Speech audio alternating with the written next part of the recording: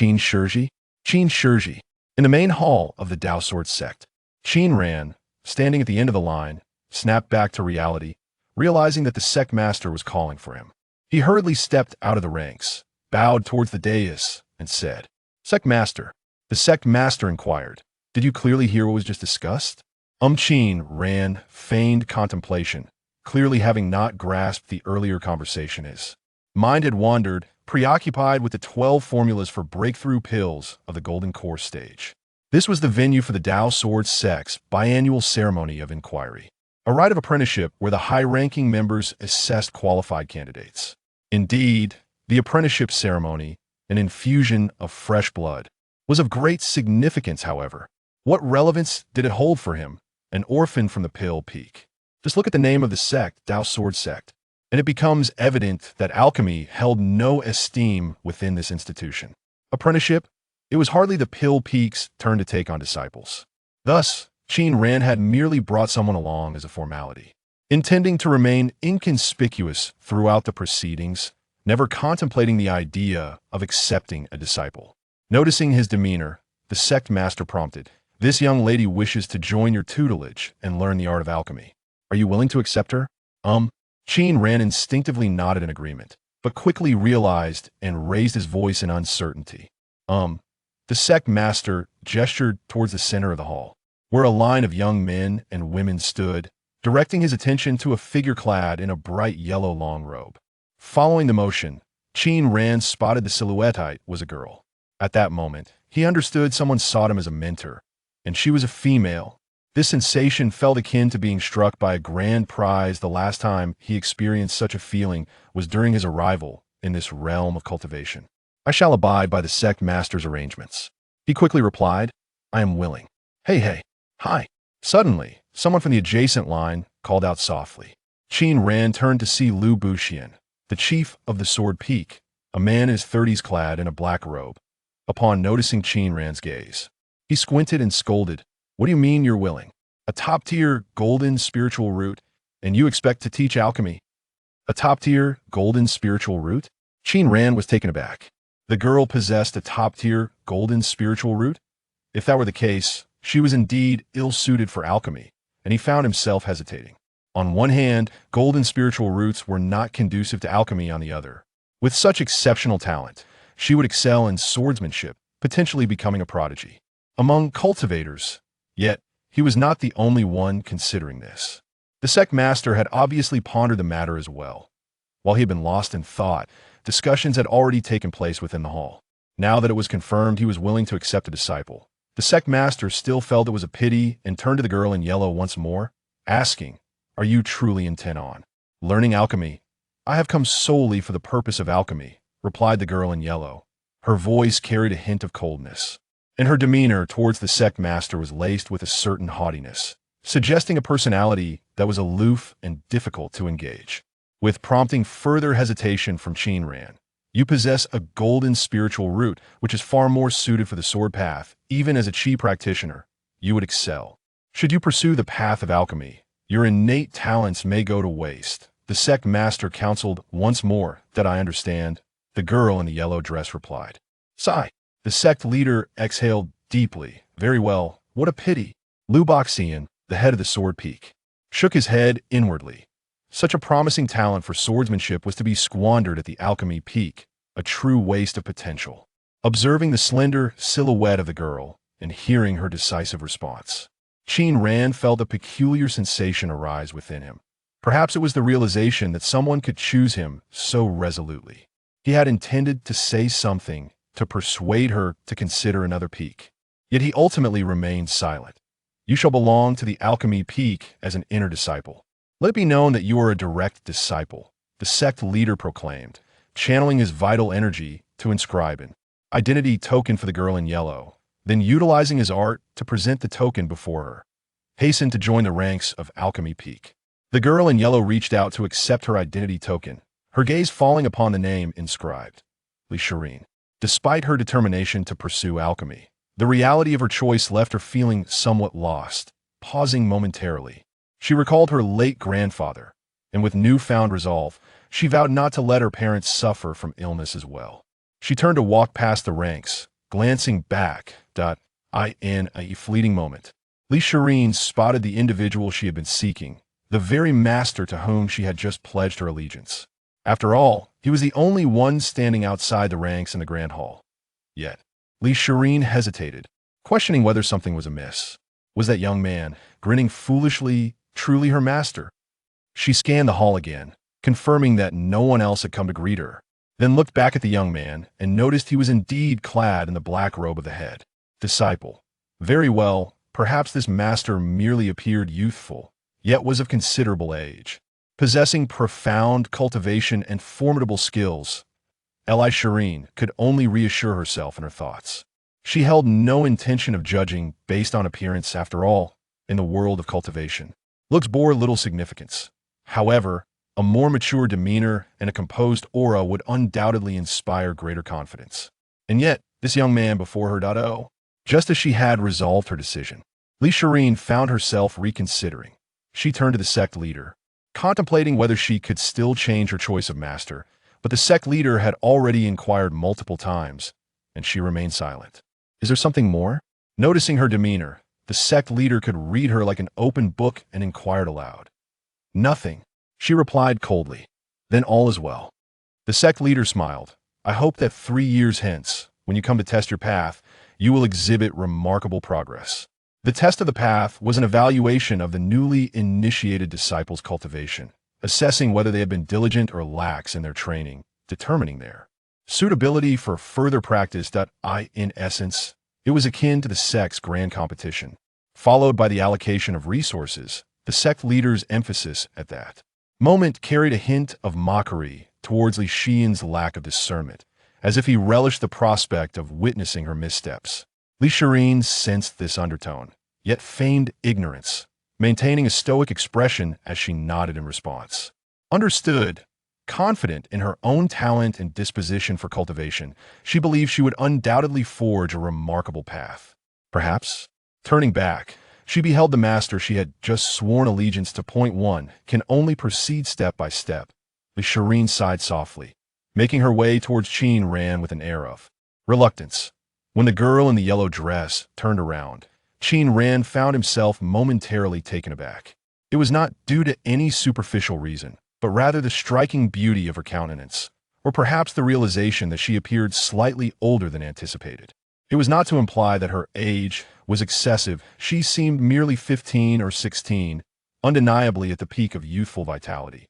However, one could argue that her age for apprenticeship was somewhat advanced. Among the dozen or so disciples within the Hall of Inquiry, she was noticeably older. While it is not to suggest that youth is inherently superior, it was evident that at 15 or 16, she had missed the optimal window for foundational cultivation. Were it not for her exceptional golden spiritual root and the fact that the Tao Sword sect was a modest establishment, she might not have been accepted at all. Setting aside such considerations, she was undeniably captivating. Her charming almond-shaped eyes bore a hint of feigned maturity, while her cherubic face was touched with an artificial frostiness. The contrast between her ethereal beauty and her sharp features was striking. Her nose was as acute as a precipice, her thin lips as cold and precise as a blade, and her bold brows exuded an air of determination, framing her lustrous black hair that flowed with an enchanting allure. Though she had yet to fully blossom into womanhood, there was an undeniable sharpness to her demeanor, reminiscent of a sword's edge. Truly deserving of the golden spiritual root, Qin Ran mused inwardly. The thought of sharing meals, living, and cultivating alongside such an enchanting young lady stirred a sense of excitement within him. No, he admonished himself he must not entertain any inappropriate notions regarding the student-teacher relationship. Observing the interaction between the sect leader and the girl, Qin Ran remained silent, watching as she hesitantly approached him. He merely smiled and nodded, signaling her to return to the line with him. The Tao Sword sect was not a grand sect, and the number of individuals seeking apprenticeship here was limited, with the opportunity for apprenticeship occurring once every 50 years. Only about 1,000 people gathered at the mountain gates. After various assessments, merely over 100 remained, and once the miscellaneous and outer disciples were accounted for, only a handful entered the Hall of Inquiry. This year, The situation was relatively standard. 16 disciples were admitted to the Hall of Inquiry, all of whom were exceptionally gifted, destined to become formidable beings with just a modicum of resources. Shireen joined Qin Ran the line for the Dan Peak. 7 other disciples stood nearby. Among these 7, 4 were assigned to the Sword Peak, while 3 were designated for the Qi Peak, including those who had already confirmed their peaks ahead of Li Shireen. The distribution of inner disciples from this year's Hall of Inquiry concluded as follows: 5 disciples for the main peak, 6 for the Sword Peak, 4 for the Qi Peak, and 1 for the Dan Peak. Thus, the 5-day event of the Hall of Inquiry drew to a close. As the grand ceremony concluded, each sect and lineage began to disperse at their own pace. The Sword Peak, Qi Peak, and the main peak, with their newly accepted disciples and the esteemed elders in attendance, were a cacophony of voices as they hurriedly departed. It was, in fact, Qin Ran's first experience attending the Dao Inquiry ceremony, and he was unfamiliar with the proceedings. He was uncertain whether to leave immediately after the headmaster announced the conclusion or to follow some formal protocol. While he hesitated, the various sects either utilized flight spells or magical flying artifacts, swiftly vacating the grand hall. In the blink of an eye, the once spacious hall was left with only him and his newly accepted disciple at his side. At that moment, he realized, oh, it was time to sneak away. Turning to look at his disciple, he found her standing silently behind him, her expression frozen as if trapped within an icy realm. It was also her first time, and she was unsure how to navigate this situation. He cleared his throat awkwardly, forcing a smile that he hoped appeared friendly, and inquired, "What is your name?" Yes. It was only at this juncture that he thought to ask for her name, and it carried an air of trepidation akin to a boy seeking a girl's WeChat. Li Shireen, she replied coldly, her disappointment in this master and the Dan Peak palpable. Why? How could it be so shabby? Forget the elders and senior brothers. Why was there not even a single servant? Oh, Li Shireen, Qin Ran nodded. Her demeanor prompted him to say something, perhaps to assert his own prowess or to suggest that fewer people might offer a certain tranquility. However, he found himself at a loss for words. After a moment's hesitation, he simply said, "Let us go." With that, he turned and made his way toward the hall's exit. Walk, walk. Li Shireen was taken aback. She could hardly believe it. We are walking? From the grand hall's entrance. She could still see the disciples who had joined the Sword Peak laughing merrily aboard their cloud boats. This master, she subtly grimaced, reluctantly following him. The Dao Sword sect was a modest faction, occupying a relatively small area, compared to larger sects that boasted small worlds within their domains and possessed 5 or 6 peaks. The Dao Sword sect was indeed the most insignificant of the lesser sections. Nonetheless, traversing the 5 or 6 peaks could still pose a challenge for some practitioners unaccustomed to flight, such as a certain unnamed head of the Dan Peak. The grand hall where the Dao Inquiry ceremony was held was situated on the main peak, while the Dan Peak lay to its left. Thus, if they were to walk, they would first need to descend from the left side of the main peak, and then ascend from the right side of the Dan Peak. Oh, it wasn't too far. Considering the descent, it would take merely about 2 hours. Before the hall was a vast square designated for gatherings, which was empty today due to the ceremony. As Li Shireen emerged from the hall and raised her gaze, she spotted her master's thin figure traversing the expansive square. He was neither handsome nor tall, offering her no aesthetic pleasure or sense of security. In that grand space, his frail silhouette seemed less like a radiant celestial being and more akin to a destitute, shabby old Taoist. In the brief moments following her apprenticeship, all her romantic fantasies about cultivating immortality were swiftly shattered. At this juncture, the thought of seeking a refund once again crossed her mind. Should she just slip away? After all, her brother was just outside. However, sensing that she had fallen significantly behind, her master turned back to urge her on, a gentle smile gracing his handsome face, his voice imbued with warmth. At least he seemed to be a kind-hearted individual. With a sigh of resignation, she decided to follow him. Perhaps this was a stroke of fortune amid her misfortunes. The disciples within the sect generally possessed lower levels of cultivation, and many lacked the ability to perform flight techniques, resulting in well-maintained paths for walking. Unlike those grand sects where members flitted about like birds, here the grounds resembled a primordial forest, where conversing often necessitated speaking from midair. From the base of the main peak to the pill refining peak, there were well-kept stone paths, making the journey somewhat bearable, if only the sun weren't so relentless that day. As they descended to the midpoint of the main peak, Li Shireen could no longer endure the heat. She gazed at the steady figure of her master ahead, resembling a steadfast old dog, and finally mustered the courage to inquire. Master, what is your level of cultivation? In the late stage of foundation establishment, if all goes well, I could attain core formation before the age of 50, Qin Ran replied, glancing back at his lovely young disciple. Noticing her flushed cheeks and the sweat glistening on her face, he realized that as a girl of ordinary constitution, she might not fare as well in the heat. He kindly asked, do you wish to take a break? No need, Elixirs declined, mentally calculating that if her master could achieve core formation before 50, then his talent was commendable, albeit his cultivation level seemed rather low. Suddenly, a thought struck her. 50 years? Surely, he couldn't be that young. Master, how old are you? She found herself asking. Sensing the hint of disdain in her tone, Qin Ran's face flushed slightly. He cleared his throat and turned away, responding in a low voice. I am 25 by virtual years. 25? Elixirs was taken aback, genuinely astonished by his youth. A master so young, yet with such low cultivation. What of the others at Pill Refining Peak? What were they doing? The Pill Refining Peak? Are there no others? She hesitated to ask. At her words, the master, who had been steady and responsive, suddenly came to a halt, falling silent for a moment before sighing. Ever since my master failed his tribulation 5 years ago, I have been the sole occupant of the Pill Refining Peak. He paused, then smiled, adding, but today, that has changed with your presence. 1 person per peak? Elixirs felt a wave of despair wash over her. Surely, this must be the most dismal peak in existence. For a moment, the path ahead appeared shrouded in darkness. Master, my condolences, she offered, unsure whether she was comforting him or herself. Not at all. Qin Ran chuckled, shaking his head. Though my master perished beneath the tribulation's wrath, you need not worry. I have conducted extensive research on heavenly tribulations.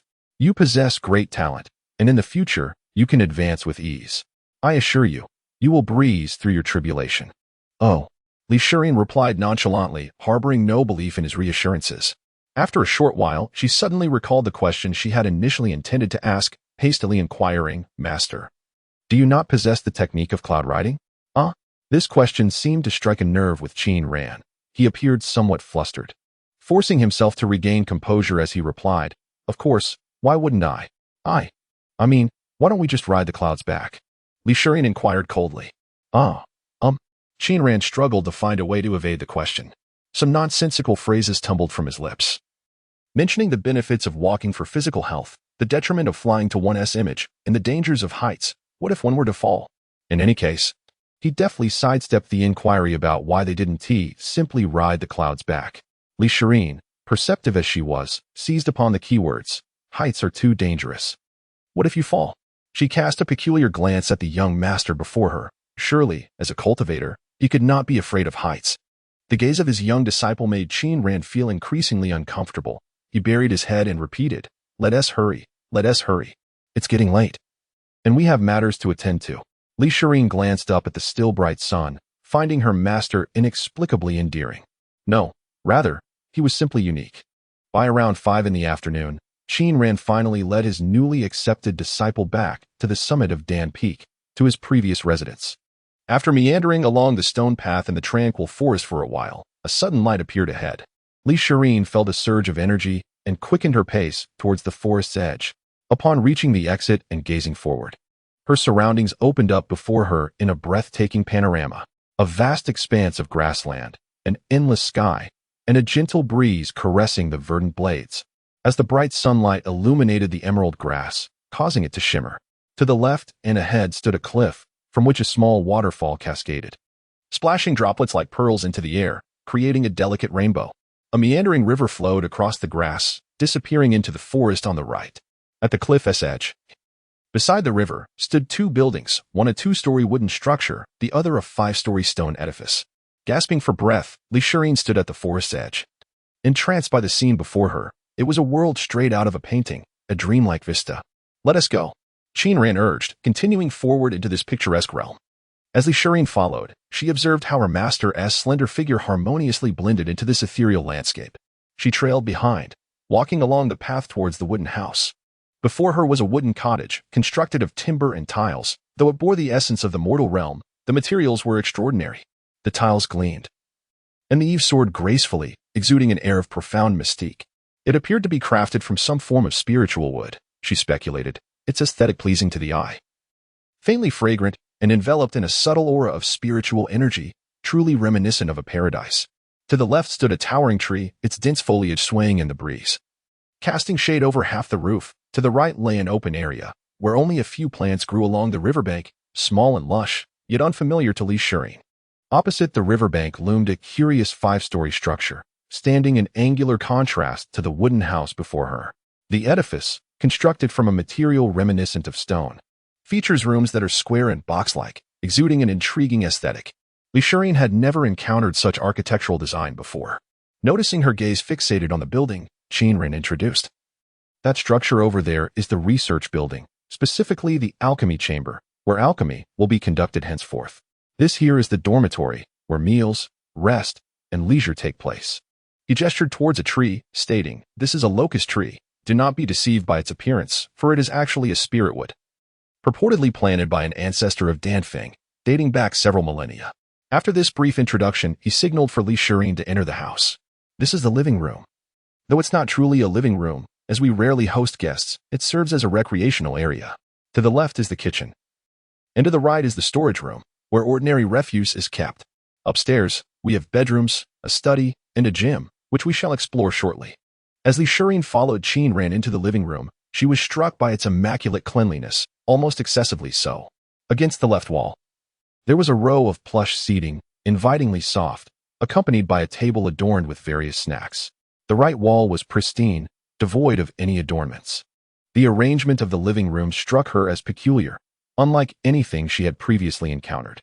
"Make yourself comfortable," Qin Ran said casually as he removed his black ceremonial robe, donning only a simple white garment, and hung the robe on a nearby rack. He motioned for Li Shirin to take her ease while he traversed the living room and entered the so-called kitchen. Li Shirin chose not to sit, instead wandering about the living room, exploring every nook and cranny, captivated by the novelty of it all. Yet, this novelty was not the ethereal allure associated with immortals. It was a peculiar kind of wonder that she found hard to articulate. Approaching the window, she peered through the transparent glass to behold an expansive, verdant meadow, where the tender grass danced in the breeze, encircled by towering, lush forests as the golden sunlight filtered through. "Is this a paradise?" she mused, a smile breaking forth as she realized that indeed, this could be her sanctuary, a realm beyond the mundane, a celestial abode where she would dwell henceforth. Regardless of everything else, the scenery was undeniably enchanting. Her master's voice broke her reverie as he entered, carrying two transparent cups filled with a curious dark brown liquid.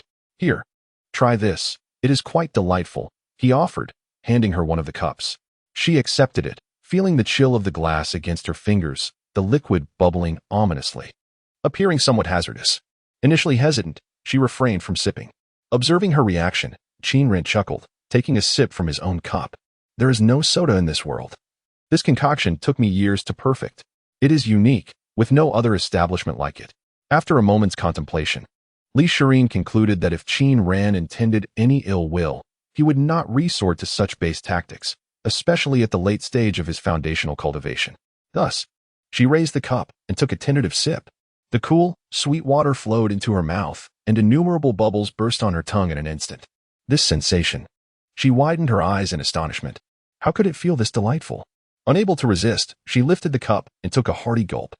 The icy water cascaded down her throat into her stomach, where the bubbles erupted, instantly filling her with a profound sense of ease, almost compelling her to moan aloud.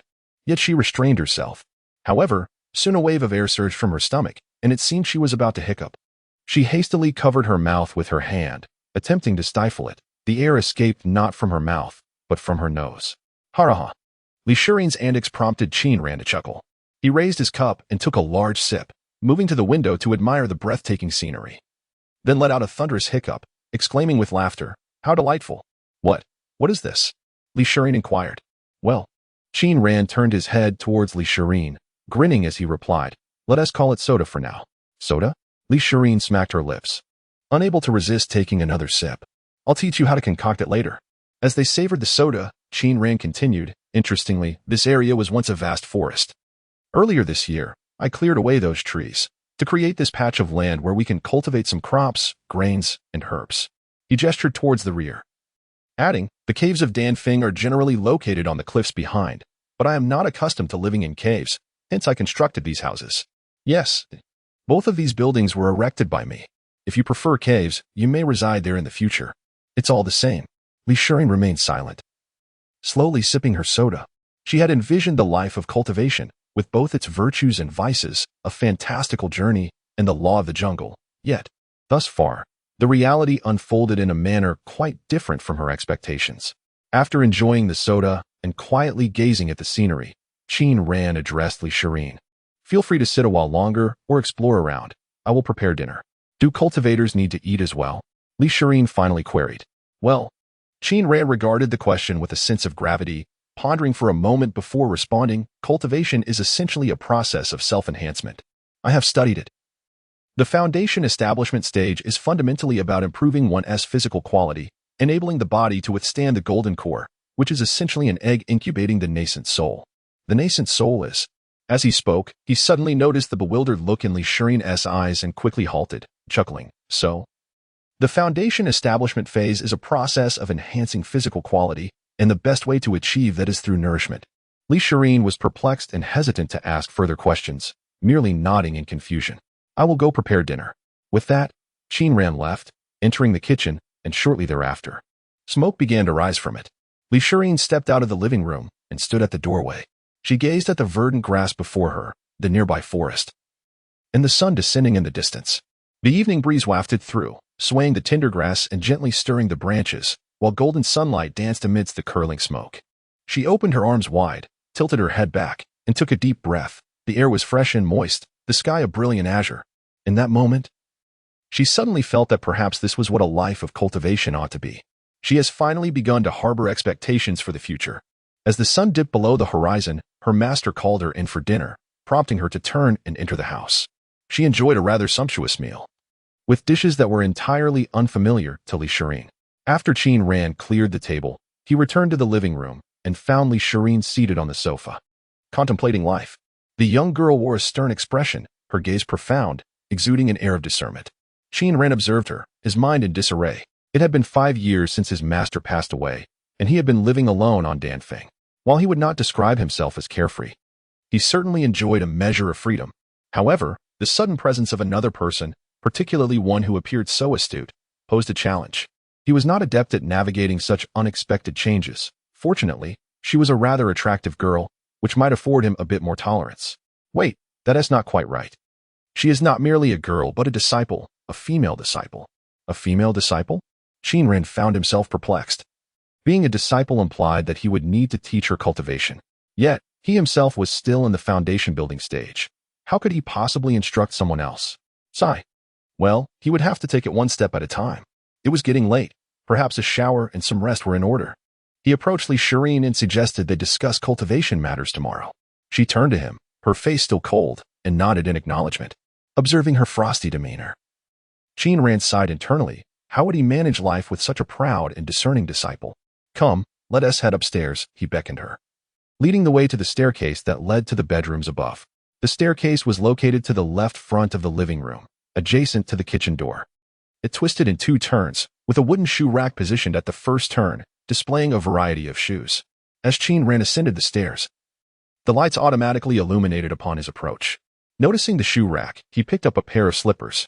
Li Shirin followed closely behind, but as she entered the stairway, the lights in the living room suddenly went out, startling her and causing her to turn around in alarm. Qin Ran, holding the slippers, glanced back at her and reassured her, there is no need to be afraid, it's just a motion sensor light. Motion sensor light? Li Shirin furrowed her brow, perplexed by the unfamiliar term.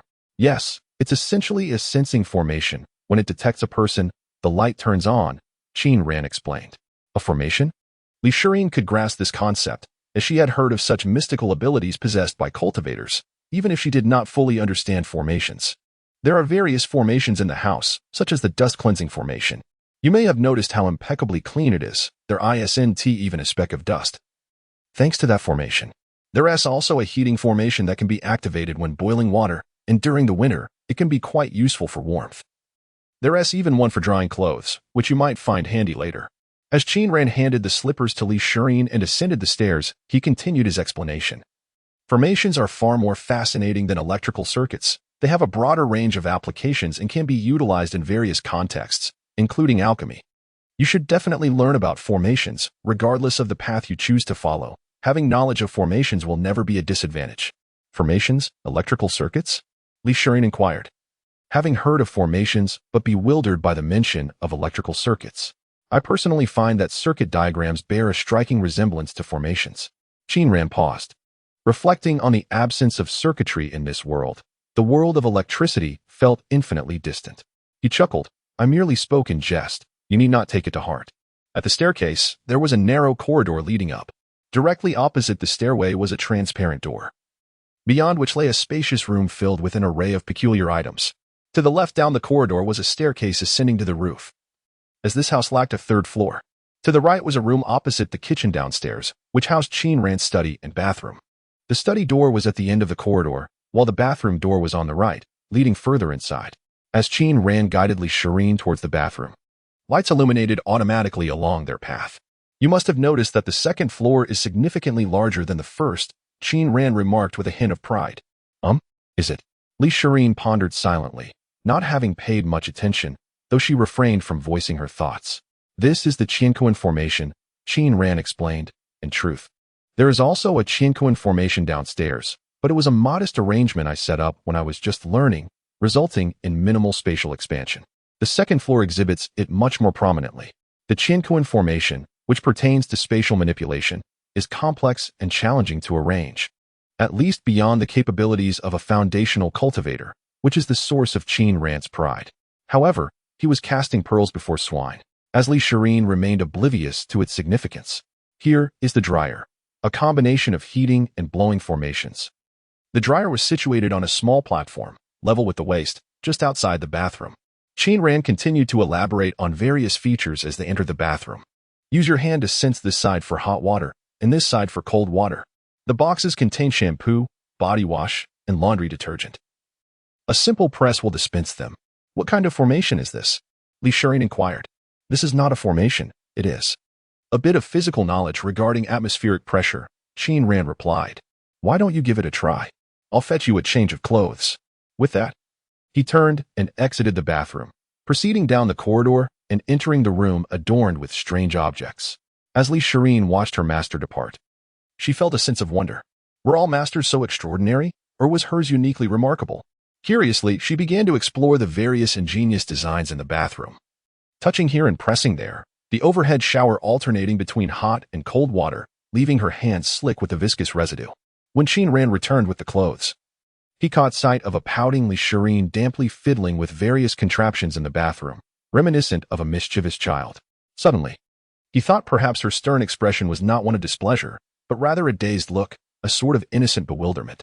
Denfeng has not had any female disciples for many years, and thus lacks women's clothing. For now, you may wear mine until we find a solution. He shook his head and approached, saying, if you possess sewing skills, it would suffice to buy 2 pieces of fabric. If not, we shall seek someone at the deacon's hall to tailor them for us. Upon hearing Qin Ran's voice, Elixirs quickly halted, turning to see him approaching with clothes in his arms. She hastily concealed her hands behind her back, resembling a little girl caught in wrongdoing. Qin Ran offered no reproach. He placed the garments into the laundry basket and turned to leave. Halfway out, he added, you should bathe first. This door must be closed like this, and it can be locked from the inside. After bathing, it would be best to wash your clothes and put them in the dryer. You can wear them tomorrow morning. Having given his instructions, he turned and entered his study. In the bathroom, Elixirs' cheeks flushed imperceptibly as she quickly shut the door. After some time spent indulging her curiosity, she finally commenced her bath. Following Qin Ran's advice, she washed her clothes and placed them in the dryer. Watching the dryer automatically heat and blow air, she marveled at its wonder with an exclamation before stepping forward to open the study door. There, she beheld her newly appointed and extraordinary master bent over the writing desk by the window, engrossed in his work. The study's window faced the door, and now, as darkness enveloped the sky, the light from the room illuminated the towering spirit locust tree outside. Beneath the window lay the writing desk, cluttered with bound books, paper, and writing instruments. To the left of the window was a small bookshelf, neatly arranged with tomes and bamboo slips. To the right stood a larger bookshelf, filled with books above and cabinets below. At that moment, Qin Ran sat upon a chair woven from bamboo strips, cushioned by a thick and soft mat. Leaning over the desk as he wrote, Elixirs opened the door and approached, curious about what Qin Ran was inscribing.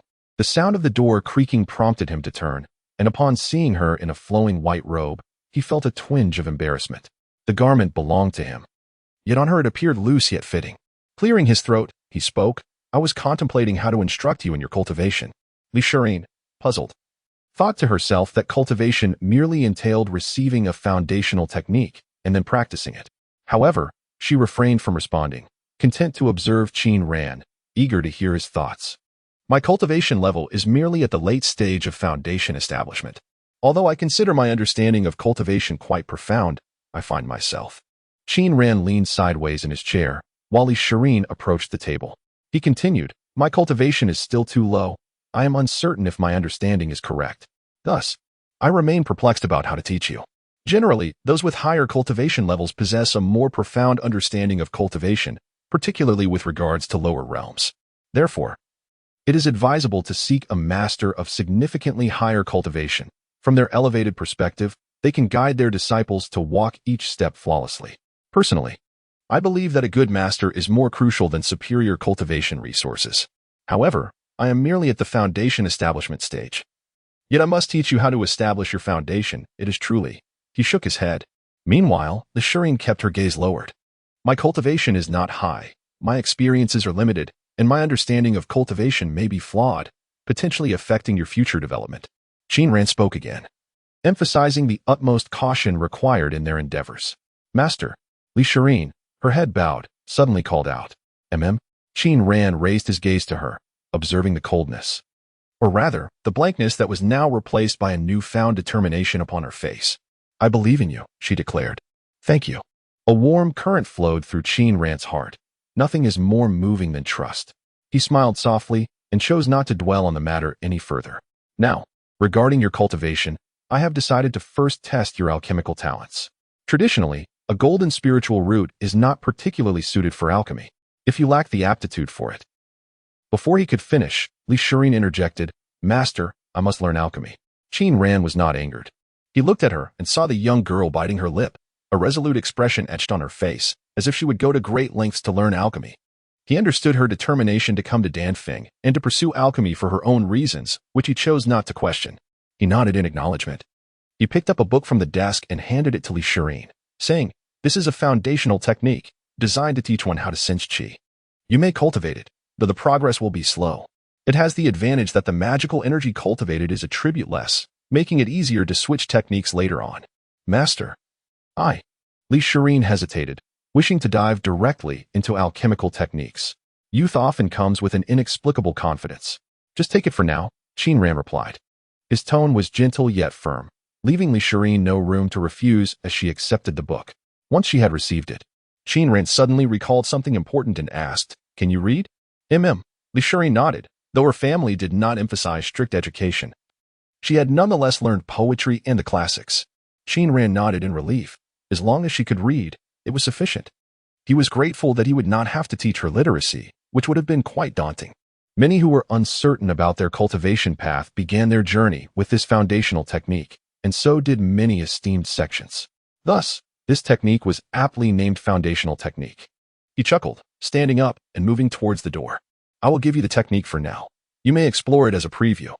I shall later explain and teach you how to cultivate and sense qi. But for today, let us leave it at that. You must be tired. Rest for now. We can discuss anything further tomorrow." Elixirs held the book, pursing her lips, clearly reluctant to practice the foundational technique, yet she remained silent. Following Qin Ran out of the study. As they traversed the corridor, Qin Ran opened a transparent door, introducing, "This is the exercise room, as the name implies. A space designated for physical training. The essence of cultivation is to strengthen oneself, thus necessary exercise is indispensable." Elixirs, following behind, glanced around. From the outside, the room appeared somewhat spacious, but now that she stepped inside, it felt exceedingly vast. She mused that perhaps riding a horse within would not seem out of place. Inside the room were numerous unfamiliar apparatuses, some resembling torture devices, while others she recognized, such as weapon racks and discs for strength training. Two individuals traversed the training room, exiting through the opposite door to arrive at a location directly across from the storage room below, where two rooms stood side by side. "This is my bedroom," Qin Ran remarked, pointing to the room adjacent to the training area, then gesturing to the room at the end of the corridor. The one opposite was originally my master's, but he never favored living in an apartment and hardly ever stayed here. After his passing, it was converted into a guest room. However, Danfeng rarely has guests in need of accommodation.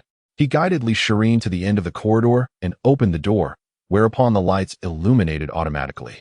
The modest room contained a bed, a desk, and a cabinet, with nothing else to clutter the space. From now on, this will be yours, he informed Li Shirin. Thanks to the dust-clearing array, the bedding remained untouched, with the blue coverlet still pristine. The bedding is all new. In fact, it has never been used. He added, if you dislike it, we can always change it later. Once Li Shirin stepped inside, he turned to leave, saying, well then, it's getting late. Rest early. I'll be next door, so if you need anything. As he spoke, he felt less like a master and more akin to an innkeeper or a caring family member, thus he refrained from further admonitions, confident that Danfeng posed no dangers. He waved goodbye, bidding her good night, before stepping out. Once Qin Ran departed, Li Shirin surveyed her surroundings, placing her foundational cultivation methods on the desk before sitting at the edge of the bed, gazing out the window into the night, lost in thought. Arriving at Danfeng had exceeded her expectations. Aside from the sparse population, it had no other shortcomings. Her master, albeit of lower cultivation, was without fault. Yet, he was exceedingly kind and gentle, contrasting starkly with her preconceived notions of a stern and ruthless figure, resembling more a gentle older brother from the neighborhood than a traditional master. Should her future cultivation proceed as smoothly, her initiation into the world of immortality would be nothing short of idyllic, far removed from the perilous realm others had described. Retrieving her gaze from the window, she noticed she was still clad in her master's clothing, which unexpectedly filled her with a sense of shyness. In the adjacent room, Qin Ran lay upon his bed. Resting his head on the pillow as he gazed out the window, he felt a peculiar sensation, somewhat numb and decidedly unreal. He had been contentedly ensconced in his solitary cultivation, unbothered by anyone, yet suddenly, out of nowhere, he found himself with a disciple. For a 20-something recluse, this was a considerable psychological upheaval. His once tranquil world had been abruptly disrupted. The feeling of insecurity was overwhelmingly daunting. His carefree solitude had transformed into a shared existence. And to complicate matters, he now bore the responsibility of instructing a disciple.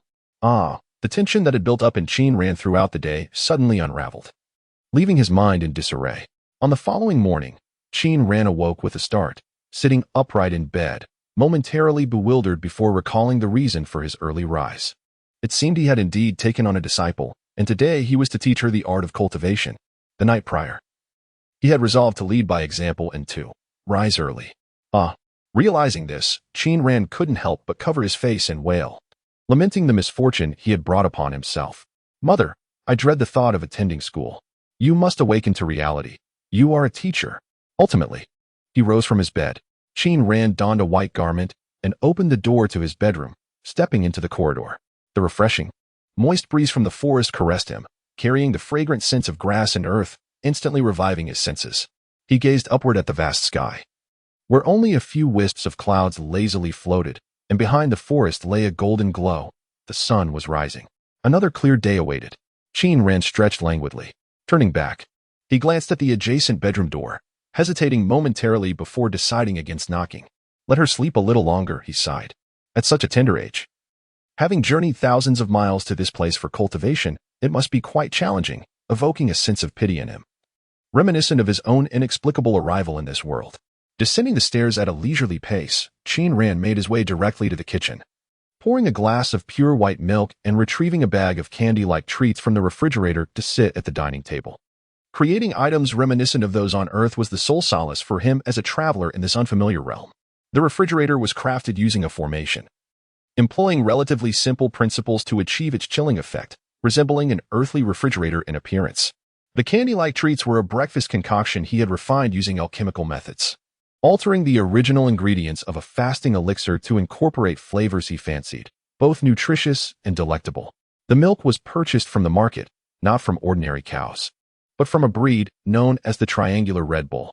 While this world lacked dedicated dairy suppliers, one could procure various beast milks at the cultivator's market. Some of these milks had been tried by predecessors, noted for their delightful taste and benefits to cultivation, like the milk from the triangular Red Bull. Others were newly acquired by cultivators, untested and uncertain in their drinkability. Taking a sip of the milk, Qin Ran retrieved a book from a nearby shelf. One that detailed rare and extraordinary beasts, perfectly suited for his breakfast companion. He read while tossing candy-like treats into his mouth, feeling quite at ease. Just as he was enjoying his meal, the door to the living room suddenly swung open, and he turned to see Elixirs, clad in a bright yellow long robe. Stepping inside, her gaze traversed the living room until it landed on Qin Ran in the kitchen, prompting her to approach him. Were you not asleep? Qin Ran hesitated, inquiring, "Where have you been?" "I took a stroll outside, just looking around," Elixirs replied.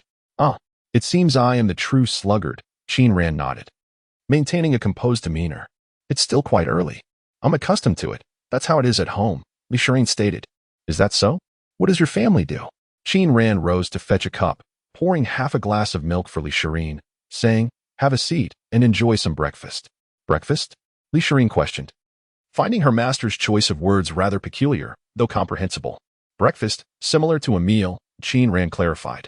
Qin Ran casually placed his cup on the table in front of Elixirs, remarking that the milk from the triangular red cattle was beneficial for the body, albeit in moderation. Elixirs took a seat and mentioned that her father was a great general of the Northern Chu kingdom, who had always been strict with him since childhood. Northern Chu? It is not far from the Sword Gate.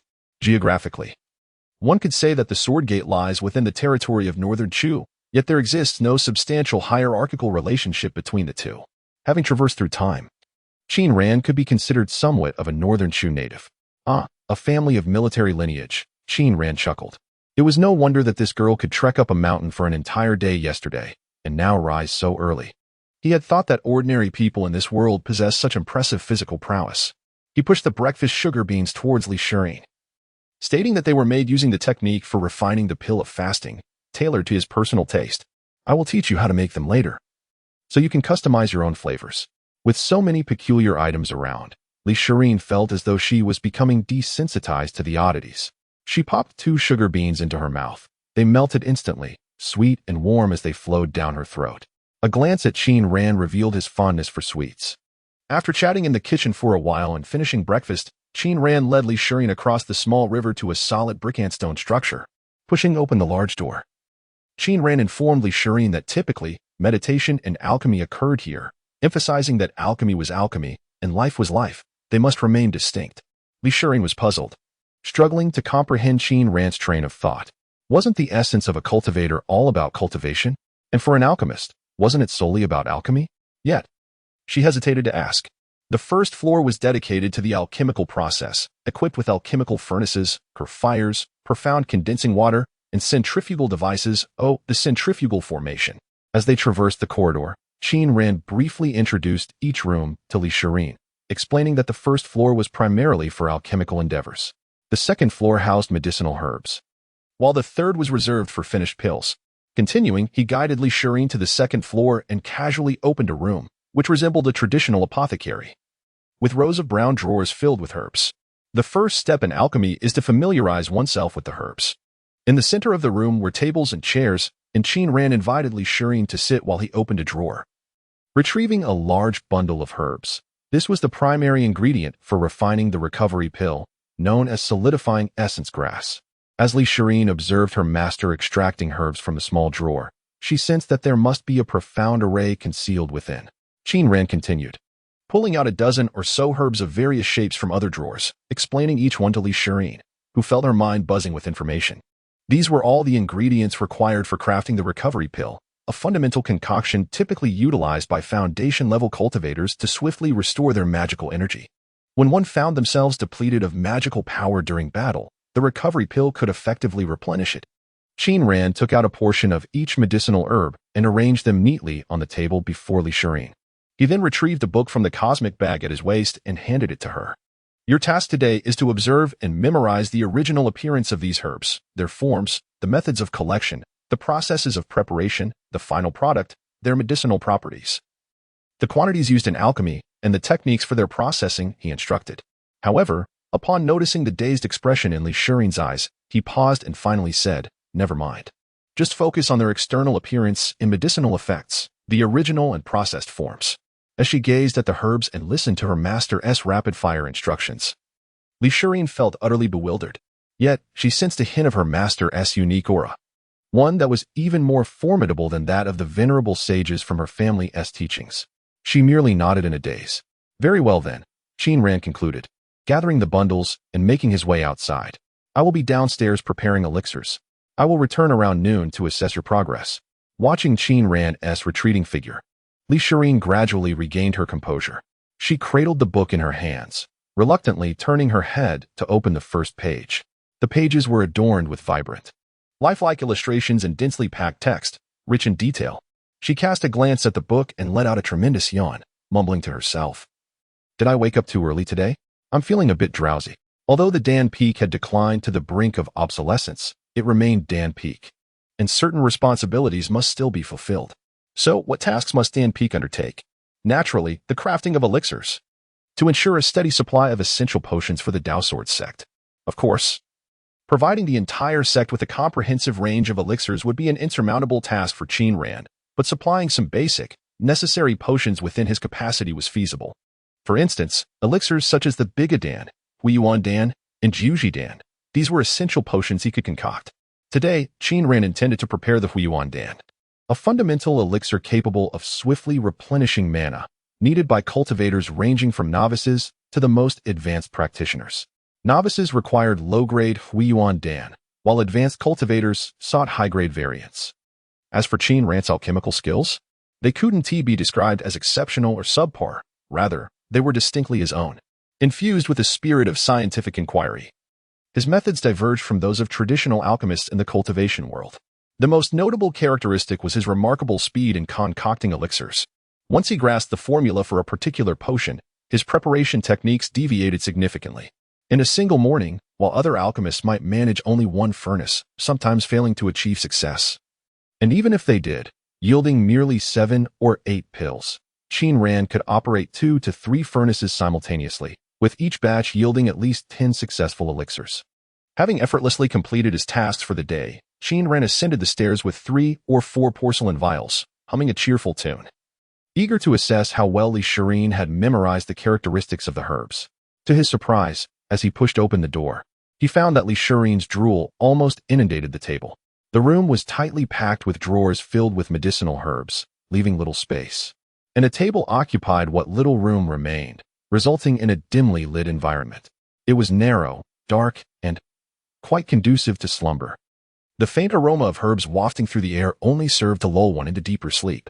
Qin Ran entered the room to find Elixirs blissfully asleep at the table, her face pressed against a book on herbs, her cherubic features appearing even more plump and adorable.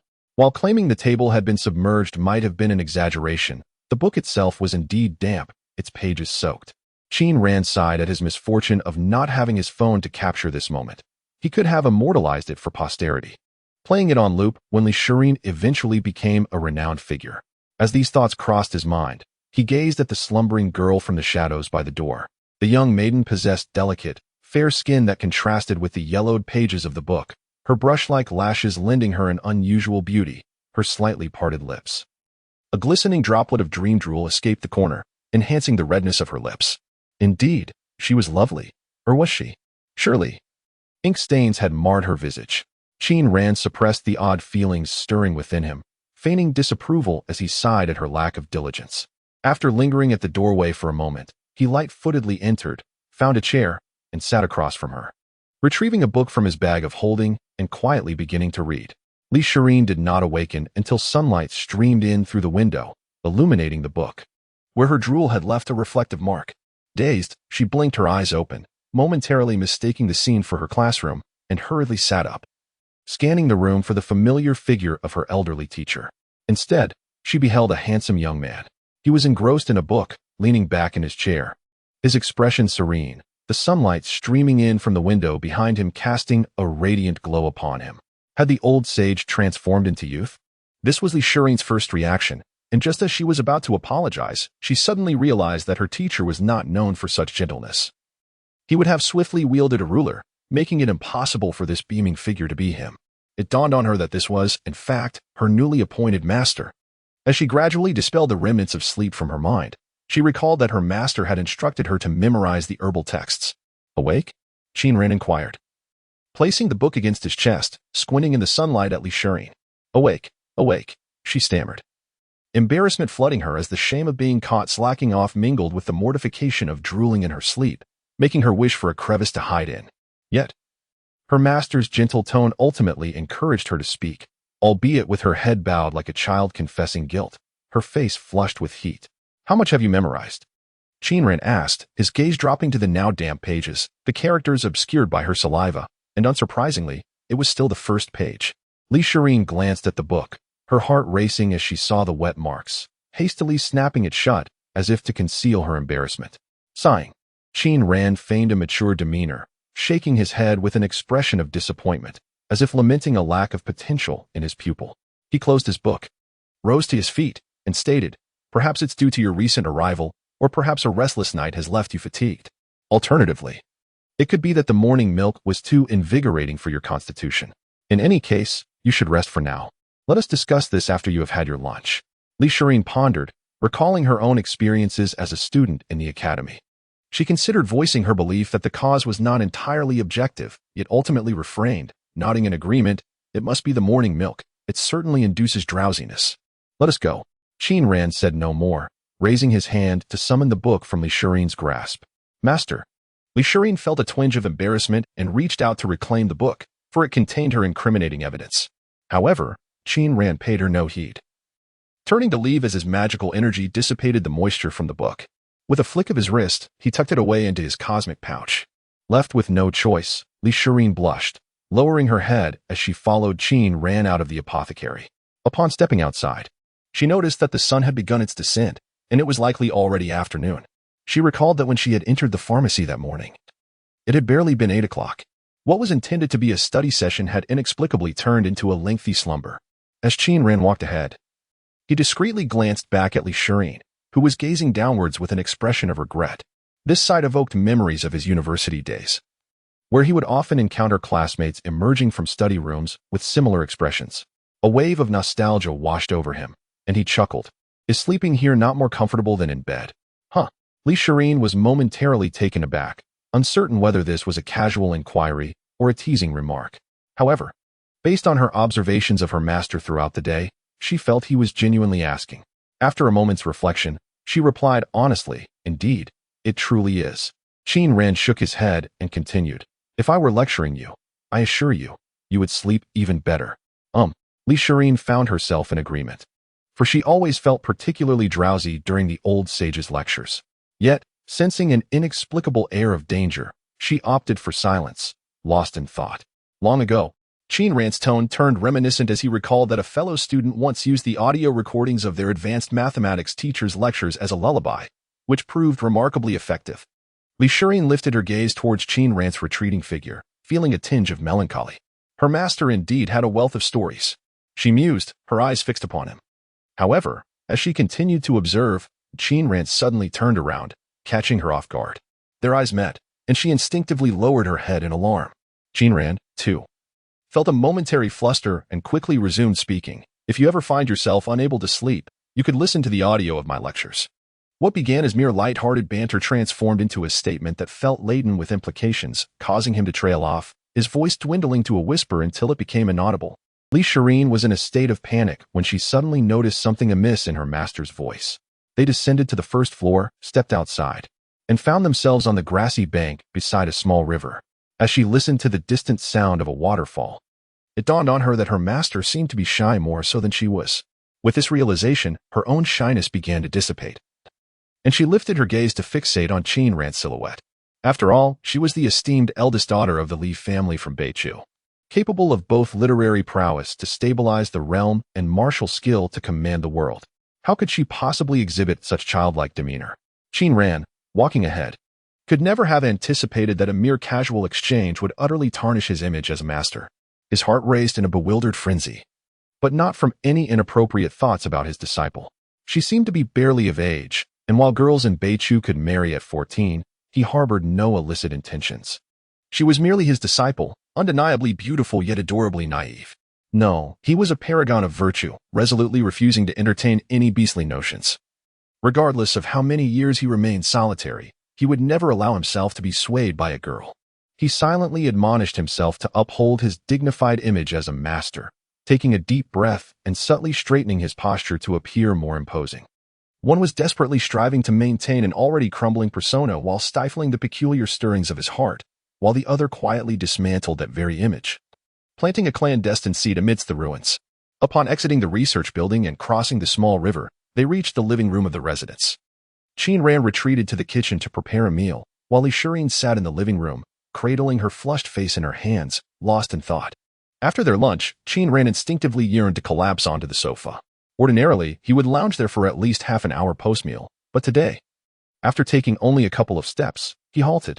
It suddenly struck him that such leisurely days might be fleeting, prompting a quiet sigh as he turned to leave. Observing her master shaking his head and sighing, Shireen was puzzled by his unusual demeanor after a hearty meal. She followed closely behind him to the door.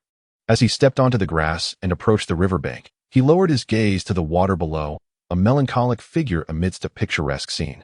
After contemplating for a moment, Shireen followed him to the riverbank, peering down at the clear water where fish and shrimp darted along the current. Noticing her presence, Qin Ran turned his head slightly to glance at her before returning his attention to the river. Suddenly, he spoke. The master said by the river, "Time flows like this, unceasing day and night." The initial purpose of cultivation was to resist time in pursuit of longevity. Yet, along the path of cultivation, one discovers the attainment of formidable power, leading some to seek strength above all else. He sighed. Thus, longevity and power became two distinct paths of cultivation. The way of the sword is the path of power, while alchemy is the path of longevity. He turned to Shireen and inquired, "Do you wish to practice alchemy or the sword?" Shireen was unaware of who Zizi was, nor did she comprehend the meaning behind her master's words. However, her desire to practice alchemy was unwavering. She opened her mouth to respond, "Alchemy," but Qin Ran raised his hand to halt her, insisting, "You should not forsake your promising path in swordsmanship for the sake of Dan Peak. I am aware that you have compelling reasons to pursue alchemy. Yet I implore you to reconsider with due diligence. There is no need for an immediate response. Take your time to ponder." Shireen fell silent. The art of alchemy required the memorization of numerous medicinal herbs and formulas, along with the knowledge of transforming these herbs into elixirs. It was not as simple as mastering a singular alchemical technique or familiarizing oneself with a specific formula. The process was far more intricate. Qin Ran lifted his gaze towards the distant forest, reflecting on how swordsmanship demanded less memorization, merely the cultivation of a technique and the mastery of a sword form. Alongside nurturing a personal sword, he continued, "Do you believe you are more suited for alchemy or for swordsmanship?" Coming from a scholarly family, Shireen's father had endeavored to provide her with a refined education in poetry and propriety, hoping to instill in her a sense of gentility and wisdom. Yet, the weight of family influence was overwhelming, and she had not transformed into the demure lady her family envisioned. Ultimately, she understood herself better than anyone else regarding her suitability for either path. There is no inherent hierarchy in professions. Yet it was widely acknowledged that sword cultivators held greater prestige in the realm of immortality, while the importance of nurturing was recognized. Who would not aspire to be the legendary sword immortal, soaring through the skies? Qin Ran chuckled, "My dear girl, I suggest you focus on swordsmanship." Shireen bit her lip, gazing silently at the fish swimming in the river. Swordsmanship requires swiftness, while alchemy demands patience. Make your decision promptly. Qin Ran concluded, "However, today, I shall first introduce you to the fundamentals of cultivation." After observing the fish for a while, the two crossed the river and arrived at the research building. Qin Ran instructed Shireen to wait in the herb room on the first floor while he retrieved a human model from the fourth floor. Before delving into cultivation, it was essential to understand the various meridians and acupoints of the human body. He placed the model on the table, and Shireen seated herself behind it. He remarked, "Without comprehension of these points, even if you sense energy, you will not know how to circulate it. This model was used during my own training years ago, and now I present it to you as a demonstration." "A model? Does such a thing exist in the realm of immortality?" Shireen sat upright at the table. Though her lively eyes betrayed her intrigue, her master was indeed peculiar. His approach was never conventional. "Behold," he said, pointing at the model from top to bottom. "This is the Baihui acupoint, connecting heaven and earth, where the Yuaning emerges during the transformation into spirit. Here is the Yintang acupoint, situated at the center of the forehead, commonly referred to as the sea of consciousness. This is the upper dantian. Once you attain your primordial spirit, it will reside here.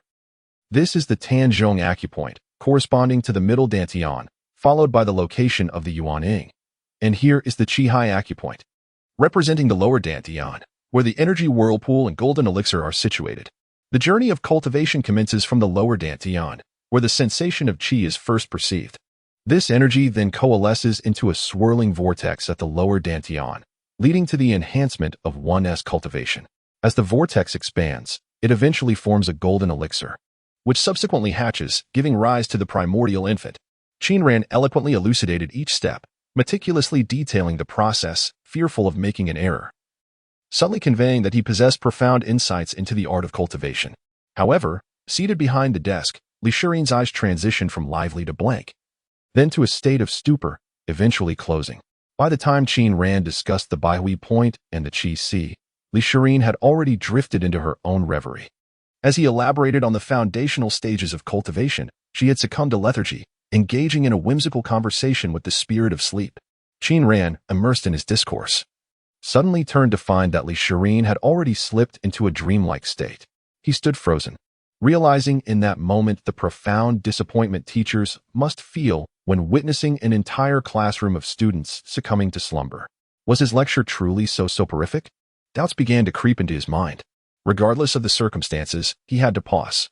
If the pursuit of cultivation could be categorized into theoretical and practical approaches, Qin Ran undoubtedly belonged to the former. Without comprehending the function of each acupoint and the precise pathways of energy flow, he believed he could not progress in his cultivation. At that moment, his limited experience led him to assume that everyone operated under the same principles he did. Without adequate preparation, success in learning the art was unattainable. Thus, witnessing Li Shirin's demeanor in class left him questioning, was this truly a top-tier spiritual route? Qin Ran took a seat, observing Li Shirin, who was pouting and nodding incessantly. He began to ponder whether he should continue discussing meridians. With a lack of clarity on acupoints and meridians, how could one hope to cultivate? Yet, Li Shirin's state was exasperating. Oh, the headache. Gently tapping the table, he attempted to rouse her. Li Shirin paused her nodding but remained oblivious. Qin Ran hesitated, wondering if he might be disturbing her, but he tapped again, and finally, she awakened. Li Shirin blinked drowsily, meeting the gaze of her exasperated master, and an overwhelming sense of guilt washed over her. Quickly lowering her head, she apologized. I'm sorry, master, I couldn't. Hold on. How much of what you said did you hear? Observing his little disciple's endearing confusion, Qin Ran felt a desperate struggle within. The Baihui point, the connection to the cosmos, the primordial spirit, the primordial infant. Li Shirin earnestly tried to recall Qin Ran's previous explanations, muttering fragments of what she remembered: the egg cracking, the infant emerging, the qi transforming into an ocean. Qin Ran raised his hand to halt her nonsensical ramblings and finally inquired, "Do you understand what all of this signifies?" Li Shirin responded, bewildered, shaking her head. Sighing deeply, Qin Ran stood up, wishing to exclaim, "Truly, a rotten wood cannot be carved." Yet, he refrained from uttering such words. Turning to leave, he paused at the door, retrieved a book from his Qian bag, and returned it to the table, stating, "This is a comprehensive guide to the human meridians, detailing those pertinent to the foundational stage of cultivation. I have annotated the attributes related to each meridian. Please peruse it at your convenience." After speaking, he turned and left the room. Watching her master's departing figure, Li Shirin felt a pang of guilt. She couldn't fathom why she perpetually succumbed to drowsiness. With a resigned sigh, she picked up the book on the table and opened it, much like the medicinal herb book she had perused earlier that day. The illustrations were vibrant, showcasing human models, while the text was densely packed and meticulously detailed, accompanied by her master's annotations.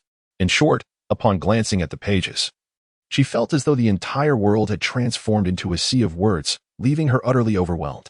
She hastily tossed the book back onto the table. As if it had bitten her, Li Shirin slumped against the back of her chair, gazing up at the ceiling. How could she possibly cultivate under these circumstances? She lamented, feeling drowsy the moment she attempted to read. How would she ever refine alchemical pills? As she pondered this, a sudden realization struck her. Her master was merely at the foundation establishment stage. Why had he claimed that he had marked all the meridians related to this stage in the book? Had he truly perused every single foundational technique? The thought startled her. Was there truly someone capable of reading so extensively? Truly, her master was formidable beyond measure. As Li Shirin exited the research building, she noticed Qin Ran wielding a hoe, busily digging at the riverbank, right beside a patch of unfamiliar green grass. Approaching him, she inquired, "Master, what are you planting?" "Just some crane crown immortal grass," Qin Ran replied, setting aside his hoe. He retrieved a porcelain vial from his bag, pouring out a few milky white seeds speckled with black, and gestured toward them. "These are the seeds of crane crown immortal grass, quite precious. This bottle contains fewer than 50 seeds, costing 10 low-grade spirit stones." Li Shirin was aware of the value of spirit stones. They were exceedingly rare in the mortal realm. Thus, she asked, "What is this crane crown immortal grass used for? Is it truly valuable?" "Crane crown immortal grass. Once matured, its tips will droop and turn white, resembling the head of a crane. A sight to behold," Qin Ran explained. "It is one of the 3 primary ingredients for crafting foundation establishment pills. Hence it is indeed quite valuable." "Foundation establishment pills?" Li Shirin inquired. "Some cultivators, lacking talent, may struggle to reach the foundation establishment stage. These pills significantly enhance their chances of success," Qin Ran answered, responding to her every question. Li Shirin nodded, then pointed to the lush grass beside Qin Ran, asking, "And what is this immortal grass?" Qin Ran's gaze shifted to the side, his expression subtly changing as he replied, "This is awakening spirit grass." "What is awakening spirit grass used for?" "Awakening spirit grass. It is utilized in the refinement of spirit-melding pills." But Qin Ran didn't elaborate further, simply stating, "Awakening spirit grass is quite beneficial for the soul." "Oh," Li Shirin, oblivious to Qin Ran's unease, smiled and remarked, "So this is how immortal herbs are cultivated. My father grows flowers in just the same manner. There is no need to regard immortal herbs as overly exalted. For instance, awakening spirit grass has modest environmental requirements and can indeed be cultivated in such a manner," Qin Ran casually explained as he crouched down, pouring a seed of the crane crown fairy herb into the freshly dug hole. He added, however, that the crane crown fairy herb should not actually be planted this way. It thrives in sunlight and requires ample water, ideally planted in sunlit wetlands. Ordinary soil is insufficient. It necessitates spiritual soil. Indeed, it is truly noble. Li Shirin found this statement perplexing. "Then, Master, why plant it this way?" Qin Ran pondered for a moment before responding, "Because of poverty." "Poverty?" "Spiritual soil is prohibitively expensive, far beyond my means," Qin Ran replied. "Thus, I can only attempt to plant it this way." As he spoke, he retrieved a porcelain vial from his bag, pouring a few drops of murky water onto the seed. He explained to Li Shirin, "This is my special concoction. Let us tentatively call it spiritual water. I have infused it with nutrients extracted from spiritual stones and various plants." After applying the spiritual water, he smiled and said, "Let us experiment and see if, without spiritual soil, we can cultivate the fairy herb using only this water." "Master, you are truly erudite. So wondrous. So impressive." Li Shirin marveled inwardly once again. "By the way," Qin Ran stood up, gently covering the seed with soil, and asked Li Shirin, "How much of the book I gave you earlier did you read?" The admiration in Li Shirin's eyes abruptly vanished, and she glanced away shyly. Seeing her reaction, Qin Ran understood immediately and chose not to press the matter further. After burying the seed, he placed the shovel aside and crouched by the river to wash his hands. The pathways of meridians and the locations of acupoints. If one does not grasp these concepts, one cannot cultivate. He soaked his hands in the icy river water and continued, one cannot cultivate, not that one cannot refine pills. Do you comprehend my meaning? Cannot refine pills? Cannot cultivate?" Li Shirin was bewildered and shook her head. Qin Ran sighed inwardly, feeling he had taken on a rather dim-witted disciple. Why had he thought she was a cool goddess just yesterday? In merely one day? Her lack of understanding was driving him to the brink of exasperation. He remained patient and explained, "To be unable to cultivate means that perhaps you can sense the qi within your body and the spiritual energy of the world, but you cannot harness it. Do you not understand this?" "But Master," Qin Ran's frustrated demeanor startled Li Shirin. Making her hesitant to speak loudly, she softly replied, "I can already harness the innate qi within me." "Excuse me?" Qin Ran was taken aback, initially suspecting he had misheard her. When he realized she might be teasing him, he felt a flicker of anger. "Tell me, how do you harness the worldly qi?" "Well, just like it says in the book. You assume the 5 hearts to heaven posture, then place the tongue against the palate, close your eyes, and envision the flow of qi moving from the center of your brow through your body and limbs, just like that," Li Shirin timidly explained, closing her eyes as if to demonstrate the flow of her innate qi. "I can truly feel a current within me, starting from the qi sea. Moving to," she pointed to her left rib, "to the Tanzhong acupoint. and then to her left hand she meticulously described the movement of qi, detailing how it flowed in and out of her left hand, in and out of her right hand, ultimately returning to the qi sea, forming a perfect cycle. Observing elixirs' demeanor, Qin Ran realized she might not be deceiving him. It appeared she had genuinely commenced her cultivation. He hastened across the small river, approached her without hesitation, seized her wrist, and closed his eyes to scrutinize her energy flow. To his astonishment, he discovered a current of energy surging within her. Following the trajectory of basic cultivation techniques, his eyes widened in disbelief as he inquired, "Have you practiced before, or, Master? Did you not grant me the basic cultivation method last night?" Elixirs responded, gazing at her wrist held captive by Qin Ran. She continued, "I was unable to sleep last night, so I practiced according to the instructions, and I felt that sensation of energy. I guided it through my body, just like the illustrations in the book. It was quite simple. You mentioned that without knowledge of meridians and acupoints, one cannot cultivate. I felt a bit anxious. Am I practicing incorrectly? Will I go astray?" No. Qin Ran released her wrist, beginning to doubt his own understanding of life. "You have not practiced incorrectly. You are doing exceptionally well. Once you open the Ren and do meridians and perceive the spiritual essence of the world, you will be able to condense a vortex of energy and commence your foundational cultivation." How could elixirs, clearly unacquainted with meridians and acupoints, experience such a smooth flow of energy and accurately direct the currents? He found himself puzzled. Could it be that this apprentice, who appeared somewhat naive, possessed a depth of cunning? "Master." As his thoughts spiraled into uncertainty about both life and elixirs, she suddenly called out to him again. He looked over with a blank expression. elixirs lowered her head and softly inquired, "Can you concoct longevity elixirs?" "I have not done so," Qin Ran replied candidly, "as the materials for longevity elixirs are typically quite costly, and I cannot afford them." "Oh," elixirs responded with a touch of disappointment. Observing her demeanor, Qin Ran felt an inexplicable urge to add, "However, I have studied the subject. If provided with a recipe and the necessary materials, I believe I could produce one." "Really?" elixirs' spirits lifted instantaneously. "Indeed." Then, seizing the moment of courage, elixirs pressed on, "If I wish to practice swordsmanship, should I transfer to Sword Peak?" Qin Ran felt a stir in his heart as he gazed at her, captivated by the glimmering light in her eyes. But he replied, "If you wish to advance further in the path of the sword, it is indeed advisable to go to Sword Peak. After all, my expertise lies in alchemy." "Oh." That night, Qin Ran found himself in his study, surrounded by a gentle glow, while the outside world was shrouded in darkness. The desk was cluttered with open books, and a soft evening breeze wafted through the window, causing the pages to flutter gently. He leaned over his desk, sketching and writing, the former depicting the pathways of cultivation, while the latter detailed the principles of metal-based alchemical techniques. What is the essence of alchemy? 1,000 alchemists would provide 1,000 different answers. Yet for Qin Ran, its essence lay in organically combining the effective components of medicinal materials to achieve the desired outcome. To some extent, as long as one possesses a recipe and the necessary materials, one merely needs to extract the effective components from the materials and combine them in the quantity specified by the recipe to create the elixir. So, what is the focal point? The crux lies in extracting the efficacious essence from the medicinal materials. The quality of a Dan pill is determined by the purity of this effective component. The higher the purity, the superior the pill. Conversely, the presence of impurities or residues diminishes the quality of the Dan pill, and when the residue accumulates to a certain extent, rendering the pill ineffective, it is deemed a waste pill.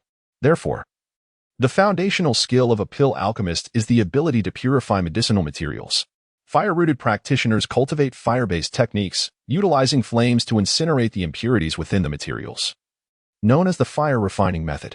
In contrast, water-rooted practitioners employ water to wash and soak the materials, thereby extracting the medicinal essence, referred to as the water refining method. Qin Ran, being of the water root, employs the latter technique. As for whether individuals with other elemental roots might devise alternative purification methods, such as thunder refining or wind refining techniques, it remains a possibility, albeit one that has yet to be observed in the small locale where Qin Ran resides. It is akin to the universal understanding of the significance of a wet nurse. Yet who would not aspire to be the valiant warrior in the forefront, capable of both combat and resilience? With a golden root, why not train in swordsmanship? Perhaps only the Navi elixirs would endeavor to learn alchemy despite possessing a top-tier golden root. Her foolishness as a disciple poses challenges for her master, who must seek remedies. The absence of a golden refining method is a mere obstacle. One could simply create it. The fire refining method incinerates impurities, while the water refining method extracts the essence using water. What, then, could the golden refining method entail? Perhaps a compromise could be struck, finally grinding metals to a liquid form and then employing the fire refining method to eliminate impurities. As Qin Ran mused and scribbled, he deemed this approach feasible. If elixirs were to cultivate a golden manipulation technique, she could control the metallic powder to wear down impurities and extract the medicinal essence. With a framework in place, a detailed operational blueprint must now be devised. Since the golden technique lacks the ability to refine and wear down medicinal materials, it could be harmonized with the fire refining method. This implies that one could cultivate two techniques. First, channeling the spiritual essence of heaven and earth through the golden manipulation technique to convert it into her golden magical power, and subsequently directing this power through the fire technique to yield a fire-infused golden magical essence. However, this path presents numerous challenges. The foremost issue is that mastering two techniques necessitates two elemental roots, yet elixirs possesses only a golden root. Additionally, one must consider the efficiency of cultivation and potential conflicts between the techniques. Late into the night, as he continued to jot down ideas, these challenges remained unresolved. In fact, the elemental root issue seemed trivial compared to the profound conflicts between the techniques, leaving Qin Ran with only a rudimentary concept. He put away his pen. The paper before him adorned with an illustration of a golden dragon, while the reference materials scattered across the desk predominantly pertained to swordsmanship. Lifting his gaze towards the window, he noticed the night had deepened, and the distant forest echoed with the calls of birds and the roars of beasts. Squinting thoughtfully, he contemplated alternative plans. Even under his tutelage, elixirs could indeed learn the art of the sword. Perhaps she would excel even more than those at the sword peak. As the abundance of students there led to a scarcity of resources. Yet, Qin Ran hesitated, primarily pondering the worthiness of this endeavor. For this disciple had only been under his guidance for 2 days. In the following days, Qin Ran refrained from tasking elixirs with gathering medicinal herbs. Instead, he bestowed upon her a foundational sword technique, allowing her to practice independently. He discerned that she was not particularly studious, often dozing off at the mere sight of books. Unsurprisingly, she proved to be somewhat oblivious, easily succumbing to slumber within mere minutes when tasked with reading, yet her enthusiasm for sword practice was palpable. She could even forego meals in her fervor. After merely 2 days of training with the basic sword technique, she exhibited commendable progress. Had it not been for the brevity of time and the absence of a condensed chi vortex, Qin Ran felt she might have cultivated sword energy within that span. During breakfast one morning, he glanced up to find elixirs tossing candy beans into her mouth, her demeanor one of carefree delight. He found himself at a loss for words. This girl had come to him in tears, eager to learn alchemy, yet here she was, reveling in sword practice. Thus, the lingering question persisted. Why did he perceive her as a cold goddess? I shall visit the main peak today. If you require anything, jot it down on a piece of paper, and I shall bring it for you, he announced. By the way, can you sew? elixirs stirred her spoon in her glass, hesitantly responding, Father had me learn. By her demeanor, it was evident she lacked the skill. Qin Ran maintained a stoic expression, replying, Please note your measurements. I will arrange for someone to tailor it. All right. elixirs readily agreed, then inquired, Master, may I accompany you? You are too slow. The round trip would consume excessive time, Qin Ran replied. Don't you walk? elixirs questioned. I can keep up. Qin Ran's brow slightly furrowed. Could it be that his secret fear of heights was divulged? Nevertheless, as her master, he remained composed and replied in a steady tone, I employ the divine movement technique, which allows for great speed. Oh, elixirs nodded, somewhat dejected. Once you condense your chi vortex, you can practice magical arts. At that time, if you learn a flight technique or the divine movement technique, you will be able to traverse freely between the main peak and the alchemy peak, Qin Ran advised. elixirs appeared discontent, resting her head on the table as she fed herself candy beans. Today, you will remain at home and I shall assign you a task, Qin Ran declared, observing her expression. What is it? elixirs asked, her interest waning. After breakfast, Qin Ran led her outside, following the gentle flow of the stream until they reached the center of the front lawn. He gestured to the surroundings and stated, I intend to construct an artificial lake here. I could utilize magical techniques, but in order to hone your skills, you shall be responsible for digging this lake. Dig an artificial lake here? elixirs exclaimed in astonishment, her disbelief palpable. Did I hear you correctly? Alone? I have previously mentioned that cultivation is a process of becoming stronger. The foundational stage, known as the building of the foundation, is a crucial period for laying the groundwork. During this foundational phase, the accumulation of spiritual energy, the more abundant and refined it is, results in a more superior golden elixir. Furthermore, the stronger one's physique. The quicker the accumulation of spiritual energy, leading to a more refined essence and facilitating breakthroughs past barriers, which greatly benefits future cultivation endeavors.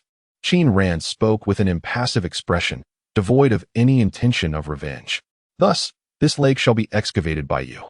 You may certainly employ spells and channel your spiritual energy, yet the use of magical artifacts and medicinal pills is strictly prohibited. His master seemed quite serious. Master? Li Shiren's voice was tinged with a pitiful tone. Is it only a few days, and you already resort to acting cute? One must not indulge in wayward tendencies. Qin Ran's heart was as steadfast as iron, deliberately ignoring Li Shiren's feigned helplessness. He pointed towards the storage room with a cold voice. The tools are in the storage room. Begin at once. With that, he swiftly activated his divine movement technique, vanishing into the forest path, leaving no room for reconsideration. Li Shiren sighed deeply, resigning herself to her fate. After Qin Ran departed, Li Shiren reluctantly made her way to the storage room. Such spaces necessitate considerable room and are naturally equipped with intricate formations, rendering the interior substantially more expansive than it appears from the outside, almost rivaling the ratio of the movement room's interior to its exterior. This was Li Shiren's inaugural venture into the storage room, and upon entering, she was immediately overwhelmed by the chaotic clutter within. A glance revealed a plethora of items, both familiar and unfamiliar. Tools such as hoes, shovels, sickles, and baskets were all present. Remnants of her master's unfinished or failed projects lay scattered about.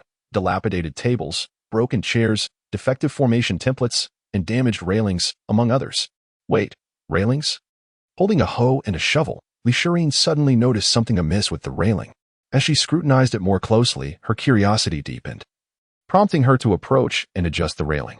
This railing was indeed peculiar. Encircled by a ring of metallic fencing, it stood about 5 feet tall, with a base measuring 10 feet long and 3 feet wide, crafted from metal and adorned with strange patterns, likely formation inscriptions.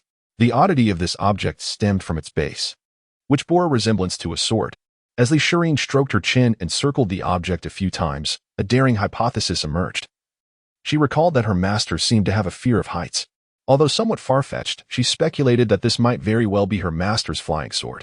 Meanwhile, Qin Ran, who was hastening down the mountain, suddenly shivered, nearly losing his balance and tumbling down the slope.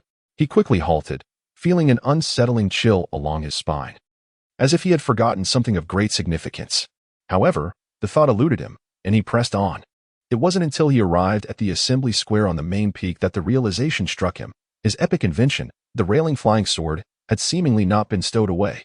Surely, she would not discover it just by picking up a hoe. He reassured himself, dismissing the likelihood of such a coincidence. Yet, an uneasy sensation lingered within him. As a well-known principle circled in his mind, Murphy's Law. The assembly square was abuzz with activity, far more vibrant than usual, primarily due to the increase in vendors selling goods. The reason for this surge was the recent Tao Sword Sect's Inquiry Conference, which had welcomed numerous new disciples. This moment was precisely opportune for imparting the first lesson in the realm of cultivation, as it is widely acknowledged that newcomers are often the easiest to deceive. Not all the cultivators setting up stalls in the Tao Sword sect were members of the sect. Many hailed from other sects or were itinerant cultivators. Qin Ran's purpose for visiting today was twofold. Firstly, to procure some daily necessities for Li Shiren, who had been donned in the same bright yellow attire for several days. Secondly, to seek out sword cultivation techniques, as he needed methods related to swordsmanship, agility, evasion, and combat. If Li Shiren were to embark on the path of a sword cultivator, he must be well prepared for her journey ahead. Qin Ran was not particularly well known, and at just over 20 years of age, he did not attract attention while donning simple clothing. Walking down the street, he remained unrecognized, overshadowed by the prominent figures among the newly accepted disciples. Dressed in plain azure garments, he traversed through the plaza where disciples practiced their martial arts, arriving at a small marketplace without anyone greeting him. Indeed, aside from the vendors, many were engaged in their training, as the original purpose of the gathering plaza was to allow disciples to hone their skills. Upon reaching the small market, Qin Ran began his leisurely stroll. stopping occasionally to examine intriguing items. If the prices were reasonable, he would produce spirit stones to make a purchase. However, after visiting over a dozen stalls and acquiring various peculiar herbs, he still found no suitable martial arts techniques. With only a few stalls remaining, he pondered whether he might have to inquire at the transmission hall. Yet, the Dao Sword sect was not a major sect, and the publicly available techniques were beneath his interest. Would he truly consider having Li Shirin join the Sword Peak to learn its secret techniques? As he mulled over these thoughts, he suddenly stumbled upon a technique at a modest stall. This stall was quite ordinary, with a piece of cloth spread out displaying a haphazard assortment of books and jade slips, and the owner was an unremarkable young man. Nevertheless, in the realm of cultivation, appearance and age were seldom of consequence. The technique was called Great Transcendent Sword Classic, inscribed on a yellowed and cracked jade slip. The slip was severely damaged, and upon probing its contents, he sensed an overwhelming sense of decay and chaos. "What is this about?" Qin Ran inquired of the stall owner. "I don't know," the owner replied. "It's a family heirloom. It looked like this when I took it out of the box. Perhaps it's just aged over time? Family heirloom?" Qin Ran scoffed inwardly, suspecting it might have been pilfered from some tomb. Was it possible that all these martial arts manuals were merely family heirlooms? He harbored disdain in his heart, though his expression remained impassive. Such places were rife with both authentic and counterfeit goods. One could choose to buy or not. But it was always unwise to inquire about the origins of the items. Even the Dao Sword sect merely provided the space for stalls, never interfering in the specifics of transactions. Should one suffer losses from purchasing fakes, it was best to remain silent, for no one would advocate on their behalf. They would only be the subject of ridicule. Of course, if one possessed the capability to cause trouble afterward, no one would intervene. "How much is this?" Qin Ran asked in a neutral tone. Seeing Qin Ran's interest, the stall owner quoted a price, 1,000 low-grade spirit stones. Qin Ran remained silent, placing the jade slip against his forehead to examine its internal condition with his consciousness. He then inquired, "Is there a sealing incantation?" The sealing incantation, akin to a phone's unlock code, was essential for accessing the jade slip's contents. "There is an incantation," the stall owner replied. 10 low-grade spirit stones, Qin Ran countered. "Buy it or leave," the stall owner retorted angrily. Qin Ran remained expressionless as he squatted before the stall, perusing the items. He picked up a technique titled Tiger's Threefold Leap and a swordplay called Cloud Dispelling Sword Art, and gestured to the stall owner, inquiring, 10 low-grade spirit stones. "Plus these two techniques, are you willing to sell?" Seeing Qin Ran's audacity, not only refusing to raise the price but also demanding extras, the stall owner's countenance shifted dramatically from anger to sycophancy. Fearing that Qin Ran might change his mind, he hastily agreed. "Deal. Damn it, another loss." Qin Ran cursed inwardly as he retrieved 10 spirit stones from his bag and requested the incantations from the stall owner. The stall owner whispered the unlocking incantations for the 2 jade slips into Qin Ran's ear. Qin Ran nodded and stowed away the 3 techniques in his bag before continuing on his way. At that moment, a young disciple who had been waiting nearby approached and called out, "Elder Qin, please wait." "Is he calling me?" Qin Ran furrowed his brow and turned to see a handsome young man in black attire whom he did not recognize. "What is it?" he inquired. "I am Huang Feiyu, a disciple of the Sword Peak, and I would like to request a favor from you, esteemed senior," Huang Feiyu said respectfully, bowing to Qin Ran. Though Qin Ran was relatively young and his cultivation was not particularly high, he was indeed the head of the Dan Peak. And upon learning that this individual was a disciple of the Sword sect, he accepted the bow with composure. "I wish to purchase a few ice condensation pills, but I am at a loss regarding medicinal herbs," Huang Feiyu noted, sensing that Qin Ran had yet to depart, and quickly added, "I wonder if you might have the time to assist me. In such informal markets, genuine items do exist. Moreover, with sufficiently keen eyesight, one could acquire treasures of remarkable value. However, the prevalence of counterfeits is alarmingly high, especially in the realm of medicinal pills. When a finished pill is presented, an outsider cannot merely discern its quality. They might struggle to determine if it is a defective pill, a poisonous one, or even the specific type they seek. One should not expect the likes of the Jishan Valley, which specializes in medicinal pills, to maintain any integrity. In fact, within major sects, one can easily infer the provenance of the pills sold in such venues. They may be discarded creations from an inner disciple or experimental concoctions by an elder, regardless. Pills from large sects tend to be less reliable. Purchasing medicinal pills is best done through official channels, namely transactions between sections, if circumstances necessitate a private purchase. One should possess at least a modicum of knowledge regarding medicinal herbs.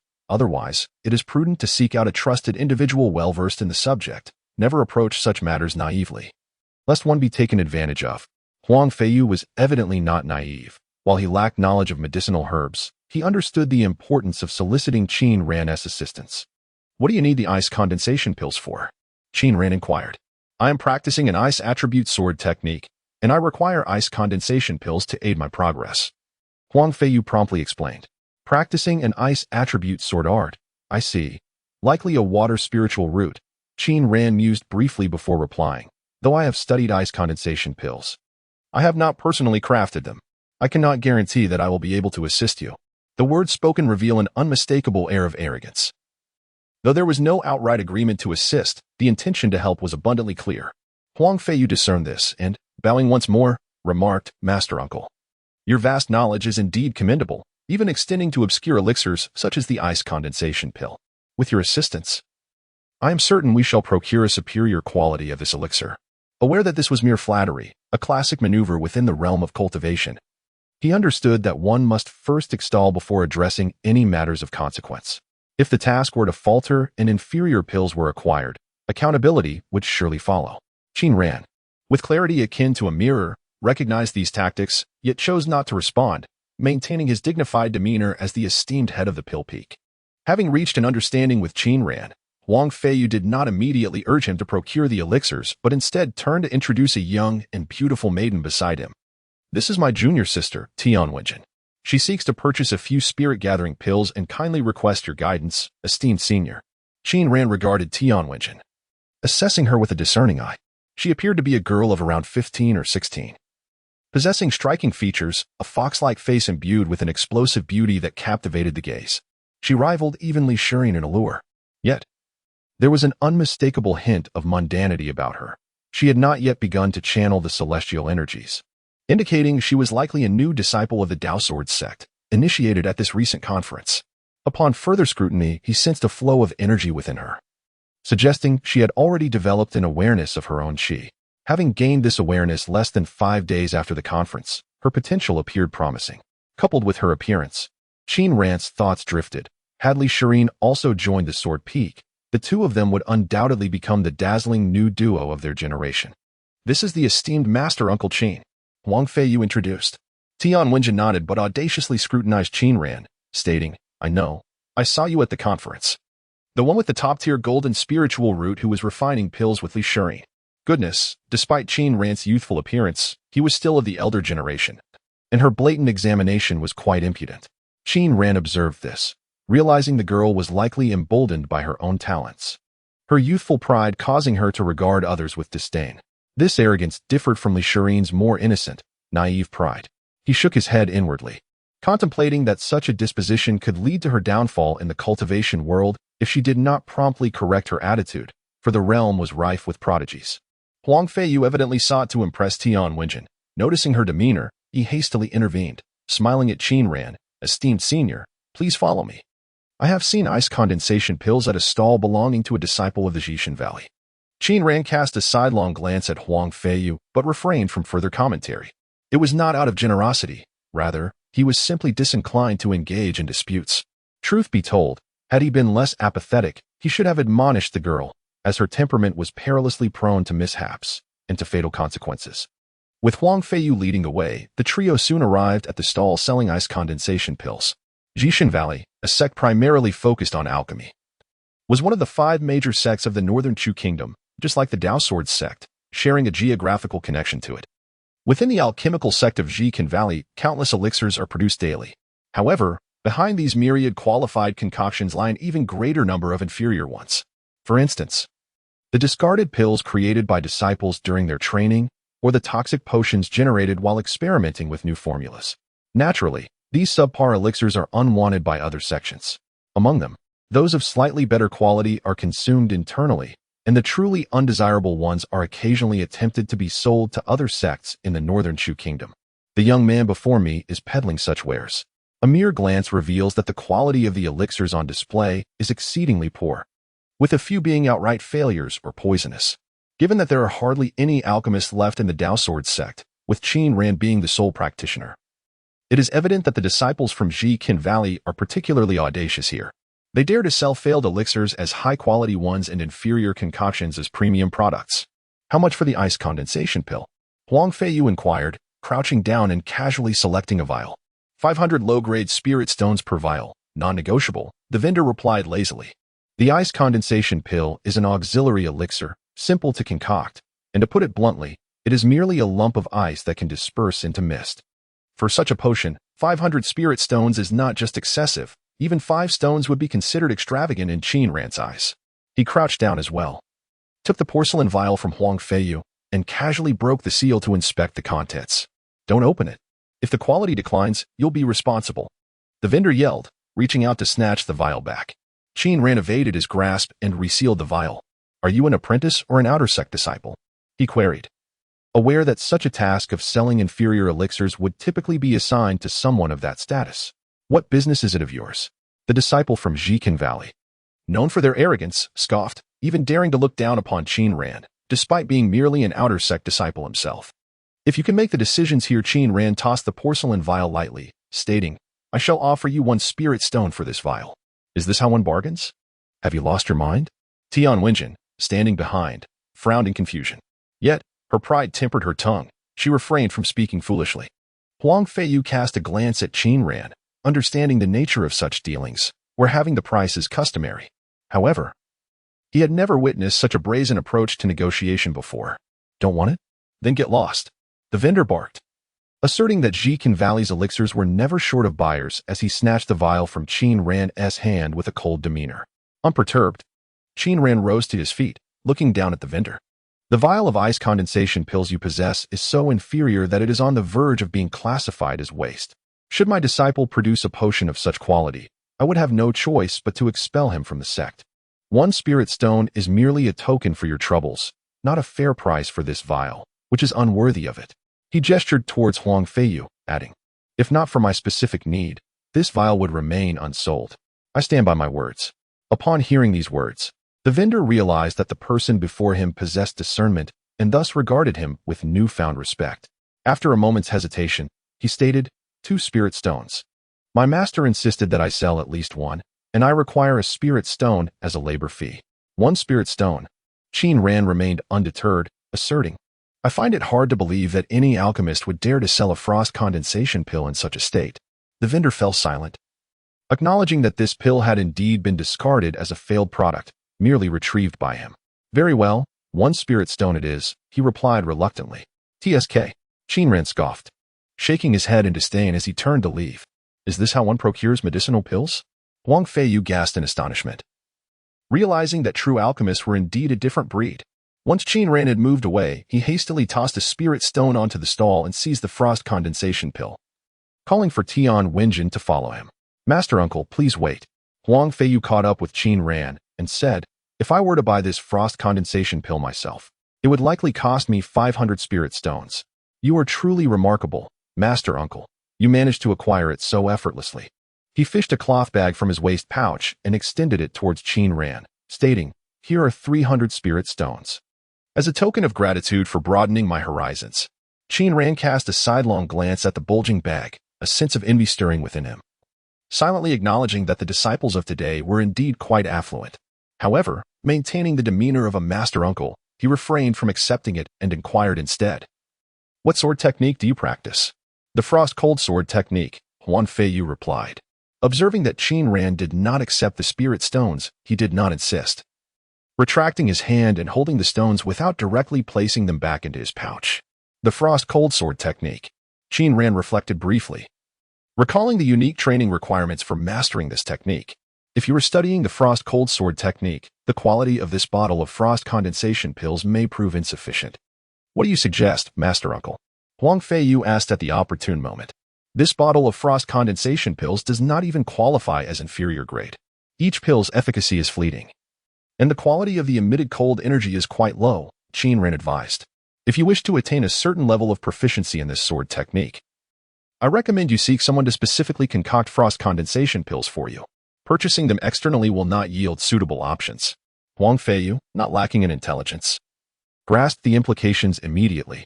Furthermore, he had intended to befriend Qin Ran, So he eagerly climbed the ladder of conversation, respectfully inquiring, "Might I ask if Master Uncle has the time to assist the junior with this task?" This young man displayed an understanding demeanor, earning Qin Ran's silent approval. He responded, "I can make time to assist you in the refining process, but you will need to procure the raw materials yourself.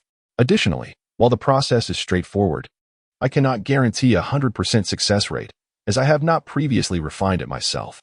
This was an encouragement for Huang Feiyu to prepare ample raw materials, to which he readily agreed. The three of them ambled toward the exit of the market, and as Qin Ran glanced back at Tian Wenjin, he noted her haughty demeanor. Contemplating the situation, he felt it prudent to offer her some guidance and queried, "Are you purchasing the spirit-gathering pill for yourself, or for another?" "Naturally. It is for my own use," replied Tian Wenjin. "Do you understand the purpose of the spirit-gathering pill?" Qin Ran inquired further. "It is to enhance the cultivation of the foundation establishment stage," she answered. Tian Wenjin felt an overwhelming urge to roll her eyes. Did this person truly consider her a novice in cultivation? Who among the learned was unaware that the gathering spirit pill was intended to enhance one's cultivation? "What quality of spiritual root do you possess?" Qin Ran inquired, unfazed. "Top-tier thunder spiritual root," Tian Wenjin replied. Indeed, she was a rare gem, Qin Ran mused inwardly. He continued, "If you possess a top-tier spiritual root, I would advise against using the gathering spirit pill." "Why?" Tian Wenjin questioned. "The gathering spirit pill can elevate cultivation. Why wouldn't one use it? Everyone else's. It's not worth it." Qin Ran felt an immense reservoir of patience within him as he elaborated, or rather, "The pills can be toxic." Toxic? This was the first time Tian Wenjin had encountered such a notion. She suspected that Qin Ran's alchemical skills were subpar, resulting in inferior, perhaps poisonous, pills. However, she refrained from contradicting him, simply feeling indignant. As they strolled further through the market, Qin Ran suddenly turned back. Scrutinizing Tian Wenjin from head to toe, he asked, "Can you sew?" This so-called pill peak master had already glanced her way several times, and now he was leering at her in a most unpleasant manner. Tian Wenjin felt her irritation boiling over and retorted coldly, "What girl doesn't know how to sew?" "Well," Qin Ran pondered briefly, "my daughter happens to be one who cannot. Could you possibly make 2 outfits for me?" He requested, "I admire the craftsmanship of your garment. I would like 2 outfits in the same style." Tian Wenjin wore a light blue gauze outer garment, with a pure white silk lining, adorned with short lace sleeves. The hem barely grazed her ankles, and when the wind blew, the light blue fabric danced like a butterfly, imbuing her with an aura of youthful vitality and striking beauty. While she was undeniably attractive, the enhancement from her attire was also evident. "Make you clothes?" Tian Wenjin scoffed internally, thinking it impossible. But before she could voice her refusal, Huang Feiyu interjected eagerly, "Yes, of course. I have heard that junior sister Tian excels at needlework, and her creations are exquisite. I am certain she will not disappoint our master uncle." Tian Wenjin cast a glance at Huang Feiyu, the esteemed disciple of the sword peak master, Lu Boxian. He was handsome, amiable, and possessed considerable cultivation. He indeed held genuine interest in her. After a moment's contemplation, she chose not to refute him. "Is it for yourself or someone else?" Huang Feiyu inquired further. Qin Ran did not answer him, but instead focused on Tian Wenjin, asking, "Will you do it?" Although Tian Wenjin was reluctant, Huang Feiyu discreetly tugged at her sleeve, prompting her to nod in acquiescence. "Very well." Qin Ran produced a piece of paper from his bag and handed it to Tian Wenjin, stating, "Please make it according to these measurements." Upon examining the dimensions, Tian Wenjin realized they closely matched her own, clearly intended for a girl. Suddenly, she understood. These garments were meant for Li Shirin. A peculiar sensation arose within her, a distinct sourness that tinged her thoughts. Was this what it meant to have a mentor from another family? Qin Ran rummaged through the Qianquan bag and produced a thumb-sized porcelain vial, which he handed to Tian Wenjin, stating, "Inside are 2 gathering spirit pills, each of superior quality. Consider this a reward from me. There is no need for further purchases." Upon receiving the vial, Tian Wenjin uncorked it and inhaled the fragrant aroma of the pills, noting their pure and delectable scent. The quality of these gathering spirit pills was indeed rare in the market. Observing Tian Wenjin's reaction, Qin Ran reiterated his advice. "Although I have gifted you these pills, I still recommend that you refrain from consuming them. Not only should you avoid them during the foundation establishment stage, but unless absolutely necessary, one should not casually take any pills that enhance cultivation." At that moment, Qin Ran's words seemed to carry an unexpected weight, prompting Tian Wenjin to silently nod in agreement. "Very well," Qin Ran concluded. I merely suggest this, and you may consider it. Now, let us procure some fabric. Despite its chaotic and diminutive nature, the marketplace was replete with an array of goods, including exquisite cloth. After purchasing fabric and some other items, Qin Ran provided Huang Feiyu with the formula for the ice condensation pill, instructing him to gather the necessary materials before parting ways with the two. Following their separation, Qin Ran continued to wander through the marketplace, acquiring several additional items. Eventually, he visited the transmission hall before making his way to Danfeng as the sun dipped low in the western sky. As Qin Ran journeyed back to Danfeng, he was enveloped by a peculiar sense of anticipation, as if someone awaited his return at home, a woman, perhaps a girl. This feeling was remarkably enchanting, lightening his steps, and even as he traversed the stone path within the Danfeng forest, a sense of longing stirred within him, a sentiment he had not experienced in many years. However, upon emerging from the forest and spotting the soiled clay figure in the grassy clearing, his excitement swiftly subsided into tranquility. Elixirs was obedient and diligent. Having received her orders, she worked tirelessly to excavate a sizable pit in just 1 day's time. She had not erred in her digging location, as even a day's effort would not yield significant mistakes. Yet, as Qin Ran sat at the edge of the pit, his gaze fell vacantly upon the clay figure beside him. He recalled the striking Tian Wenjin and pondered why he felt that this foolish, dirty girl could somehow be paired with her as a matchless duo. "Have you had lunch?" he inquired. Elixirs, weary and aching, felt as if she could hardly lift a finger. In a feeble voice, she replied, "Master, with you absent, where could I possibly eat?" Qin Ran felt his blood pressure rise at her response. So this foolish girl could not even cook. With a refrigerator stocked with numerous delicacies, exotic ingredients, and rare beasts, she had gone without lunch. Heaven help him. It was evident that she should be sent away. Otherwise, he would inevitably be driven to the brink of frustration. Sword Peak? No. She is far too naive to pursue swordsmanship. Perhaps a physical cultivation sect would be more suitable for her. In my hometown, there exists a tale. Qin Ran reclined, gazing at the clouds above, and spoke softly. There was a family that bore a foolish son. One day, as the parents prepared to embark on a long journey, they grew concerned that their son would starve at home. To prevent this, they fashioned a large cake and hung it around his neck, ensuring that he could eat whenever he lowered his head. However, upon their return, they discovered that their son had perished from hunger. Do you know why? Elixirs pondered earnestly, then inquired, was the cake insufficient? With a gentle exhale, Qin Ran, striving to manage his rising blood pressure, replied, because he was a fool, only aware of what lay before him, oblivious to what was behind. Oh. Elixirs tilted her head, a look of realization dawning upon her. I understand now. Master, are you implying that I am foolish? There is food in the kitchen, yet I do not know how to prepare it. Qin Ran fell silent, uncertain of how to respond. Should he commend her intelligence? The master and disciple lay on the grass for quite some time until suddenly, Elixirs' stomach growled audibly, prompting a hint of embarrassment as she meekly stated, Master, I am hungry. Qin Ran closed his eyes tightly but ultimately rose to his feet, making his way towards the residence. He said to Elixirs, I shall prepare dinner. You should take a bath. Elixirs complied, clumsily getting up and trailing after Qin Ran. After dinner, Qin Ran ventured to the storage room, rummaging through its contents until he unearthed a large wooden tub, the kind used for bathing. Before the bathroom was fitted with a proper tub, he had enjoyed using this very vessel. Now, he intended it for Elixirs. He carried the tub outside to the riverbank, drawing water to cleanse it. Seeing this, Elixirs hurried over, curiosity piqued, and asked, Master, what do you need this for? For your bath, Qin Ran answered casually while managing the flow of water. Huh? Elixirs was somewhat perplexed. Isn't there a bathtub in the bathroom? A medicinal bath, Qin Ran clarified. Oh. Elixirs began to grasp the concept. Recalling her exhausting day spent digging at the lake, she felt sore all over, and she feared that without a miracle, rising from bed tomorrow would be a challenge. It was perfectly reasonable that her master, a genuine alchemist, would utilize herbs to aid in cultivation. As she observed Qin Ran washing the tub with water flowing in and out, a thought struck her, and she glanced towards the storage room, asking, Master, is that a flying sword in the storage room? Which one? Qin Ran's heart skipped a beat, nearly causing the tub to slip from his grasp. The large iron sword with a railing. Elixirs gestured animatedly. What iron sword with a railing? It's merely a flying sword. Qin Ran feigned composure, thinking her eyes must be failing at such a young age. No, Elixirs retorted, scampering into the storage room to search, but after a thorough look, she could not locate the large flying sword she had seen earlier. She emerged, scratching her head in confusion. Where could it have gone? Qin Ran sighed in relief, replying, I told you, you must have misseen it. He meticulously cleaned the wooden tub and then transported it to Li Shirin's room, moving the table to the window and placing the tub in the center of the room. Why place it in the center?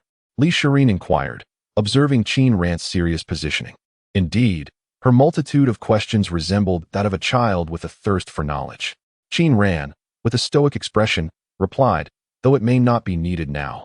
When you have established your foundation and your cultivation has advanced, the medicinal bath will require the coordination of formations to be effective. Oh, Li Shirin nodded, acknowledging her master's foresight.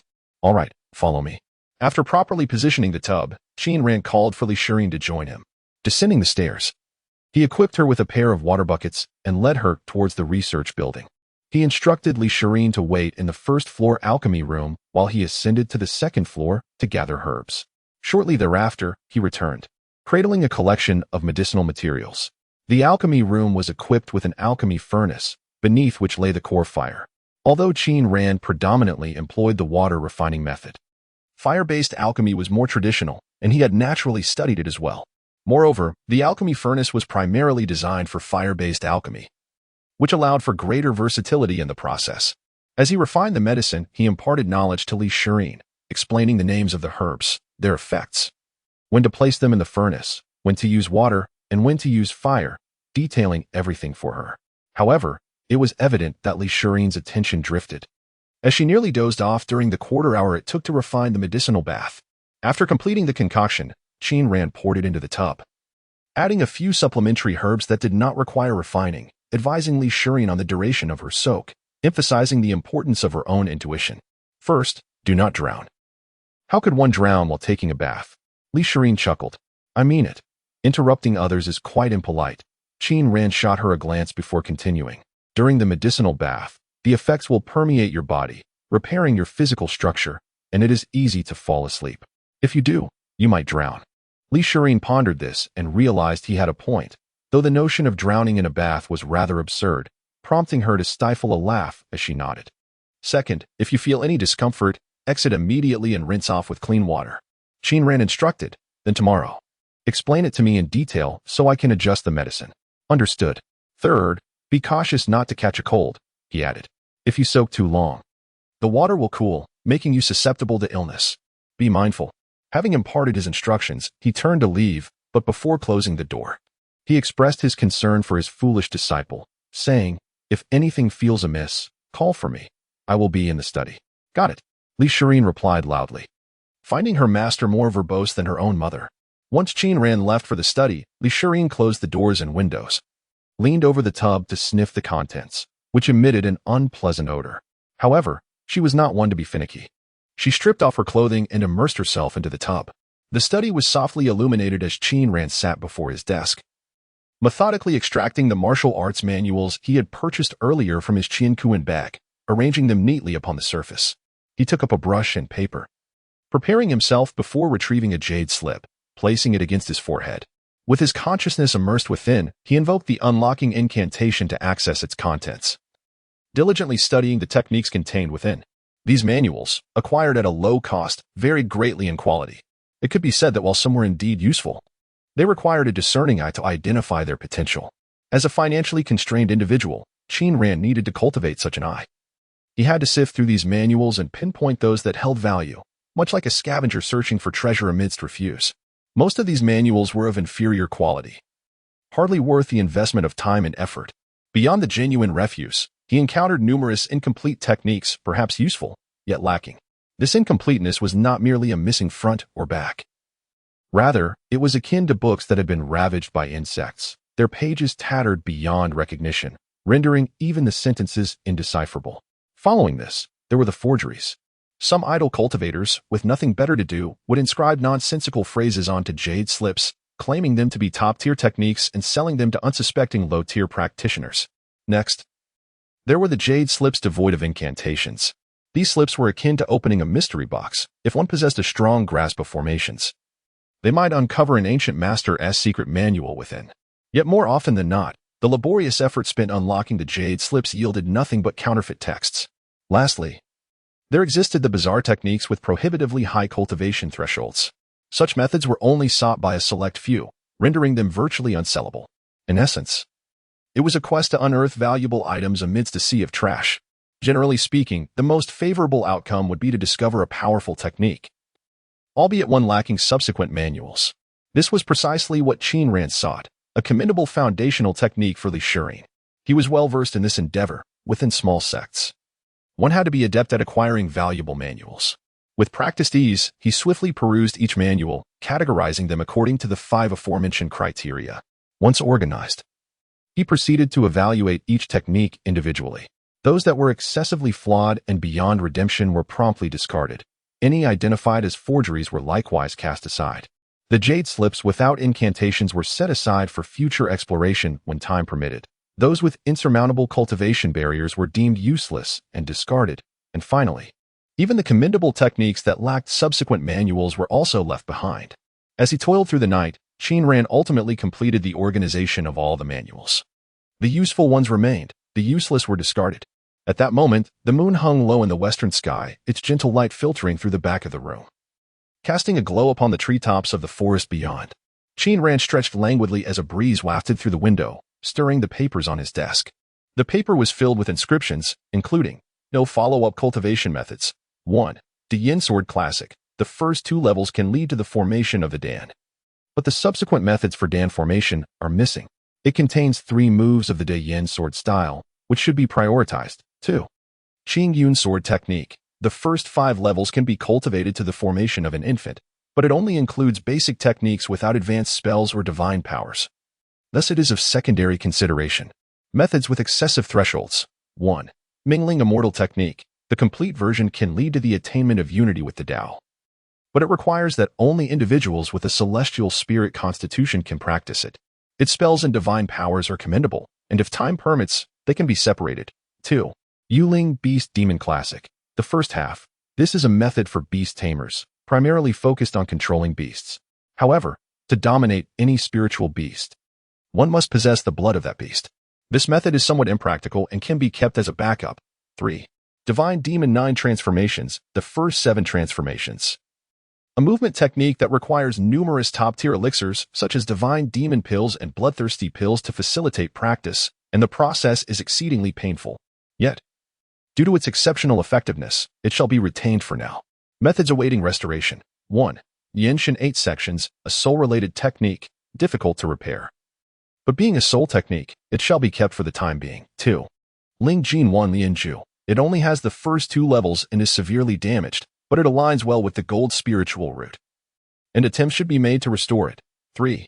Ji Feng 9 Transformations. Generally damaged, it corresponds with the existing evasion technique Shin Xingbu, and attempts to repair it can be made. 4.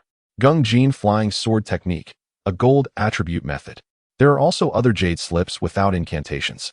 Qin Ran stretched lazily, pressing down the fluttering papers with his hand, and brought over a book to weigh them down. Although he was engaged in genuine cultivation, it was late, and the rhythm of life from his previous existence lingered in his soul. He decided to rest for a while and address matters in the morning.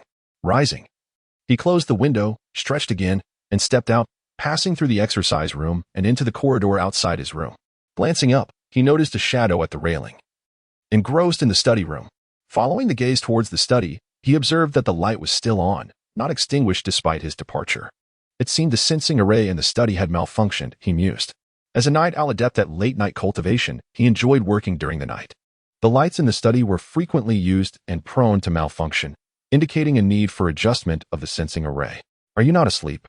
However, the pressing matter at hand was to scold his foolish disciple, for dawn was approaching. The shadow leaning over the railing, observing the study, was indeed his foolish disciple, elixirs. She had fallen asleep while soaking in a medicinal bath, only to be awakened by the cold and hurriedly emerged from the tub. Upon opening the window, she realized it was already the dead of night. Just as she was about to retire to bed, she noticed the lights in the study still ablaze. Is the master still busy? She pondered, stepping out to lean on the railing, her mind wandering, lost in thought. She was startled when her master approached her unnoticed until he spoke. "Master, how are you here?" she exclaimed in shock. "And what are you doing here?" Qin Ran discreetly observed elixirs, noting that the silly disciple was still clad in his garments, which hung loosely upon her frame, exuding a unique charm and allure. "I just emerged from my bath," she exclaimed, feeling an inexplicable sense of panic as if she had been caught in the act of wrongdoing. "I merely stepped out for some fresh air." Qin Ran cast a sidelong glance at her and remarked with a hint of melancholy, "It seems the training regimen during the day was insufficient." With that, he entered his room, closing the door behind him. "No, master. That's enough. Enough." Li Shirin called out in haste, but her pleas fell on deaf ears as Qin Ran disregarded her words and shut the door, leaving her alone in the corridor. She pouted in frustration and huffed, "Stupid master." As the term stupid lingered in her mind, she caught a whiff of a medicinal scent emanating from herself, prompting her to wrinkle her nose in distaste. How could a girl possibly carry such an odor? She pondered what sort of image she had portrayed during the day when she resembled a mere clay figurine. However, since her master had already retreated behind closed doors, she decided against dwelling on it and turned to enter her own room. Qin Ran rummaged through the storage room and discovered a lounge chair, a cherished possession of his late master. His master had relished lying beneath the old locust tree for an entire day. After his master's passing, Qin Ran had become a recluse, often lounging on the sofa, seldom utilizing the chair, which had ultimately been relegated to the storage room. Today, however, he sought it out, for it had regained its utility. He washed the chair by the riverbank, then carefully placed it on the lawn beside the pit that Li Shirin had excavated. Allowing the chair to bask in the sun, he returned indoors to pour himself a glass of ice-cold soda, then ambled back, swaying with each step. Reclining on the sun-dried chair, he observed his foolish disciple laboring diligently in the mud pit, a peculiar sense of comfort enveloping him. In that moment, he fancied himself worthy of being hung from a lamppost. Fortunately, the world lacked lampposts, and he took a deep sip of his soda. Li Shirin emerged from the mud pit, now caked in filth and grime, her skin exposed to the sun turning a deep shade of brown. He recalled her arrival at the Dao Sword sect, attending the Inquisition conference as a pristine young girl, someone who had once been regarded as a goddess. Indeed, she had embodied the essence of beauty, her skin as delicate as fine jade. Yet, just a few days after joining Danfeng, she had been transformed into this state, and the culprit behind her plight hardly required identification. At that moment, Li Shirin donned a humble ensemble, a short-sleeved tunic paired with a knee-length skirt. It was a testament to Qin Ran's efforts that such tattered clothing could be found within the celestial sect. Her long hair was tied back in a simple ponytail, her body covered in mud and sweat, completely devoid of the grace one might expect of a disciple in a cultivation sect. She resembled more of a rustic farmer. The medicinal bath that Qin Ran concocted could alleviate muscle fatigue and bolster her constitution, yet it did nothing to enhance her complexion. Whether this was intentional on his part remained uncertain, leading to her current appearance. Li Shirin diligently excavated the mud, and after a considerable time, she amassed a substantial pile. Pausing, she grabbed a dustpan and began shoveling the mud into it. With great effort, she lifted the dustpan, preparing to dispose of the earth, only to catch sight of Qin Ran lounging on the chair, sipping soda. "Master," she exclaimed, her composure shattered as the mud she had been holding cascaded down upon her, further soiling her attire. "What are you doing?" Qin Ran, seemingly returning to reality, squinted against the glaring sunlight. It occurred to him that he ought to acquire a pair of sunglasses. "I am supervising you," he declared nonchalantly, taking a sip of soda. "To ensure you do not slack off what?" Li Shirin could no longer contain her frustration. She bent down, scooped a handful of mud, and hurled it at Qin Ran. Unperturbed, Qin Ran's mind flickered, and the soda in his cup transformed into a thin film, encasing the incoming mud before molding it into a compact clump. With a subtle gesture, he sent the mud clump hurtling back, striking Li Shirin squarely on the forehead. "You show disrespect to your master, thus, you shall be punished," he proclaimed, his tone dripping with playful sarcasm. "Moreover, this cup of soda has been wasted due to you. So you owe me another." Li Shirin winced in pain, rubbing her forehead with her hands. Surely, it must be red, she thought. Clenching her fists in frustration and gritting her teeth, she vowed that one day she would reclaim her dignity.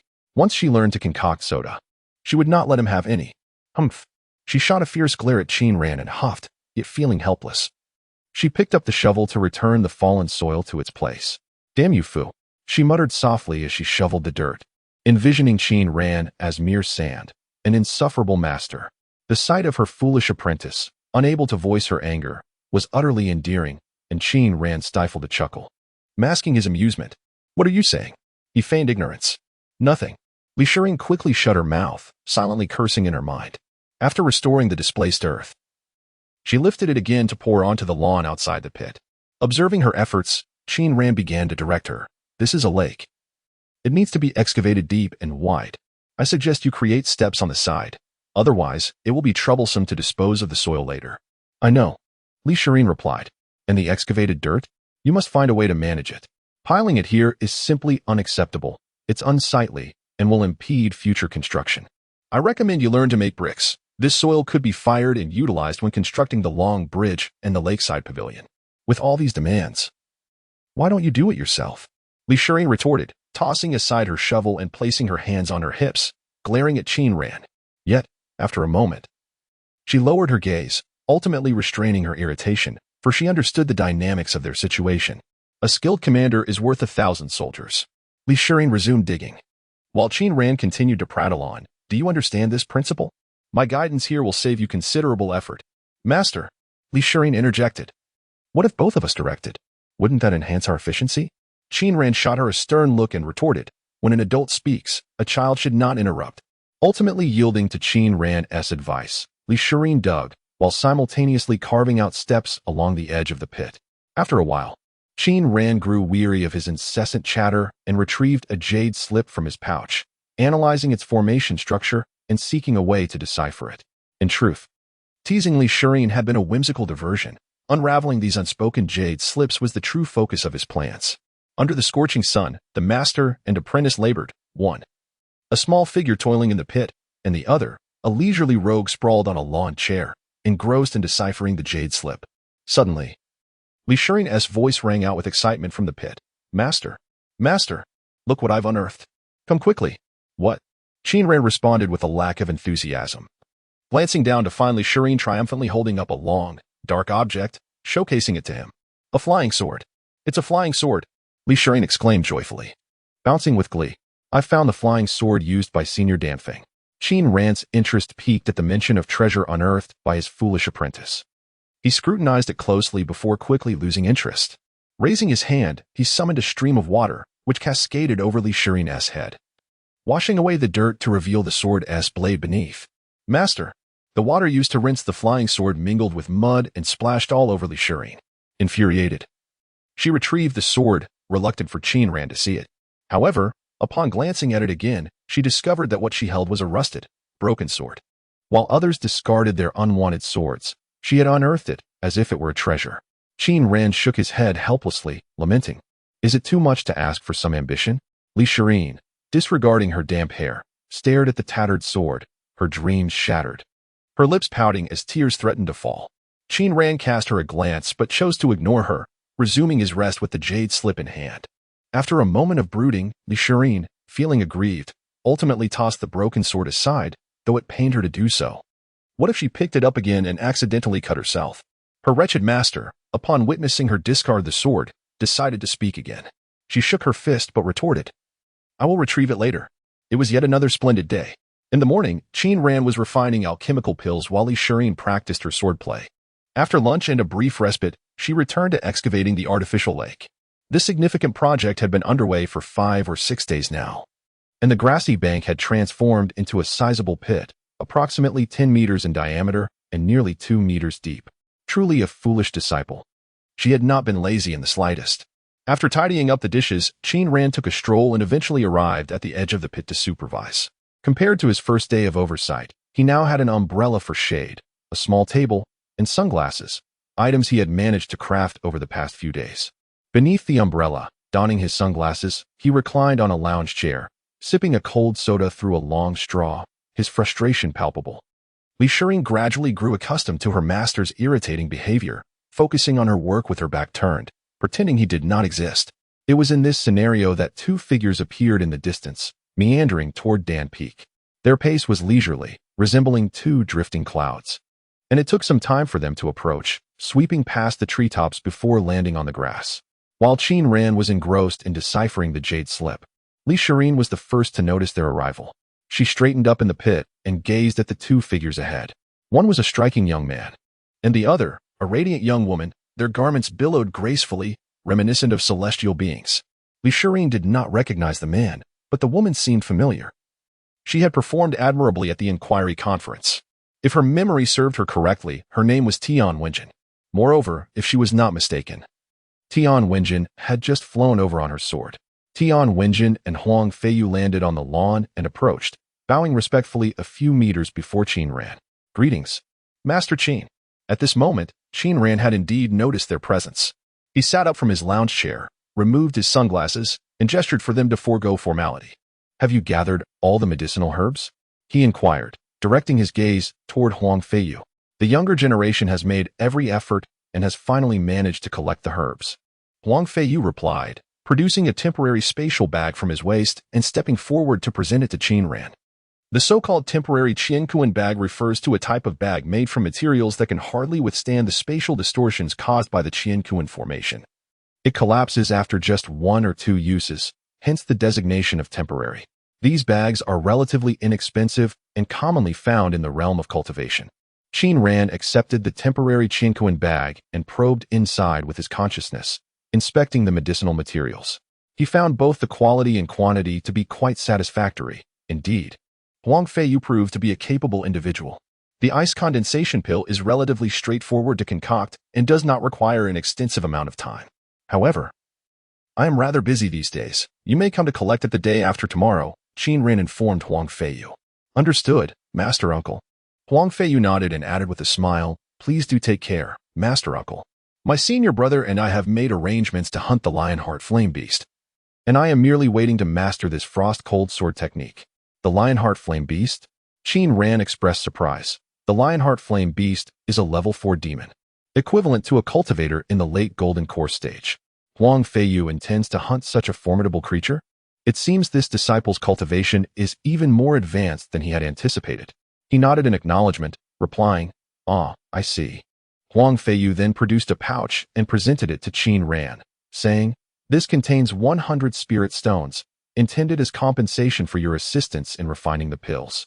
Purchasing a vial of inferior ice condensation pills typically costs 500 spirit stones, and with Qin Ran's help, he had managed to acquire them at a lower price.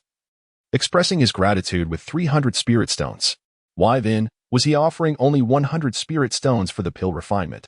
This is where Huang Feiyu's cleverness lay. On the surface, it appeared to be merely 100 spirit stones, yet in reality, the value far exceeded that by tenfold or more. Firstly, all the medicinal materials for the ice condensation pill were prepared by him. Qin Ran was only responsible for the refining process. Secondly, he provided an ample quantity of materials, sufficient to refine 3 batches of pills, while he only required 1. Lastly, this was merely a fee, not a token of gratitude. As an elder, Qin Ran would find it inappropriate to accept an excessive amount from a junior, and Huang Feiyu deliberately chose to distribute the compensation, hoping that Qin Ran would receive more. This was a calculated move to ingratiate himself with Qin Ran, showcasing his high emotional intelligence and diplomatic finesse, qualities that Qin Ran had seldom encountered in his 2 lifetimes. In the realm of cultivation, it is precisely such individuals who thrive. Qin Ran silently admired Huang Feiyu, accepting the spirit stones without hesitation, stating, I shall strive to enhance the quality. Thank you, Master Uncle. Huang Feiyu bowed once more. Meanwhile, as the two engaged in their discreet transaction, Tian Wenjin cast her gaze toward Elixirs, who was trapped in the muddy pit below. These two, regarded as the unparalleled beauties of Sword Peak in Qin Ran's eyes, now presented a stark contrast, one standing on the lawn beneath the blue sky and white clouds, adorned in luxurious attire with an ethereal beauty, truly a heavenly enchantress. The other, mired in mud, dressed in coarse fabric, disheveled and resembling a rural villager. From her elevated position, Tian Wenjin looked down upon Elixirs, contemplating the harsh realities of life. Once a path is chosen incorrectly, it can lead to irreversible consequences. Having already established her foundation and embarked on the path of cultivation ahead of others, she viewed this former rival with pity. Surely, she must have made a foolish mistake to be subjected to such punishment. Elixirs, from her position in the pit, gazed upward at Tian Wenjin. Such is life, Without comparison, there can be no pain. Had she been unaware that Tian Wenjin had already established his foundation and could now wield magic to soar through the skies, she would not have felt such profound imbalance within herself. She would have continued to dig the lake with a naive joy, convincing herself it was a unique form of cultivation. Yet, the reality was stark. This potential rival stood before her, looking down with an air of superiority. At that moment, a thought crossed her mind. Her master was merely a fledgling cultivator at the foundation stage, possessing mediocre skills and lacking the qualifications to be her mentor. For the sake of her future, perhaps she ought to seek refuge at the Sword Peak. The two girls, one tall and one short, exchanged glances in silence. Yet the disparity in their presence was palpable. Huang Feiyu, having concluded his business, noticed Li Shirin at the bottom of the pit and remarked, "This must be junior sister Li Shirin. I have heard of you. Your demeanor is indeed extraordinary."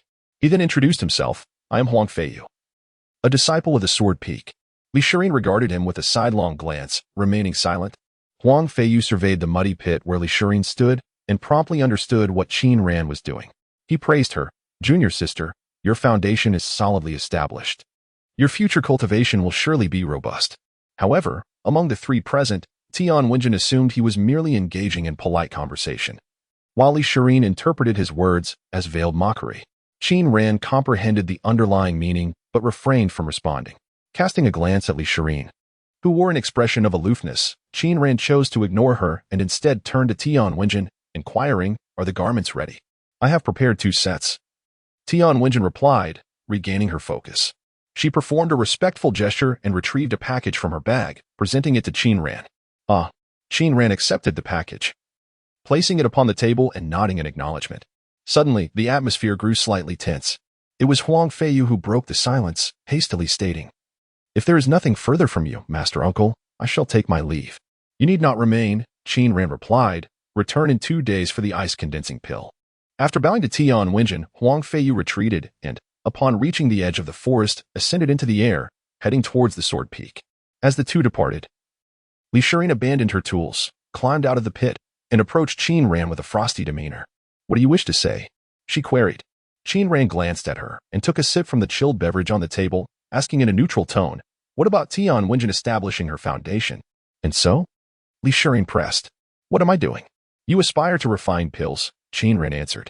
"You have joined the Pill Peak to pursue alchemy. Yet you possess no innate talent for it. Others recognize their path to swordsmanship from the very beginning." Li Shirin fell silent for a moment before asking, "Is what I am doing now intended to enable me to refine pills?" Deep down, she understood that refining pills did not necessitate daily practice of sword techniques, nor the constant excavation of the lake, or the daily immersion in medicinal baths to strengthen her physique. "That is not the case," Qin Ran replied candidly. The tasks she undertook were not meant to facilitate her alchemical pursuits, but rather to teach her the art of swordsmanship. "I came to the Pill Peak to learn alchemy," Li Shirin asserted, "while swordsmanship is better suited to the Sword Peak. The foolish disciple remains a foolish disciple." Upon her utterance, Qin Ran could easily send her to the Sword Peak without bearing any responsibility, subsequently returning to his leisurely and untroubled cultivation life. However, he remained silent, grappling with his inner turmoil as he scrutinized his thoughts, draining the last drops from his cup, still fervently sucking on the straw. The air hung heavy for a moment before clarity suddenly dawned upon him. His inner conflict was futile, for a forcibly twisted melon is never sweet. The path others must tread is a choice that must be made by the individuals themselves. He retrieved 4 tomes from his universe bag, carefully placing them on the table before Li Shirin. The first was a foundational alchemical technique of the gold attribute. He endeavored to maintain a flat and unvarying tone. The second was titled the Great Extension Sword Technique, a commendable swordsmanship method, albeit limited to the first 2 layers.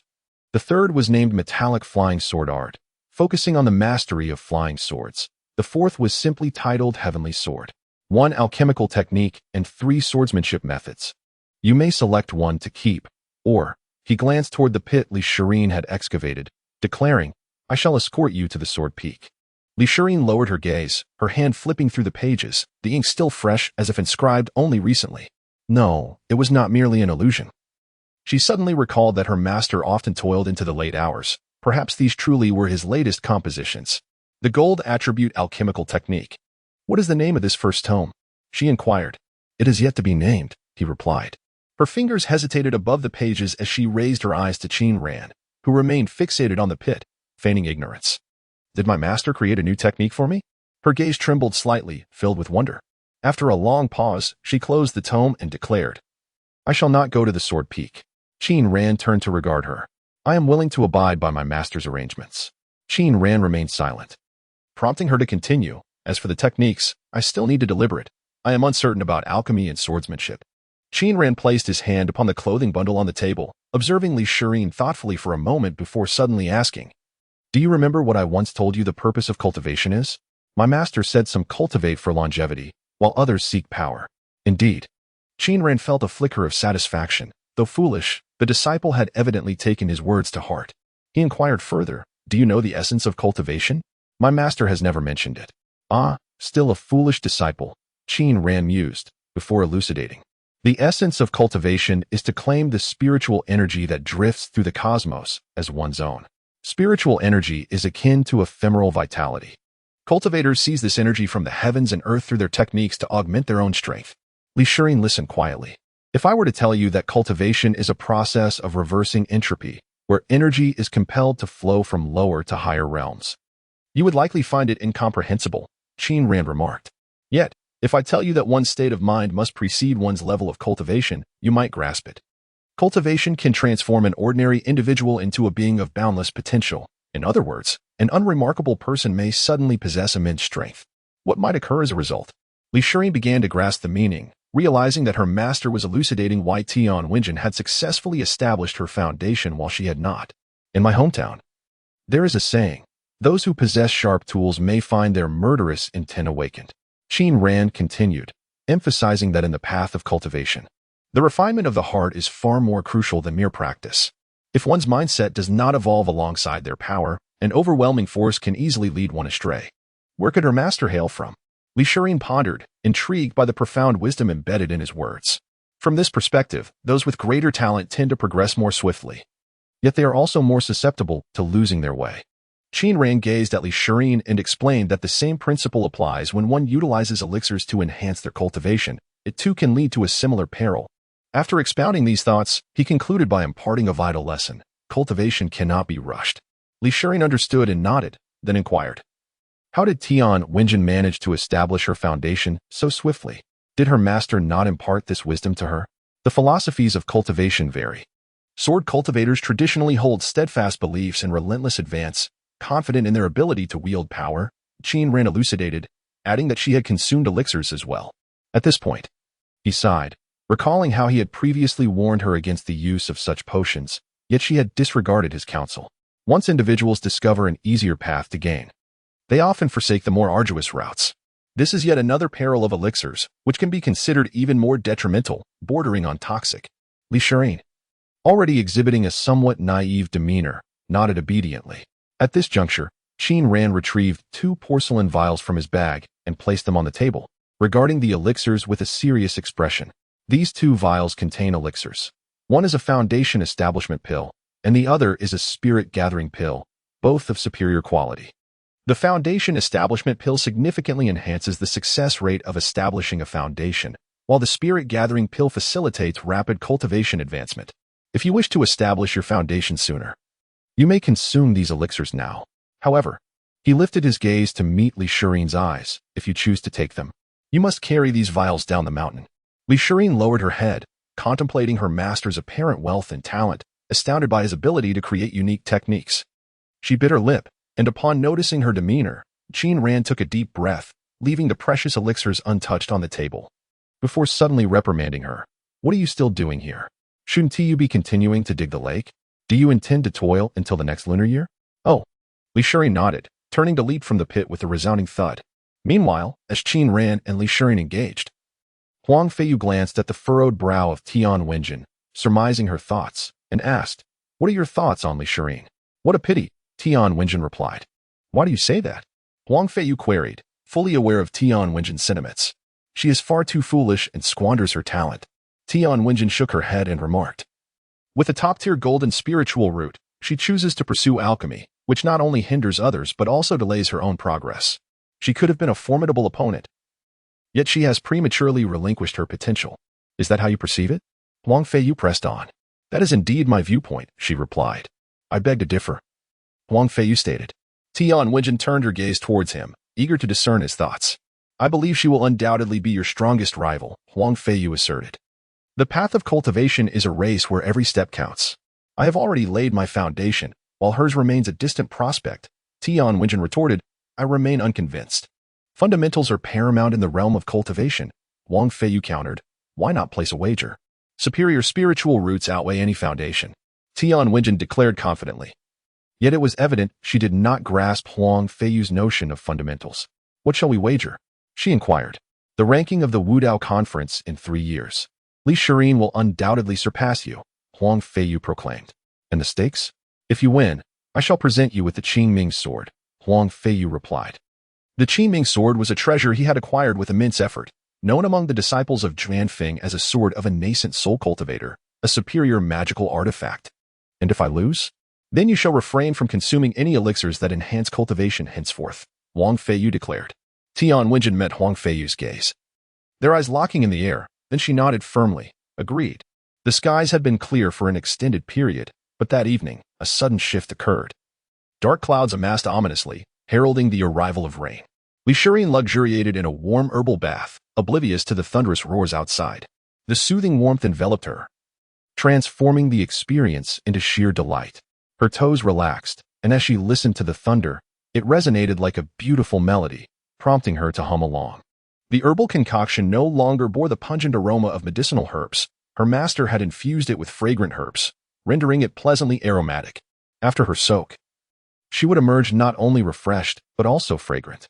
The bath had been meticulously modified by her master, featuring a recess for her head and a soft cushion for her back, allowing her to rest without the fear of slipping and drowning.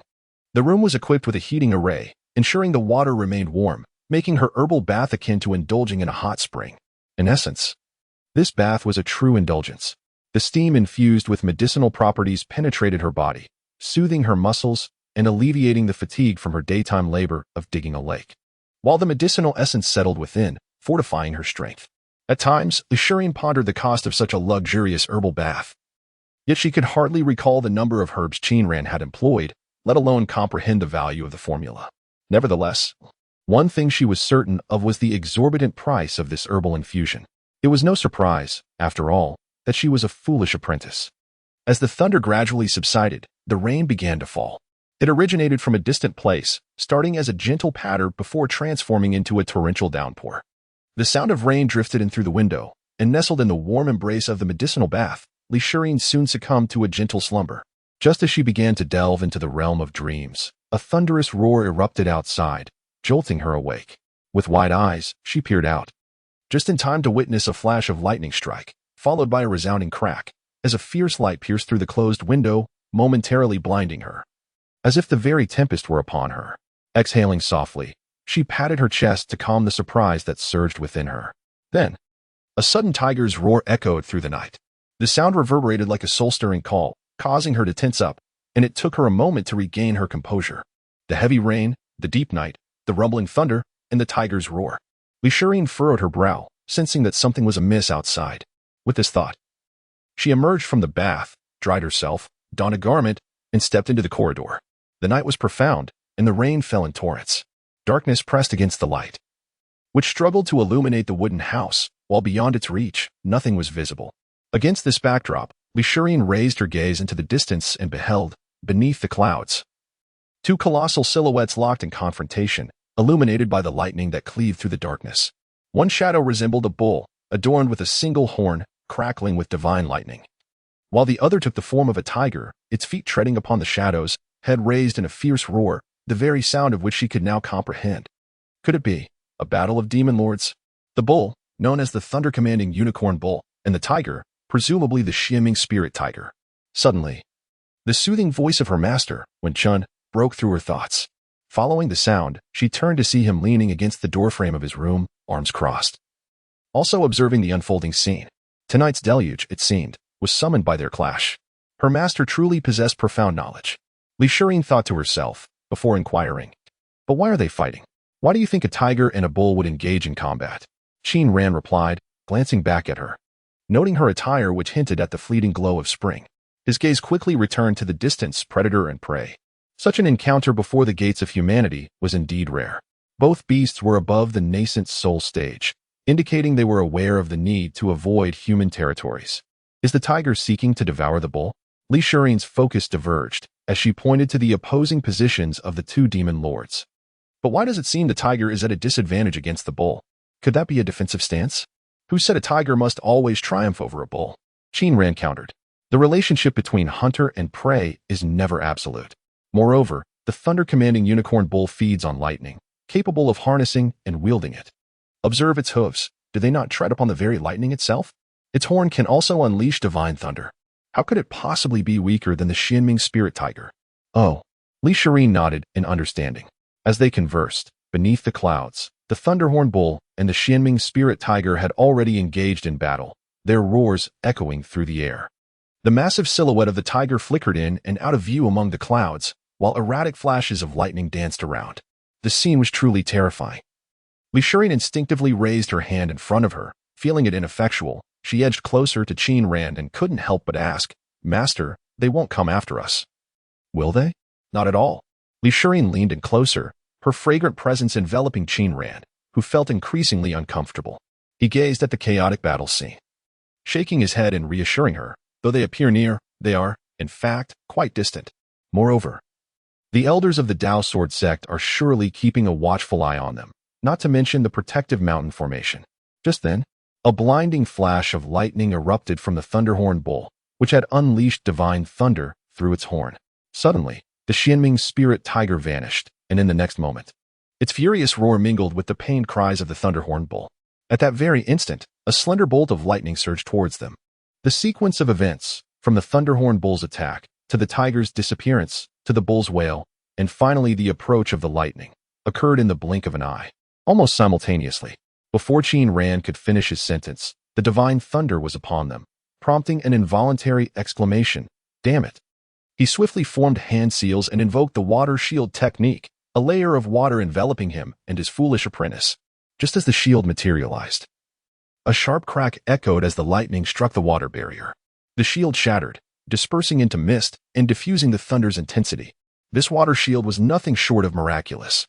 Qin Ran, who had devoted himself to the art of alchemy, had honed his skills in evasion and defense to an exceptional level, perhaps even surpassing his alchemical prowess. For an average foundational-level cultivator, withstanding such divine lightning would be a formidable challenge. Yet, Qin Ran too had not completely evaded it. As a sliver of the lightning struck him, jolting him back to reality, leaving him momentarily dazed. "Master? Master!"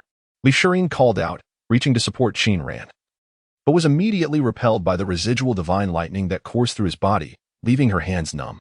She could only stand by, helplessly shouting. Gradually regaining his composure, Qin Ran replied, I am fine." He took a few deep breaths, then rummaged through his garments, retrieving a charred talisman. A grim reminder of his precarious situation, one life-saving charm reduced. What an unexpected calamity. He cursed, feeling utterly unfortunate. "Master! Master!" Li Shirin suddenly exclaimed. "It seems this is not entirely an unforeseen disaster." Qin Ran turned to see what folly his apprentice was up to, only to find her pointing towards a certain spot below. Following her gaze, he noticed a faintly glowing object in the clearing. Upon closer inspection, he realized it was a creature the size of a small cat, a cub of the Xianming spirit tiger. The divine thunder had actually been pursuing this young spirit tiger. Suddenly enlightened, Qin Ran comprehended why the Xianming spirit tiger had pursued the thunder-controlling unicorn to the gates of the human sect. It was a mother in the throes of nursing, the essence of maternal love. "Master, what should we do?" Li Shirin pointed at the shivering cub of the Xianming spirit tiger amidst the rain. Qin Ran looked up and beheld two Yuanying stage demon kings, increasingly distant, gradually vanishing into the darkness of the stormy night. Why had the Xianming spirit tiger brought her offspring here?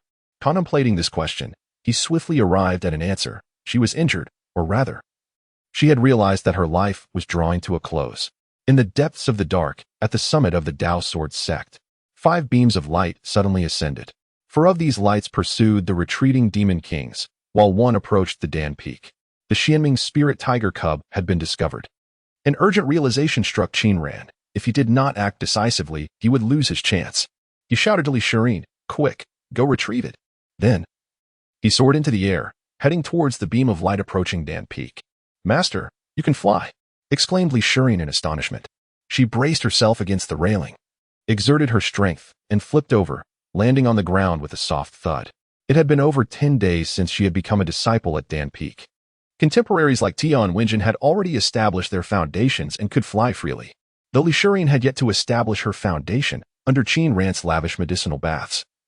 Her cultivation was not inferior to others. Her physical strength had long surpassed that of an ordinary human, and the currents of qi within her body had reached considerable quality. What she merely lacked was the ability to connect with the heavens and condense a cyclone. The rain continued to pour heavily, drenching her the moment she touched the ground. Utilizing the dim light filtering through the corridor, she approached the Xianming spirit tiger cub. The little demon beast curled up in the faint glow, eyes closed, resembling a slumbering tabby cat. The soft light enveloped and protected it from the rain. Elixirs extended her hand cautiously. Her fingers passed through the gentle radiance, touching the cub, which felt warm and fluffy, akin to a cat. The protective light remained unresponsive, and the cub showed no reaction. Squinting, she lifted her gaze. Amidst the curtain of rain, her master collided with the beam of light in midair, and the figure within the light glanced downward. She hurriedly lowered her head, cradling the small creature as she darted into the hall. Sectmaster.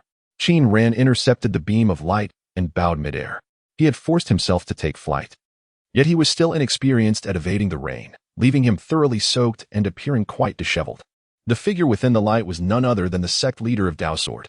Upon noticing the items left behind by the Xianming spirit tiger before her departure, he had come to investigate. Now, with Qin Ran blocking his path, he too halted. Despite being the sect leader and Qin Ran only possessing late-stage foundation establishment cultivation, he chose to pause. There was no choice. As the last alchemist of the Dao Sword sect, respect had to be accorded. On such a deep night, with rain pouring so heavily, what urgent matter brings you to Dan Peak? Qin Ran wiped the rain from his drenched hair and inquired with a smile. The sect leader retorted, "Did you witness the battle of demon kings outside the mountain gate just now? A battle of demon beasts?" "I was unaware," Qin Ran replied. Qin Ran wore a perplexed expression, stating that he had been awakened by the thunderous sound and, in urgent need of relief, had encountered the sect leader mid-tryst. A Xianming spirit tiger was in pursuit of a thunderstruck unicorn, culminating in a fierce battle right at the gate of the mountain. Whether Qin Ran had truly witnessed the event was of little concern to the sect leader, who remarked that before their departure, the thunderstruck unicorn had unleashed a bolt of divine lightning toward Dan Peak. Concerned about potential repercussions, he had come to investigate. "Is that so?" Qin Ran nodded, wiping the rainwater from his face, and replied, "It is of no great consequence. I appreciate your concern, Master." The sect leader scrutinized Qin Ran, noting the lingering traces of divine lightning upon him, and silently acknowledged his capabilities. He was already aware of what the Xianming spirit tiger had left behind, having seen it clearly when Elixirs had carried it indoors. However, he paid it no mind. After all, who among them was not nurturing something within the Dao Sword sect? With thoughts swirling in his mind, a knowing smile graced his lips as he addressed Qin Ran. "In that case, I shall rest easy." At that moment, a sound emanated from his communication jade slip, and upon channeling his thoughts into it, his expression shifted subtly.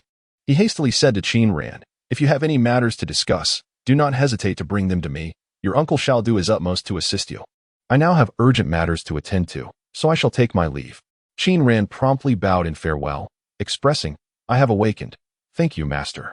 Please take care." The sect leader cast one last penetrating glance at Qin Ran before transforming into a streak of light and departing the sect.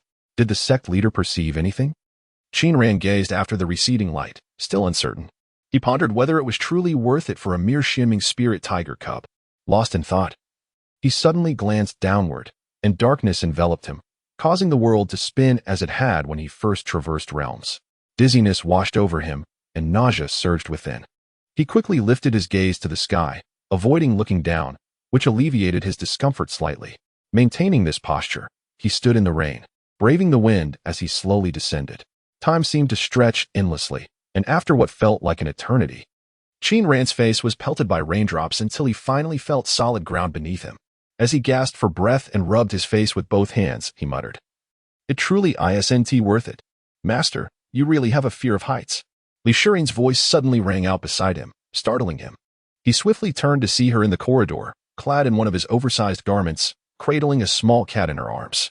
Only then did he realize that he was not standing on solid ground, but rather on the eaves of the first floor. Fear of heights? How could I possibly be afraid of heights? He replied with a forced smile. "Master, look over there," Elixirs suddenly shouted, pointing toward the forest. Qin Ran was taken aback, suspecting the sect leader might have returned with a vengeance, and quickly turned to look. In doing so, he misstepped and tumbled off the eaves. "Ha ha ha. That carefree, foolish disciple laughed heartily from the second-floor corridor. Qin Ran, covered in mud and scowling, entered the room and trudged toward the bathroom, leaving behind a trail of footprints. The once pristine cleansing formation within the room, which had just cleared Li-Shirin's prints, now faced the task of erasing Qin Ran's smutty imprints. In the bright living room on the first floor, Qin Ran sat on the sofa after his shower, while Li-Shirin crouched before the coffee table, where a young Xianming spirit tiger lay licking the milk in its bowl. "Master, are we going to raise it?" Li-Shirin inquired, glancing at Qin Ran, who had become clean and serene after his ordeal. "This creature possesses the bloodline of a 7th-level demon king," Qin Ran remarked, observing the small Xianming spirit tiger, comparable in size to a kitten. If raised properly, it could reach the nascent soul stage. As he spoke, he suddenly noticed that the tiger cub's eyes were still blue, covered by a blue membrane. Recalling something, he asked, "When you held it, were its eyes open or closed?" "It had its eyes closed when I held it," Li-Shirin replied, looking at the Xianming spirit tiger. "Oh, it's opened its eyes. This is ridiculous," Qin Ran sighed, shaking his head. "I don't quite recall. The imprinting phenomenon in felines doesn't seem to be that severe. It's not a major issue." They watched the little tiger consume its milk when Li-Shirin suddenly remembered something and dashed upstairs, returning shortly with a dark horn in hand. "I found this next to it when I held it," she explained.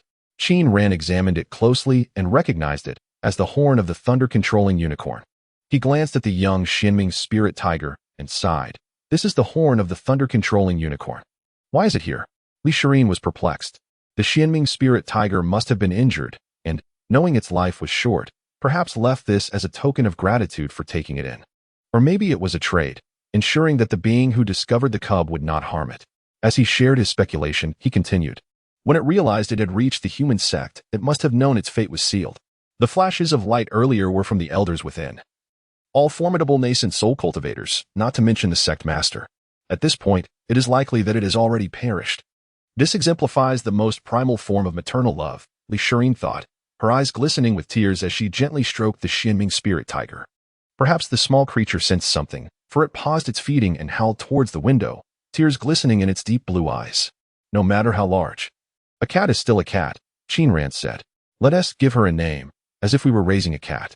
Let us call her Chasing Wind." The summer rain, after all, was a downpour, especially since last night's rain was summoned by 2 demon kings. By morning, the rain had ceased, cleansing the air and leaving the world fresh and vibrant. In the nearby forest, birds flitted about in the branches, while on the lawn before the house, a young girl danced with her sword.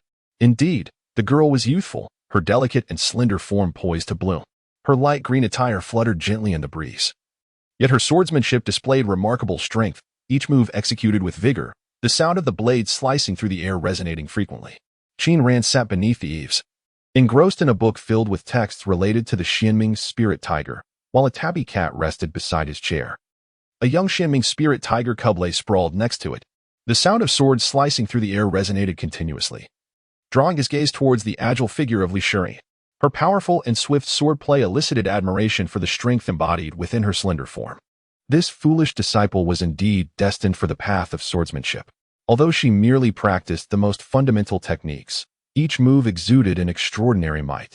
Qin Ran silently assessed her prowess. It was not merely a foregone conclusion that Tianxin had established her foundation. If she refrained from resorting to trickery and engaged Li-Shirin in a duel mid-air, the outcome remained uncertain. After observing his Navi disciple dance with her sword for a while, Qin Ran returned to his studies, engrossed in researching how to nurture the Xianming spirit tiger. Legend has it that the first Xianming spirit tiger was born from darkness, thriving in the shadows, innately mastering the laws of darkness, and reigning as the king of the abyss. It feasted upon darkness and drew strength from it. It is said that with each inhalation and exhalation of darkness, a new black stripe would appear upon its body, enhancing its abilities until it was entirely adorned with these markings, at which point it could ascend to the heavens. Having perused the book, Qin Ran turned to observe Chasing Wind, who was nestled beside the chair, its body covered in black stripes, even its tail bearing rings of dark patterns. A sudden doubt flickered in his mind regarding the reliability of the text. What tales and rumors were these? Surely, I am not reading a promotional piece from the realm of cultivation. He closed the book and glanced at the title, Comprehensive Guide to Divine Beasts, suspecting the author had never encountered a Xianming spirit tiger. With this thought, he tossed the book aside, allowing it to land on Chasing Wind's face. Startled from its slumber by the sudden impact, Chasing Wind leapt up, its azure eyes widening at the sight of the book's pages flapping open like a treasure. And it lunged forward. However, it failed to catch the book, instead colliding headfirst with the spine, sending the volume tumbling onto the grass. While it tumbled back to the ground, observing the comical demeanor of the King of Darkness, Qin Ran couldn't help but chuckle. Chasing Wind, regaining its footing, tilted its head in confusion, unaware of the reason behind the laughter of the bipedal creature. Ignoring the moment, it pounced once more, this time landing on the book lying in the grass. In a short while, the book was reduced to mere shreds of paper. Qin Ran watched as Chasing Wind shredded the book, silently apologizing to it. "Master," Elixirs suddenly called out to him. He turned to see that she had stopped practicing her swordplay and had made her way to the riverbank, where she squatted before the awakening grass, waving excitedly at him. "Master, it has sprouted," she exclaimed joyfully. "Sprouted?" Qin Ran felt a surge of excitement and hurried over. Next to the lush awakening grass, he noticed a patch of freshly turned soil, from which several green shoots adorned with black caps emerged, brimming with vitality. These were the crane crown immortal grasses he had planted earlier. Unable to afford spiritual soil, he had only attempted a modest experiment. To his astonishment, they had indeed sprouted, and there were 4 of them. Filled with delight, Qin Ran pushed Elixirs aside and knelt down for a closer inspection. The new shoots appeared somewhat more delicate than the standard crane crown immortal grass. Moreover, even the newly sprouted crane crown immortal grass should emanate a mist of spiritual energy, akin to how cultivators absorb the essence of the heavens and earth, yet these lacked such a presence. "It has sprouted, yet it is malnourished," he sighed softly. Then he pondered further. Having been planted for several days, why did it only sprout today? Was it due to the rain? Or perhaps related to the thunderhorn unicorn from last night? "Master, Master," as he contemplated, the voice of Elixirs reached him once more. "What is it?" He turned to find her in an unusual state, as if she were tipsy, swaying unsteadily, her cheeks flushed, and wisps of vapor rising from her head. Upon closer inspection, the vapor was not mere heat but strands of spiritual energy. At that moment, she emanated a peculiar allure, drawing the surrounding spiritual energy toward her. Before long, she was enveloped in a misty haze. "Master, what is happening to me?" Elixirs asked, her eyes clouded with confusion. A hint of panic evident as she grappled with the unknown. Yet, Qin Ran instantly comprehended the situation, smiling as he declared, "The timing for Foundation establishment has arrived." The attraction of celestial spiritual energy indicates a connection between the inner world within Elixirs and the external realm. In a more profound sense, this represents the unity of heaven and humanity. In simpler terms, it signifies the readiness to establish a foundation. On the 11th day since the foolish apprentice entered the mountain gate, she finally reached the stage of Foundation establishment. Foundation establishment marks the inception of the immortal path, the first realm of cultivation. This process requires the condensation of a cyclone, which necessitates the influx of celestial spiritual energy into the body. To draw in this energy, one must possess a spiritual root, an innate talent that requires activation through the presence of qi, which in turn demands a sensitivity to qi. Thus, the perception of qi is the precursor. First, one must attain sensitivity to qi, then connect the internal qi with the external, subsequently utilizing the spiritual root to draw celestial spiritual energy into the body, condensing it within the dantian. Hence, once one possesses this sensitivity and establishes communication with the cosmos, Foundation establishment becomes possible. However, if Elixirs felt the sensitivity on the first day, why did she only establish her foundation now? This was a deliberate act on Qin Ran's part. For even within the Foundation establishment phase, there exists a hierarchy of strength, and the quality of the cyclone varies. He intentionally guided Elixirs to refine the qi within her using the most fundamental techniques, while simultaneously fortifying her physical form. With exceptionally pure qi and a robust physique, once she condenses her cyclone, it will surely be extraordinary. At this moment, even before she commenced the condensation of the cyclone, manifestations of the heavens were already occurring.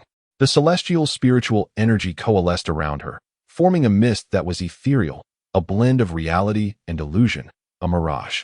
"Timi." Elixirs had no knowledge of English. "Foundation establishment. Quickly, sit cross-legged." Qin Ran urged, activating the basic techniques, focusing his intent on the Baihui point, guiding the internal qi to attract the spiritual energy into her body. "Foundation establishment."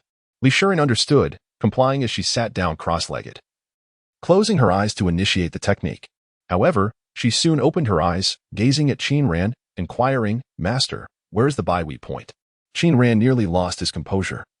He raised his hand to slap himself in frustration, then placed his palm on Li Shiren's Baihui point, saying, "Here, Master, please keep your hand steady."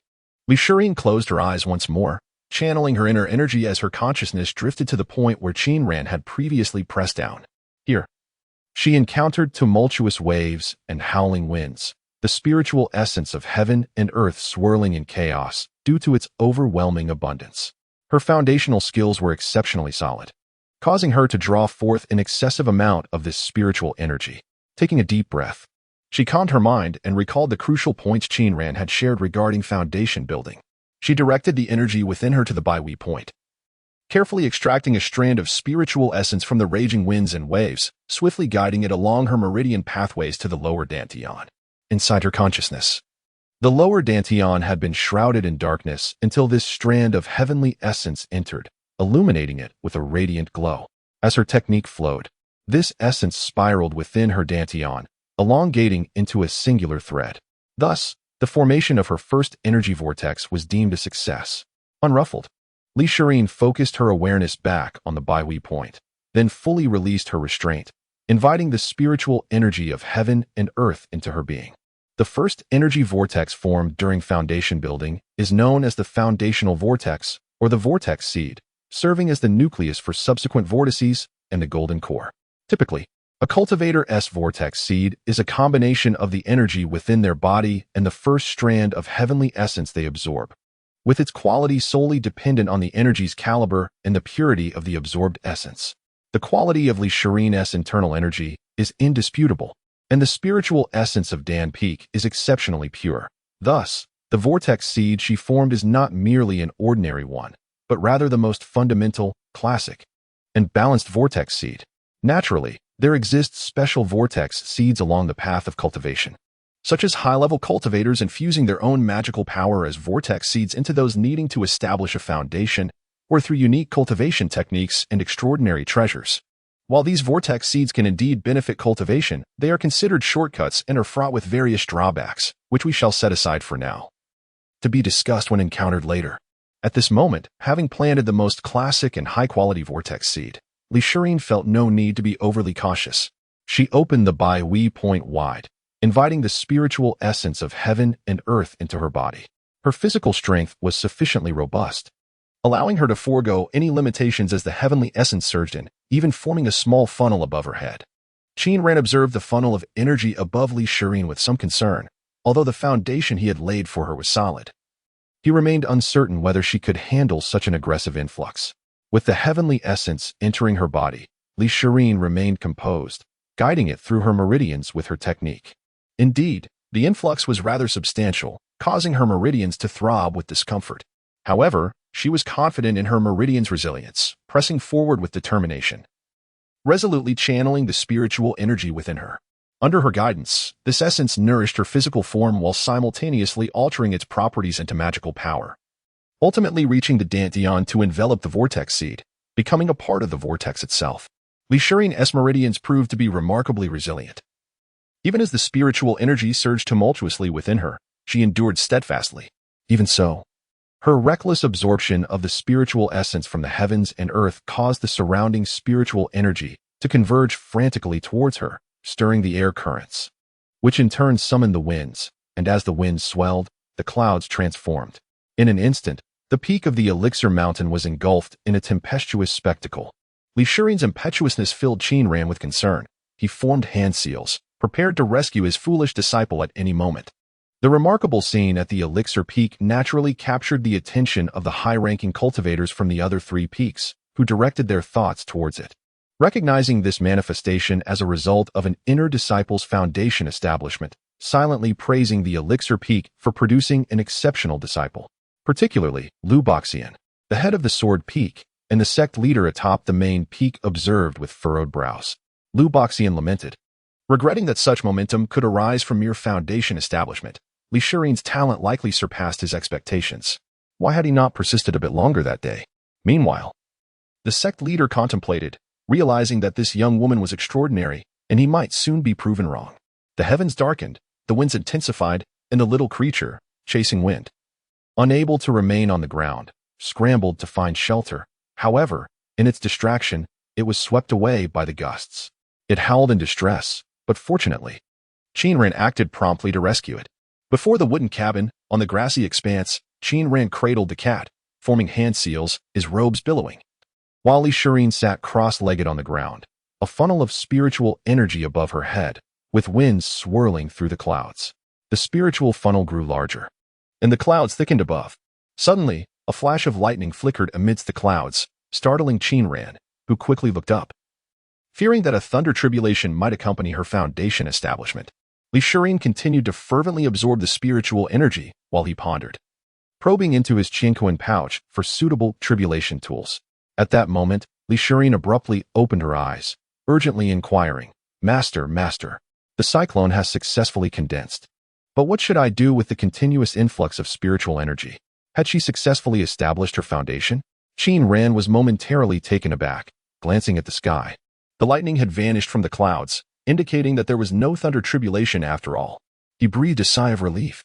However, his foolish disciple had evidently forgotten the route for guiding the spiritual energy out of her body. He slapped his forehead in exasperation, stating, The energy enters through the Baihui acupoint and exits through the Yongquan acupoint. elixirs likely had no knowledge of the Yongquan acupoint's location, disregarding the details. She crouched against the fierce wind, pointed at the sole of her foot, and exclaimed, This is the Yongquan acupoint. Oh, elixirs nodded, realizing. So that's why half of the techniques have been unusable. They are meant for guiding the spiritual energy out of my body. Qin Ran was somewhat speechless. elixirs hastily closed her eyes once more, channeling her techniques to draw the overflowing spiritual energy within her towards the Yongquan acupoint. Simultaneously, she directed the energy still entering through the Baihui acupoint, traversing through 2.5 circulations out through the Yongquan acupoint, establishing a perfect cycle. The spiritual energy flowed from the Baihui into the upper circulation, entering the Qi Si, and through the lower circulation, exiting via the Yongquan. During this process, a portion of the spiritual energy nourished her body, while another portion transformed into magical power, amplifying the cyclone. The upper circulation combined with the lower circulation formed a flawless grand circulation for cultivation. elixirs may appear somewhat foolish in her studies. Yet when it comes to martial cultivation, she is undeniably a prodigy. In a remarkably brief span of time, she transformed from someone oblivious to the location of the Yongquan acupoint into a genius who has mastered the intricacies of a perfect great circulation. Such individuals exist in this world, though she may not recognize the names of the meridians and acupoints. Upon commencing her cultivation, she instinctively channels the spiritual energy and magical force within her body. She knows the path she must take through the meridians, even if she cannot name them. And similarly for the acupoints, it is an innate intuition guiding her journey. This is the essence of genius, never conforming to conventional reasoning. Is it not familiar? The academic was in class may not attend lectures or study diligently, yet when it comes to examinations, they achieve remarkable scores. When questioned about their methods, they simply respond with intuition. Qin Ran observed from the sidelines, torn between concern for his Navi disciple, worried she might make a mistake, and apprehension about potential calamities. Fortunately, as the spiritual energy transitioned from turbulence to tranquility and the winds calmed, no misfortune befell them.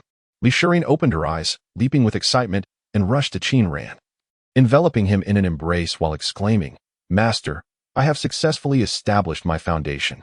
elixirs was not significantly shorter than Qin Ran, in a world devoid of precise measurements.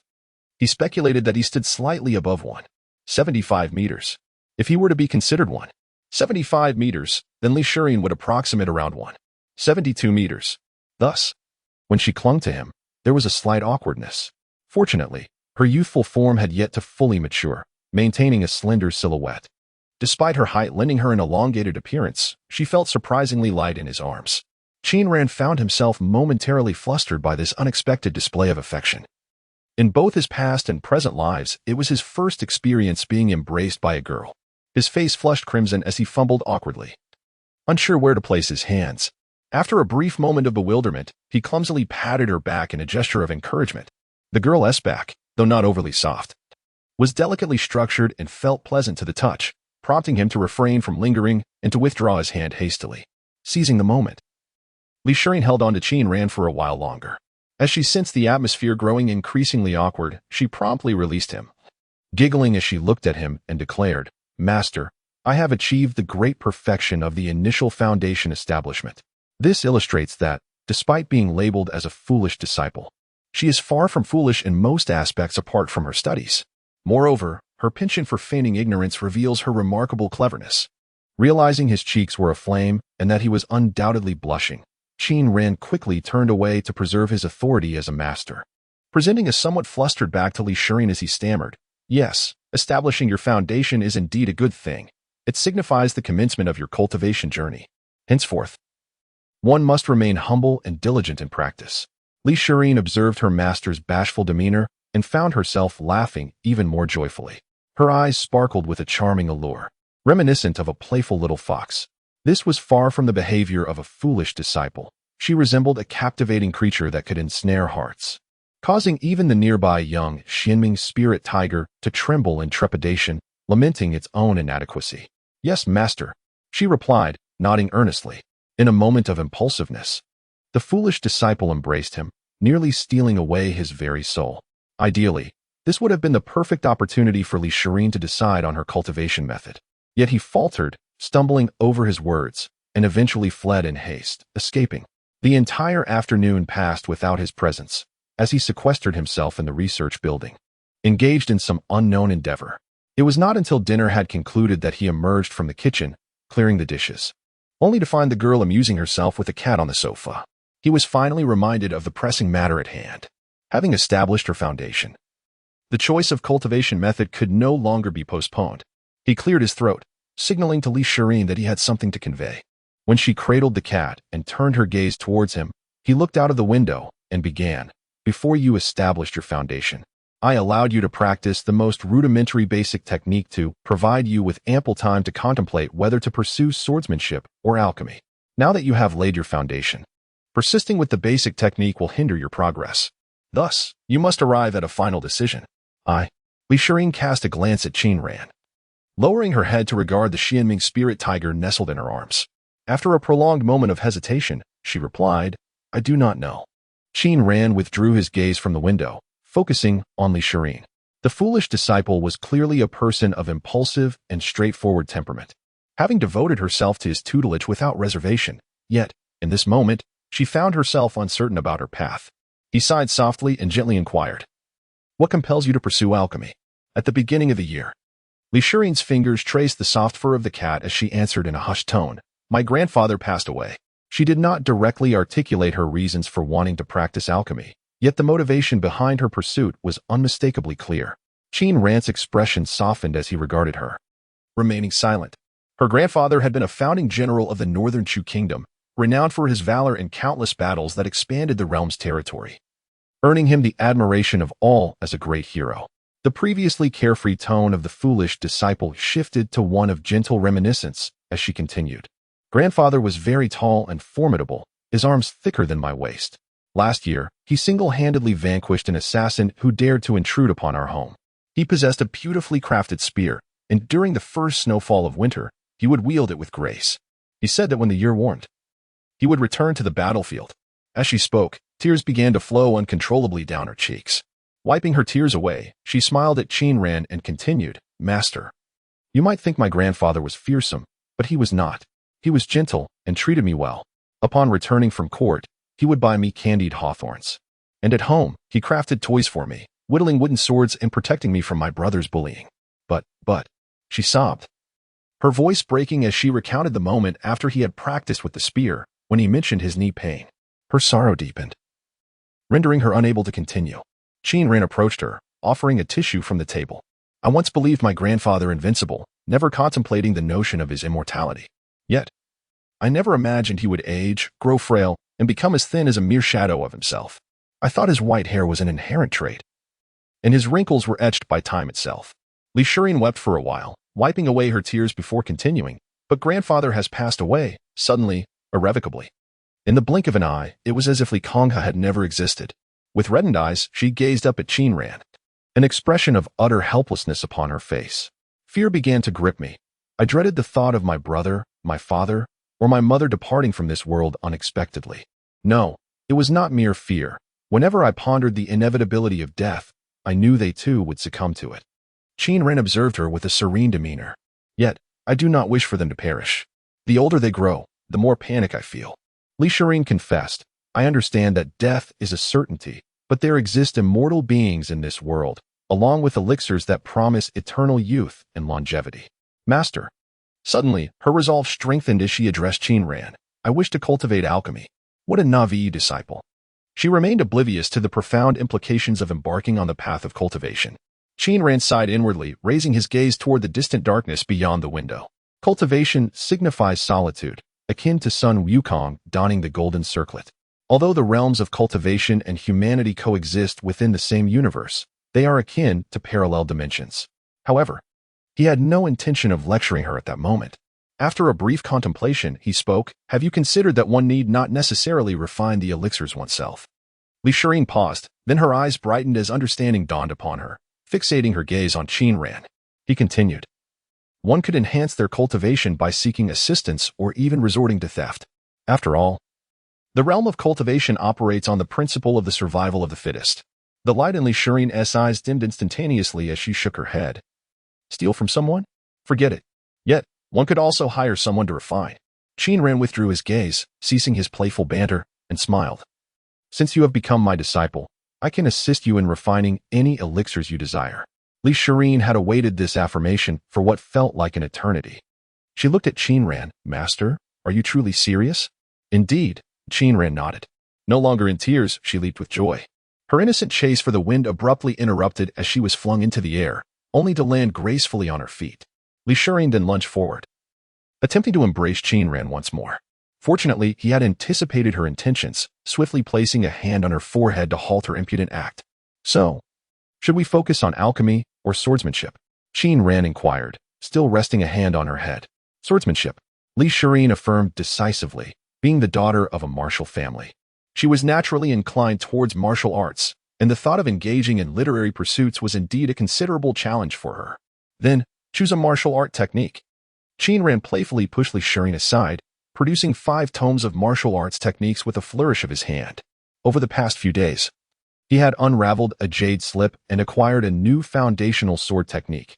Great Transformation Sword Technique, Heavenly Sword, Azure Cloud Sword Technique, Metal Flying Sword Technique, and 9 Turn Starry Sword Technique. Master, which one do you believe I am suited to practice? Li Shirin did not make a choice immediately, but sought Qin Ran's opinion first. Qin Ran tossed the Gung-Jin Flying Sword Technique to her, and explained that it was not merely a swordsmanship skill, but also a technique of the metal element. Li Shirin flipped through the pages, observing the recorded techniques, and murmured, Flying Sword? This tone conveyed a hint of dissatisfaction. Qin Ran furrowed his brow and inquired, what is wrong with the flying sword? The flying sword lacks excitement, Li Shirin replied. What makes the flying sword unexciting? Qin Ran asked, perplexed. Li Shirin did not elaborate. Instead, she contemplated and glanced at the other techniques, asking, are these several techniques selected for me? Yes. Then I want them all. Li Shirin extended her hand. Do you wish to practice them all? Qin Ran responded with displeasure. Not exactly. Li Shirin shook her head. I just want to browse through them and decide which one to practice afterwards. Qin Ran considered her reasoning and handed her the other 4 techniques, but warned her again. One must not be greedy. You are allowed to choose only one. Do you understand? Li Shirin nodded repeatedly, feigning compliance as she examined the techniques. I understand. I understand. Seeing her indifference, Qin Ran remained uneasy and added, it is best to practice one foundational technique to ensure pure magical energy. If you practice too many, your energy will become muddled and may clash. I know, Li Shirin retorted, returning to the sofa and focusing on the Dian sword technique, her tone clearly revealing impatience. Qin Ran shook his head, choosing to remain silent as he ascended the stairs. The following morning, Li Shirin tossed several technique manuals onto the table and addressed Qin Ran. Do you intend to learn this technique? Qin Ran frowned and shook his head, stating, this technique is not suitable. Why is it unsuitable? Li Shirin asked, puzzled. I find it quite impressive. This sword technique was both vigorous and grand, each move possessing extraordinary power, drawing upon starry light to condense sword energy and refine the body. Li Shirin believed it was perfectly tailored for her. Qin Ran initially refrained from responding, casting a discreet glance at Li Shirin. Although she was somewhat naïve, her physique was undeniably striking, tall and slender, with a youthful grace. It was easy to envision that in 2 years, she would possess the classic hourglass figure. If she were to train her body, Qin Ran shook his head repeatedly, images of a diamond Barbie flooding his mind. However, such unrefined thoughts remained unspoken. After a moment's contemplation, he merely remarked, "The Gung Jin flying sword technique is quite commendable. Why would you wish to change it?" "I do not like flying swords," Elixirs replied, shaking her head. "A flying sword can strike at great distances." Qin Ran attempted to subtly persuade her, struggling further. "Isn't the common perception of a sword immortal tied to flying swords?" "Flying swords? That is a trick only the timid would employ," Elixirs scoffed. "A true man should confront challenges head-on." Elixirs' words left Qin Ran in silence. He believed he had a sufficient understanding of his naive disciple. Yet it appeared he had underestimated her once again. He was profoundly astonished, yet remained silent, lifting his cup to sip some milk to soothe his emotions. Perhaps, as he savored the milk, a thought struck him. If his naive disciple were to master the Vajra Barbie technique, it might indeed be a fortuitous development. Admittedly, although his mind was not burdened with peculiar notions, the prospect of his disciple becoming less alluring could potentially sever some sordid thoughts at their roots. Clearing his throat, he set down the cup and nodded, conceding, "Well, as long as it pleases you." The path of cultivation is often a solitary and arduous journey. It is rare to find joy, thus it is preferable to pursue a path one truly enjoys. The approval from his master brought immense joy to Elixirs, who exclaimed, "Then I shall practice the 9-turn star sword technique." Indeed, Qin Ran affirmed with a nod. His fingers drummed on the table as he contemplated. The fact that this technique had been chosen by her indicated its extraordinary nature, and her study of it would not lead to misfortune. He continued, "This technique is exceptional, harnessing the power of the stars to refine both sword energy and the body. Once mastered, it excels in close combat. However, there is an issue." He slowly raised his gaze to meet Elixirs'. "This technique is incomplete, containing only the first 3 levels. The 9-turn star sword technique, as the name suggests, has 9 levels.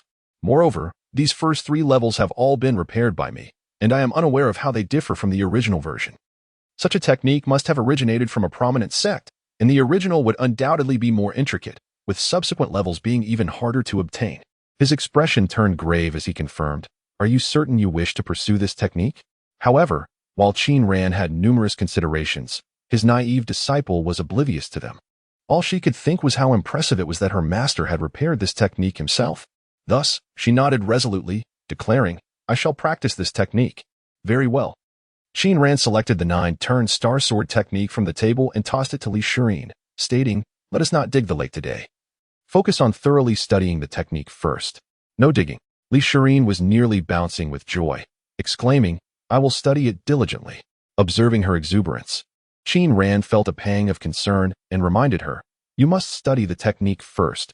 Only after comprehending it should you begin to practice. Do not start practicing prematurely. If you encounter anything unclear during your study, feel free to ask me." Elixirs replied absent-mindedly, clutching the book as she settled down, reaching for a handful of breakfast candies before opening the tome to begin her study. Qin Ran hesitated, feeling a sense of exhaustion.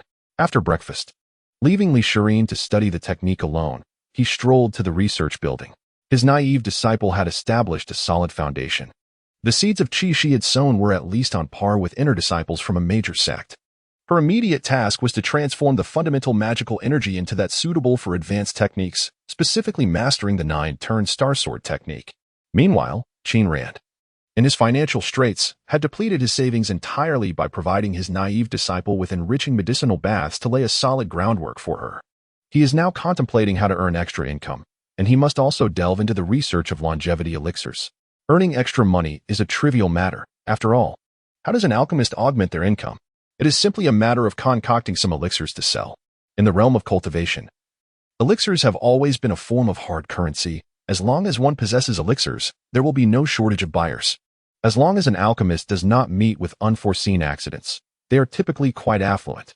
Qin Ran's lack of wealth does not stem from inadequate alchemical skills, but rather from his own laziness. However, the research of longevity elixirs presents a formidable challenge, necessitating the establishment of a new research project dedicated to this pursuit. His previous project focused on transcending tribulations, and the one prior to that involved flying swords with railings.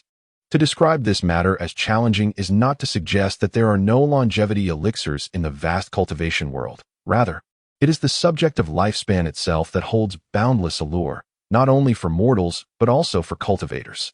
The very essence of cultivation is the quest for immortality. Thus, in the realm of cultivation, any means related to prolonging life resembles forbidden arts. Techniques, formations, herbs, and elixirs associated with extending life are all considered taboos. Should someone uncover a method to extend their lifespan, it is imperative that they conceal it, for revealing such knowledge could lead to their own demise, often without their understanding of how it transpired. In the cultivation world, this is not merely a figure of speech. To illustrate the extent of this taboo, as the sole heir of the Danfeng, Qin Ran does not possess a single recipe for a longevity elixir. Although it is often said that the sword sect is a minor sect, this is in comparison to the truly grand sections. In reality, as one of the 5 major sects of the Northern Chu Kingdom, the sword sect is not as feeble as it appears. The fact that such a sect cannot produce a single recipe for extending life sufficiently demonstrates the taboo nature of the topic of lifespan. Yet, with his foolish disciple yearning for a longevity elixir, Qin Ran had no choice but to face the challenge head-on. After all, the absence of a longevity recipe is merely a call to create one himself. What could be simpler? Thus, he began his inquiry into the essence of death. Only by understanding death could he comprehend the nuances of life. Death. On this particular day, Qin Ran sat in his office on the 5th floor of the research building, embarking on his study of mortality, physical death, spiritual death, the dissolution of consciousness, social death. At noon, Huang Feiyu, alone, flew his sword to Danfeng. As he soared through the air, he cast a glance downward, observing the vast expanse of grass below, devoid of life, save for a slightly enlarged mud pit at its center. It seemed that his junior disciple, Li Shimi, had been laboring hard these past few days. He mused, wondering why she had not engaged in her body-tempering practice today. He descended directly in front of the wooden cottage, knocked on the door, and called out, "Is Master Qin at home?" After a moment, there was movement in the corridor above, and a girl with sun-kissed skin leaned over the railing, coldly stating, "Master is in the research building." Upon hearing the response, Huang Feiyu took a step back and looked up, recognizing that the girl peering down was none other than Li Shirin. He smiled, preparing to greet her, but as he inadvertently glanced closer, his smile suddenly froze. His pupils constricting, his words interrupted by his own astonishment. Foundation establishment. Great perfection. When did this happen? If his memory served him right. 2 days prior at noon, the junior sister named Li Shirin had yet to establish her foundation. What transpired in such a brief span? Not only had she succeeded in her foundation establishment, but she was also on the verge of breaking through to the mid-foundation stage. Although he was aware of Li Shirin's solid foundation, Huang Feiyu still found it incomprehensible. Junior sister. Yet, being Huang Feiyu, he quickly composed himself and smiled at Li Shirin, saying, "I came to find Uncle Qin to collect the Bingming pill. I hope I haven't disturbed you." Not at all. Li Shirin cast a glance down at him before directing her gaze towards the research building across the small river. "Master is in that building. You can find him there." She paused briefly, then added, "You may also come inside and wait for him." Huang Feiyu pondered for a moment before replying, "It seems that Uncle has pressing matters. It would be best not to intrude. I shall wait a while." Li Shirin nodded, her figure disappearing down the corridor, her footsteps shifting to the left. Huang Feiyu surmised she was likely heading downstairs.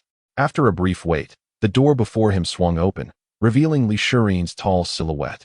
He scrutinized her closely, secretly thinking that if her skin were fair enough, her beauty might rival that of Tian Wenjin. "Please, come in," Li Shirin gestured, stepping aside to allow him entry. "Thank you, junior sister." Huang Feiyu nodded and walked into the room, contemplating how cold and frosty Li Shirin appeared, exuding an air of superiority. "Please sit for a moment. Master should arrive shortly." Li Shirin indicated the sofa and inquired, "What would you like to drink? Tea? Soda? Plain water?" "No need to fuss, junior sister." Huang Feiyu replied, contemplating, "What is soda? I am quite curious to try it." He surveyed the living room, complimenting, "Uncle's reception area is uniquely arranged." "Indeed," Li Shirin agreed, sharing his sentiment. Huang Feiyu approached the sofa, taking a couple of steps before abruptly halting. His gaze fixated on the wind chaser, which was sprawled asleep on the sofa. His eyes widened as he inquired, "Is that the Xianming spirit tiger?" "Yes," Li Shirin responded casually. "The Xianming spirit tiger." Huang Feiyu's heart skipped a beat, his expression shifting rapidly before he settled into a smile, cautiously probing. I wonder if Junior's sister is aware that a Xianming spirit tiger passed by the mountain gate the night before last? I retired early, and didn't he notice? Li Shirin replied tersely, clearly uninterested in elaborating. Huang Feiyu silently assessed Li Shirin, thinking to himself how deep her cunning seemed. He took a seat at the edge of the sofa, deliberately distancing himself from the wind chaser, aware that the Xianming spirit tiger was a fearsome beast. And he had some rather unpleasant memories associated with it. Thus, the cub of the Xianming spirit tiger should be rather harmless. He organized his thoughts and continued to probe. The Xianming spirit tiger can engulf darkness. It is quite terrifying. That night, it was chasing after lightning. Just then, the door swung open unexpectedly. And Qin Ran entered with a sullen expression. Huang Feiyu's heart raced, and he quickly halted, standing to greet Qin Ran with a bow. Uncle. Having devoted the entire morning to the study of death, Qin Ran found his mental state somewhat compromised. Upon opening the door and encountering Huang Feiyu, an immediate sense of displeasure washed over him. He turned to gaze at the expansive lawn and mused to himself, it would be prudent to establish a protective formation, otherwise, my Dan Peak will become a public lavatory, with visitors coming and going at their whim. With this thought in mind, he cast a sidelong glance at Huang Feiyu and inquired, is it you who has arrived? Just got here. Huang Feiyu, possessing formidable cultivation yet maintaining a humble demeanor, reflected inwardly on the increasingly frosty expressions of the master and his disciple. Qin Ran was well aware of Huang Feiyu's purpose for visiting and, feeling quite impatient, retrieved a porcelain vial, tossing it toward him with a flick of his wrist. 20 pills, of medium quality, he stated. The ice-condensing pills were concocted by him the previous afternoon during a brief respite. As Huang Feiyu received the vial and unsealed it, he found the pills within to be a striking icy blue, exuding a chilling aura far superior to the inferior pills he had previously procured at the market in Jichen Valley. A surge of delight filled him. Qin Shishu's alchemical skills exceeded his expectations. Thank you, Shishu, he expressed gratefully. Qin Ran nodded, observing him as if awaiting something. Huang Feiyu understood and promptly produced a pouch of spirit stones, presenting it with both hands. This is the fee for the alchemical process. Please accept it, Shishu. In dire need of spirit stones, Qin Ran accepted the pouch, estimating its contents to be around 300 stones.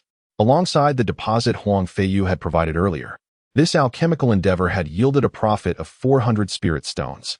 One could not deny the lucrative nature of alchemy, a most profitable vocation. To reiterate, no alchemist is ever impoverished, save for Qin Ran. He was an introverted recluse. For a special concoction like the ice-condensing pills, 20 inferior quality pills would fetch 500 spirit stones. With superior craftsmanship, 20 medium quality pills could command at least 1,000 spirit stones, while the raw materials might only cost a mere few dozen spirit stones. This is what one might call a lucrative enterprise, with clients eagerly seeking the alchemist's expertise to part with their wealth. In this particular transaction, the raw materials belonged to Huang Feiyu, while Qin Ran was solely responsible for the crafting, earning a substantial fee of 400 spirit stones, and Huang Feiyu would still owe him a favor, as he recognized that this was a goodwill price. As for any unused raw materials, they reflected the alchemist's skill and were rightfully his. Despite his discontent, the necessity of spirit stones led Qin Ran to say, should you require further alchemical assistance in the future, you may seek my services again. If you have the formulas, there will be no charge. Indeed, Huang Feiyu eagerly responded, having awaited this very statement. Clutching the ice-condensing pills, he grew anxious and added, Shishu, with the pills secured. I now only lack the frost cold sword technique. My senior brothers are waiting. I must take my leave. You are pressed for time. Please, do as you wish. Qin Ran replied, stepping aside to allow Huang Feiyu to exit. As Huang Feiyu stepped outside and summoned his flying sword, ascending into the air, he suddenly paused mid-flight and turned back to call out, Shishu. Qin Ran emerged, looking up at him and asking, what is it? How did you acquire that Xianming spirit tiger? Huang Feiyu inquired. Qin Ran remained silent, contemplating. Huang Feiyu continued, the other night, a Xianming spirit tiger chased a thunderbolt horn bull past the sect's entrance. Are you aware of this? Qin Ran nodded. Do you know why? Huang Feiyu pressed further. Why? Qin Ran contemplated, yet found himself perplexed. How could the Xianming spirit tiger, a 7th-level demon king comparable to the nascent soul stage, chase its prey into human territory like an ordinary tiger? Such a notion was absurd. However, He was too indolent to ponder these complexities, too weary to seek answers. Now that Huang Feiyu had posed the question, it was evident that he possessed knowledge of the matter, and thus, Qin Ran awaited his response. There had been unusual movements deep within the Hengduan Mountains, Huang Feiyu informed him. The Hengduan Mountains, located in the southwestern region of North Chu Kingdom, bordered its territory, making it difficult to ascertain which was larger. Merely reading the name Hengduan Mountains might evoke a sense of ordinariness, as it seemed just another mundane range. However, upon mentioning its alternative title, the allure of the place emerged. The Hengduan Mountains, also known as the Land of Celestial Remnants, were one of the two great forbidden zones of the North Chu Kingdom. In comparison to the other forbidden zone, the Yunming Marsh located to the north, the Hengduan Mountains appeared relatively straightforward, with dangers primarily stemming from demonic beasts. The Yunming Marsh was a realm of strange and enigmatic creatures, while the Hengduan Mountains served as a paradise for these beasts. The location of the Dao Sword sect was nestled within the Hengduan Mountains, more precisely, on the northernmost periphery, where it bordered North Chu Kingdom. Building a sect in such a locale was not mere coincidence. In general, when it came to cultivating immortality and seeking the Dao, one emphasized the significance of law, wealth, companions, and location. The Hengduan Mountains, being sparsely populated yet rich in spiritual energy and resources, effortlessly resolved two of these concerns, wealth and location, making it a veritable sanctuary for cultivation. While demonic beasts posed a threat, they simultaneously indicated the presence of resources. Take, for instance, the Xianming spirit tiger cub that Qin Ran had stumbled upon. If he could successfully nurture it to adulthood, it would become an invaluable asset. Resources and dangers have always coexisted in a delicate balance. What kind of unusual activity could prompt a Demon King-level beast like the Xianming spirit tiger to venture to the mountain's outskirts? As Qin Ran stood beneath the eaves, watching Huang Feiyu depart, his eyes flickered with uncertainty. Although Huang Feiyu was of a younger generation, his age and cultivation level surpassed Qin Ran's. He was at least in the early stage of the Golden Core. Such a person, with his character, would undoubtedly be more attuned to the currents of information than Qin Ran, despite the latter's esteemed position as the head of the Dan Peak within the Dao Sword sect. Huang Feiyu certainly possessed insights that Qin Ran was unaware of. Perhaps it was time to forge the Golden Core, Qin Ran mused.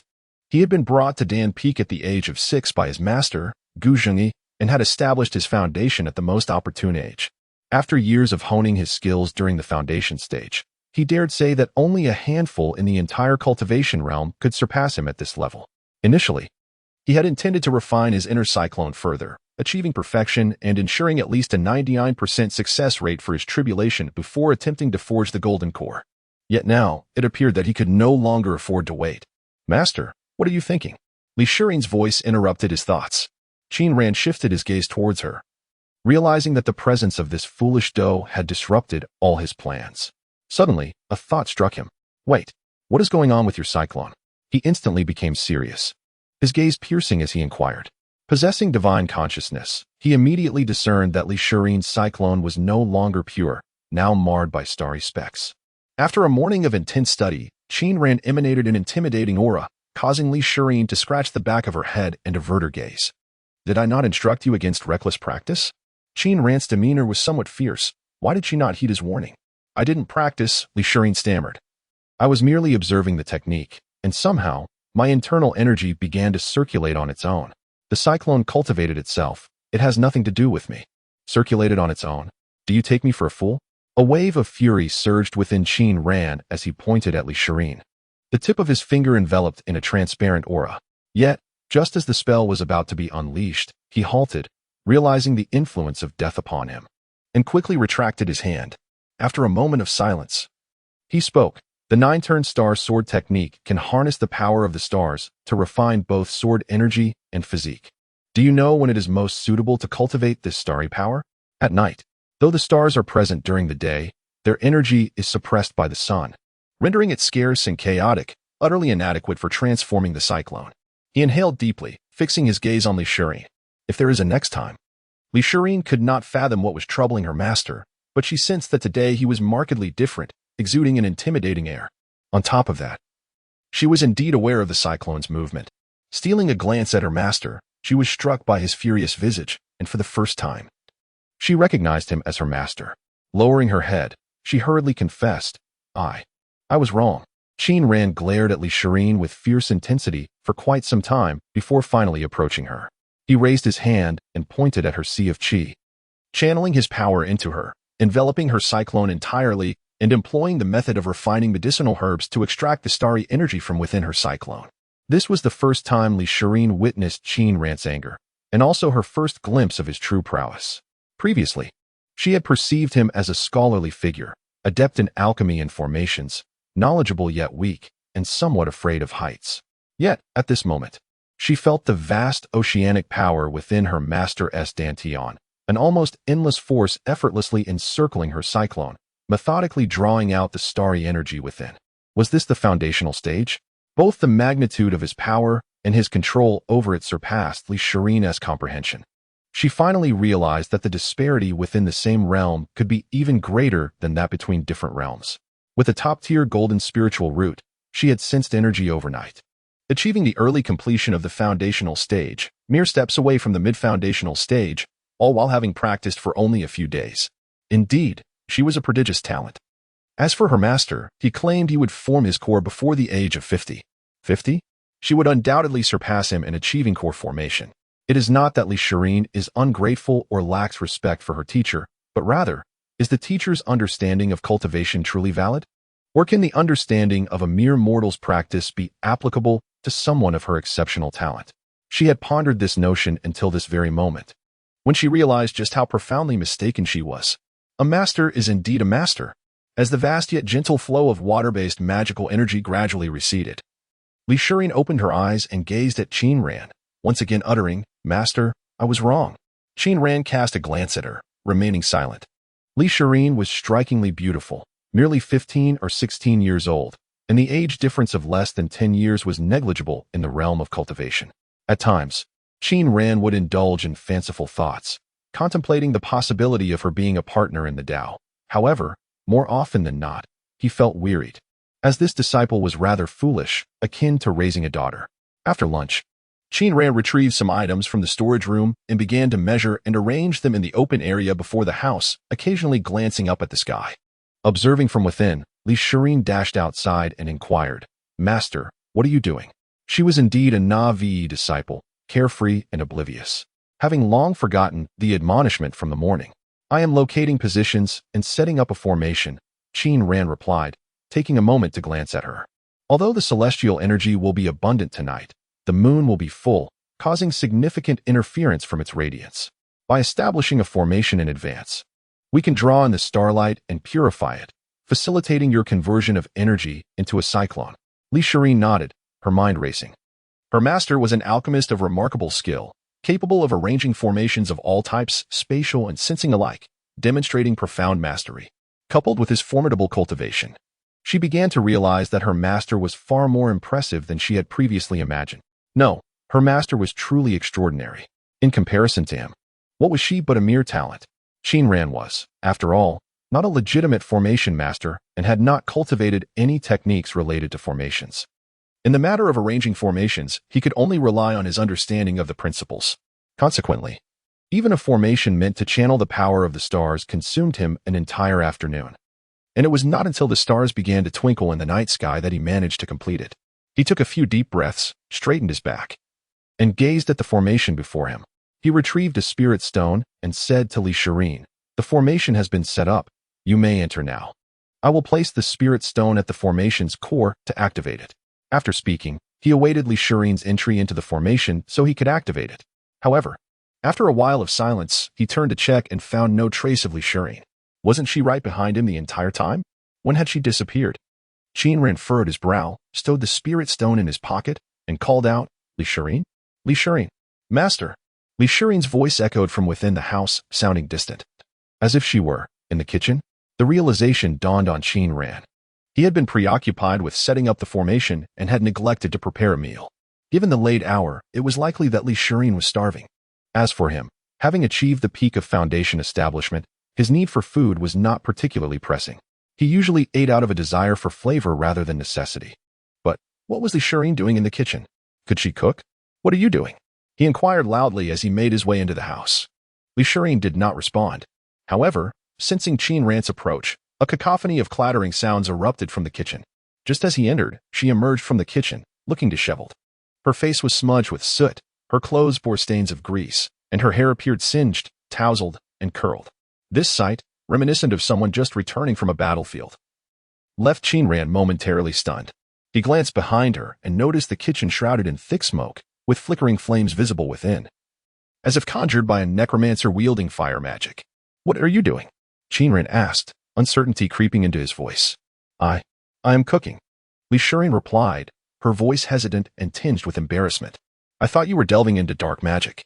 The flames in the kitchen threatened to spread, prompting Qin Ran to rush over.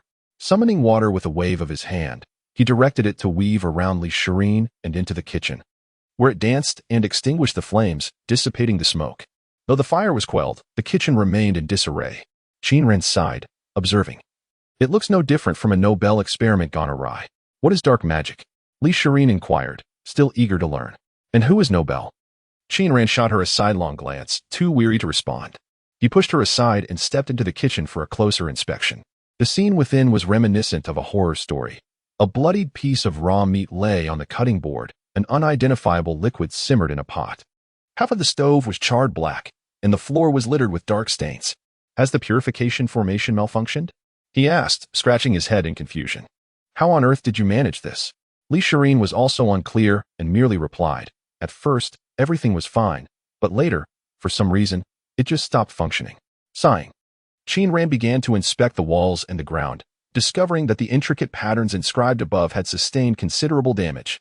Those who were aware understood that he was cooking. Those oblivious might have thought he was engaged in a brawl in the kitchen.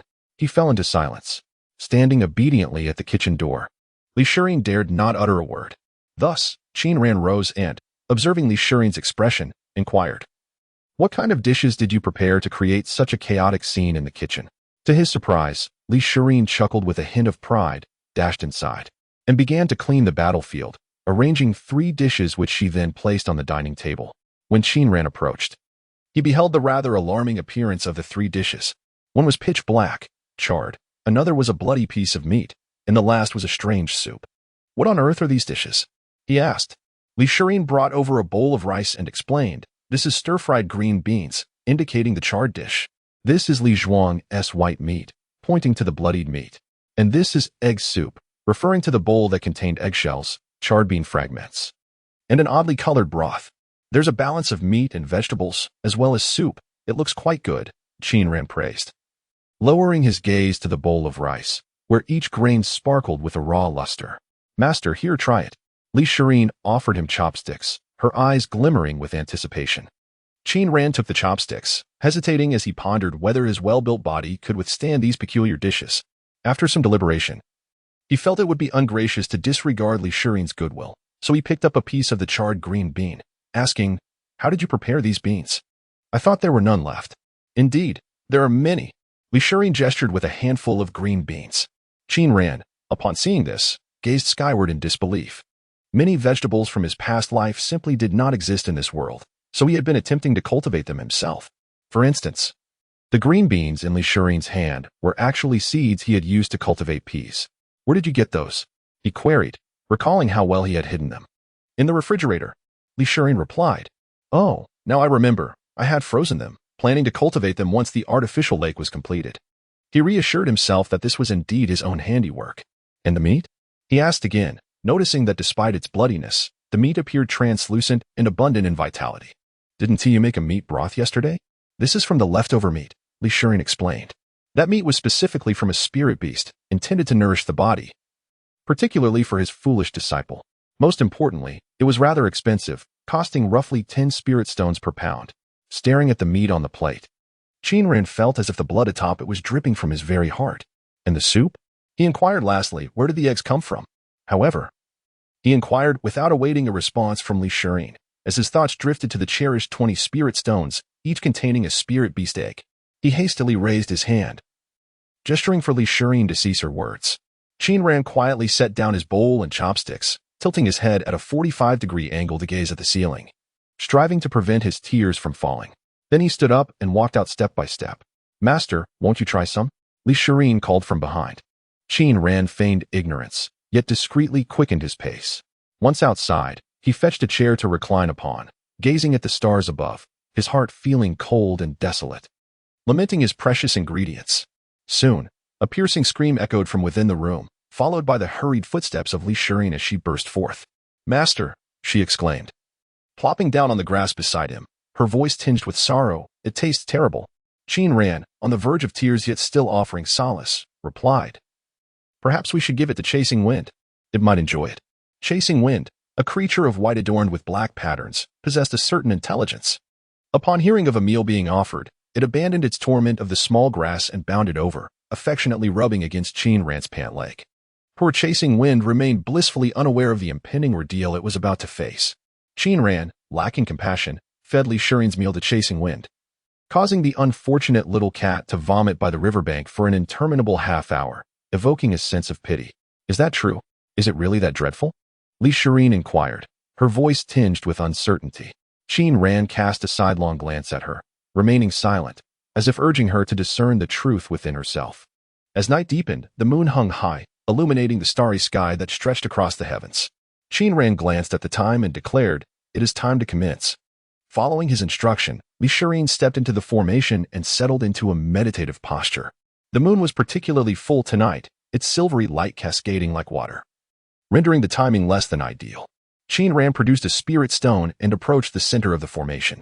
If you possess a modicum of patience and await a few days, the potency of the celestial energies will intensify, making the transformation of the energy vortex considerably easier. As he spoke, he placed the spirit stone within the formation's heart. In an instant, a gentle luminescence began to emanate from the ground, rising to envelop elixirs like a delicate membrane, akin to a tent. Tiny lights gathered in the air, resembling fireflies, colliding with the radiant glow. While the concentration of celestial energy was not unfavorable, one must still absorb it gradually. Haste could lead to peril. He cautioned her against hastily advancing to the mid-foundation stage, emphasizing that the celestial energy would refine the magical energy vortex. Hence, once the transformation was successful, it would be prudent to lower one's cultivation level somewhat. Furthermore, celestial energy merely serves as an auxiliary. True cultivation is rooted in the essence of heaven and earth. As he observed the formation, he gradually retreated, settling into a chair.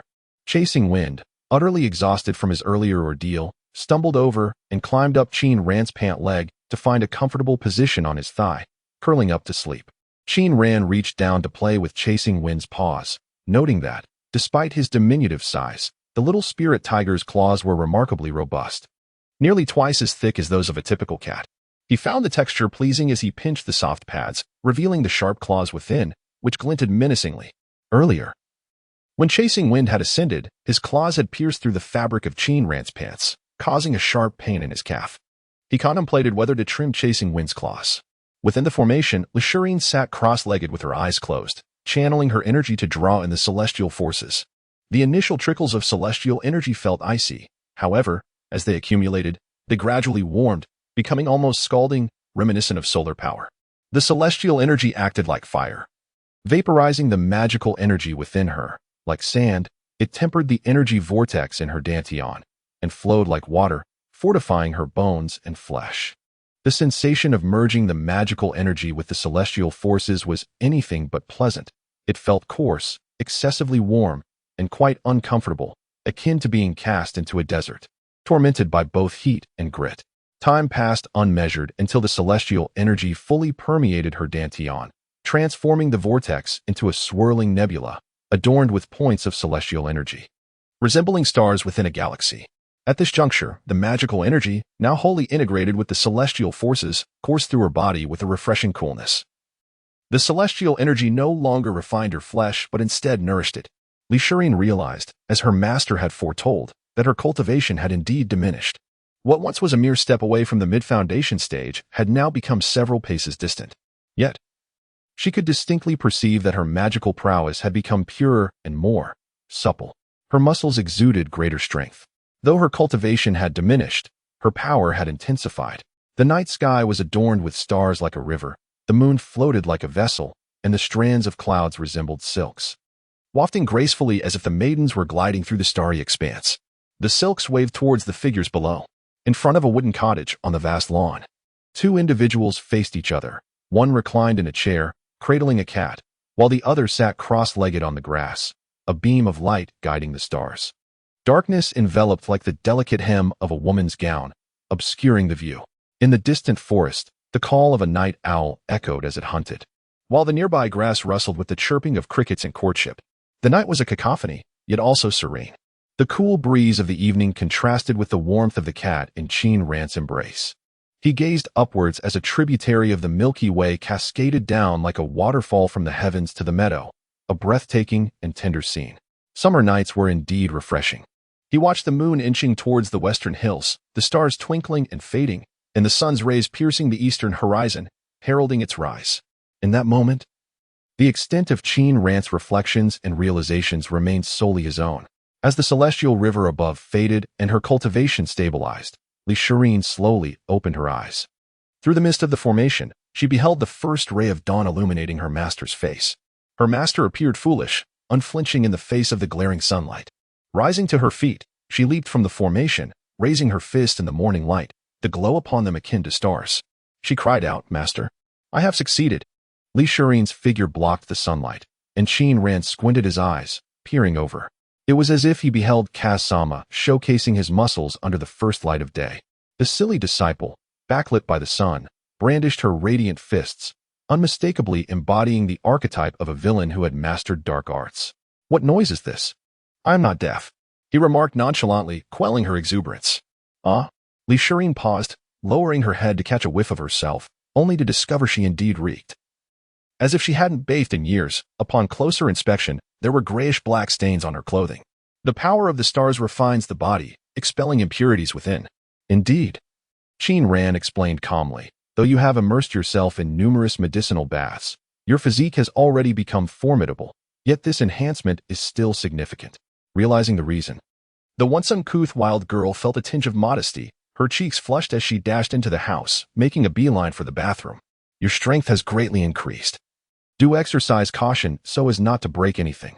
Qin Ran's voice trailed after her, but before he could finish, a piercing scream erupted from within the house, indicating she had already caused some mishap. A few strands of annoyance appeared on Qin Ran's face as he adjusted his grip on the cat and rose to investigate, only to find that elixirs had broken a step on the staircase while ascending. He hurried upstairs, the sharp cry of elixirs echoing from the bathroom, indicating that she had evidently damaged some fixtures.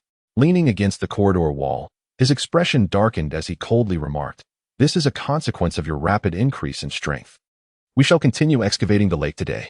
If you cannot adapt to your newfound power, do not halt. Please, master." Elixirs' anguished scream resonated from within the bathroom. Qin Ran pretended not to hear and continued, "I shall be taking a nap. You are responsible for preparing lunch today." "Master."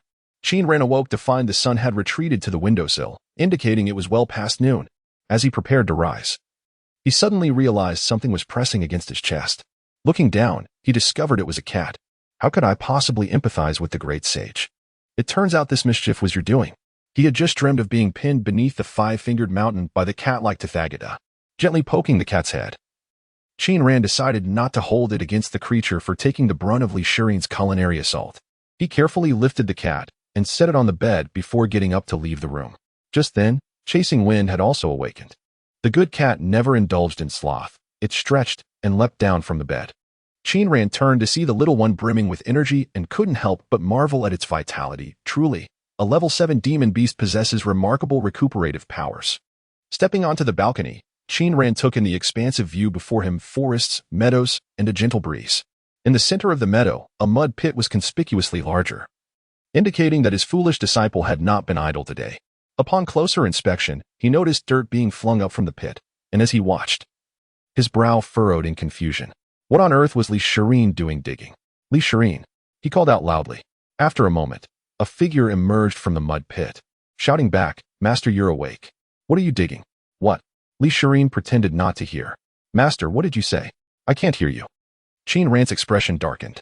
After numerous enhancements, elixirs' physical abilities far exceeded those of ordinary mortals, and it was unlikely that even a standard Foundation establishment practitioner could compare. How could she be unable to hear him from such a distance? He swiftly descended the corridor, employing his divine movement technique, and in just 2 strides, he stood before her. "What are you digging?" he inquired again. Elixirs was taken aback, quickly lowering her head, resembling a child caught in wrongdoing. She mimicked the action of digging. Like this. Peering into the pit, Qin Ran indeed saw several shovels broken and haphazardly strewn about. His foolish disciple was not working but rather playing, akin to an overzealous husky, unrestrained in her antics. How did the shovels break? He demanded. Elixirs remained silent. When I told you to control your strength, was this what I meant? Qin Ran frowned. She still did not respond. Frustrated, he shot her a glare. The hoe and shovels are broken. I'll be curious to see how you dig afterwards. Then I won't dig anymore, Elixirs muttered softly. Just use your hands. Qin Ran retorted. He turned and walked back inside, pausing after a few steps to ask, what did you have for lunch? I haven't eaten yet, Elixirs replied. Qin Ran took a deep breath and shook his head. I truly owe you. After preparing the meal, the foolish disciple, as if nothing were amiss, devoured 3 large bowls. Grinning foolishly, I didn't eat last night. I was starving. Who cooked last night? Qin Ran could hardly bear to look. After eating, Elixirs resumed her digging. And to prevent further chaos, Qin Ran stood by to supervise her efforts. He diligently supervised while wielding a machete to slice bamboo, preparing strips to weave a cage. 2 of the celestial crane grass plants still thrived, though he had originally nurtured 4. However, in recent days, his attention had been diverted to assisting Elixirs with her foundational cultivation, resulting in the demise of 2 plants under the harsh sun. To remedy this, he decided to construct a bamboo cage to provide some shade. Once he fashioned the bamboo strips, he commenced weaving the cage. The long bamboo strips, bending and swaying, captured the attention of Chasing Wind, who approached and playfully pounced on the strips, thoroughly entertained. Initially, Qin Ran remained oblivious until the bamboo strips became too short, and Chasing Wind's frolicsome antics began to interfere with his work. It dawned on him that Chasing Wind had mistaken the bamboo for a cat toy. However, it was perfectly natural for Chasing Wind, being a feline creature, to be drawn to moving objects. Initially unfazed, Qin Ran even playfully teased Chasing Wind with the bamboo. Yet, as the play continued, an unsettling realization struck him. Chasing Wind was not merely a cat, but a formidable level 7 demon beast, a Xinming spirit tiger. Hey, snap out of it, you're a demon king, Qin Ran exclaimed, firmly grasping Chasing Wind's feline head to halt its playful behavior. Chasing Wind, mistaking this for yet another game, responded with playful swipes and nibbles at Qin Ran's hand. Gazing at the adorably foolish Chasing Wind, Qin Ran fell into deep contemplation. He realized he could not allow such a powerful demon beast to regress into a mere pet that only knew how to be cute. What distinguishes humans from animals? This question echoed in his mind, and he pondered various answers: intellect, tools, ethics, and morality. Yet, he recalled a perspective posited by psychologists on Earth. Language is the most significant disparity between humans and animals. It is through language that humans develop thought and civilization. Language precedes the establishment of the neural centers dedicated to it. When an infant is born, their brain is not fully developed. It matures alongside the individual until around 11 or 12 years of age. The language centers develop during this period, in tandem with the acquisition of their mother tongue. Language, therefore, constitutes the fundamental distinction between humans and other beings. Particularly in this world, demon beasts possess the potential to grow immensely powerful, capable of traversing the heavens and earth, moving mountains, and altering the seas. However, demon beasts lack civilization, or rather, they do not possess their own civilization. The establishment of demon civilization relies on human language. While demon beasts can attain great strength, they remain fundamentally demon beasts. The ultimate fate of even the most powerful of them is to serve as mounts for mighty humans. As Qin Ran lifted Chasing Wind, gazing at the adorable creature, a bold idea began to take shape. After all, demon beasts are far more intelligent than mere animals. What if he could teach this little one to speak?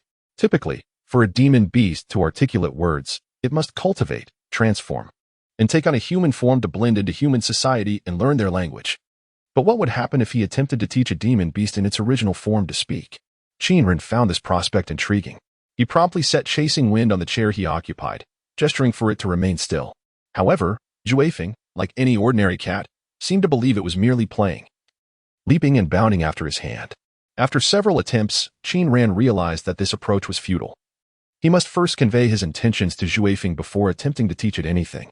Nevertheless, the methods employed on Earth for training cats and dogs fundamentally mirror those used by Pavlov in conditioning dogs, relying on the principle of conditioned reflexes. Cats and dogs do not comprehend human intentions, they only recognize that certain behaviors yield rewards and elicit joy from their owners, and nothing more. Qin Ran was reluctant to employ such methods for training Juefeng.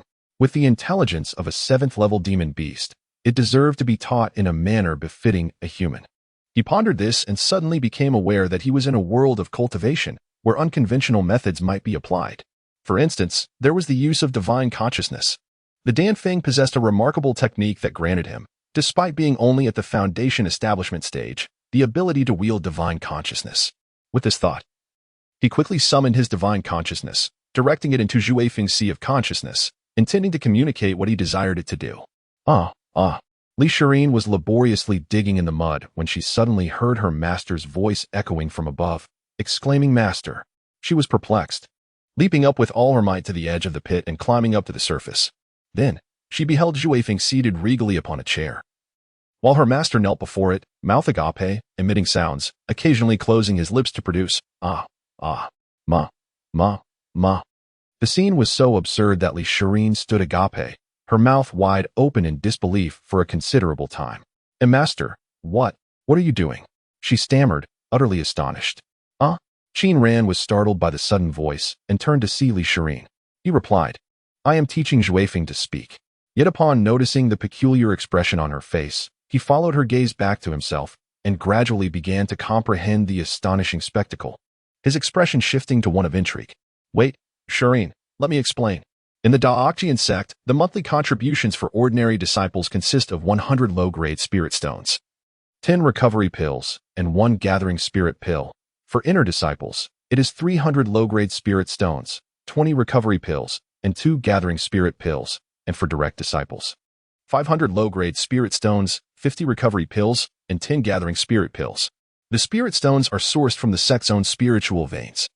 While the origins of the medicinal pills are twofold, most are procured from the Jishan Valley, with a smaller portion provided by Danfeng, which translates to those crafted by Qin Ran himself. The distribution of these monthly contributions occurs at the beginning of each month, and the preparations for the next month's distribution commence in the middle of the preceding month. Thus, on the 15th of each month, the elder of the disciplinary hall would send someone to collect the medicinal pills for the upcoming month from Qin Ran. Jian Yuanjia, the elder of the disciplinary hall, was responsible for all matters related to medicinal pills within the sect, and it was typically he who facilitated the exchange with Qin Ran. Today, he ascended Danfeng, traversing the ancient forest paths, and arrived at the grassy expanse cleared by Qin Ran. He was quite familiar with Danfeng, having observed its transformation under Qin Ran's guidance. But standing there and gazing inward, he noticed that Danfeng had undergone yet another change. For instance, why has a large pit inexplicably appeared in the middle of the painstakingly cultivated lawn? What an eyesore! Jian Yuanjia felt perplexed as he approached and discovered a mud figure digging at the bottom of the pit. He inquired, "What are you doing?" The mud figure lifted its head, revealing a pair of exceptionally bright eyes, glanced at him, and replied, "Digging a lake." "Digging a lake?" Jian Yuanjia was not entirely comprehending. This was a female voice, not that of Qin Ran. He continued, "Where is Qin Shozhua?" The mud figure pointed silently in the direction of the research building. "Very well." Jian Yuanjia nodded. This girl spoke little, which made her seem rather aloof. He ceased his inquiries and began to walk toward the research building. After taking a couple of steps, he suddenly recalled the rumors that Qin Ran had accepted an extraordinarily talented disciple at the Dao conference. It was likely that the girl at the bottom of the pit was that very individual. He promptly turned back, intending to converse further with her, perhaps offering a greeting, as he considered his relationship with Qin Ran to be quite amicable. However, as soon as he turned around, he noticed movement near the chair by the pit. He looked over to see a white cat adorned with swirling black patterns. Upon closer inspection, it perhaps was not a cat at all. The creature leaped onto the chair, adjusted its posture, sat down, tilted its head back, opened its mouth, and emitted a sound. Yow. Yow. Yow. The scene was somewhat bizarre. Jian Yuanjia scratched his head, utterly bewildered. Just as he was about to voice his confusion, the cat rhythmically closed its lips, producing a sound akin to meow. Meow. Meow. Meow. What is this?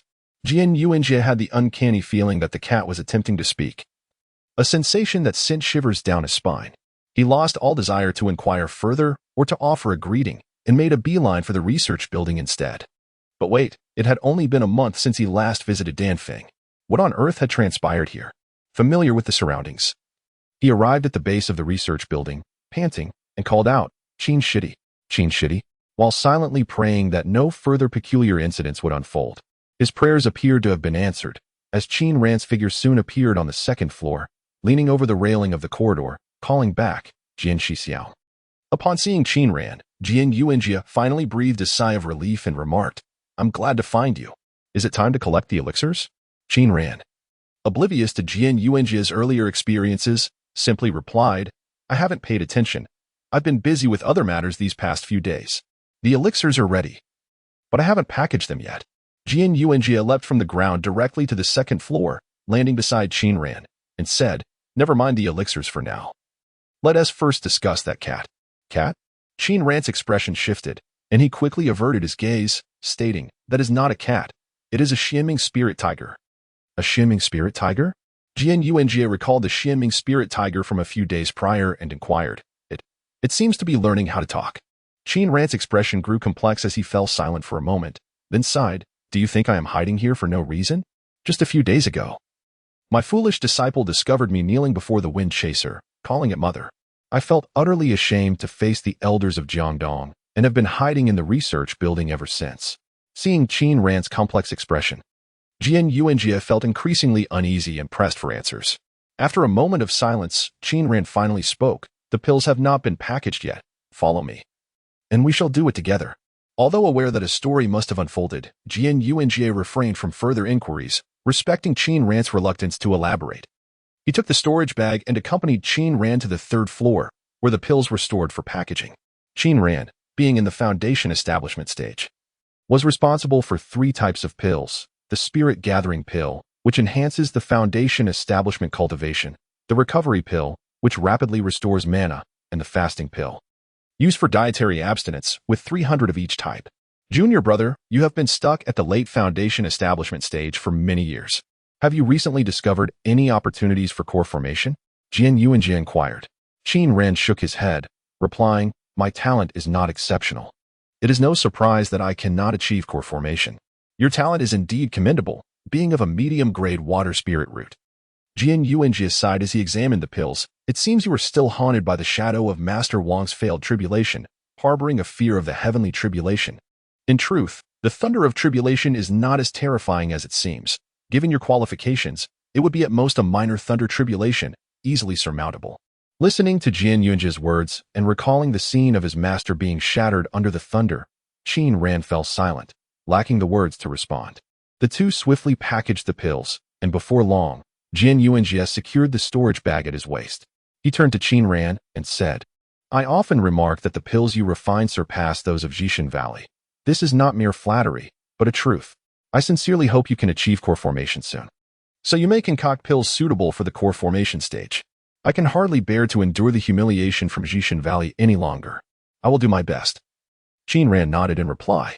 As they conversed, Qin Ran escorted Jian Yuanjia out of the research building and into the open air. Outside, on the lawn, Li Shuri was still digging a pit, while Chasing Wind had ceased its loud cries and was curled up sleeping on a chair. "What is the purpose of digging this pit?" Jian Yuanjia asked. "To create an artificial lake," Qin Ran explained, "and to allow the disciple to consolidate her cultivation." Jian Yuanjia then understood and remarked, "But she is just a girl." Qin Ran remained silent. The two crossed the grass, with Qin Ran seeing Jian Yuanjia off at the edge of the forest, watching him depart. Compared to Huang Feiyu, Jian Yuanjia exhibited greater courtesy, not soaring directly to Dan Peak. However, as Qin Ran observed Jian Yuanjia's retreating figure, a complex expression flickered in his eyes. The foremost principle of the cultivation world is to never trust anyone completely. Jian Yuanjia believed they shared a close bond, but in truth, it was merely a matter of mutual benefit, driven by the pills. Jian Yuanjia was not a friend. Qin Ran had never disclosed to him his exploration of the limits of the foundation establishment stage, the quality and quantity of his mana, his mastery over it, or the strength of his physical body. It was not that he could not achieve core formation, rather, he simply did not wish to do so. Mew. Mew. Lost in thought, Qin Ran was suddenly startled as something collided with his calf, scratching him slightly. Looking down, he saw Chasing Wind clutching his leg with its front paw, its round eyes gazing up at him, mewing incessantly. Qin Ran was puzzled, wondering what this little creature was up to. Meow. Chasing Wind called out once more. Qin Ran gradually came to a realization. Could it be? This little kitten was not actually conversing with him, was it? Surely, it couldn't be calling him mother. Every father, before hearing their child call them dad, must first call their child a few times. Qin Ran was well aware of this principle. He bent down and lifted Chasing Wind, cradling the kitten's two front paws before him, a peculiar smile adorning his face as he said, "Call me again." Chasing Wind, with its two round, glossy eyes, looked at Qin Ran in bewilderment, oblivious to the peculiar behavior of this bipedal creature. Tilting its head, it responded, "Meow?" "Ah yes, meow." Qin Ran's demeanor became even more bizarre. Chasing Wind continued, "Meow, meow, meow." The two of them exchanged meows, making their way to a chair beside a muddy pit. Elixirs, the mud person, leapt out from the bottom of the pit and, upon witnessing her master engaging in a meowing exchange with Chasing Wind, expressed her confusion. She scratched her head and inquired with a smile, "Master, have you emerged from your seclusion?" Qin Ran feigned calmness, sitting on the chair while holding the cat, and replied, "I have recently perused some texts, searching for clues concerning longevity elixirs and the nourishment of spirit beasts." Upon hearing this, Elixirs' eyes brightened as she hurried over, eagerly asking, "Did you find anything?" "No." Qin Ran shook his head. "Alas." Elixirs sighed. Qin Ran continued, "If the Dao Sword sect possesses elixirs that extend mortal life, it must certainly be the foremost sect in the northern Chu kingdom. Yet, even now, the most renowned among the common folk remains the Jishan Valley." As he spoke, he suddenly became aware of something and questioned Elixirs. "Why is it that, when people in the northern Chu kingdom seek immortality or remedies, they flock to Jishan Valley, yet you chose to learn alchemy at the Dao Sword sect?" Upon hearing this, Elixirs felt somewhat embarrassed. Lowering her head as she stammered, "My brother is stationed outside the Hungduan Mountains to prevent beast disturbances. I used the excuse of visiting him to sneak into the Hungduan Mountains and then join the Dao Sword sect. At that time, I thought both the Dao Sword sect and Jishan Valley were celestial sects, so there shouldn't be much difference. Moreover, the guest scholars at home are all disciples from the Dao Sword sect. They are quite formidable. I didn't think too much about it." "Well, it is no surprise coming from you," Qin Ran thought to himself, feeling no tumult in his heart, only a sense of normalcy regarding her actions. "So, you truly snuck out?" he inquired further. "Did you not inform your family?" Elixirs replied softly, glancing at Qin Ran, asking timidly, "Master, you won't send me back, will you? Am I so idle?" Qin Ran retorted, somewhat exasperated. From Elixirs' observation, she nodded confidently. "Yes." Chasing Wind, a tiny, fluffy creature, cutely continued to meow. Initially deterred by the awkward incident of being called mom by Chasing Wind, Qin Ran had no intention of teaching the kitten to speak. However, Chasing Wind was meowing at him. Thus, he resumed his efforts to teach Chasing Wind how to talk. On Earth, the languages of various civilizations possess their unique characteristics. Yet they share a commonality. The word for mother is universally rendered as mama or similar variations. This phenomenon is not coincidental. Rather, it stems from the simplicity of the phonetic articulation of ma. The sound is produced effortlessly as air flows outward, and the mouth opens and closes, resulting in the utterance of ma. Infants, who are initially incapable of speech, may one day instinctively produce the sound ma while moving their lips. The mother, who cares for the child daily, would naturally interpret this as her offspring calling for her. Similarly, the feline species, known for their grace, produce the sound meow through the same mouth movements. Despite the tiger's reputation as the king of beasts, roaring with a voice that instills fear in the wild, it too was once a cub that mewed. Chasing Wind, a member of the feline family, is not an ordinary cat. His mother is a 7th-level demon beast, a demon king, thus he is inherently exceptional. Although his unique traits have yet to manifest, it is evident that this little creature possesses remarkable intelligence. Setting aside the matter of his size, it is worth noting that after being rescued by Elixirs, he quickly acclimated to his new surroundings, completely forgetting his mother, and soon discerned who held authority in this environment, understanding the necessities for survival. He may not comprehend the meaning of meow meow mother, but he recognizes that Qin Ran desires him to articulate this phrase. Seated in a chair, Qin Ran cradled Chasing Wind in his arms, feeling the gentle breeze ruffle the soft fur of the creature. As his thoughts returned, he gazed down at Chasing Wind, reaching out to smooth the fur disturbed by the wind. Observing the feline, he began to ponder. The boundary between humans and animals is quite discernible. Yet the distinction between humans and demon beasts appears less clear. If a demon beast can speak, does that render it human? If a demon beast develops civilization, does that make it human? What if a demon beast possesses greater strength than a human? Does that qualify it as human? If a demon beast transforms into a human, is it then human? He mused, contemplating this philosophical quandary. Perhaps music delineates the difference between humans and demon beasts, he thought.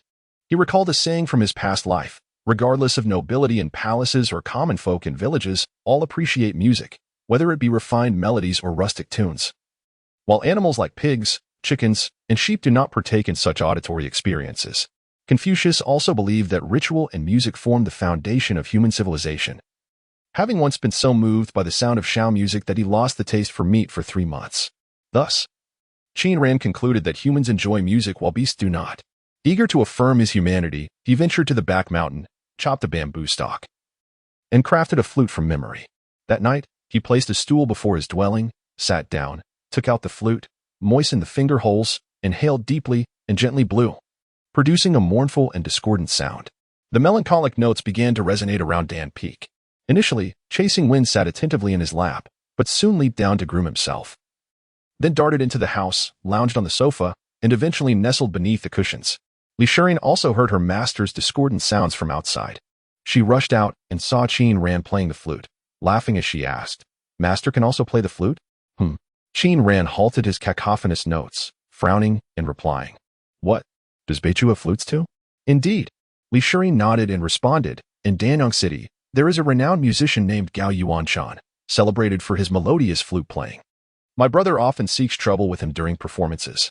As Qin Ran listened, he silently set down his bamboo flute, inexplicably picturing Lishirin's brother charging at him in anger after witnessing his flute playing. "My brother always says it's because Gao Yuanshan appears too effeminate. He worries it will corrupt the spirit of Beichu." Lishirin continued, "However, I believe my brother is simply envious of others' handsomeness." Qin Ran glanced at Lishirin, who had transformed from a weary girl laboring at the lake into a radiant beauty in a lovely dress, especially her eyes sparkling when she spoke of Gao Yuanshan. "Is he truly handsome?" He feigned casual interest. "Yes, indeed. He is exceptionally handsome, with features like a painting and skin as smooth as cream. If he were to don women's clothing, he would undoubtedly outshine the most beautiful courtesan," Lishirin declared. "That is indeed handsome," Qin Ran remarked, secretly dismissing him as nothing more than a pretty boy. "It's a pity he escaped during that marriage-snatching incident," Lishirin lamented. "Otherwise, he would have been mine." Qin Ran looked at Lishirin, sensing something amiss. After establishing her foundation, Lishirin's physical capabilities had greatly improved, and with her newfound magical powers, her progress in excavating the lake had accelerated significantly. The amount she could dig in a single day now equated to 4 or 5 days' worth of previous effort. And this speed continued to increase alongside her cultivation, forming an ever-accelerating progression. Only 5 days into her foundation establishment, the pit in the middle of the lawn had expanded several circles, now resembling an artificial lake. At that moment, under the blazing sun, Lishirin toiled in the muddy pit while her unscrupulous master, Qin Ran, lounged under a sunshade at the edge, holding a vibrant green flute and producing discordant sounds. The tune was painfully off-key, yet if one listened closely, some semblance of melody could be discerned, such as the line, "The sparrows outside the window chatter on the power lines." The melody was exceedingly forced. The notes were erratic, with varying lengths. And combined with the poorly tuned bamboo flute, it was an auditory torture, regardless of whether a melody could be recognized. Poor Lishirin had to endure not only the arduous task of digging, but also the torment of her master's dissonant playing. Just then, a hero appeared. A robust male voice resonated from the edge of the forest, asking, "May I inquire if this is Danfeng?" Instantly, the tormenting flute ceased, and Qin Ran set down his instrument to look over. At the forest's entrance stood a tall, imposing man, dressed in a black round-collared long robe, with his hair tied up and adorned with a crown. His skin was bronzed, and his stature towered over Qin Ran by at least half a head. The man appeared fierce and uninviting. Qin Ran furrowed his brows and inquired, "Who are you?" "I am Li Shirwen," the man replied, clasping his fists in greeting as he approached. "I have come to pay my respects to the esteemed master of Danfeng." "Li Shirwen?" Qin Ran scrutinized the newcomer, noting a resemblance to Li Shirin, and deduced that he must be her brother, the general stationed in the Hongduan Mountains. The siblings from the general's family, one named Shirin and the other Shirwen, elicited mixed feelings in their father, a deep understanding of his good intentions, yet a palpable disappointment in their choices. Seated with poise, Qin Ran observed Li Shirwen's approach. Though the man maintained an air of courtesy, his imposing presence suggested ill intentions. As Li Shirwen drew near, Qin Ran extended his hand, summoning a stream of water to bring forth a chair before him, saying, "Please, have a seat." However, this gesture did not intimidate Li Sherwin. He gripped the back of the chair, showing no inclination to sit. With piercing eyes fixed on Qin Ran, he stated, "I have come to retrieve my sister. I kindly ask for your assistance." Qin Ran sensed a lethal aura about him, suggesting that he had taken lives, many of them, and felt a surge of unease. Playing the fool, he asked, "And who might your sister be?" "My sister is named Li Sherwin," Li Sherwin replied patiently, undeterred. "She participated in your esteemed sex Dao inquiry ceremony half a month ago, and to my knowledge, she has become an inner disciple under your tutelage. Is that so?" Qin Ran nodded, maintaining a nonchalant demeanor. "I have been in solitary cultivation for quite some time and am unfamiliar with anyone by the name of Li Sherwin. You must have come to the wrong place, brother." Before Qin Ran could finish, a shadow suddenly sprang from the muddy pit nearby. It was Li Sherwin, who had overheard and leaped out. She gazed intently at Li Sherwin, fearing she might have misheard or misseen. Upon confirming her suspicions, she disregarded her muddy appearance and dashed toward him, colliding with him in an exuberant embrace. Li Sherwin was momentarily taken aback. Only when the familiar, somewhat odorous figure clung to him in that familiar manner did he slowly realize it was indeed his silly sister. Yet, he wondered how she had acquired such strength. Grateful for his robust physique, he managed to withstand her enthusiastic embrace.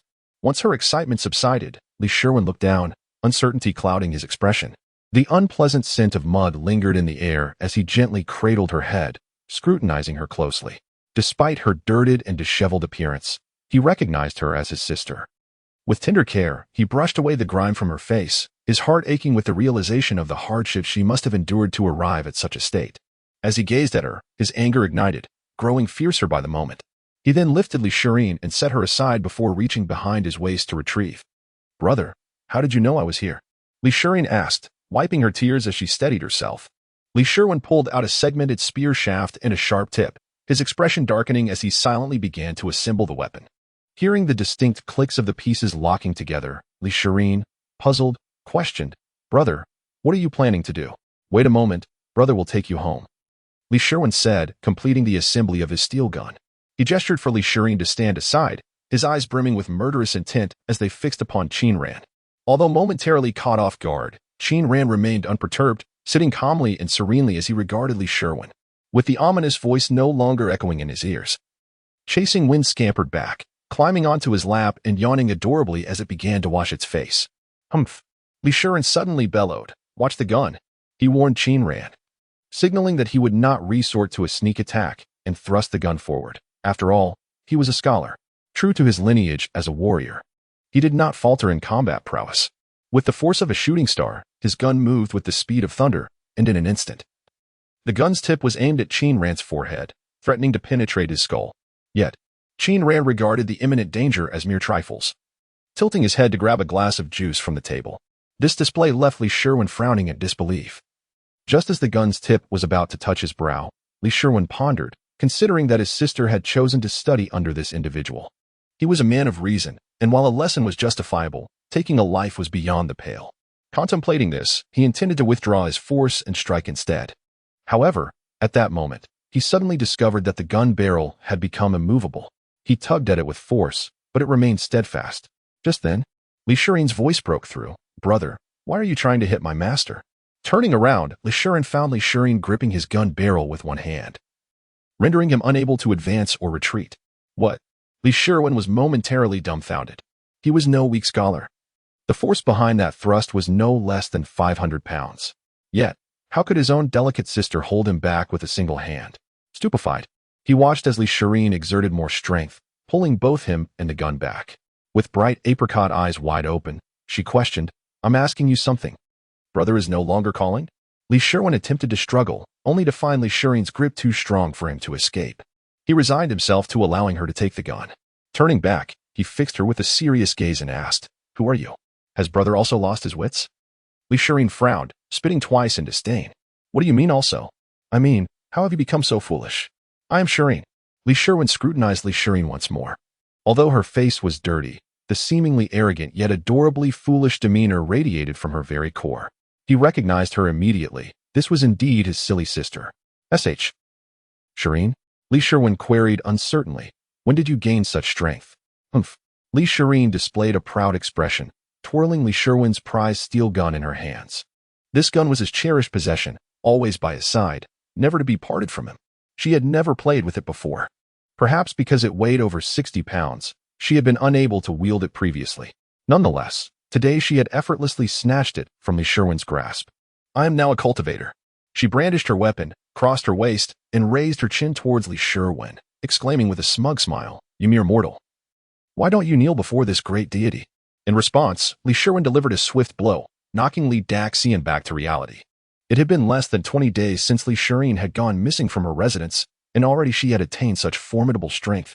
It appeared she had been diligently training, but Li Sherwin scrutinized Li Sherwin's current disheveled appearance. It hardly resembled the path of cultivation. Great deity indeed. He chuckled and remarked, "Even a deity must return home with me." "I won't go back," Li Sherwin firmly asserted, planting her steel spear into the ground and leaning against it with her arms crossed. "I am a top-tier golden spiritual root, destined for the path of immortality. Soon, I shall become a sword immortal. Our family, the Li clan, will have a celestial being." "A sword immortal, you say?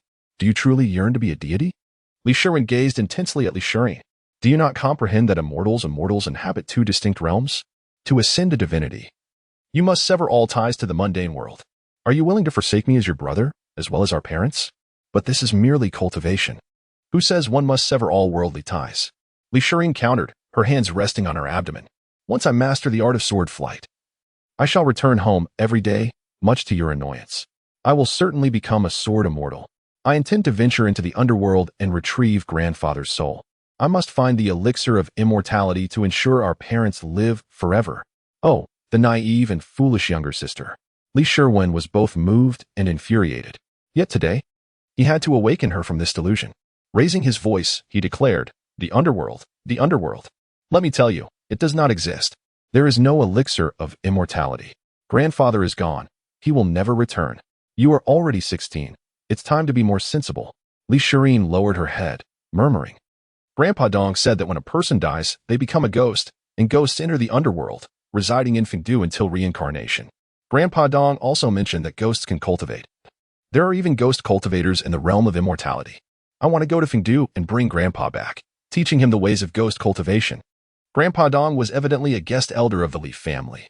Li Sherwin shook his head, saying, "Grandpa Dong has deceived you. Little girls often believe in fairy tales." But today, Li Sherwin shattered that illusion. Li Sherwin, leaning against her spear, visibly stiffened, her head bowed, concealing her expression, yet large tears cascaded to the ground, splattering the dirt. Li Sherwin stepped forward and gently embraced Li Sherwin. Qin Ran remained seated, sipping his juice before placing the cup back on the table. The juice was both tart and sweet, causing him to shed tears from the sourness. In this world, there exist myriad reasons for cultivation, the most common being, "My fate is mine to control, not dictated by heaven," while the rarest, the most innocent and romantic, is, "For the longevity and well-being of my parents." Li Sherwin held Li Sherwin as she wept for a time before pulling her along, moving a chair in front of Qin Ran, sitting down, and inquiring, "What is Sherwin up to?" "Digging a lake." Qin Ran replied, and before Li Sherwin's expression could darken, he added, "It's about strengthening her body and mastering bodily control." Li Sherwin pondered carefully, coming to an understanding. He nodded and gazed at the enormous pit beside him, unable to believe, hesitantly asking, did she really dig all this? "Indeed," Qin Ran replied. Silence enveloped Li Sherwin as he turned to look at Li Sherwin, feeling a pang of sympathy for her. The Na'vi girl had never endured such hardship. Well, perhaps she had. He quickly suppressed that feeling, recalling how their father had dealt with them, which seemed no less severe. As if sensing his thoughts, Li Sherwin spoke up, "Brother, this is actually quite fun. Digging out the mud, separating stones from dirt, piling them over there. The mud can be shaped into little dolls, and the stones can be tossed for fun, even for scaring birds. I've unearthed many intriguing treasures, like a flying sword, though it was sadly rusted. Those with pure hearts experience sorrow swiftly, but it dissipates just as quickly." And at this moment, Li Sherwin's eyes sparkled with excitement. Qin Ran observed her and thought to himself that the intensity of her feelings was still rather subdued. It seemed she was enjoying herself. Feeling the weight of her master's formidable gaze, Li Sherwin hurriedly shifted the topic, adding, "And I don't have to worry about muscle soreness or anything. Master gives me medicinal baths every day. They are so comfortable. Brother, you should try it." "Medicinal baths?" Upon hearing this, Li Sherwin grasped the nature of Qin Ran's treatment of Li Sherwin. Unlike Li Sherwin, he understood the true value of such baths. While an ordinary person's medicinal bath might cost a fortune, for a cultivator, it was worth its weight in spiritual stones. Spiritual stones are treasures that an ordinary person would cherish for generations. Qin Ran's daily offerings to Li Shirin. He turned his attention to Qin Ran, his demeanor shifting to one of respect, carefully choosing his words. I have some knowledge of the Dao Sword sect. I have heard that the Four Peaks cultivate different methods, with the Dan Peak focusing on alchemy. You must be the legendary alchemist. Qin Ran, stroking a cat, remained silent. Then, Li Shirin inquired, why does Shirin wish to train her body and practice the sword, following the path of a sword cultivator? She possesses a golden spiritual root, destined to practice swordsmanship. Moreover, her personality. You know your own sister, Qin Ran elucidated. Li Shirin fell silent. The dear child was so carefree and naive, her spirit exuberant. Indeed, pursuing swordsmanship was an excellent choice for her. If you ask me why she chose to join the Dan Peak to practice swordsmanship, Qin Ran glanced at Li Shirin, smiling. Initially, she wanted to learn alchemy to concoct an elixir of immortality. I suggested she practice the sword instead, promising to help her find longevity potions. Li Shirin cast a glance at Li Shirin, who returned a playful smile. He then turned to Qin Ran, clasped his fists in salute, and bowed his head, saying, I sincerely apologize for my earlier impudence, esteemed master. Those who are unaware are not at fault, Qin Ran replied. As for Shirin, I naturally will assist my own disciple.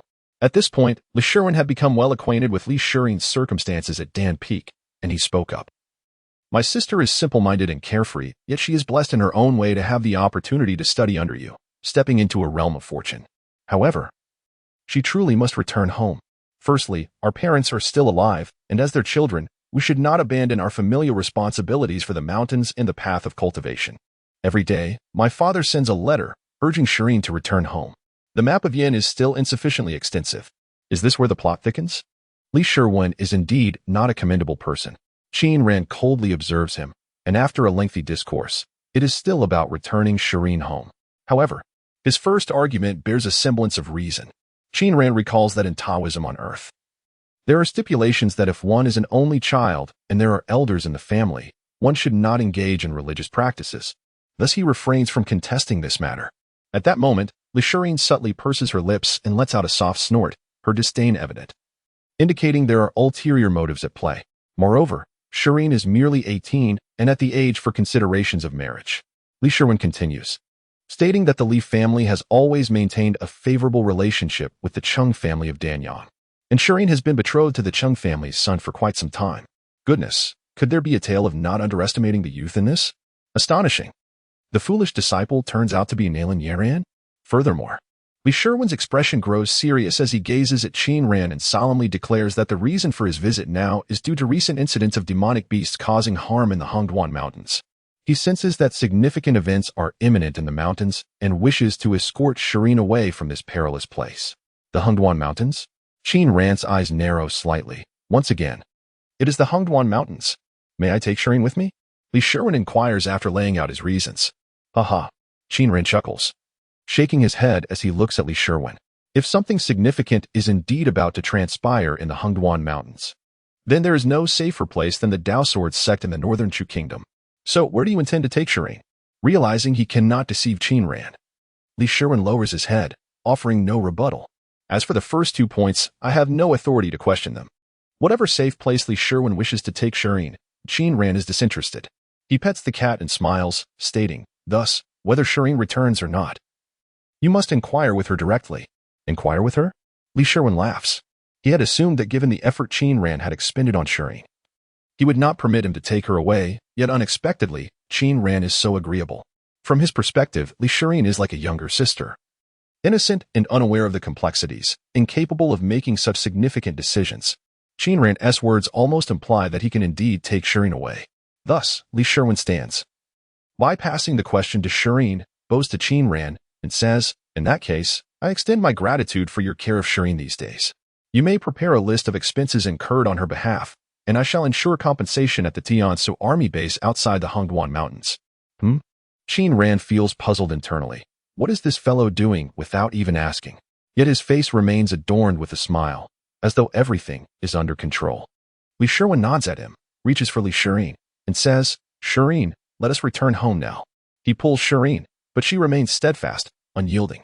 He turns to her, exasperated, saying, "Shireen, be obedient." Li Shireen looks at him and shakes her head, declaring, "Brother, I do not wish to go back." "What are you saying?" Li Shiwen smiled and said, "Do not be headstrong. Mother misses you dearly." "I will return, but not at this moment," replied Li Shireen. To call Li Shireen foolish was merely to acknowledge her innocence, not to suggest any deficiency in her intellect. She was not only astute but also inherited the admirable qualities of the Li family, demonstrating unwavering tenacity. In simpler terms, once she had made up her mind, it was unlikely she would change it easily.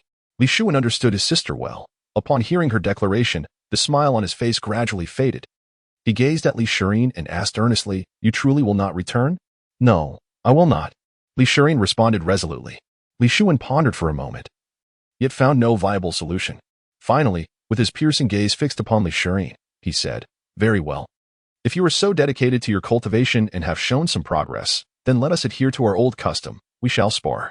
If you can defeat me, I shall consent to your staying here to continue your training."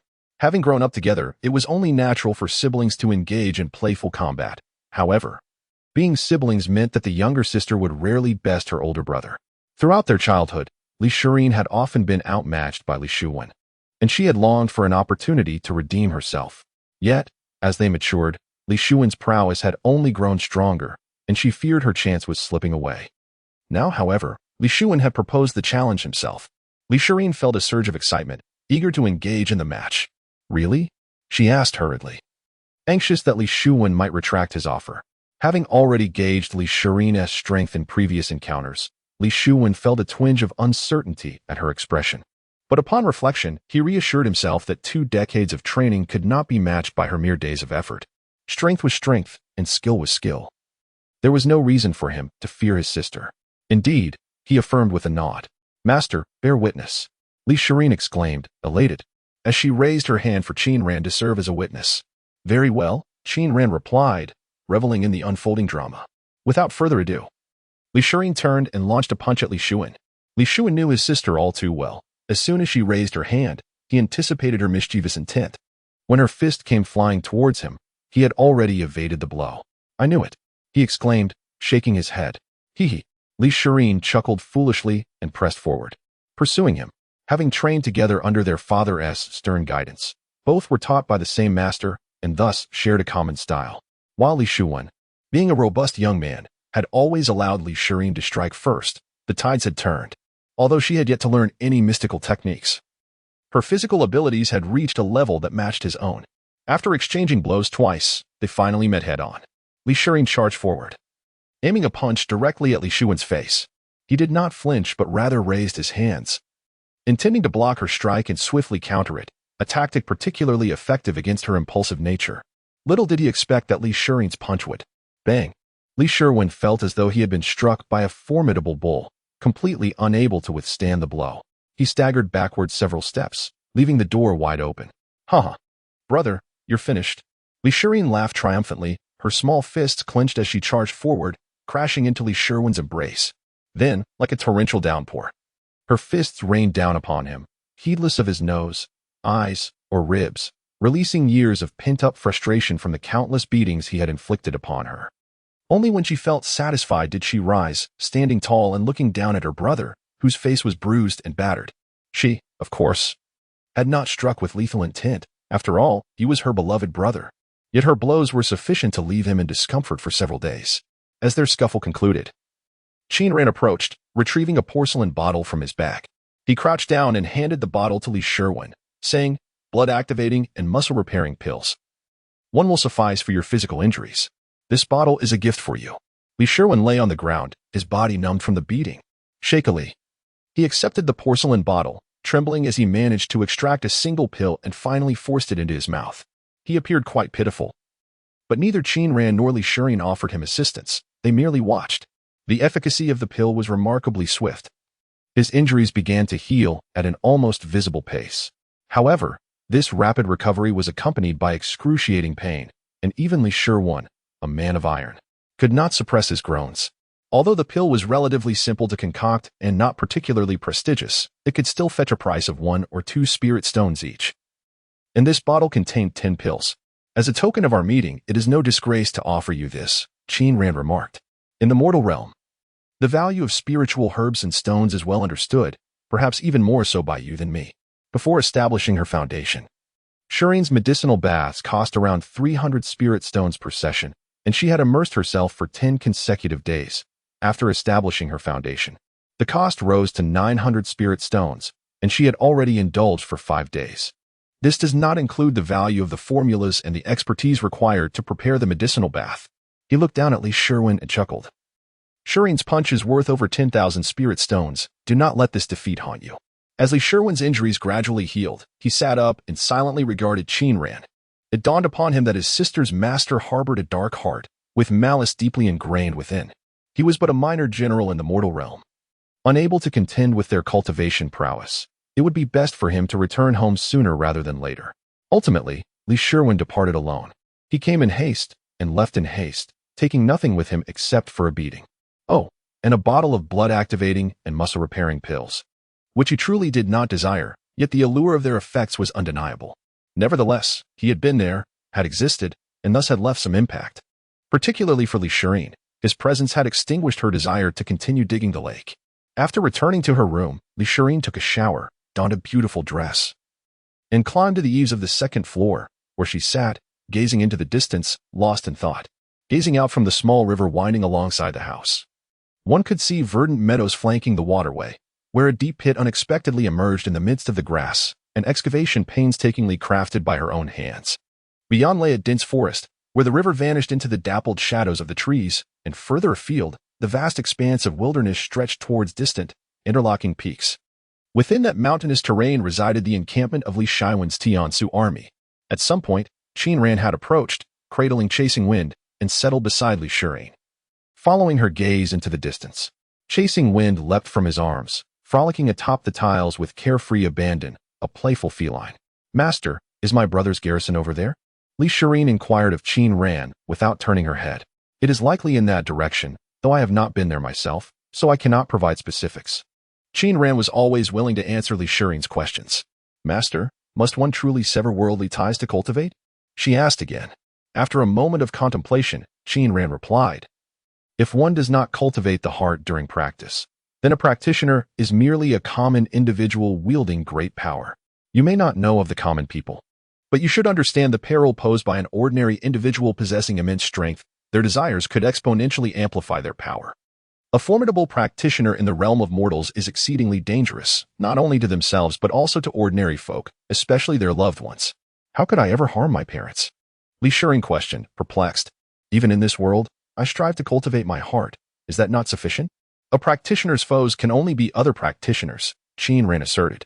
You would never harm your family. Rather, it is your enemies who would. In such a case, your loved ones become your greatest vulnerability, and you would only bring harm to yourself and them. What if I conceal my own cultivation? She pondered. That brings to mind the tale of the crane standing amongst chickens and the story of Mouseway's self-recommendation, Qin Ran explained. A crane among chickens is easily discernible. If you place a sharp object in your pocket, it will inevitably pierce through and reveal itself. His words, articulated with clarity, resonated with Li Sherwin. Withdrawing her feet, she embraced her knees and rested her chin upon them. Master, have you severed your worldly ties? She suddenly asked. You are only 24.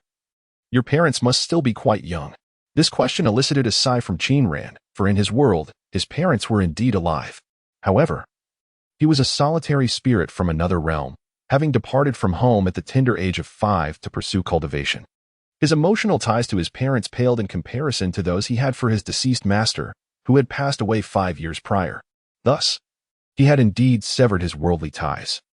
He replied. Li Sherwin tilted her head to glance at him, shaking her head. I do not believe you. Qin Ran offered no rebuttal. Where are you from, master? She inquired. From the North Chu Kingdom, he answered. You are also from the North Chu Kingdom. Li Sherwin's curiosity was piqued. From where? Is it far from Danyang? It is quite distant from Danyang, Qin Ran responded, but not far from the Hungduan Mountains. Li Sherwin's melancholic thoughts dissipated swiftly, as she was effortlessly drawn into a reverie of the Yunmeng marshes by Qin Ran's words. They remained perched on the eaves for a considerable time, watching as the sun descended beyond the horizon. The crimson glow enveloped the sky, casting a red hue upon the ground, the grass, the tiles, and the very beings that tread upon it, as if splattered with red ink. Qin Ran's hair had transformed into a vivid red, while Lishurin's dress mirrored the same hue. It was time to prepare dinner. Qin Ran rose, brushing off his trousers, ready to descend the stairs. Yet, before doing so, a thought crossed his mind, prompting him to turn back and address Lishurin. I noticed when you fought your brother. Your control over your strength was quite remarkable. His words trailed off unexpectedly. Lishurin, curious, looked up at him, only to catch a glimpse of his awkward expression as he turned away. What happened? She glanced around, spotting only chasing wind rolling about in the golden light of the setting sun. As Qin Ran contemplated the growth of his apprentice, a fleeting thought crossed his mind. Despite the expectation of her evolving into a formidable fighter, she had not taken that path. Instead, she had matured in other ways. Her figure now far more graceful than when he first encountered her in the Hall of Enlightenment. Clearing his mind of such impure thoughts, he continued, Your cultivation should be sufficiently stable now, allowing you to practice divine techniques. Can I learn to fly on a sword? Lishurin, squatting with her clothes slightly disheveled, was unaware of the sight she presented. Qin Ran turned back to see a flash of white across her chest, a testament to her delight at the prospect of learning magic. Indeed, learning to fly on a sword is essential, he replied, facing away from her. The realm of cultivation is fraught with peril, and the means to escape must take precedence. Wait, isn't sword flying a combat technique? Lishurin paused, confused. Thus, you must first learn evasion techniques. Since you have a penchant for sword flying, let that be your primary focus. However, once you acquire the means to safeguard yourself, you will still require a combat technique, hence you should also cultivate a form of swordsmanship. Listening to Qin Ran, Lishurin fell into contemplation, occasionally glancing at him. It seemed she had uncovered another flaw in her master, aside from his fear of heights, his excessive caution. The 9 Revolution Star Sword technique is quite incomplete, with few remaining divine techniques. Yet both the sword flying and combat sword styles are available. Qin Ran spoke, his gaze fixed upon the fiery sunset, oblivious to Lishurin's peculiar look. I recall 2 sword techniques mentioned, one called Star Plucking Sword and the other Guiding Star technique. You may choose one to cultivate. A person's energy is finite, and our time is limited. One must not be greedy. Lishurin understood the limitation of energy, yet she was puzzled as to why time was also finite, her small head nodding in innocent confusion. Very well, that shall be the plan. After imparting his instructions, Qin Ran leapt gracefully, descending from the roof tiles. However, mid-air, something struck him, prompting him to employ his agility once more, returning to the tiles to find Lishurin in deep thought. Master, what troubles you? Lishurin inquired, standing and approaching him, intending to check his forehead for signs of illness. Qin Ran shook his head, finally resolved, and said, In that case, I will pass this incantation on to you. What incantation? Qin Ran remained silent, raising his hand to gently touch Lishurin's forehead, imprinting a series of incantations into her consciousness. Suddenly, Lishurin froze, closing her eyes to perceive a cascade of golden characters before her. In the beginning of chaos, the universe is vast. The evolution of heaven and earth, the sun, moon, and stars. All things find their essence, the body akin to the cosmos. In the beginning of chaos. Master, what is this? She inquired. It is the method of spirit refinement, Qin Ran replied, an ancestral technique of Danfeng. This was the very reason Qin Ran possessed spiritual awareness even during his foundation establishment stage. Outside, the rain fell softly, rendering the day unsuitable for lake excavation.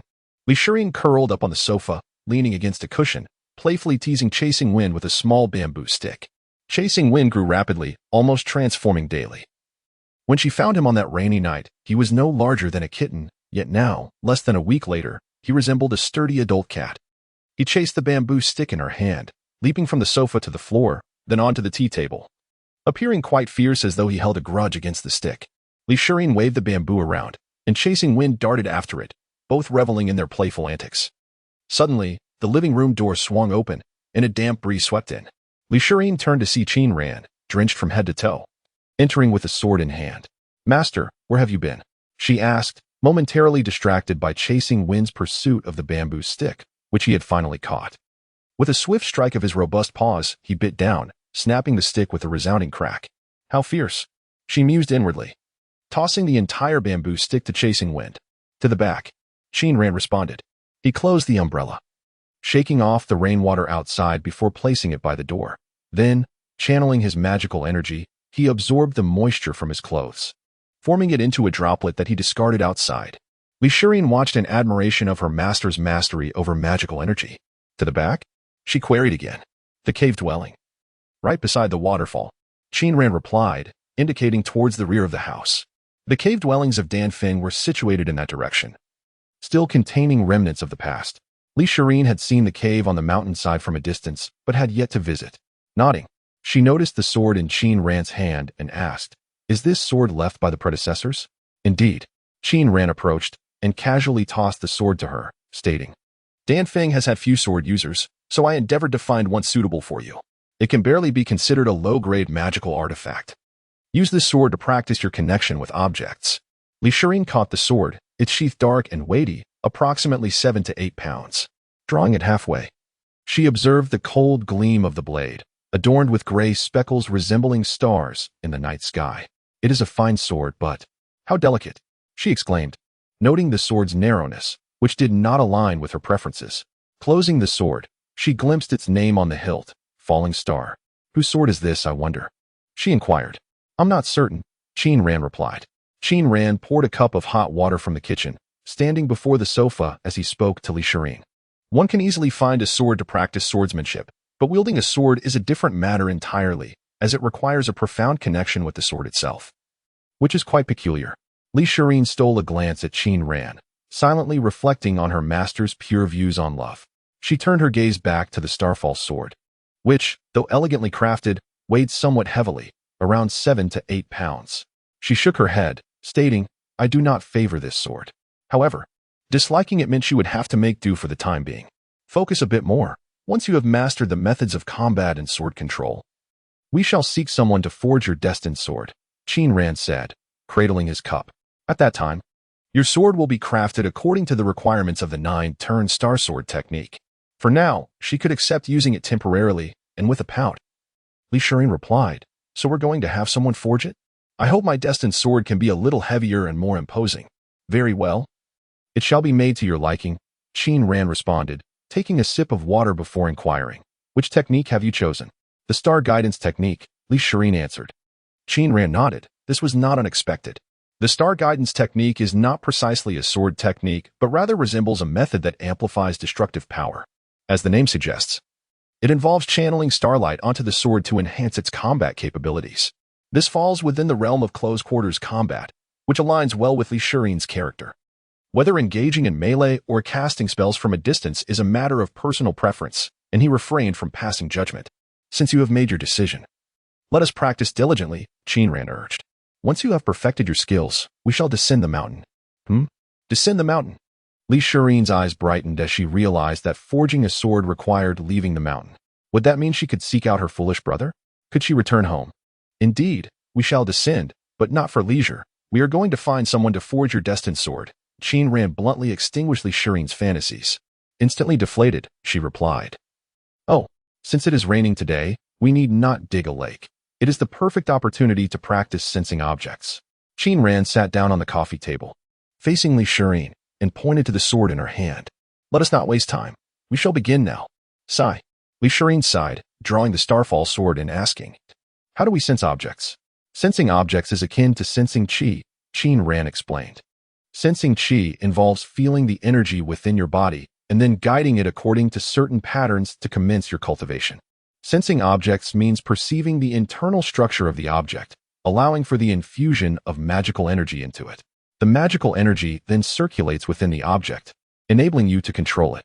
Just as Qin Ran was elaborating, Chasing Wind, who had been fervently gnawing on a bamboo stick, came bounding over. One end of the bamboo stick pressed against the leg of the coffee table while the other end remained clamped in Chasing Wind's jaws. Oblivious to everything, he continued forward, causing the bamboo stick to bend and twist until, crack, Chasing Wind released the bamboo stick, which snapped back and struck Qin Ran on the calf. With a sharp intake of breath, Qin Ran winced in pain, quickly lowering his gaze to see Chasing Wind darting playfully after a bamboo stick, resembling an unconcerned cat as it scurried past the tea table. "Hey, you little rascal," Qin Ran exclaimed, indignantly grasping Chasing Wind and delivering a gentle slap to its innocent face before placing it beside him on the table. "Sit still," he commanded, and at that moment, Chasing Wind seemed to realize its transgression and sat down with a look of feigned innocence. Qin Ran picked up the bamboo stick that had been tossed around, gripping one end like a sword, and presented it before Li Shirin. To harness objects with one's mind, one must discern the internal principles governing them, and then infuse one's spiritual energy accordingly, he explained, channeling his energy into the bamboo stick. Upon releasing his grip, the stick floated in midair. This was the essence of object manipulation. Li Shirin understood, nodding as she pressed the Starfall sword against her forehead, closing her eyes to seek out the inherent principles within the blade. Do you know what those principles are? Qin Ran continued. They are, in fact, formations. Everything possesses its own order, and that order is a formation. The meridians and organs within the human body, their arrangement is a formation. The path of cultivation is a formation as well. Spiritual energy circulates within the body according to specific formation principles, and the same applies to its movement within the sword. A flying sword must be imbued with formations by its craftsman. As Li Shirin's spiritual energy flowed from her consciousness into the Starfall sword, she soon released her grip, and the sword remained suspended. The connection was complete. This is truly remarkable talent. Qin Ran sighed, shaking his head in resignation. Despite his efforts to elucidate the profound theories of sword manipulation to Li Shirin, he was certain she had not grasped the concepts fully. Yet, she was able to perform the feat with remarkable ease. This was the essence of innate talent. He glanced down to see Chasing Wind perched beside him, intently observing the suspended sword before Li Shirin. Tian Wenjin could master the condensation of a cyclone and sword flight within 2 days, while Li Shirin could sense the air and the essence of objects in the blink of an eye. This was what talent meant. Qin Ran, on the other hand, had dedicated a month to studying various classics to understand the sensation of air, followed by another week to finally grasp it, and then spent half a year condensing a cyclone. As for sensing objects, he had been quicker, spending 10 days reading until he found the sensation in just 3 days. This was what one might call being slow-witted. Sometimes, the disparity between individuals could be greater than that between a person and a dog. At that moment, as Qin Ran observed the little cat pilfering knowledge, feeling the chaotic energy coursing through it, he could not help but concede that its innate talent far surpassed his own. Ah, but it is not merely a cat. It is a 7th-level demon king, the Shinming spirit tiger. Li Shirin opened her eyes to behold the sword hovering before her once more. She summoned her spiritual energy, awkwardly attempting to manipulate its rotation. Ethereal strands of violet starlight flowed from her brow, creating long, flowing ribbons in the air that connected to the Starfall sword. Gradually, the sword transitioned from clumsy movement to a gentle sway, pulling away ever so slightly. Before long, as it was her first experience with the object, the Qixing sword was too distant from her body, and Li Shirin ultimately lost control. After struggling in midair, she landed on the floor. Rising to her feet, she picked up the sword, executed a perfect flourish, and turned to strike a confident pose towards Qin Ran, asking with a smile, "Master, do you think I'm impressive?" Qin Ran gazed at Li Shirin, the cold hues of the rainy day filtering through the window, illuminating her face, yet failing to obscure her sunshine-like smile. Her lips were a vibrant red, her teeth a dazzling white, her laughter was exceptionally radiant. Thud. He felt his heart pound fiercely against his chest. Hurriedly, he turned his head away, avoiding her gaze, and said, "There is nothing to be proud of. The mantra I transmitted to you last night is meant for cultivating one's spiritual awareness, which significantly aids in the mastery of sword control." How dull. Li Shirin dismissed. Returning to her seat on the sofa, Qin Ran continued, "That unnamed mantra is considered the ultimate secret of our Danfeng. It has traditionally only been passed down to the sect leader." Only passed to the sect leader? Li Shirin seized upon this crucial point, realizing it implied she was the next generation's sect leader of Danfeng. "I'm not dead yet." Qin Ran cast her a sidelong glance, signaling her to refrain from interrupting him. This mantra was extraordinary, as it enabled low-level cultivators to directly condense their spiritual awareness. Spiritual awareness is a form of perception that arises after the transformation of the primordial infant, a sixth sense that transcends the 5 senses of the human body. Perhaps akin to the vision of the soul. Qin Ran held great admiration for the genius who conceived this technique. Their comprehension of the soul, perception, and spiritual awareness reached an astonishing level. The underlying principles eluded his understanding. As for the name of the technique, how Danfeng acquired it, and what followed, he remained ignorant. Perhaps understanding the subsequent developments could elucidate its intrinsic principles. Li Shirin did not grasp the details but sensed its significance. "Then, Master, I will help you uncover the subsequent developments." Qin Ran disregarded her, continuing his lesson, The spiritual awareness of low-level cultivators can only circulate within their bodies. It can only leave the body once it transforms into spiritual consciousness. The transformation of internal spiritual awareness into spiritual consciousness is a qualitative change, revealing a world unlike any other.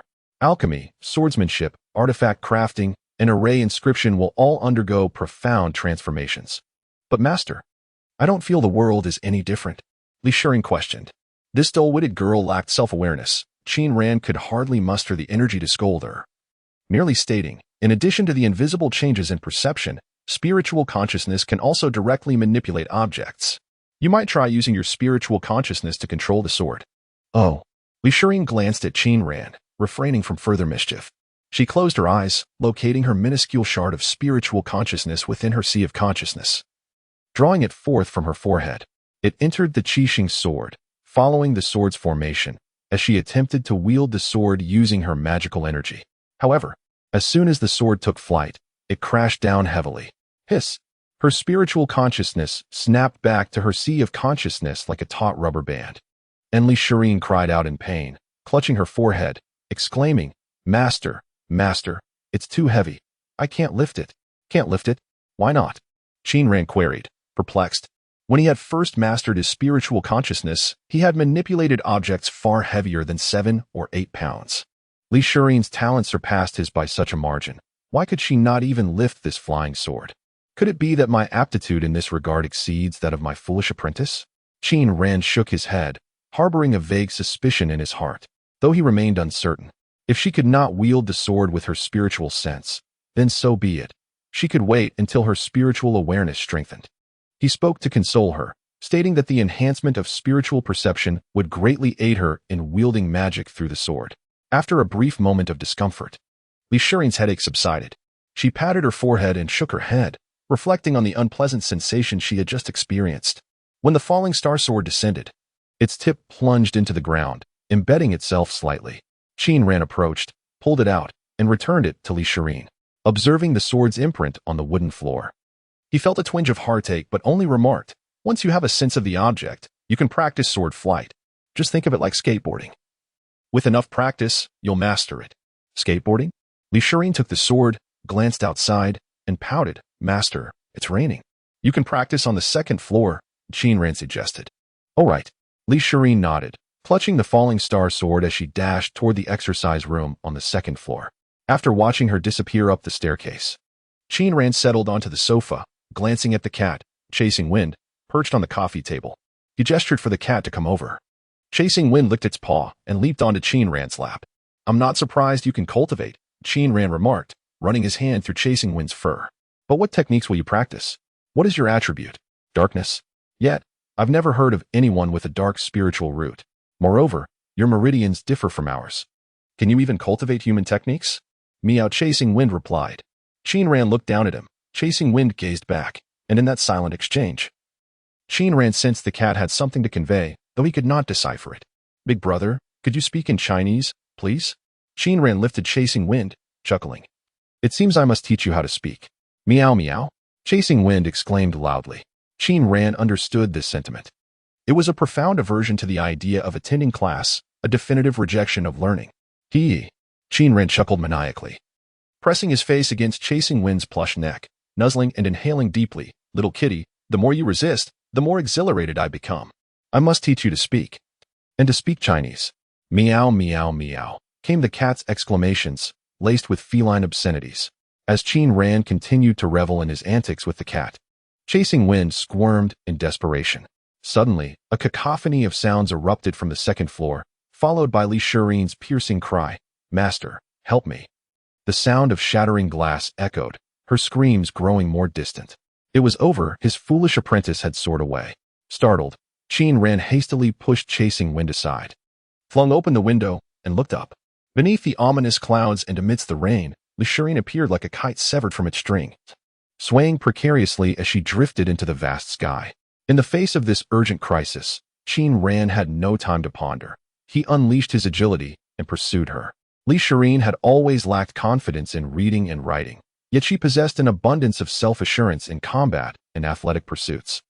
The moment she first stood upon the soaring sword, She felt as if she were destined for the art of sword flight.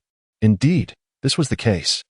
As she glided 2 laps around the training room on the stellar sword, she swiftly mastered the techniques of sword control, moving up and down with remarkable ease. However, her desire to accelerate took hold, and she increased her magical output. In an instant, she found herself unable to maintain control and crashed through the window, soaring into the open air.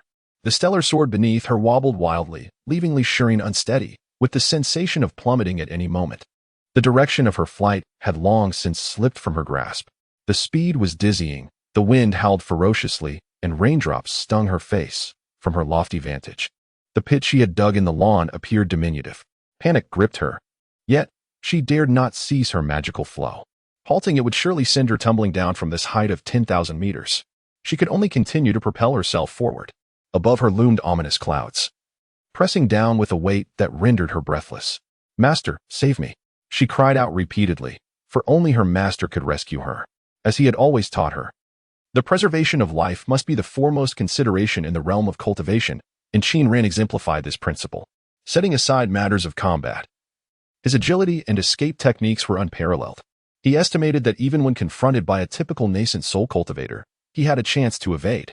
The cost, however, was that in direct confrontation, he might struggle even against a standard foundation establishment cultivator. Cough. This was unimportant. What mattered was the prowess of his escape techniques. Even with Li solid foundation and full effort in sword control, having taken a considerable lead, he quickly closed the distance. Yet, despite nearing her, he hesitated to rescue her hastily. The principle was akin to saving someone from drowning. One must exercise utmost caution, lest they be dragged down by the panicked individual. Never underestimate the instinct for survival. Thus, rescuing her in midair required meticulous care. "Stay calm," Qin Ran transmitted to Li. "Do not panic." Remaining composed was the optimal response to unexpected circumstances. Only in calmness lay the solution. Her master had arrived, yet did not come to her aid. Li turned to see him right behind her, though she did not comprehend why he had not yet intervened. After a moment, his gentle voice resonated in her ears. "Stay calm?" The heavy raindrops pelted her face. "I will save you." Her master continued to speak to her without pause. Gradually, her frantic heart began to settle. Her master was right behind her, wielding tremendous power. She had no doubt he would rescue her. "Trust me," he urged. "Do as I say." She turned to look, and he followed closely behind. The wind and rain tugged at him, yet his slender form remained steadfast. "Focus on controlling your magic." Her master's voice grew clearer, undeterred by the howling winds around her. She took a deep breath, the air thick with moisture filling her lungs. Her nascent consciousness stirred, turning inward to inspect her condition. The magic within her dantian surged uncontrollably, pouring forth into the flying sword beneath her feet. The mastery of magical power. She recalled her master's exceptional control over it, executing it with effortless precision. If it were her master, such a loss of control would never occur. She focused her mind, attempting to harness her magical energy. "Slow down." Her master's voice echoed in her mind. She managed to steady her magical force, gradually reducing her speed. It is permissible to slow down, but do not stop. The sound of her master's guidance lingered. She understood the process now. Treat the flying sword as an integral part of her cultivation path. Following his advice, she channeled her energy, perceiving the sword as an extension of her meridians, allowing her magical force to flow from her dantian to the sword and back again. The sword seemed to merge with her essence as she attempted to alter its trajectory, and then the sword turned. "Woohoo!" she exclaimed joyfully, "Master, I have succeeded." Li turned around to see Qin Ran trailing closely behind her. The fear she had just felt was now replaced with exhilaration. Suddenly, she accelerated, tracing an arc in the air to glide alongside Qin Ran. "Master, look at me. I have mastered it." She laughed heartily. "Ha ha ha." Qin Ran glanced over, realizing that Li had indeed grasped the art of sword control. There was no need to elaborate on the foolish disciple's talent. As long as she could remain calm, there would be no issues. He relaxed, only then realizing that it was still raining heavily, and suddenly noticed, "What the heck, how high up are we? This must be thousands of meters." Dizzy, feeling nauseous, his vision blurred, his body stiffened, and the once fluid flow of magical energy within him abruptly ceased, causing him to plummet. "Ah!" A scream from his master pierced through the excitement. And Li abruptly recalled a crucial detail. Her master had acrophobia. She looked around, but Qin Ran was nowhere to be seen. She hurriedly glanced down and he had already fallen several hundred meters. "Master!" she cried out, her magical energy surging as she pressed down on the sword's tip, racing towards Qin Ran. She instinctively accelerated, naturally outpacing his free fall, and soon reached his side. She shouted to him, "Master, I am here to save you. Don't." Although Qin Ran felt lightheaded and his stomach churned, he still remembered to warn Elixirs against reaching out to catch him too hastily. But the foolish disciple's hands were quicker than her thoughts. Before he could finish his warning, she had already reached for him. As expected, she mismanaged their relative speeds. And at the moment of contact, Elixirs dislocated her shoulder. "Ah!" she cried out in pain, yet still extended her other hand towards Qin Ran. In his dazed state, seeing this unfold sparked concern for his foolish disciple, igniting the flow of his magical energy. Instinctively, he executed a maneuver, his body suddenly feeling lighter. Elixirs grasped his collar, finally lifting him up. She possessed enough strength to hoist Qin Ran with one hand. Yet her magical energy was insufficient to sustain both of them on the sword. She had expended too much energy during her earlier loss of control. Thus, before descending much further, she could no longer maintain her grip, wavering in the stormy air like a fragile boat at the mercy of the tempest. On the verge of capsizing at any moment, Qin Ran had not entirely lost consciousness, in a state of drowsiness. He was still aware enough to alleviate some burden from Elixirs. Nonetheless, she was still in dire straits, her internal energy completely depleted. In a moment, the master and disciple plummeted from the sky. The dense canopy of the primeval forest softened their fall significantly, and after breaking numerous branches, they crashed to the ground with a resounding thud. Qin Ran rolled several times on the thick layer of decaying leaves before he could no longer hold back and vomited violently. After expelling for a considerable time, he felt much better. "Where are we?" He lifted his head, noticing the towering trees around him, their foliage thick and lush, while raindrops fell incessantly, striking the ground and producing peculiar plopping sounds amidst the decaying leaves. No one responded to his inquiry, prompting him to shout urgently, "Shireen, master!" Elixirs' faint voice emerged from a nearby thicket, yet it was weak and frail. Now on the ground and having already purged, Qin Ran gradually regained his senses, his intellect reclaiming its dominance. He had pursued Elixirs for so long, and the environment here suggested they had indeed arrived deep within the Hongduan Mountains. Damn it! Qin Ran couldn't help but exclaim inwardly. He had lingered in the Dao Jian sect for 20 years, which was nestled within the Hongduan Mountains. Yet he had never ventured even a step deeper into its heart. As a modern individual at the nascent stage of technological civilization, he held a profound reverence for the world of cultivation and had never contemplated testing the dangers of this realm. Little did he anticipate arriving in the depths of the Hongduan Mountains in such a manner. "Master!" Just as panic welled up within him, Elixirs called out to him again. He turned his gaze toward the thicket, where his foolish disciple appeared pale and frail, leaning against the branches. Her voice weak as she spoke, "Master, my hand hurts." In her desperation to save him, she had instinctively caught him with her hand, likely dislocating a bone in the process. Qin Ran took a deep breath, reminding himself of his role as a master, suppressing the turmoil and fear within. He approached Elixirs, offering words of comfort. "It's nothing. It was just a dislocation. I'm here." The ground beneath him was a tapestry of decayed branches and leaves, layered over countless years, thick enough that his knees were obscured upon stepping down. In the rain, this accumulation of dead wood and foliage had soaked up water, resembling a mire. He adjusted his breathing, reminding himself that he was still a cultivator. Channeling his energy, he forcefully extracted his foot and hastily summoned water to cleanse it of the muck. No one knew what lay within the ancient layers of decay. Pooling water beneath his feet created a protective barrier, allowing him to tread lightly across the surface of the leaves, gliding toward Elixirs. His foolish disciple, rather than resting against the branches, appeared to have fallen in such a manner that she could no longer move.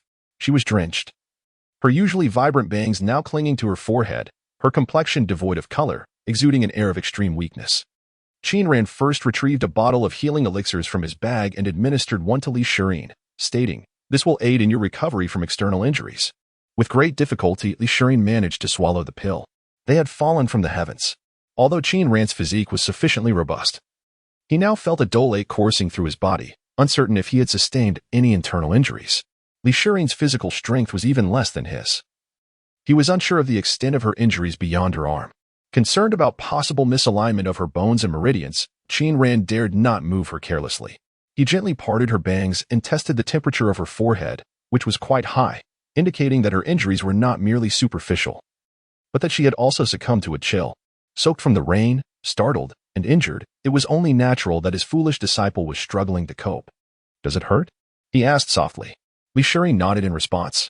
He then offered her a warm heart pill, saying, "This will alleviate the pain." An invisible, colorless magical force emanated from his palm, drawing the moisture from their clothes and hair to coalesce into a large water sphere, enveloping them like a bubble, shielding them from the relentless rain. "Can you channel your magical energy?" Qin Ran inquired again. Li Shirin shook her head. "I have no magical energy left." He then fed her a top-tier recovery pill. As the pill entered her body, it brought forth an exquisite and pure magical energy. The spirals of her dantian began to operate autonomously, drawing in the essence of heaven and earth, gradually replenishing the depleted magical reservoir within Li Shirin. And now? She attempted to mobilize her energy, but the instant she did, pain surged throughout her body, prompting her to cease immediately. "It hurts," she admitted. Although the recovery pill he provided was of the highest quality, Li Shirin's constitution was far from ordinary. Her physical attributes had long surpassed those of a mere mortal, which accounted for her slow recovery after sustaining injuries. Qin Ran furrowed his brows and glanced at the encroaching darkness of the sky. Night was swiftly approaching. Under the gloomy, rain-laden sky, the darkness descended rapidly. "We cannot linger here. It is too perilous," he declared. In the evening, an ordinary forest belonged to the beasts, while the forests of the Hongduan Mountains were a haven for ferocious creatures. They needed to find a place to take refuge quickly. He then asked, "Can you walk?" Li Shirin attempted to rise but found herself unable to move. Qin Ran extended his hand, placing it gently on her injured arm. "I will first realign your bones. It will hurt." "All right," she replied, undeterred by the prospect of pain. Closing his eyes, Qin Ran projected his consciousness from his brow into her arm, observing the tissues and bones in preparation for the realignment. Despite it being his first experience with such a procedure, his mental guidance ensured that no complications arose. With a soft snap, he returned her bones to their rightful place. Upon opening his eyes, he saw Li Shirin furrowing her brow and asked, "Is it done?" She moved her hand slightly and nodded. "Very well. Let us find a place to conceal ourselves and address everything tomorrow," Qin Ran suggested. I still cannot move," Li Shirin replied. Taking a deep breath, Qin Ran turned and squatted in front of her, saying, "Come, I will carry you." Li Shirin's face, gradually regaining its color, flushed noticeably red. She appeared bashful before she climbed onto his back. Qin Ran skillfully secured Li Shirin's leg bend and effortlessly lifted his foolish disciple onto his back. Surprisingly, despite her height and gradually plump physique, she felt remarkably light. This reminded him of a humorous adage: while one might struggle to lift 100 pounds of bricks, one could easily carry 100 pounds of a maiden and fly with 100 pounds of gold. With bubbles of air surrounding him, Qin Ran searched for the Starfall sword nearby. Clutching the sword and bearing Li Shirin, he treaded upon the withered leaves, navigating through the towering trees. Yet, a sense of unease lingered within him. For instance, how could his foolish disciple, who was evidently gravely injured and immobile, suddenly find herself atop his back? Moreover, if she were truly devoid of strength, how could she maintain her posture on his back, mindful of her modesty? However, he chose not to dwell on these thoughts. In this perilous and ruthless world of cultivation, he had come to understand many things, realizing that some matters were best left unexamined. In life, it is a rare gift to embrace confusion. Is it not acceptable to feign ignorance? In truth, the paths through the primeval forest were not as arduous as they seemed, provided one could traverse the surface of the dry leaves. Competing for sunlight, the colossal trees grew thick and tall, their branches lush and dense, forming layers of leaves that effectively obscured the ground below, allowing only the occasional stray beam of light to filter through. Thus, between these massive trunks, only sporadic thickets and wild grasses appeared, as the surroundings appeared remarkably pristine. After walking for some time, the sky had darkened. Yet Qin Ran had yet to discover a cave or any shelter from the elements. As he continued, an epiphany struck him, prompting him to glance at a robust tree trunk nearby. The trees in the primeval forest reached astonishing heights, spanning dozens to hundreds of meters, and boasted immense girths, with diameters of several meters. If only. Qin Ran carefully set Li Shirin down, grasped the Starfall sword, and struck the tree trunk as if it were a wall. Clang! The blade seemed to meet an unyielding surface. Taking a deep breath, he summoned his magical energy for another strike. Thud! At last, he made some progress. He hastily combined his swordplay with incantations, and before the night enveloped them entirely, he carved out a hole approximately 2 meters in diameter. It was a tight fit for 2 adults, but with darkness descending. There was no time to waste. Swiftly, as the night fell, bringing with it an air of terror, the chilling roars of beasts echoed ominously. Qin Ran quickly lifted Lishirin and leaped into the tree hollow, using his hand to summon droplets of water from the forest, creating a barrier of water to seal the entrance. On this rainy night, in the heart of the forest, surrounded by ominous creatures, fear. The tree canopy was dense, absorbing every raindrop, preventing them from falling directly to the ground until they could no longer contain the excess, causing larger droplets to plummet below. Thus, the rain in the forest fell with a resounding patter, the heavy drops relentlessly descending. The thick layer of decaying leaves on the ground had absorbed much water, transforming into a marsh-like terrain, where the incoming droplets produced peculiar splashing sounds. The strange puffing sounds echoed continuously, accompanied by distant and near bird calls and beast roars, resembling a haunting nocturnal symphony. The master and disciple sat side by side within the hollow of a tree, leaning against the tree's inner wall, peering through the translucent membrane of water at the encroaching darkness outside. In truth, their vision was obscured, and they were at a loss for what to do. Suddenly, a faint sound of footsteps emerged from beneath the tree, the soft pads and claws brushing against the bark suggesting the presence of a feline or a big cat. "Master," Lishirin whispered, her voice tinged with fear. "Hush." Qin Ran quickly urged her to silence. The large cat ascended the tree, and shortly thereafter, a rustling sound akin to serpentine movement followed.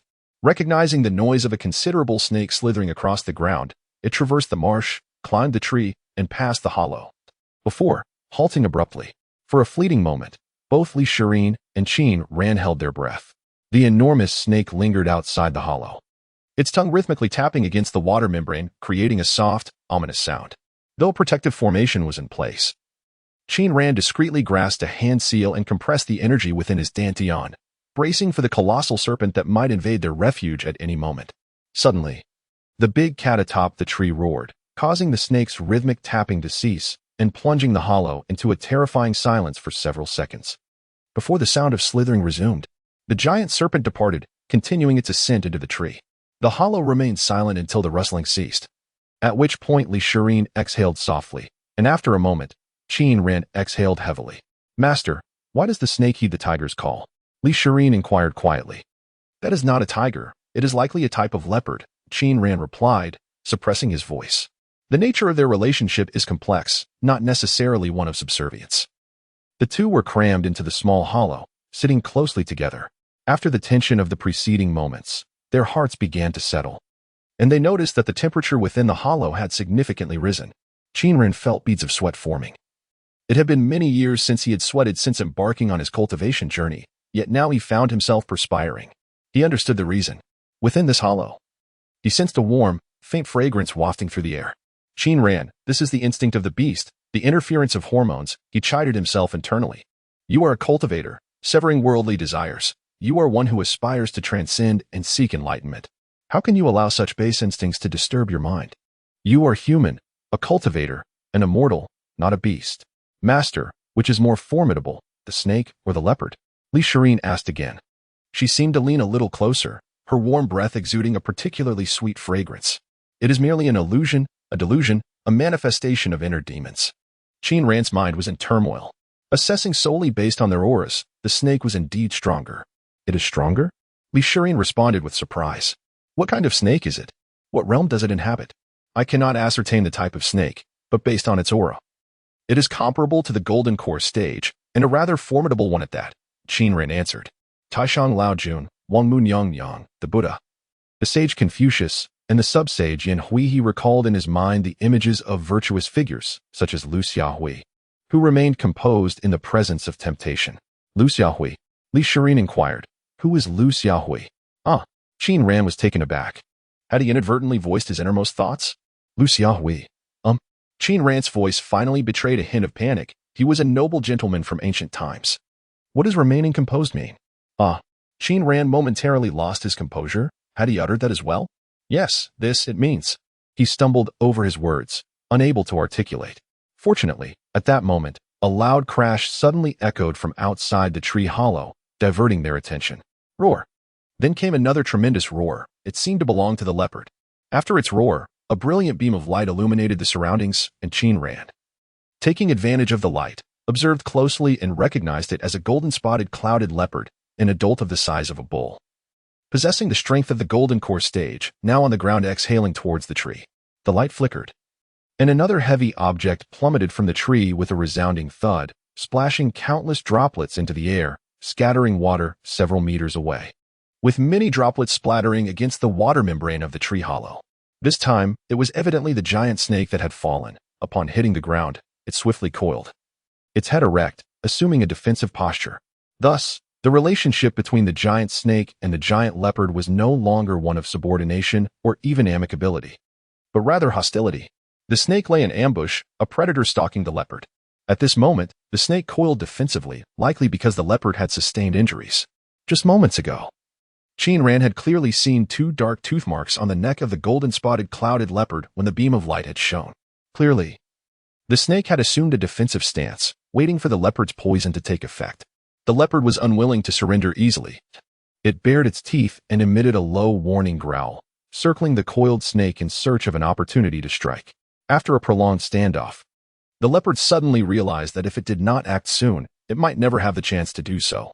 It ceased its pacing, crouched low, and lunged forward, its claws leading the way, fangs following, aiming to subdue the giant snake before delivering a bite. Unfortunately, the leopard had not anticipated that at the moment it recognized its dwindling opportunities, it had already lost its chance. By then, the snake's venom had coursed through its body, its movements becoming sluggish. In a life-or-death struggle, a slowdown in movement signified impending doom. The snake seized the opportunity, its spring-like body springing forth, sinking its fangs into the leopard's neck. The leopard could not evade. It was bitten on the neck, flailing its claws in a desperate struggle. Yet the snake granted it no reprieve, swiftly coiling around it, constricting its body tightly. The sounds from outside the tree hollow grew fainter, the struggles of the leopard diminishing until they ceased altogether. The snake released its grip on the leopard, dragging it deeper into the forest. The sound of its slithering gradually faded, leaving Qin Ran furrowing his brow. Why did it not swallow it directly?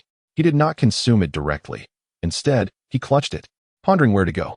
Is this a trait of serpents? He was not particularly knowledgeable about such matters. Has the snake departed? Inquired Li. Qin Ran shook his head. Though perplexed, he showed no inclination to investigate further. That was not a quest for knowledge. It was a pursuit of peril. The commotion of the snake and the leopard had ceased, leaving the hollow of the tree enveloped in an unsettling silence, almost awkward. Outside, in the darkness, the calls of birds and the roars of beasts resumed. Qin Ran was not one to engage in conversation. After pondering for a while, he found himself at a loss for words and feigned sleep instead. Before long, the restless Li called out a few times for her master, only to discover he had succumbed to slumber. For reasons unknown, she let out a sigh, softly murmuring, "Master? Master." Subsequently, she too settled down, leaning against Qin Ran's shoulder. Initially, both pretended to be asleep, but as fatigue from the day settled in, they eventually drifted into genuine slumber, until, at some point in the dead of night, the ground suddenly began to tremble. Qin Ran was jolted awake. Qin Ran had fallen asleep, yet his slumber was not complete. After all, he held an immense reverence for the Hongduan Mountains, and how could he dare to sleep unguarded in the wilderness? The moment he sensed a disturbance outside, he awoke to the unease. What was happening?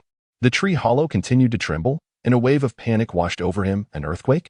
But he did not dwell on it for long. The unmistakable sound of a herd of beasts trampling the ground soon provided him with clarity. A thunderous rumble echoed.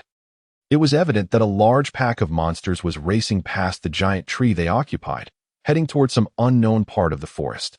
The beast seemed oblivious to the tree hollow, and as Qin Ran's terrified heart gradually calmed, he began to ponder the implications of their movement. He listened intently and realized that the direction they were heading was precisely where the snake had dragged away the leopard.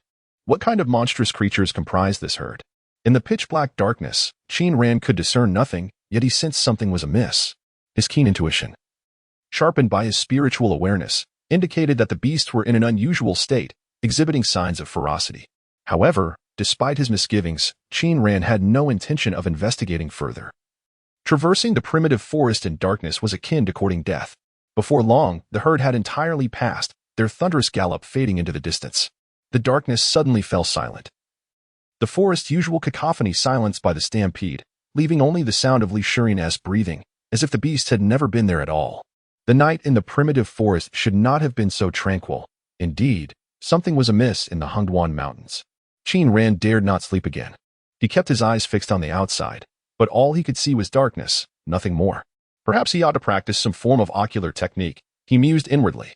The tree hollow was cramped, forcing him to sit with bent legs, which made Elixir's sleep quite uncomfortable.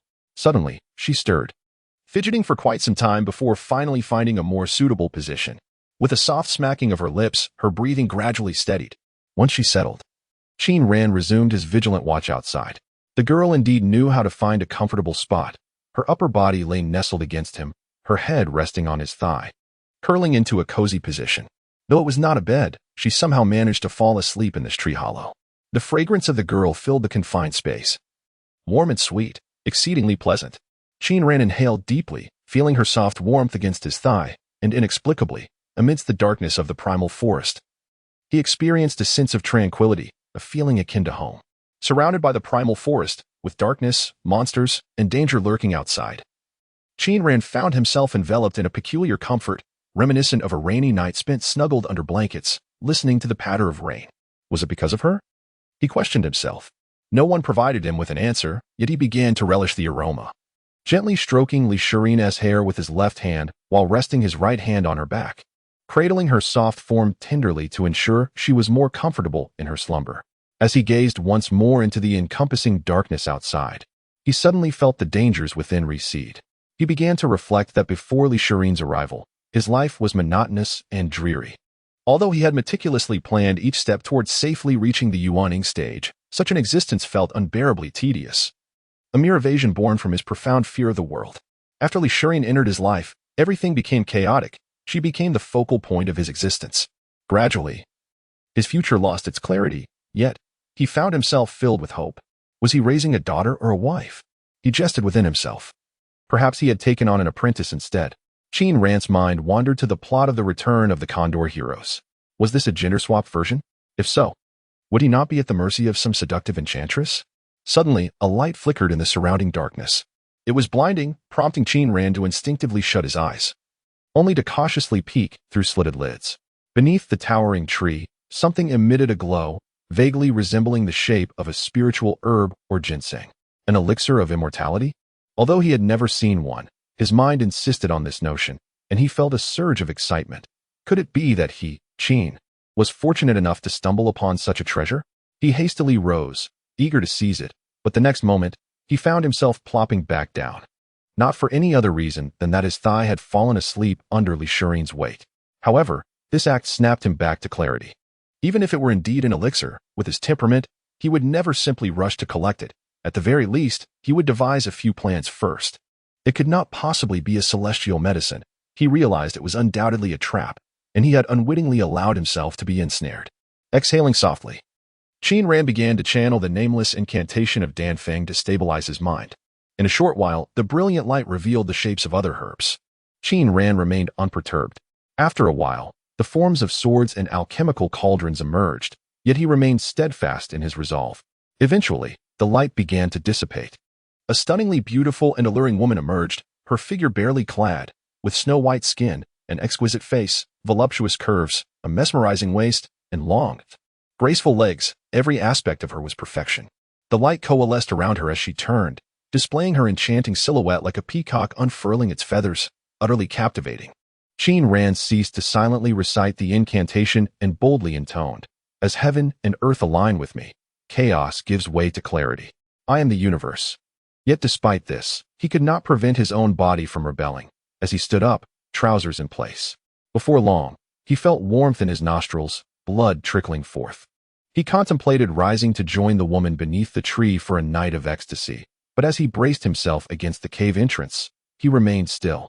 The woman lingered beneath the tree for some time, observing that Qin Ran showed no intention of emerging. The light finally extinguished, and in the darkness, a sultry, disdainful voice echoed, a coward with lustful thoughts but no courage. Before the shadows dissipated, Qin Ran beheld the woman turning around, from which sprouted several plush tails upon her posterior.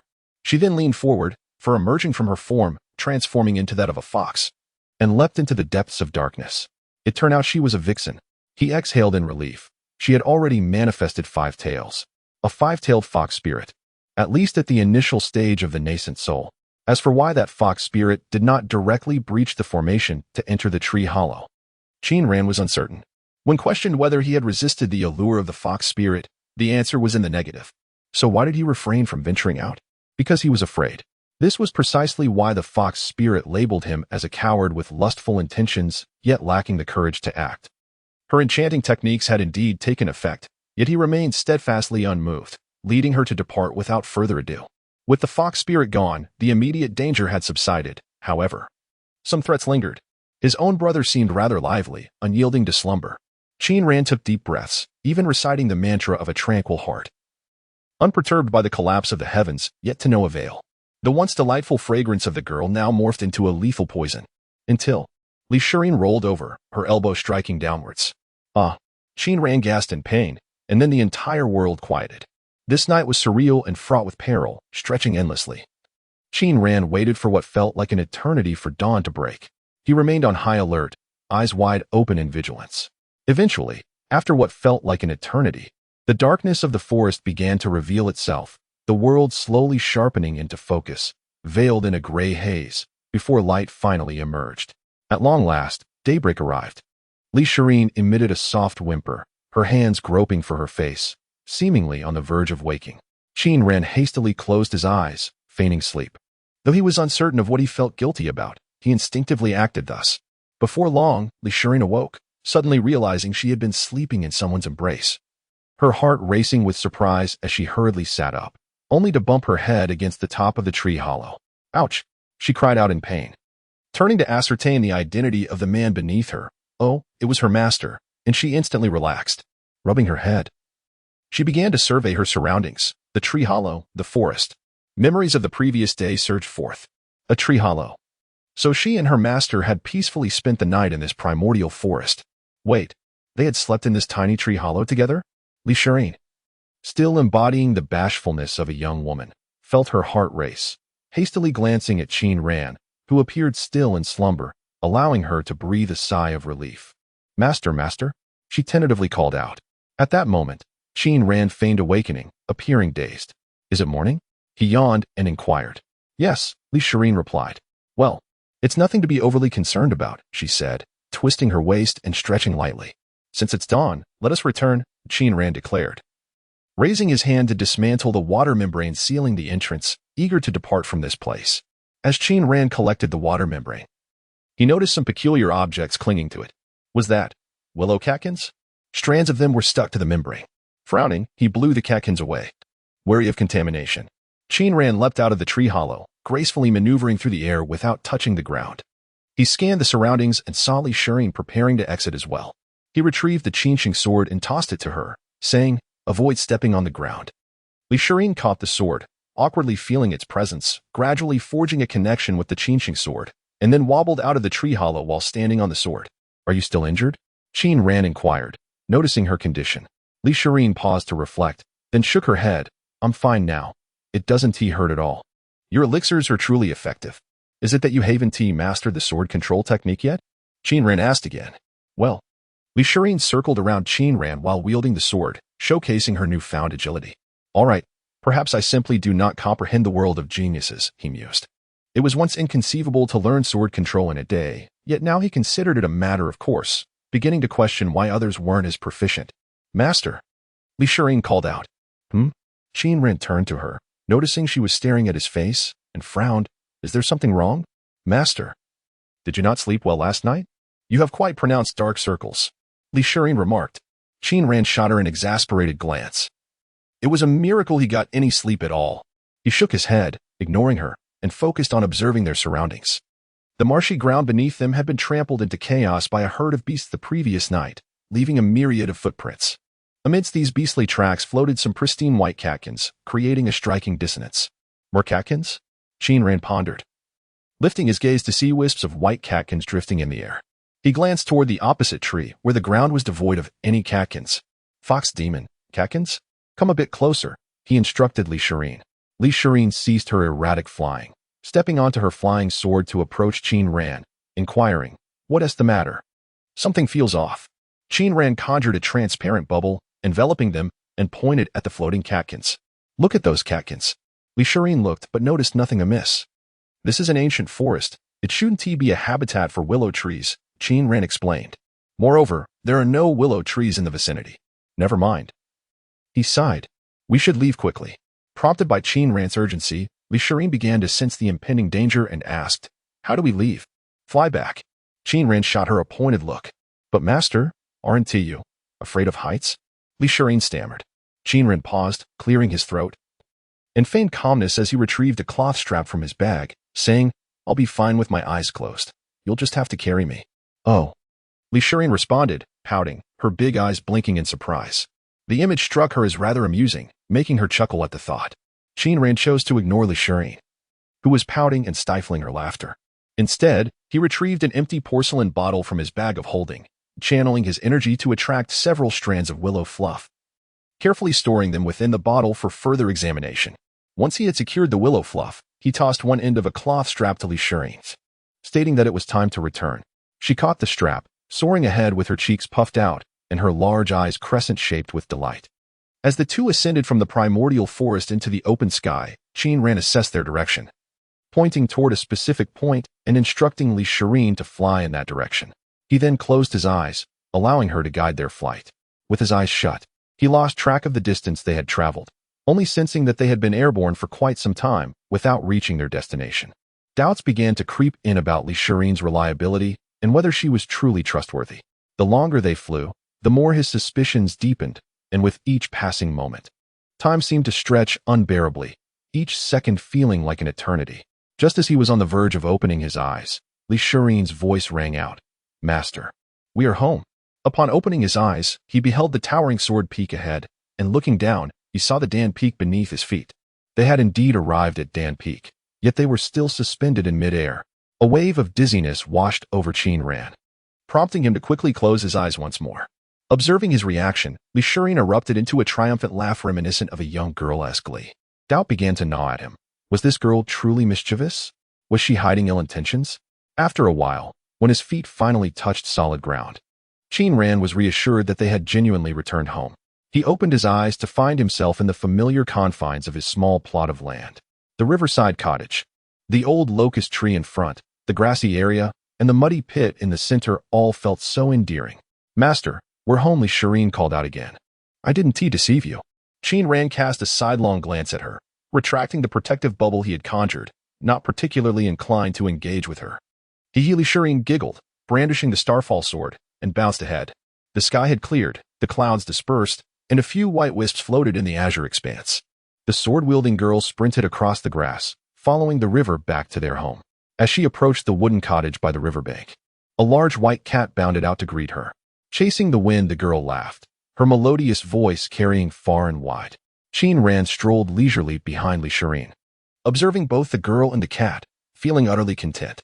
Wait, why was the energy within Chasing the Wind no longer chaotic? Qin Ran sat on the sofa, while Chasing Wind perched upon the coffee table, his gaze fixed intently on Chasing Wind, who was busy grooming himself. What is going on? Qin Ran inquired of Chasing Wind. Meow. Chasing Wind replied in a soft, innocent tone, taking a moment to indulge himself.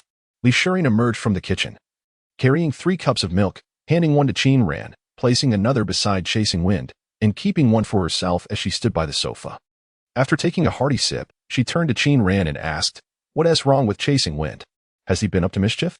Qin Ran accepted the milk and glanced at Shirin, noticing that a ring of white milk had adorned her upper lip, creating a rather comical sight. He stifled a laugh, deciding not to mention it. Chasing Wind has begun his training, he said, suppressing his amusement. When did you start teaching him? Shirin questioned, her brow furrowed in confusion. I wasn't aware of this. Qin Ran shot her a sidelong glance, thinking her a rather foolish disciple. I haven't taught him, he replied. Oh. Shirin nodded, then suddenly grasped the gravity of the situation, her eyes widening in astonishment. Can Chasing Wind train on his own? Have you awakened your inheritance, Chasing Wind?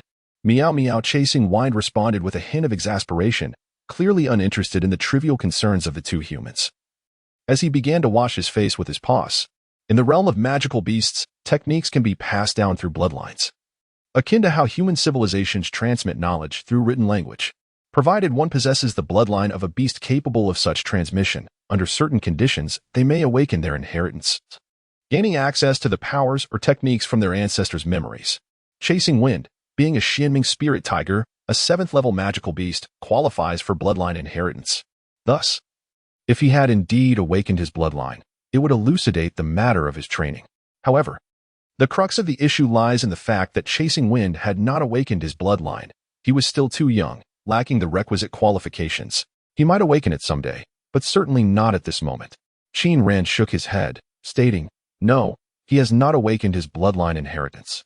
He fixed his gaze on Chasing Wind, articulating every word, so someone must have taught him to train. Lisharin gasped, "Who? If it's not me and not you." Then Qin Ran's expression grew serious. Following his line of thought, Lisharin pondered, taking another sip of milk, and analyzed. Someone who is not from Danfeng but can come to Danfeng. Observing the two masters engrossed in their theatrical speculation, Chasing Wind had finished grooming and, casting a disdainful glance at Qin Ran, approached his cup of milk. With his sturdy forepaws, he lifted the cup and gulped it down in one go. After a hearty belch and smacking his lips, he leapt down from the coffee table and, slightly swaying, made his way outside. He seemed a tad tipsy from the milk. "Did he just give me a look of disdain?" Qin Ran asked, pointing at Chasing Wind as he headed out. "Uh-huh. I saw it clearly," Lisharin nodded. Her expression one of derision. "I was scorned by a cat?" Qin Ran exclaimed incredulously. Lisharin corrected him, "A Xianming spirit tiger." The master and disciple shared a light breakfast while planning their activities for the day. What is this about Chasing Wind being able to train? It can only be said that on Danfeng, there exists an individual whose talent for cultivation is rather lackluster. This person cannot bear to witness the innate advantages that other beings possess, which allow them to effortlessly embark on the path of cultivation. I shall refrain from naming names, but I sincerely hope they conduct themselves prudently. As for why Chasing Wind is capable of cultivation, the reason lies in his lineage. He is the offspring of a 7th-tier demon beast, which inherently elevates him above the mundane. Even if he were to grow freely in the wilderness, it would not take him long to absorb the essence of the sun and moon, drawing upon the spiritual energies of the earth and sky to commence his journey in cultivation. Moreover, he is situated on Danfeng, where Qin Ran has never shied away from including him in his lessons for Lisharin, often elaborating on the teachings for his benefit. Thus, Qin Ran is fully aware of why Chasing Wind can cultivate. He is merely putting on a show.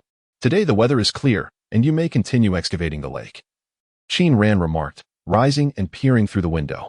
"Master," Lisharin whined playfully, "can't we take a day off?" This playful tone made Qin Ran's scalp tingle.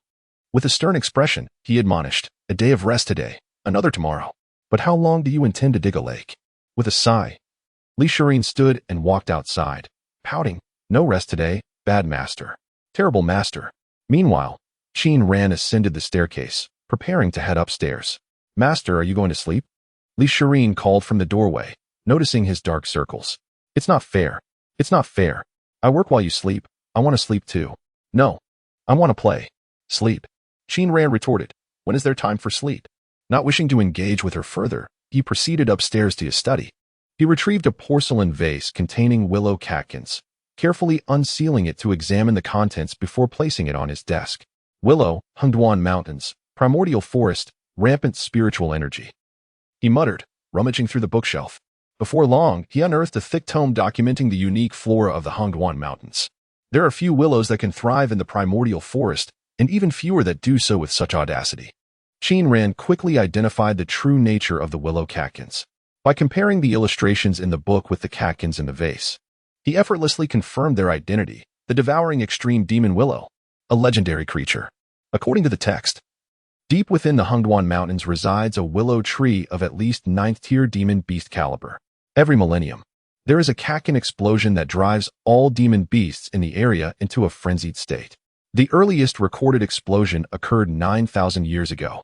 Closing the book, Qin Ran felt a chill run down his spine. A phenomenon that could incite a frenzy among all demon beasts? Such a perilous creature exists deep within the Hongduan Mountains? It is one thing for such a beast to exist, but to encounter it during its explosive period is another matter entirely. Moreover, it is merely a legend that such a willow tree exists, meaning no cultivator has ever laid eyes upon it. What formidable presence must this willow tree possess?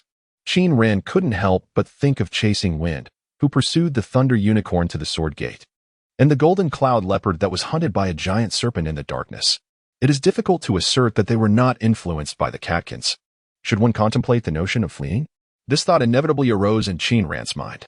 Initially, he believed that the rampant beast crisis was merely a minor incident and had intended for elixirs to hasten her practice of swordplay and sorcery to hone her skills amidst the beast horde. However, the gravity of the situation now appeared rather severe. Qin Ran replaced the book on the shelf and was suddenly startled by the sound of elixirs' laughter echoing outside. Furrowing his brow, he pondered what mischief his foolish disciple was up to now. He swiftly made his way to the corridor, straining his eyes in the direction of elixirs, only to discover her wielding a sword, hacking away in a muddy pit. She was not only practicing her swordsmanship but also digging a pond. All while reveling in her play, Qin Ran prepared to admonish her, but hesitated, ultimately refraining from intervening. After observing elixirs practice for a while, he retreated back to his study. Fleeing was a last resort, he mused. The day had been sunny, but by evening, dark clouds returned, and as night fell, the rain began to fall in a gentle drizzle. After preparing a medicinal bath for elixirs, Qin Ran exited her room and entered his own. Shortly thereafter, he donned a set of black night attire, draping a dark cloak over himself. Extending his hand, he conjured a mirror of water before him. Gazing at his reflection, he brushed his hand across his face, transforming his delicate features into a fierce visage. Disguise techniques were an essential skill for any cultivator traversing the world. "I'm Batman," he murmured in a lowered tone, testing the sound of his voice, which resonated perfectly. After a final inspection of his temporary spatial pouch to ensure nothing was amiss, he fastened the hood of his cloak and stepped outside.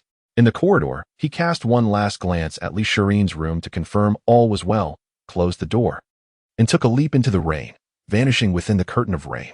The art of evasion, like the ephemeral nature of water, was the most profound technique Qin Ran had mastered, recorded within the foundational scripture he practiced, the Water Blossom Heart Sutra.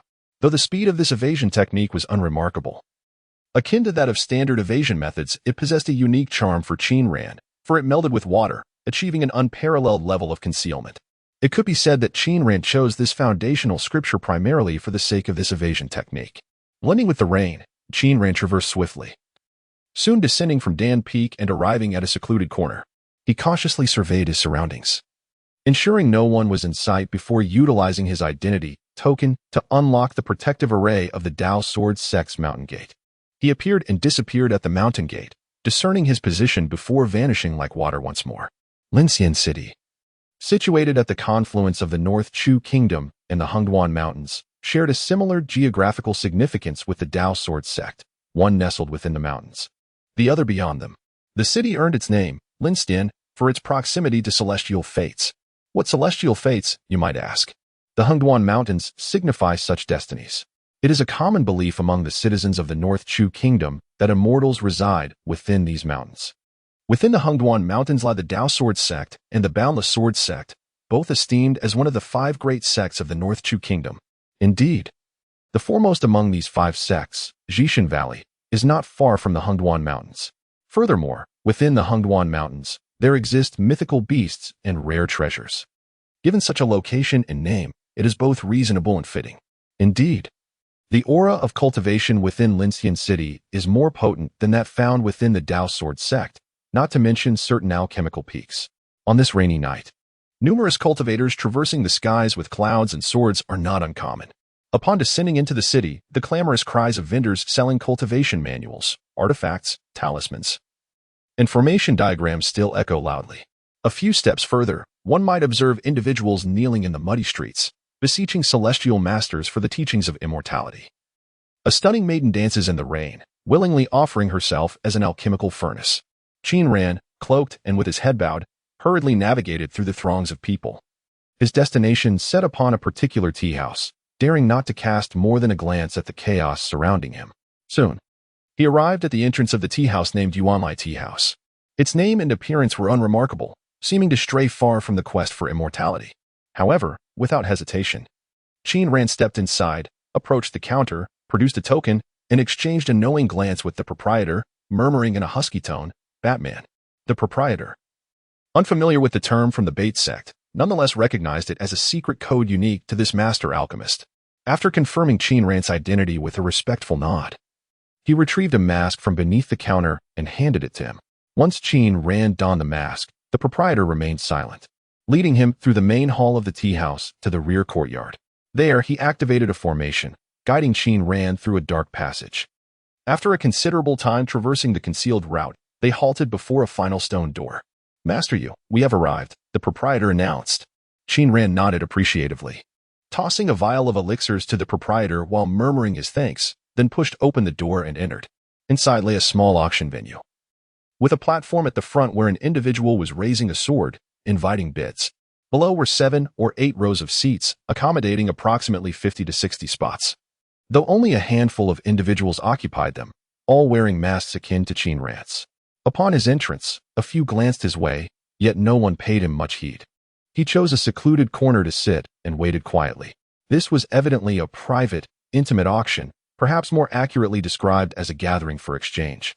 The attendees were indeed cultivators, each possessing either strength, wealth, or unique abilities. For example, Qin Ran was an alchemist. Linsin City, rich in cultivation energy, also coexisted as a city of mortals.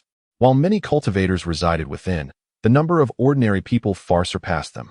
The city's cultural fabric was woven more with the threads of mundane life than that of immortality. Larger venues for selling cultivation items existed within the city, featuring vast auction houses. However, those places were impure, overcrowded, and overly complex. Thus, numerous small, exclusive auction gatherings for cultivators emerged, akin to social circles in modern society. This particular auction venue was one Qin Ran had joined during a previous venture to sell his elixirs. After several satisfactory experiences, it was only natural for him to return when the need arose. The sword wielded by the man on stage was auctioned for 100 low-grade spirit stones. Following him, another individual stepped up to sell a superior magical artifact, fetching a price of 300 mid-grade spirit stones. At that moment, a man of average stature approached, producing a jar and stating in a deep voice, "Honey from the silver-winged long-tailed bee. I seek a foundational cultivation technique and gold attribute suitable for the golden core stage."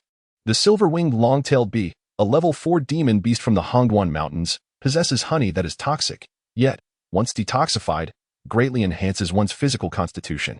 The Gungjin flying sword technique, suited perfectly for the golden core stage, came to Qin Ran's mind. He raised his hand to bid, intending to acquire it for Li. Swordsmanship? The man pondered, not committing to a response. "Do you not desire sword techniques?" Qin Ran ceased his bidding. He had extensively researched water attribute cultivation techniques and gold attribute swordsmanship. If this man had no interest in sword techniques, he found himself at an impasse.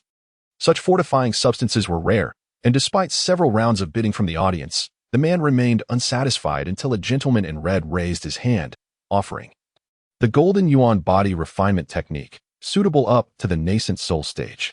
The crimson attire caught Qin Ran's eye. In such places, most donned inconspicuous black garments, making this individual quite ostentatious. Body refinement techniques?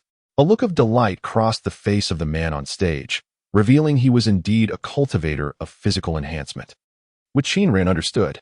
Once the two parties concluded their transaction with the tea house and returned to their seats, a woman ascended the stage, expressing her urgent need for information on the silverback demon ape, with prices open for negotiation. Qin Ran's heart stirred. Last night's beast hoard had indeed contained a silverback demon ape, yet after a moment's hesitation, he refrained from bidding. After the woman departed, several others took their turn on stage, and Qin Ran, unfazed, approached as well. He retrieved 3 porcelain vials from his temporary storage bag, clearing his throat to announce, "High-grade recovery pills, high-grade spirit gathering pills, and mid-grade foundation building pills." Medicinal pills have always been a form of hard currency, particularly those of such high quality, causing a stir among the audience before he could finish his sentence. "I recognize him. He is the alchemist of the Yu family, known for selling pills." Someone whispered from the crowd. Qin Ran's heart skipped a beat as he focused his gaze upon the speaker, who was none other than the gentleman in red. In such venues, one must never reveal their identity, and this individual seemed intent on doing just that. Moreover, how could he possibly know Qin Ran's surname? Yu. Maintaining an impassive facade, Qin Ran continued, "My requirements include starry stones, swordsmanship techniques, and gold attribute sword techniques. In the realm of cultivation, medicinal pills and alchemists hold significant value." Scarcely had he finished speaking when a gaunt man raised his hand, declaring, "You seek starry stones? Your offerings are insufficient." The starry stones were intended for forging Li Shirin's life-bound flying sword, a crucial objective of Qin Ran's journey. Upon hearing this, Qin Ran retrieved a porcelain vial from his temporary bag and placed it on the auction stage, stating, "A mid-grade barrier-breaking pill, 1 piece." Instantly, the audience erupted in astonishment. A barrier-breaking pill, known to enhance the chances of forming a golden core, was being offered for sale? Deal. Came the swift reply from the crowd. Qin Ran handed the elixir to the auction staff, standing nearby for transaction purposes. Dance of the illusory butterfly. A technique suitable for the golden core stage. A man in red raised his hand and declared, "I desire 10 gathering spirit pills." Before Qin Ran could respond, another individual interjected, inquiring, "How many gathering spirit pills do you possess? And how many do you seek?" Qin Ran asked, 50. What technique? Star Shadow swordplay. Created by a nascent soul cultivator. Very well. Qin Ran opted not for the dance of the illusory butterfly, but chose the Star Shadow swordplay instead. Anyone meeting the auction's criteria could join at any moment. Similarly, they could depart at their discretion. Having acquired the Star's Heart and the Star Shadow swordplay, Qin Ran intended to leave. He exchanged the displayed elixirs for spirit stones and, upon descending the stage, made his way directly to the exit. Upon pushing through the door, a waiting attendant guided him to finalize the transaction of his winnings. Without a moment's hesitation, he exited the tea house through a concealed door. Beyond this door lay a secluded alley. Qin Ran tightened his cloak, oriented himself, and proceeded towards the bustling street outside, where the throng of people would provide ample cover for concealment. Shortly after Qin Ran's emergence from the hidden entrance, 2 figures followed closely behind, one clad in red, the other slender and gaunt. They paused at the entrance, and the lean man took a moment to sense his surroundings, pointing towards the busy street. That way. They then pursued the indicated direction onto the crowded thoroughfare. The man in red squinted, scanning the area, and soon spotted a dark silhouette within the crowd, swiftly leading the gaunt man in pursuit. Alas, by the time they reached that spot, the shadowy figure had vanished. "Be cautious," the man in red remarked, displaying notable wariness. The lean man scoffed, "It's futile." He closed his eyes to sense the vicinity once more and declared, "That way." Together, they continued their pursuit, ascending into the air and reaching the top of the city wall. From their vantage point, the man in red gazed ahead and witnessed the figure of Master Yu, cloaked in black, momentarily split into 2, diverging left and right. The figure on the right soared several dozen meters before abruptly transforming into a puddle of water, while the left figure maintained its human form and continued to fly forward, ultimately disappearing into the darkness. Which one? The man in red struggled to discern the truth and turned to ask the lean man. "Humph, a mere trick." The lean man scoffed dismissively, pointing at the spot where the puddle had vanished. "That one. What a remarkable evasion technique." The man in red sighed, then displayed his agility, darting towards that direction. Is he truly unable to shake them off? Qin Ran frowned, noticing the 2 figures approaching him without hesitation. There is something amiss with the items. He quickly probed into his storage pouch, searching for the problematic object. Technique jade slip? Spirit stones? Star's Heart? Before long, he identified the source of concern, the Star's Heart. A faint mark was embedded within it, nearly indistinguishable from the stone itself. Fortunately, it was merely a trace of consciousness. Otherwise, it would have been difficult to detect the faint mark that had assimilated into stardust. The star-shining stone had been tampered with. How could they have known that I would purchase the star-shining stone? Had Lishurin betrayed me? The pace of the fleeting years was not swift. As the 2 figures behind me approached rapidly, Qin Ran adjusted his breathing, calmly analyzing the situation. No, it was impossible. Suddenly, he recalled the red-clad man at the auction who had exposed his disguised identity, leading him to a terrifying realization. This had been premeditated. The tea house had sold me out. No matter when I come or what I intend to buy, I would be ambushed.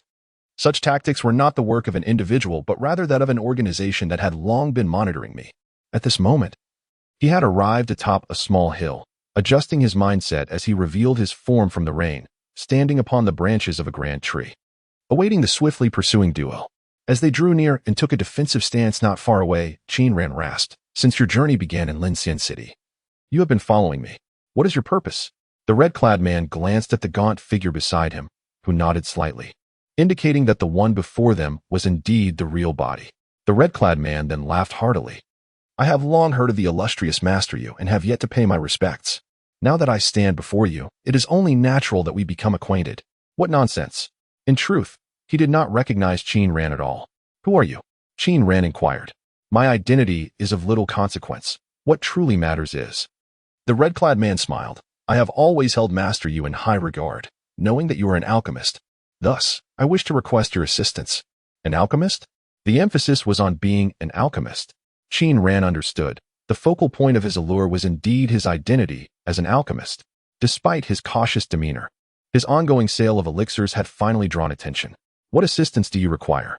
He discovered that the voice of the red-clad man held genuine utility. It is merely alchemy. The red-clad man remarked.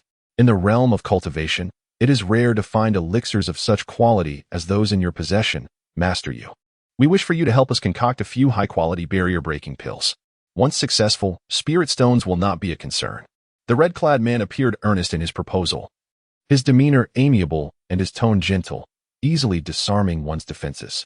However, as he spoke, the gaunt figure had stealthily closed the distance from the right front. They had no intention of requesting Qin Ran to concoct elixirs. Their target was Qin Ran himself. Who was Qin Ran? From the outset, he had not extended his trust to them, remaining on high alert. The slight movements of the gaunt man could not escape his vigilant gaze. Barrier-breaking pills? Qin Ran feigned a bargaining stance, stating, the barrier-breaking pill poses great difficulty at my cultivation level. Yet, before he could complete his sentence, he suddenly sprang into action, catching them off guard, and turned to flee. Indeed, engaging in combat was out of the question. Only flight could sustain his existence. Qin Ran was well aware of his own capabilities. If cornered, he would be swiftly subdued. However, a question arose. If he intended to flee, why had he been waiting here? Because, bang, suddenly, Qin Ran fled, leaving the two individuals momentarily stunned. However, they quickly set aside their surprise and pursued him. Just as they reached the summit of the small hill where Qin Ran had been, the ground beneath them erupted violently. In an instant, a terrifying shockwave, accompanied by countless stones and iron nails that shot forth like bullets, surged toward them, interspersed with invisible sword energy. It was a formation, a killing array. The man in red swiftly activated a protective shield, recognizing the threat, and urgently warned his emaciated companion, who had previously set the trap. The lean man was slower to react than his counterpart. He was pierced by several iron nails before he could manifest his own shield, and even then, he was grazed by the errant sword energy. Damn it, he seethed, unleashing his inner power. An invisible shockwave radiated from him, dispersing the iron nails and sword energy unleashed by the formation. He advanced in search of Master Yu, only to see the silhouette of a black cloak in the darkness tremble, splitting into two figures, one darting to the left, transforming into a puddle of water that merged with the rain after flying 100 or so meters, while the other maintained a humanoid shape and soared into the depths of the dark sky. Fool-ass trick, the lean man scoffed, finding it utterly brainless. He had seen through the ruse the first time, yet they dared to use it again. He sensed the mark on the starry stone was aligned with the leftward stream of water. With a cold snort, he gathered his own blood, coalescing it into a mass within the rain before detonating it. He surged through the resulting blood mist, his speed dramatically increasing, and in mere moments, he caught up with the leftward stream. Take that, he shouted, unleashing a powerful punch that pierced through the humanoid form concealed in the rain. The transparent figure struggled momentarily as it took shape, revealing itself as the cloaked master, who wore a look of terror, mouth agape. Yet like a fish gasping for breath on land, could utter no words. Humph, coward. The lean man retracted his fist, seizing Master Yu by the neck as one might lift a chick, his visage twisted with rage. Where do you think you're running? At that moment, the man in red arrived, maintaining a distance, and suddenly noticed the terror on Master Yu's face vanish, replaced by a smirk, as if he were uttering something mocking. The lean man leaned closer. Realizing the impending danger, the red-clad man shouted in alarm, "Run!" The lean man glanced back, confused, then turned to look at Master Yu, only to find that the figure in his grasp had transformed into a puddle of water, flowing through his fingers and cascading to the ground. A decoy? The lean man was incensed, furious at having been deceived. He glanced forward, where Master Yu had vanished, and spotted a temporary Qianquan bag suspended in midair. At that moment, realization dawned upon him. In the next instant, the temporary Qianquan bag exploded with a resounding blast. A bolt of calamity lightning illuminated the darkness, piercing through the heavens and the earth. The red-clad man reacted swiftly. While urging his companion to flee, he had already turned to escape. Yet, he was still caught in the aftermath of the calamity lightning. Given another chance to flee, he would undoubtedly have run faster. For this time, he had not performed to his full potential. Why does a foundation-building alchemist create such a tremendous uproar? The calamity thunder. As half of his body was charred and the calamity thunder surged chaotically within him, he remained perplexed. Plummeting from the sky, he crashed into the damp underbrush. Raindrops cascading upon the man in red, yet he felt nothing. He gazed into the darkness, watching the fleeting remnants of lightning, questioning the very essence of his existence. Murmuring, "Is this the tribulation thunder of the golden core transformation?" Quite knowledgeable, not bad. A deep, hoarse voice resonated nearby. He strained to look in the direction of the voice and discerned a shadowy figure emerging from the curtain of rain. Realizing the proximity of the figure led him to a profound realization. Following the explosion, both directions had been illusions. The true Master Yu had long concealed himself amidst the rain, retreating to the ground to hide. Their choices had been utterly erroneous. Two golden core cultivators had been toyed with by a mere foundation builder, rendering them as foolish jesters. Ah! The man in red began to cry out in confusion, perhaps overwhelmed by pain. "What is your name? Which organization do you belong to? What is the purpose of your capture?" Qin Ran approached, enveloping the man in red within a bubble of energy, brandishing a sword, and repeatedly inquired. The man in red ceased his cries, observing the bubble surrounding him. Then glancing at the sword in Master Yu's hand, despair enveloping him further. Upon drawing closer, Qin Ran suddenly noticed that one half of the man in red's body had been scorched by the calamity thunder, while the other half remained relatively intact. This appearance resembled that of a two-faced individual. Crafting a Batman persona, yet ending up with a two-faced figure, what a curious twist of fate. Reflecting on this, he saw that the man in red remained silent, prompting him to sheath his sword. He retrieved a red and a blue pill from his bag. Gesturing to the man, "One is a high-grade healing pill, capable of mending your body as much as possible, granting you a sliver of hope. The other is a lethal poison. Here lies your opportunity for choice." He seemed to embody the essence of a two-faced figure. The man in red regarded the pills in Qin Ran's hand. Lacking knowledge of alchemy, he speculated based on experience that the red pill was likely the poison. Yet, he was baffled by the profound intentions of this individual, questioning how someone so cunning could exhibit such benevolence. "Do you long for death? After enduring countless tribulations to attain the golden core, do you wish to perish in such a manner?" Qin Ran suddenly began to persuade him. At that moment, a bolt of lightning struck from the heavens. The man in red trembled in fright, looking skyward, only to realize it was merely ordinary lightning.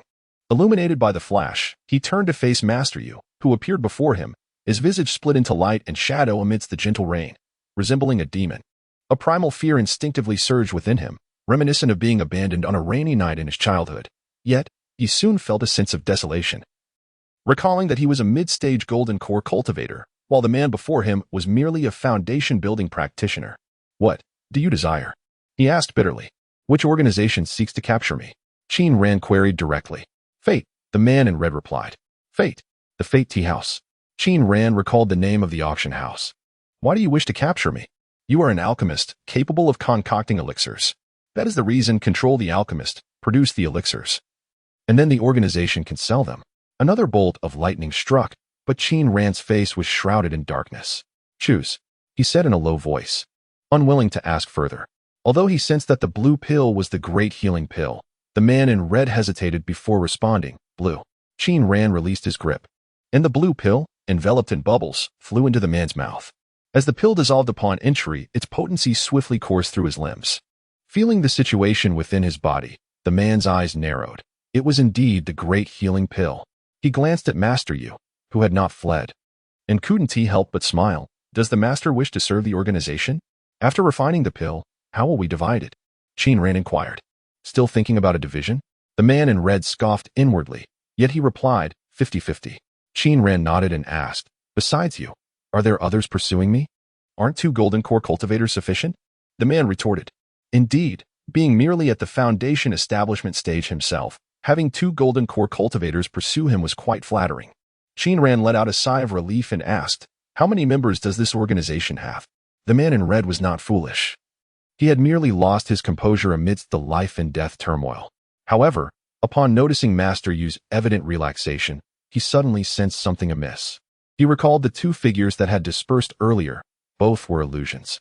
Then, what of the two pills?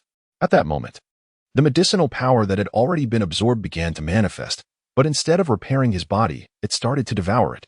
That was not a great healing pill. It was a poison pill. The man's complexion changed in horror. With a calm expression, Qin Ran observed him. The two pills indeed comprised one great healing pill and one death pill. But the great healing pill was a failed concoction, a poison pill filled with impurities and devoid of any healing power. A poison pill, formed from impurities according to alchemical rules, possessed the capacity not to heal, but to claim lives. As the poison pill ravaged his body, the tribulation lightning was no longer restrained. Eroding the areas destroyed by the poison, this process was a harrowing disintegration of flesh. The man in red could not contain his agony, crying out in despair. This was a torment. Regardless of his choice, death pill or poison pill, he was destined for suffering. He was too naive. How could Qin Ran allow him to survive? In the midst of the rain-soaked night, the man's piercing screams echoed for what felt like eternity, gradually fading into the sound of the rain. Another seeker of immortality had ascended. The body of the man in red was charred by the tribulation lightning. Convinced of his demise, Qin Ran retrieved his specially formulated corpse-dissolving powder and sprinkled it over the remains, ensuring that the body disintegrated completely into air particles without damaging anything else. He then meticulously scanned with his divine sense, confirming that no remnants of his soul lingered. It had entirely dissipated. Ultimately, he aimed to exert his utmost effort, leaving no future troubles behind. Having dealt with the emaciated man who perished beneath the calamity, Qin Ran meticulously searched the belongings of the two, retaining only the inconspicuous spirit stones and noting down several useful alchemical formulas. He dared not take any of their artifacts, treasures, or martial techniques. After securing their possessions within his spatial bag, he altered its formation to induce a distortion in the internal space, ultimately reducing both the contents and the bag itself to mere powder. Once he had disposed of those items, Qin Ran departed with 2 identity tokens, certain to bear tracking marks, and made his way to the riverbank. Casting a final glance at the tokens, he noticed their identical exterior designs. One side inscribed with the character for fate and the other with Tao. He casually selected one, enveloped it in a stream of water, and cast it into the river, allowing it to drift downstream. Before long, a large fish swallowed the token whole, and he paid it no further mind. Next, he captured a sizable river bird and affixed the other token to its body, administering a frenzied pill to send it flying aimlessly into the sky. After disposing of the tokens, Qin Ran sighed in relief. He watched as the river bird vanished into the night and the fish disappeared downstream, silently praying for no further complications. Then, Qin Ran plunged into the river, employing his water-like years technique to swim against the current, embarking on his journey home. Upon reaching a certain point upstream, he removed his cloak, wrapping it in water to allow it to continue upstream in his stead while he ascended the bank. He then activated his divine movement technique, dashing into the forests and racing into the Hongduan Mountains. As he entered the mountain range, his figure shimmered, splitting into 3 distinct individuals who fled in different directions. His true self meandered through the woods for some time before arriving at a preset formation into which he plunged. He waited within the formation until dawn broke and no pursuers arrived, after which he stealthily employed his water-like years technique to exit the array and proceeded toward the Dao Sword sect. With the first light of day illuminating the sky, the clouds dissipating and the sun rising from the eastern peaks, Qin Ran stumbled back to the Pill Peak. Li Shirin was in the living room enjoying a meal, playfully tossing breakfast candies to a cat. "One for you," she tossed forward, while the cat, Wind, pounced to catch it, and "One for me." She popped into her mouth, both she and the feline reveling in the moment. Upon seeing Qin Ran enter through the door, Li Shirin exclaimed, "Master, you're up so early today." Noticing his dark attire, she added, "Master, your outfit is truly stylish." Qin Ran shot her a glance, panting heavily as he shed his black outer coat and let it fall to the floor, ascending the stairs clad only in his undergarments, instructing, "Please wash my clothes. I'm going to take a shower and rest for a bit." This world is undeniably perilous, he mused, and one's own sanctuary is the safest haven. If possible, one should avoid venturing outside. It is far too terrifying. Lying in his own bed, Qin Ran contemplated. Qin Ran awoke from his slumber, disturbed by the cheerful laughter of Li Shirin. Rising from his bed, he ventured into the corridor and, lo and behold, he found Li Shirin once again dancing with her sword in a muddy pit. The time was approximately 5 in the afternoon, with the sunlight casting a gentle glow, not yet having dipped below the horizon. Following a day of rain, the world appeared pristine, fresh, tender, and beautiful, as if the chaotic events of the previous rainy night were merely a figment of his dreams. His foolish disciple was frolicking over there, and while he ought to intervene, he felt no desire to do so. The scene simply brought him joy.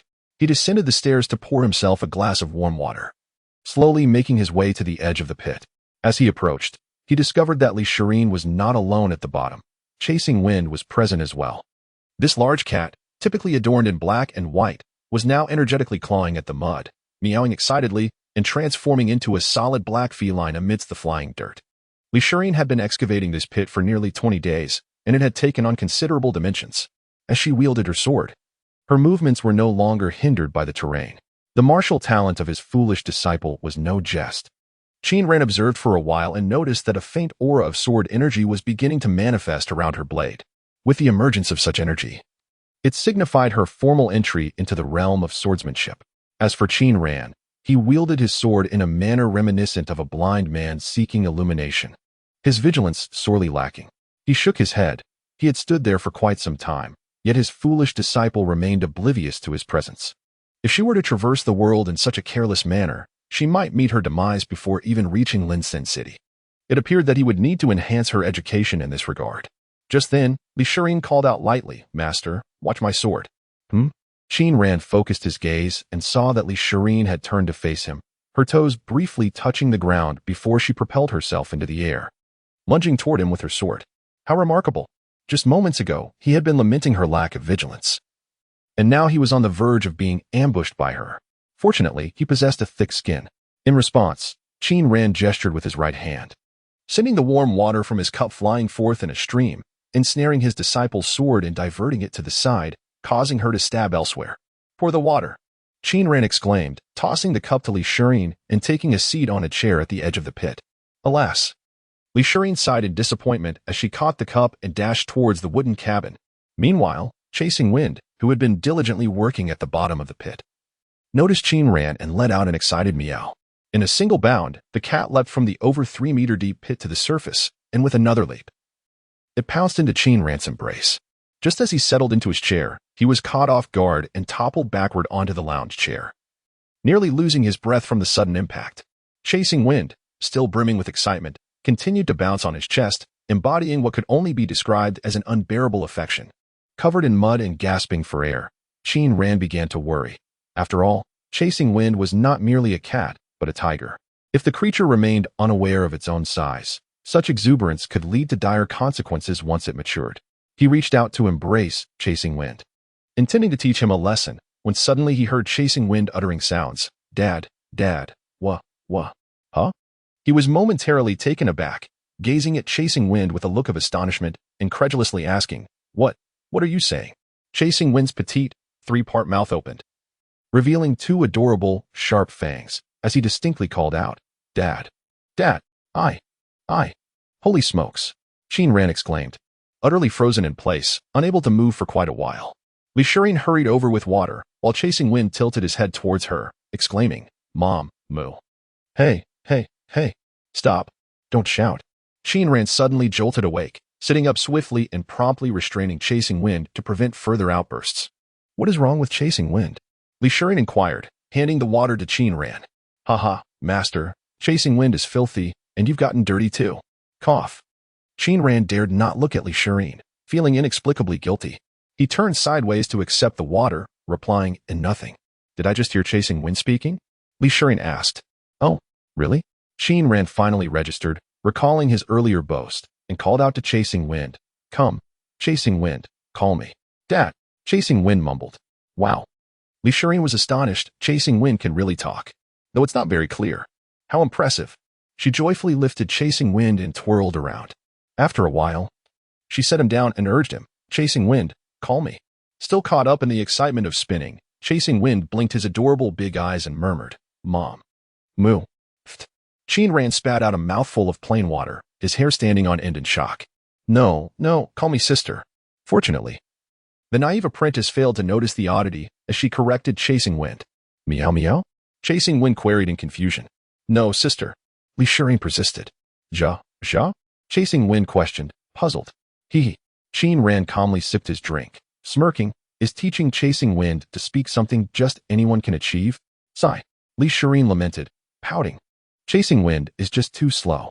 Qin Ran's gaze wandered to his cup, casting a sidelong glance at her. It was unclear who was more foolish. "Master, what does that mean?" Li Shirin asked again. Does chasing wind call you dad? It means father, papa, Qin Ran replied, his tone tinged with a hint of pride. Oh, Li Shirin nodded, then whispered, but calling you sister would be inappropriate. What? Qin Ran queried. Nothing, Li Shirin hastily retorted, then nervously shifted the topic. Where did you go this morning? What happened? You slept the entire day. Qin Ran shot her a sidelong glance, responding, adult matters are not for children to meddle in. I am not a child. Li Shirin pouted. How has your practice of the stellar connection technique been going? Qin Ran inquired. Master, Li Shirin elongated her tone, helplessly saying, you become forgetful. I haven't even started practicing yet. How can I practice in these few days? Last night, the rain persisted. And I pondered whether it would continue to pour later, contemplating if I could practice this evening. Indeed, Qin Ran nodded, recalling that it had rained the night before while in the Hongduan Mountains and again last night.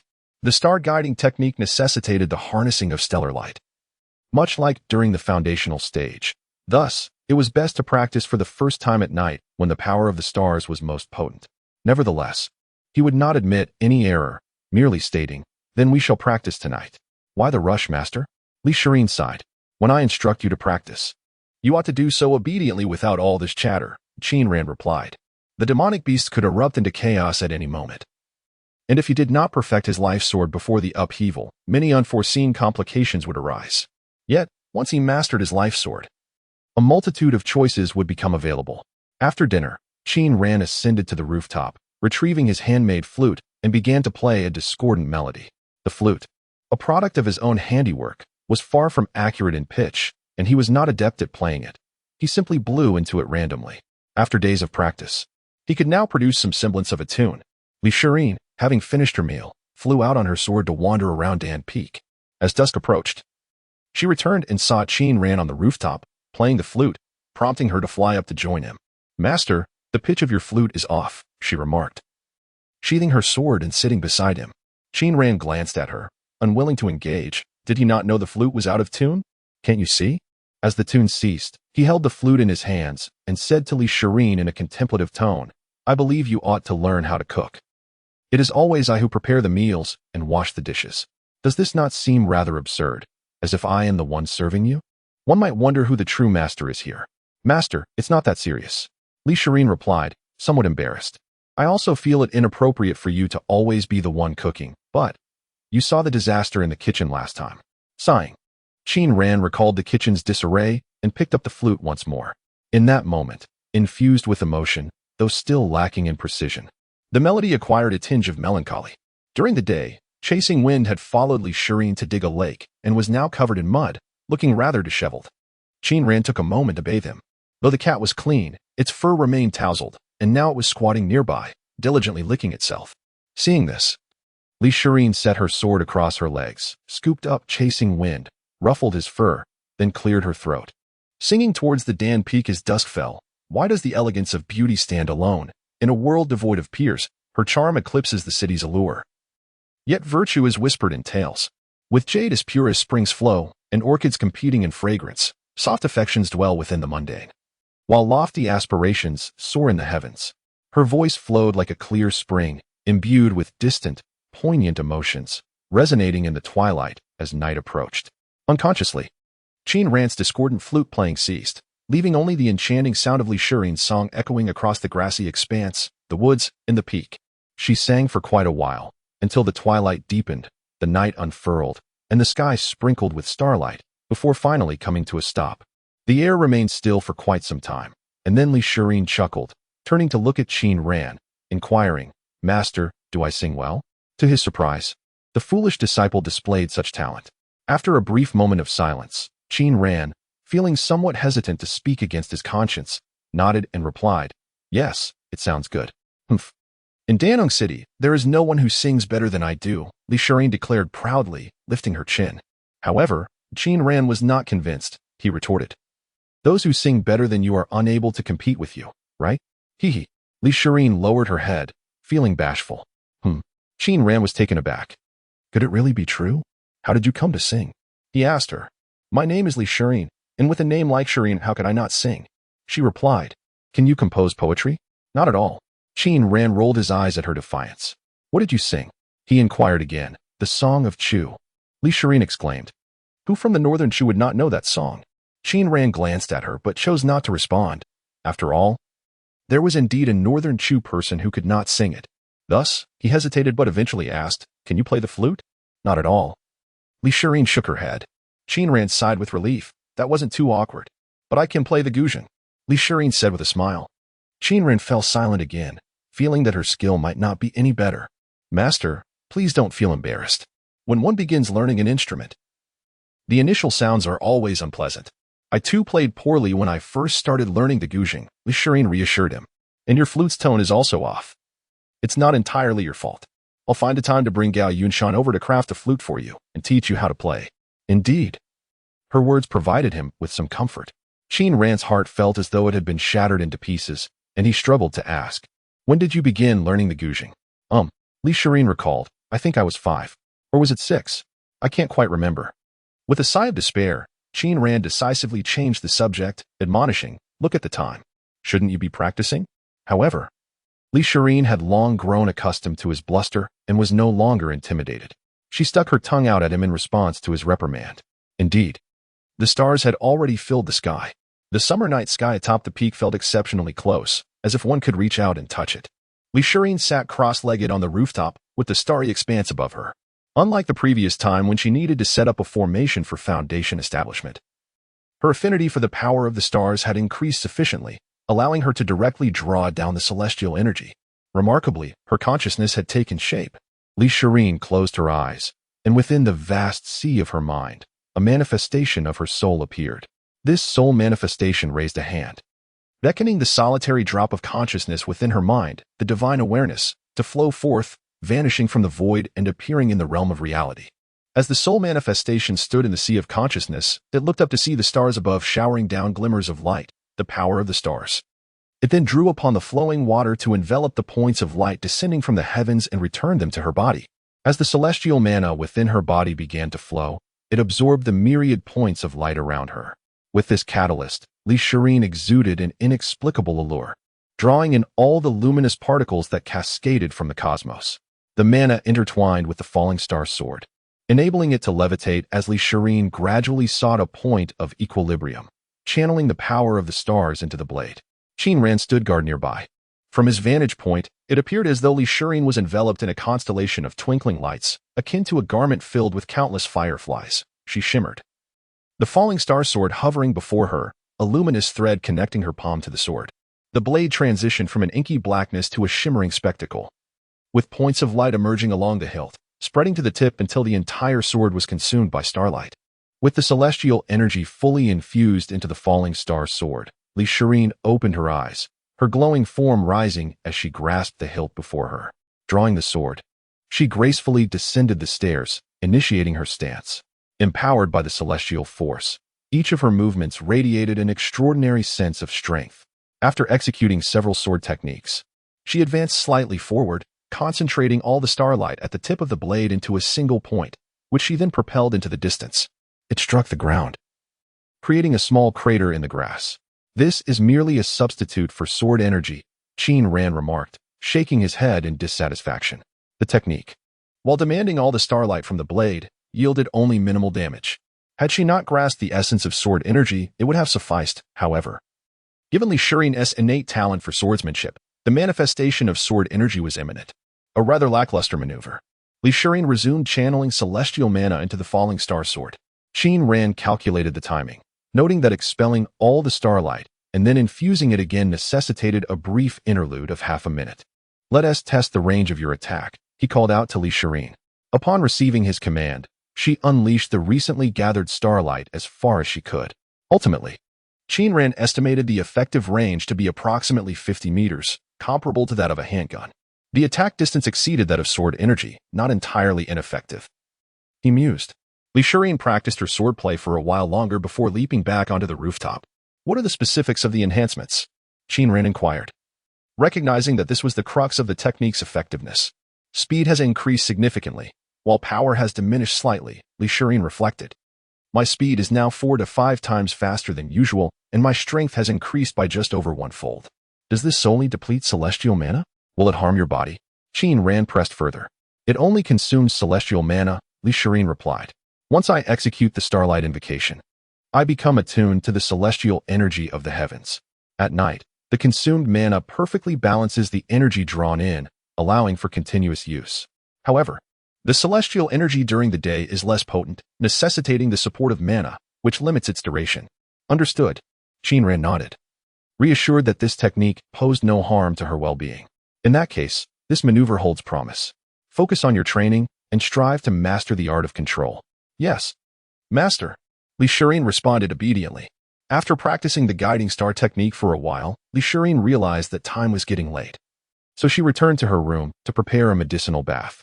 Ultimately, no matter how formidable the technique, it could not surpass the essence of one's own cultivation level. Meanwhile, after preparing the medicinal bath for her, Qin Ran headed directly to his study. This time, he meticulously closed the doors and windows of the study before approaching his desk, where he removed his pouch, resembling an incense bag, and placed it on the table. He intended to reflect on the gains and losses from his outing the previous night. The first task was to sit down and transcribe the alchemical formulas he had memorized. These formulas were contained within the storage bags of the two individuals he had encountered. Relying on his memory and understanding of alchemy, Qin Ran had forcibly and swiftly committed to memory the four most valuable formulas. These included the Spirit Wind Pill, which could unleash surges of magical power, the Dragon Elephant Pill, which could enhance vitality, the Ice Heart Pill, designed to protect one's mind, and the Beast Feeding Pill, meant for nurturing spirit beasts. Among these, the Beast Feeding Pill was undoubtedly the most beneficial. Since the moment Chasing Wind was rescued, it had been sustained on spirit beast milk and meat, akin to human food, which merely ensured its survival and growth but offered no assistance in its cultivation. The advent of the beast-feeding pill signified that Qin Ran's expedition might yield the greatest advantage for Chasing Wind. After documenting the formulas, Qin Ran began to retrieve items from his pouch. The first item he extracted was the most substantial in volume, spirit stones. These spirit stones were acquired from the two individuals, along with those he obtained from selling his elixirs. Qin Ran meticulously inspected the spirit stones with his divine sense to confirm their integrity before placing them in the drawer beneath his desk. In total, there were 4,521 low-grade spirit stones, 302 mid-grade spirit stones, and 1 high-grade spirit stone. The drawer had nearly been emptied prior to this. But with the addition of these stones, the space-enhanced drawer was nearly overflowing. Next, he retrieved the most crucial item from his outing, the Star-Shining Stone, the primary mineral for crafting Elixirs' lifebound flying sword. Although the Star-Shining Stone had been concealed with a tracking mark by the gaunt figure, the stone itself remained intact. Last night, upon discovering the mark on the Star-Shining Stone, Qin Ran refrained from rash actions and instead turned the situation to his advantage, using his divine sense to transfer the tracking mark onto his avatar. This was the reason the gaunt man pursued the avatar without suspicion. Holding the Star-Shining Stone, Qin Ran conducted a thorough inspection once more, finding no anomalies before setting it aside. Subsequently, he retrieved the sword technique he had acquired at the auction, the Star Shadow Sword technique, also intended for Elixirs. In truth, the two individuals possessed other techniques, but Qin Ran dared not take them, fearing potential issues with the techniques themselves and the possibility of being recognized by members of the Fate organization. After verifying the sword technique, Qin Ran finally extracted the Thunder Calamity Pill, the most significant consumable from this journey. The combined value of the trading pills and the array materials paled in comparison to the Thunder Calamity Pill that had been detonated the previous night. Firstly, what is the Thunderdan? In simple terms, it is a rudimentary elixir that seals thunder, which can be unleashed during combat. Secondly, how did such a peculiar concoction come into existence? The concept was proposed by Qin Ran, while the technique was refined by his master, Wang Yuan. Lastly, how is the Thunderdan crafted? It is evident that Qin Ran lacks the ability to forge it himself, leaving the task solely to Wang Yuan. During his final tribulation, Wang Yuan bequeathed 3 Thunderdawn to Qin Ran. The primary vocation of an alchemist is to concoct elixirs, yet the enhancement it provides to combat prowess is quite negligible, rendering the alchemist's own strength overwhelmingly feeble. Although, due to the unpredictable nature of the martial world, it remains a matter of probability as to who prevails in a confrontation between alchemists and other cultivators. When it comes to facing tribulations, the alchemist's shortcomings are glaringly exposed. This is a significant reason why few aspire to learn the art of alchemy. While elixirs are of paramount importance and alchemists command great respect, The grim reality is that an alchemist might scarcely withstand even the tribulations of foundational cultivation. The tribulation is an inescapable calamity for alchemists, a curse that haunts them. A staggering 80% of alchemists meet their demise beneath the thunderclouds, while another 19.9% would rather succumb to old age than face the wrath of the lightning. Only a mere 0.1% perish under other circumstances. As an alchemist, Wang Yuanyi could not evade this disaster. His already low success rate in overcoming tribulations was further diminished as he approached the brink of his fate. Thus, even before commencing his tribulation, he was acutely aware of his impending demise. The inability to form a nascent soul was inconsequential. What mattered was the plight of his disciple, Qin Ran. Upon his passing, no one would be left to teach Qin Ran the art of alchemy, to safeguard him, or to accompany him, leaving this young foundational cultivator to navigate the perilous realm of cultivation alone. Ultimately, he crafted 3 Thunderdawn for Qin Ran under the looming threat of the heavenly tribulation. The Thunderdawn, representing the thunder of nascent soul formation, is currently Qin Ran's most formidable trump card. If utilized wisely, it could potentially vanquish an unstable nascent soul cultivator. As Qin Ran gazed at the Thunderdawn in his hand, memories flooded back, and after a long pause, he sighed, suppressing the tears at the corners of his eyes, and carefully stored away the remaining 2 Thunderdawn. The sacrifice of 1 Thunderdawn seemed a steep price for the rewards it yielded. After reorganizing his belongings, he opened the window and spent the night in his study. Observing the spiritual locust tree outside, he contemplated that perhaps this symbolizes the passing of the torch and the cycle of generations. Utilizing the Thunderdawn left by his master to forge a life-bound sword for his disciple. However, according to the standards of the 24 filial exemplars, Qin Ran would undoubtedly be categorized as a rebel. After practicing the star-calling technique for a couple more days, Elixirs had nearly mastered it, and with her diligent training in sword flight, she had become quite proficient. Thus, Qin Ran began to plan his descent from the mountain to forge the sword. On the morning of their departure, Qin Ran took Elixirs to his study. Once they descended the mountain, the treacherous and unpredictable world outside the sect posed a myriad of potential dangers. It was imperative to prepare thoroughly for every outing, Qin Ran remarked to Elixirs. He retrieved a crimson embroidered pouch and presented it to Elixirs, saying, "This is the Qinkuan bag, crafted by my own hands, and it is entirely reliable. Its internal space is approximately the size of this study. Please take it for now." Elixirs accepted the pouch, glancing at its rather simplistic design, and could not help but exclaim, "How unsightly." Qin Ran cast her a fleeting, melancholic look. He then produced several porcelain vials, arranging them meticulously on the table, and introduced each one to Elixirs. "This is the superior recovery pill, which restores magical energy. This is the superior great rejuvenation pill, used for treating wounds. This is the fasting pill, which replenishes stamina. This is the spirit wind pill, temporarily enhancing combat prowess. And this is the bloodthirst pill, which incites a frenzied state." To aid his somewhat forgetful apprentice, he had even labeled each vial. Once Elixirs had stored the pills away, Qin Ran produced some peculiar elixirs, explaining, "These are the elixirs for use in battle. This is the killing pill, which confounds the mind and leads one to madness. This is the earth flame pill, containing the fierce essence of earth fire, and this is the clear water pill, which holds heavy water." After she had collected them all, he added, "I will teach you the unsealing technique shortly." With everything neatly packed, Qin Ran presented her with some talismans. "This is the swift movement talisman, which grants great speed. And this is the thunder talisman." He cautioned, "Use these talismans with care, as they were purchased and their quality cannot be guaranteed. In case of danger, prioritize the combat elixirs, as they are of my own making." After a moment of hesitation, Qin Ran produced a singular elixir from his collection and handed it to Elixirs with gravity, stating, "This is the Calamity Thunder Pill. The only one of its kind in the world, immensely powerful. Use it sparingly. If absolutely necessary, ensure you maintain a safe distance." Elixirs regarded Qin Ran, finding his demeanor somewhat exaggerated, yet she accepted the Calamity Thunder Pill without protest. "Master, do we really need all this for a mere outing?" she inquired.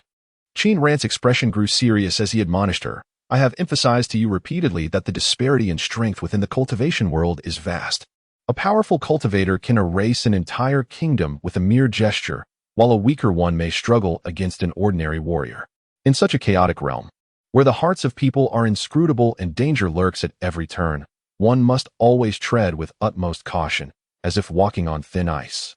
Once the master and disciple stepped outside onto the grassy expanse, they suddenly encountered a pressing question.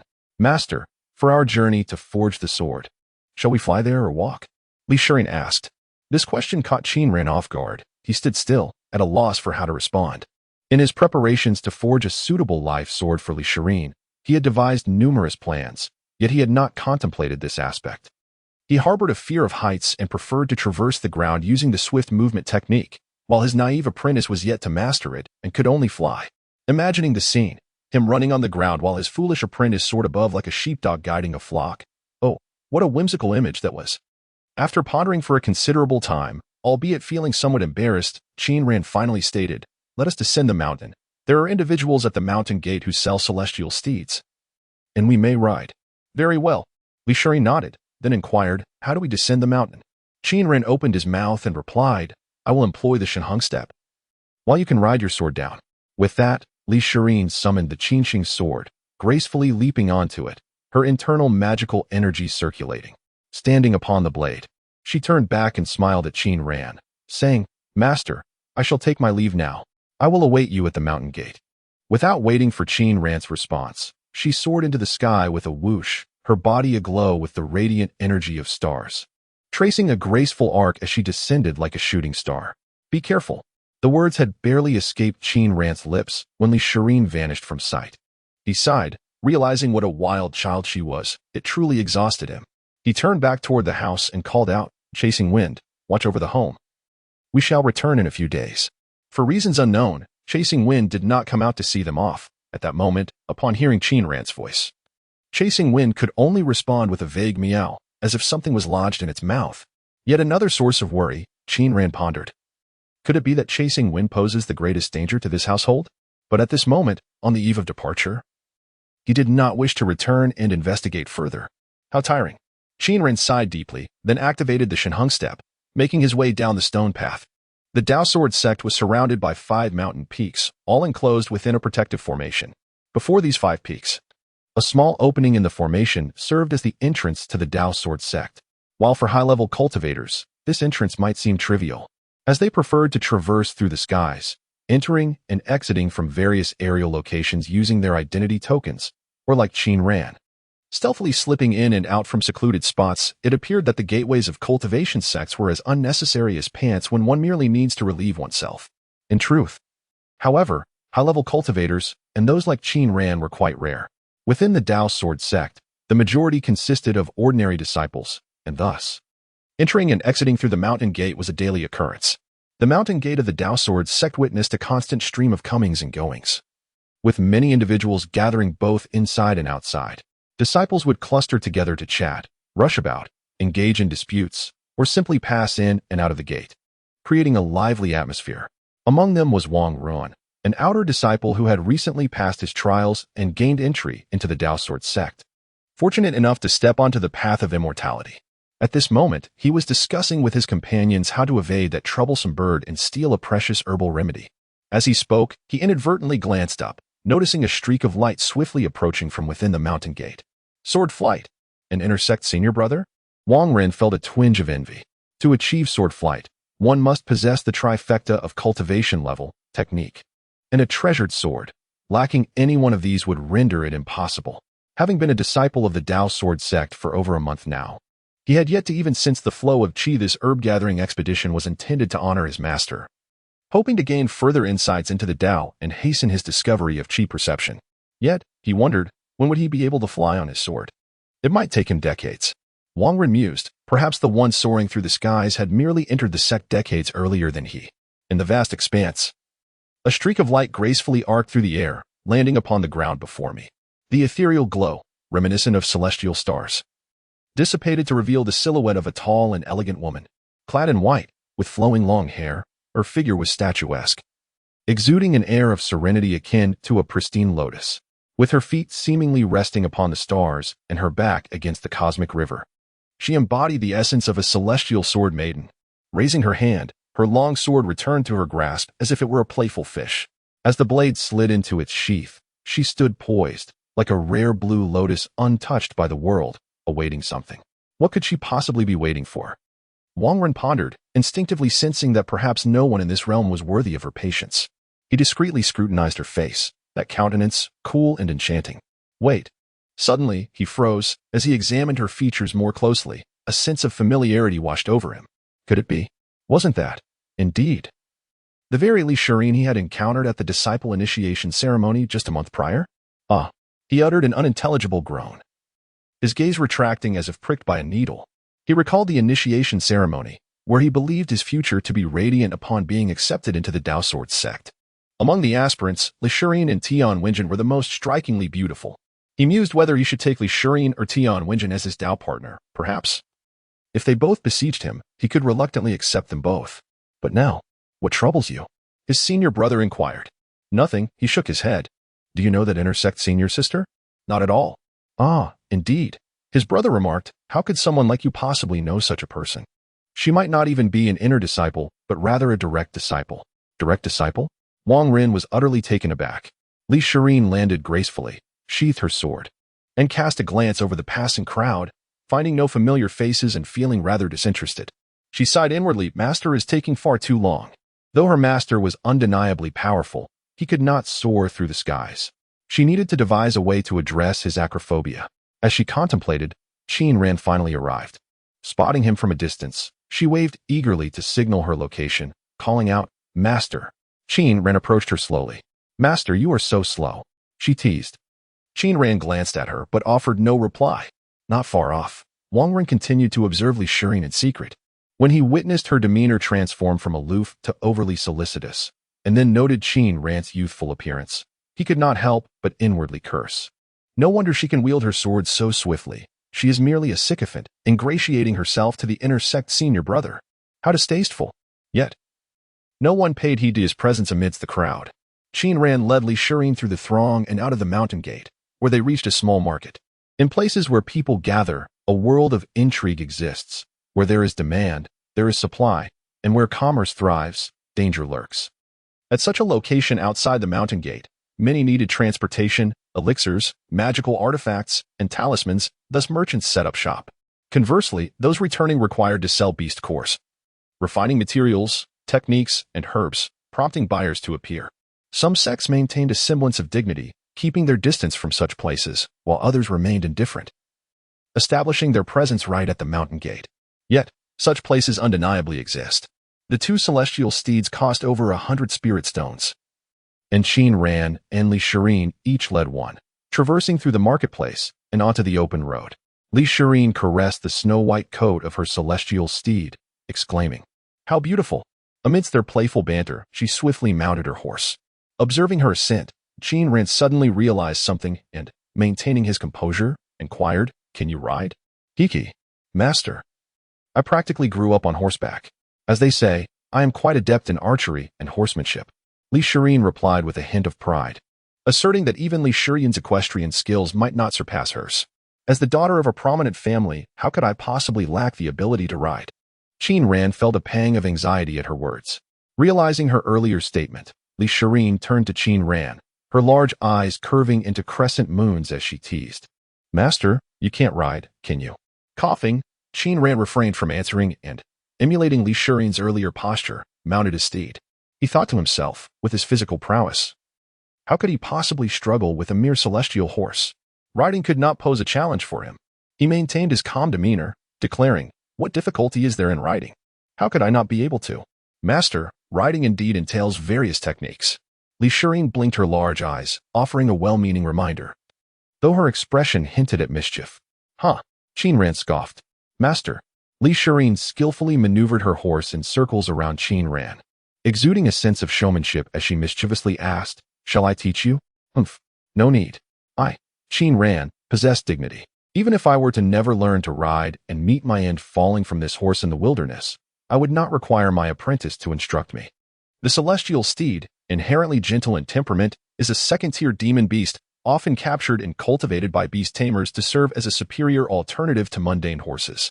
Their experiences mirror those of regular horses. Many cultivators, who lack the ability to fly or need to travel great distances, utilize celestial steeds for transportation. Or, like Qin Ran, who harbors a peculiar fear of heights.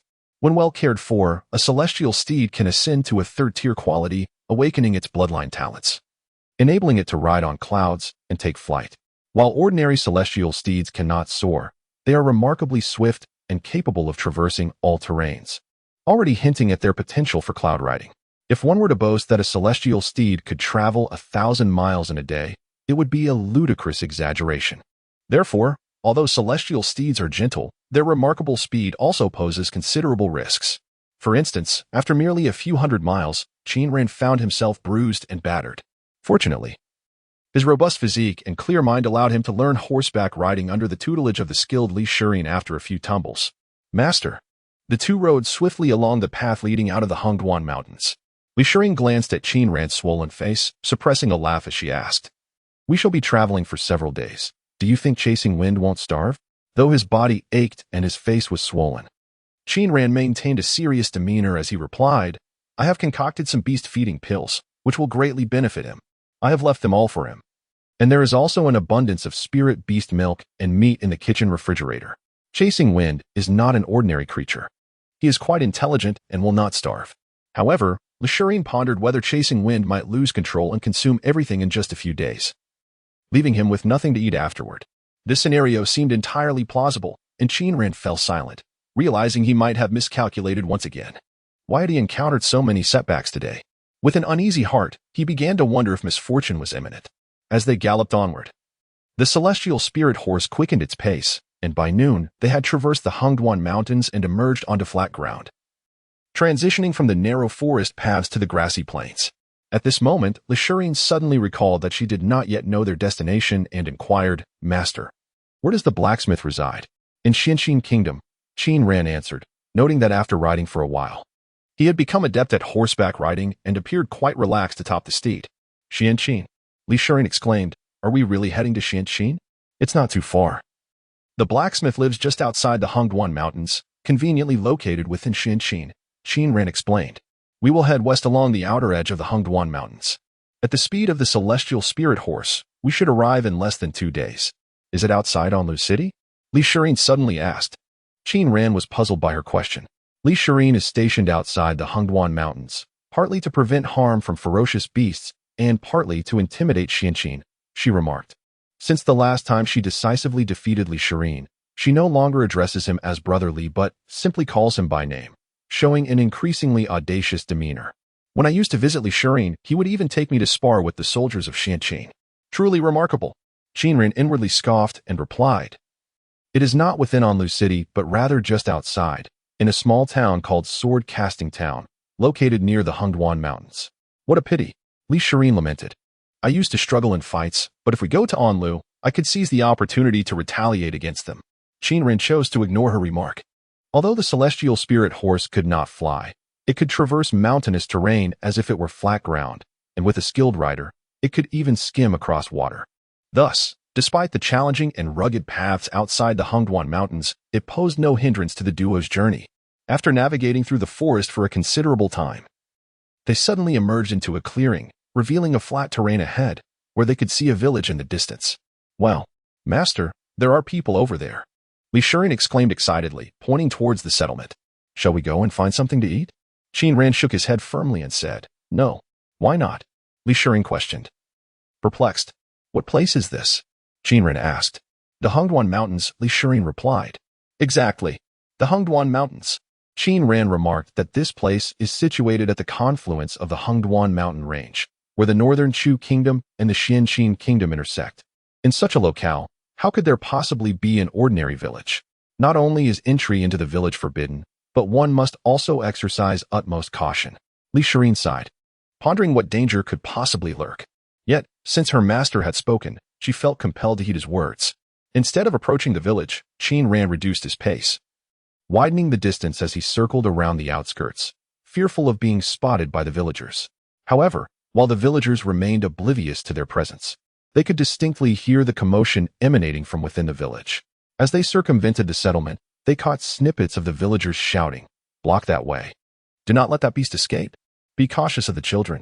Keep the kids at a distance. Where are the knives? Those with blades, come over here. Children, be careful." The atmosphere was fraught with urgency. It seemed that something dire had transpired in the village, perhaps involving the peril of children. Qin Ran's nostrils flared as he caught a whiff of a sinister aura. "Move faster," he urgently called out to elixirs, There are monsters harming people. We must flee. Yet, when he turned back, he saw Li-Shireen tugging at the reins, steering her celestial steed directly towards the village. Shireen! Qin Ran shouted in exasperation, "Stop!" But Li-Shireen disregarded his command, racing to the edge of the village, drawing her sword, the celestial star, from its sheath, and leaping forward with determination. Damn it! Qin Ran cursed under his breath, awkwardly pulling the reins as he hastened to follow her. Within the village, in the open space between the unevenly spaced houses, a group of robust men wielding various weapons, spears, sabers, hoes, and sickles, formed a large circle. At the center of this circle coiled an enormous serpent. Its body was as thick as a water barrel, stretching approximately 13 or 14 meters in length. Adorned in a dark crimson hue with finely textured scales. Its head was rounded, flicking a blood-red forked tongue, and its golden vertical pupils fixated intently on the surrounding villagers. There was an unusual glint in its eyes, subtly revealing emotions, declaring to the villagers that it was no ordinary snake, it was a demon beast. Entwined in its massive coils lay two unconscious children, one boy and one girl. The serpent flicked its tongue, tightening its grip as villagers approached, and loosening when they retreated, exuding an unmistakable air of menace. The men encircling it dared not move, frozen in place, unsure whether to advance or to allow the serpent to escape. The cries of the women on the periphery gradually subsided, leaving an eerie silence that enveloped the village. It was amidst this stillness that a clear, melodious voice rang out. "Beast, release the children." The villagers turned toward the sound to see a female sword immortal astride a white steed, brandishing her sword as she approached. Upon reaching the edge of the crowd, her horse halted, and she leapt into the air, soaring over the throng. With a swift motion, her sword emitted a brilliant beam of light aimed directly at the serpent's head. "Be careful of the children," the villagers shouted, scattering in alarm. The serpent, no ordinary creature, was aware of the impending threat. It deftly evaded the oncoming sword light. The female sword immortal closed in, her sword poised to strike, targeting the beast's midsection. Engaging a demon beast at such close quarters? The colossal serpent harbored a cold amusement within, disregarding the sword aimed at it, and swung its tail instead. Its tail was larger than the body of the sword-wielding maiden. With such a swing, victory seemed assured. Yet, as it unleashed its tail, the next moment brought a sudden shock, pain. The firm scales of its upper body had been grazed by the blade. Without a moment's hesitation, it lowered its head and snapped forward, as swift as lightning. However, it stumbled, miscalculating its aim. Its tail was ensnared.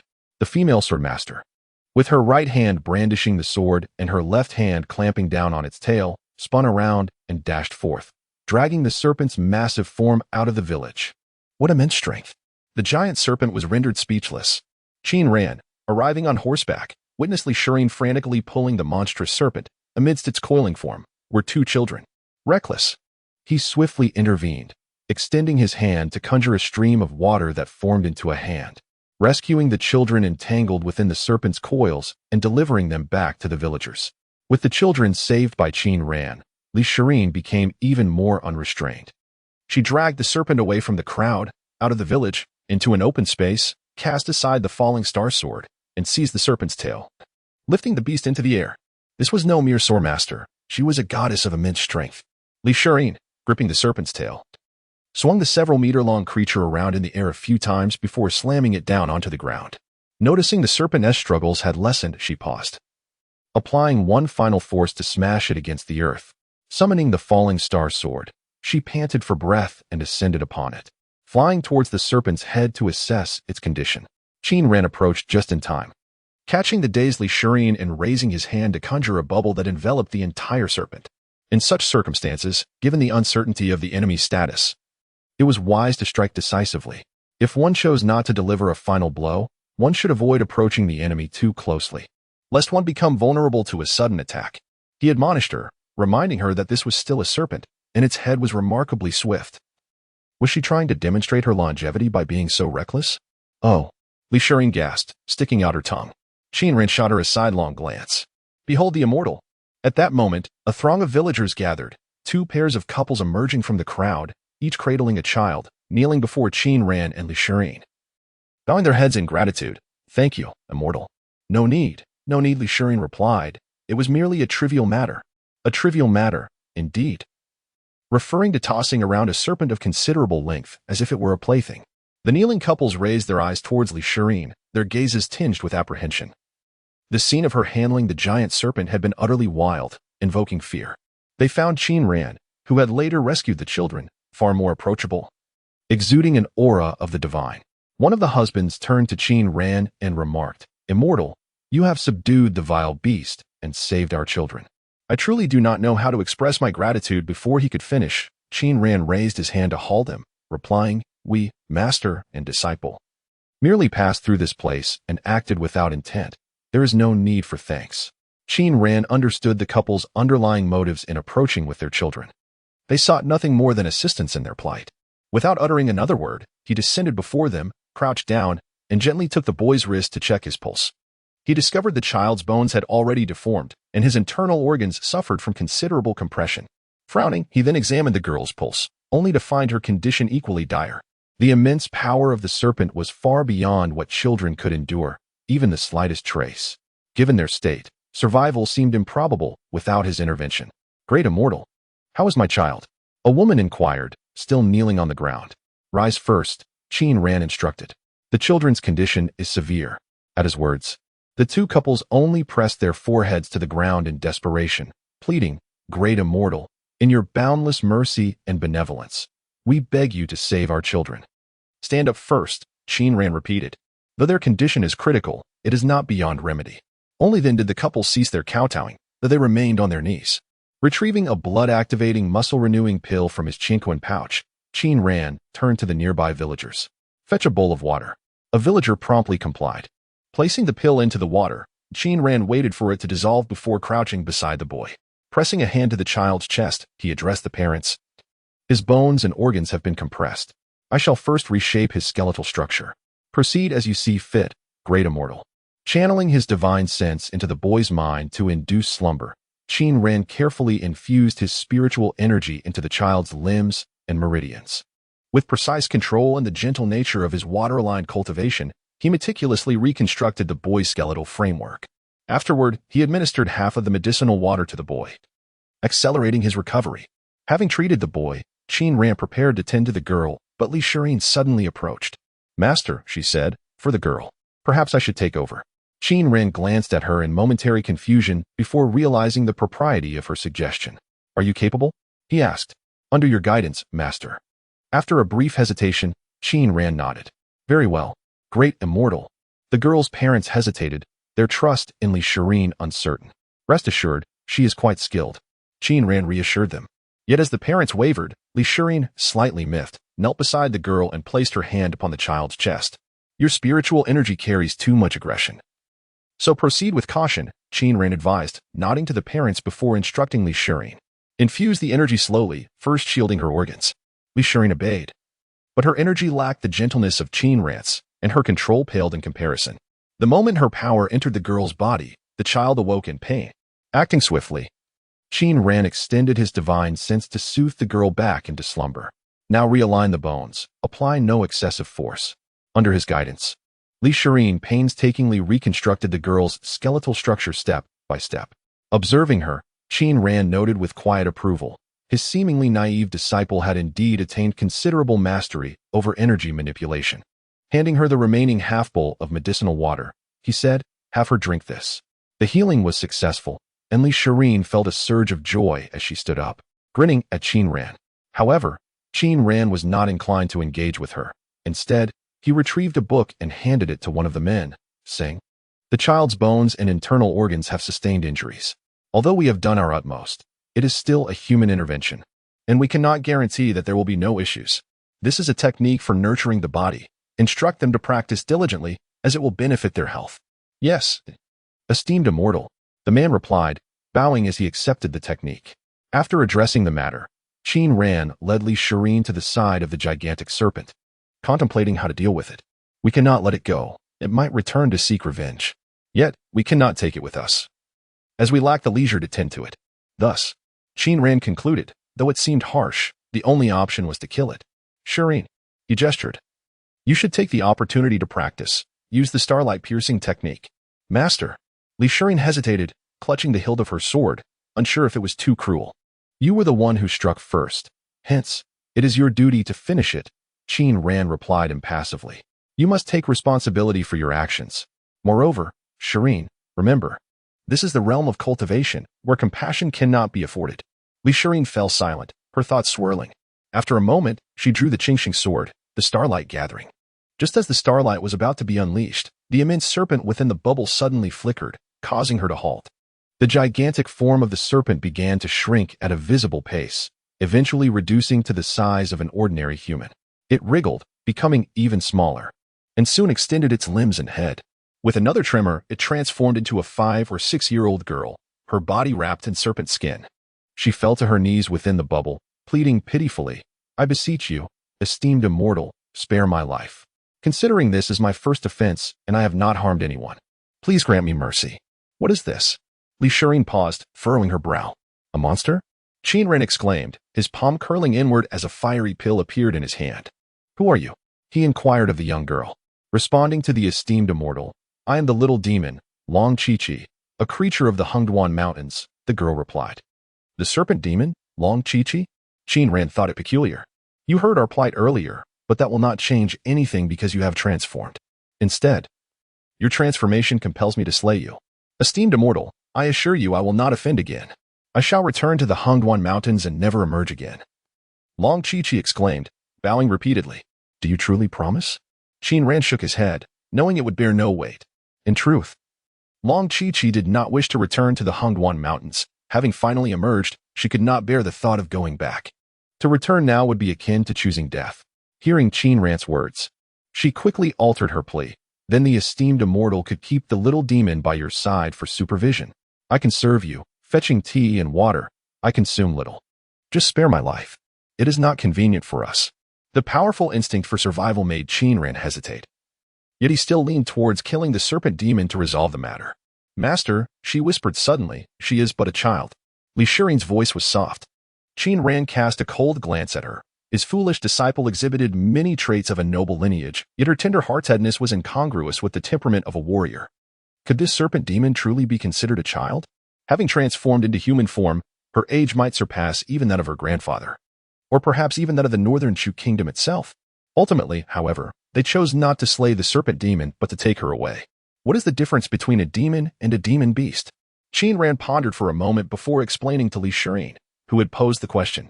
Consider chasing wind as an example. If chasing wind were to grow normally, evolving from a first-level demon beast to a second, and so forth up to a 7th-level demon beast, while retaining the form of a demon beast, then he would indeed be classified as a demon beast. Yet, if one day he were to reshape his body at the cost of his demon core, transforming into a human form, then he would be regarded as a demon. Alternatively, he might consume a transformation pill. Transformation pill? Shireen inquired. It is a high-grade elixir crafted solely by cultivators at the god transformation stage, capable of harnessing the essence of heaven and earth, allowing creatures to directly assume human form. Which is more powerful, a demon or a demon beast? She asked again. This is quite difficult to ascertain, as the circumstances are exceedingly complex. One could easily create an entire field of study around it, Qin Ran replied. However, there is a simple rule of thumb. Generally, demon beasts with more noble bloodlines tend to be stronger, though those with inferior bloodlines may possess certain opportunities for a comeback. The transformation of a demon beast into a demon is merely an acquisition of human form, enabling them to practice human arts and integrate into human society. Yet, the top-tier demon arts are not inferior to the finest human arts, which is why ancient great demons and divine beasts disdain the idea of becoming human. Shireen nodded, finally gaining an understanding of the distinction between demons and demon beasts. She pointed at the serpent demon, Long Chi-Chi, who was seated in Qin Ran's embrace atop the same horse, and asked, What about her? What is her situation? At this moment, Long Chi-Chi was clad in clothing that fit her well, acquired from that village. I cannot determine whether her bloodline is high or low, Qin Ran remarked, his expression somewhat peculiar as he looked down at the little girl in his arms. However, her current lack of cultivation and her entire demon power being reduced to this form suggests that her bloodline is likely not of great nobility.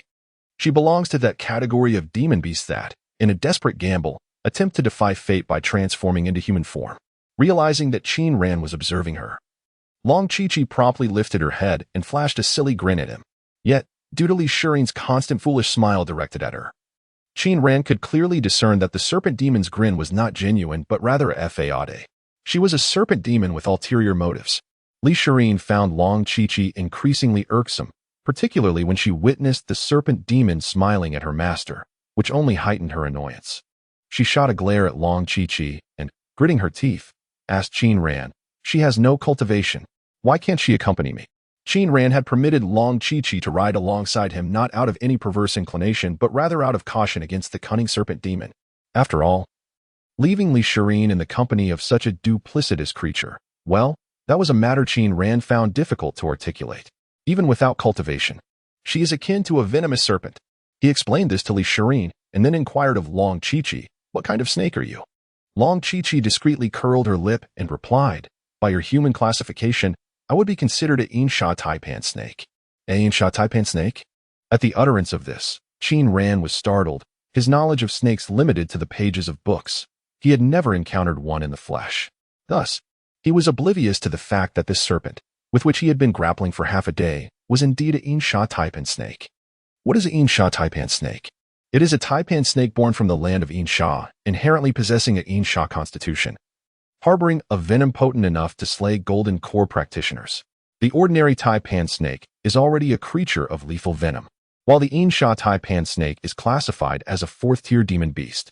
Just imagine the terror of a transformed Yinsha taipan snake.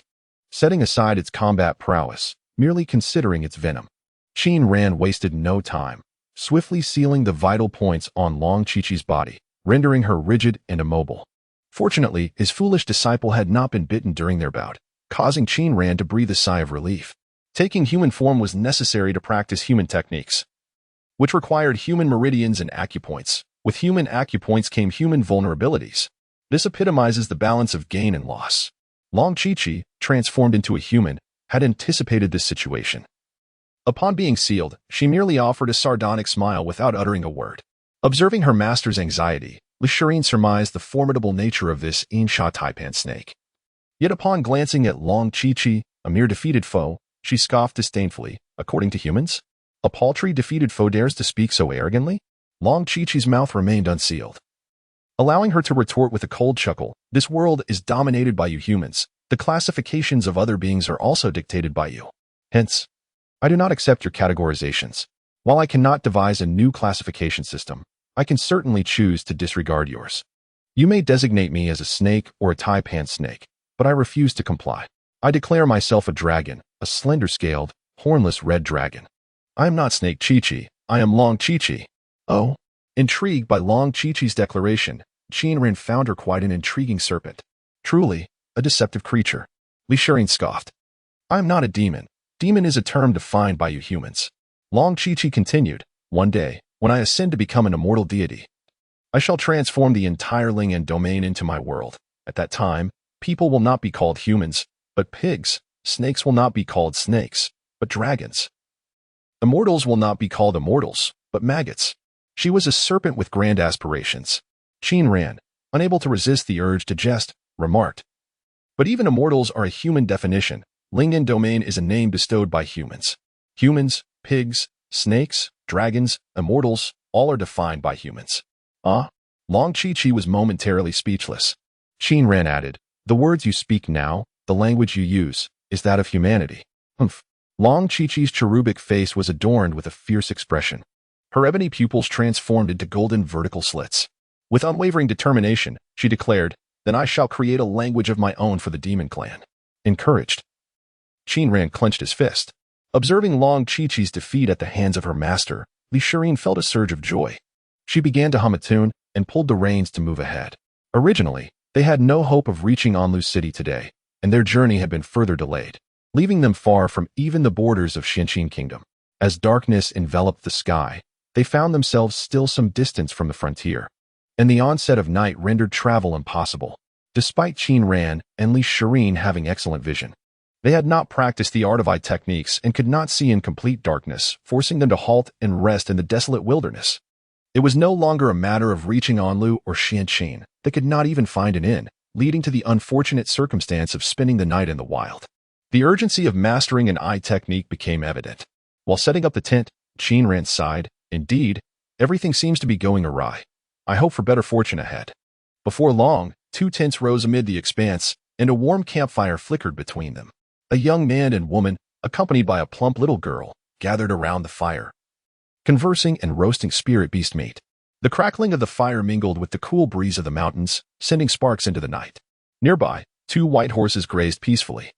As Qin Ran sprinkled spices and drizzled honey over the meat, he had anticipated the worst-case scenario of camping in the wild and had prepared accordingly.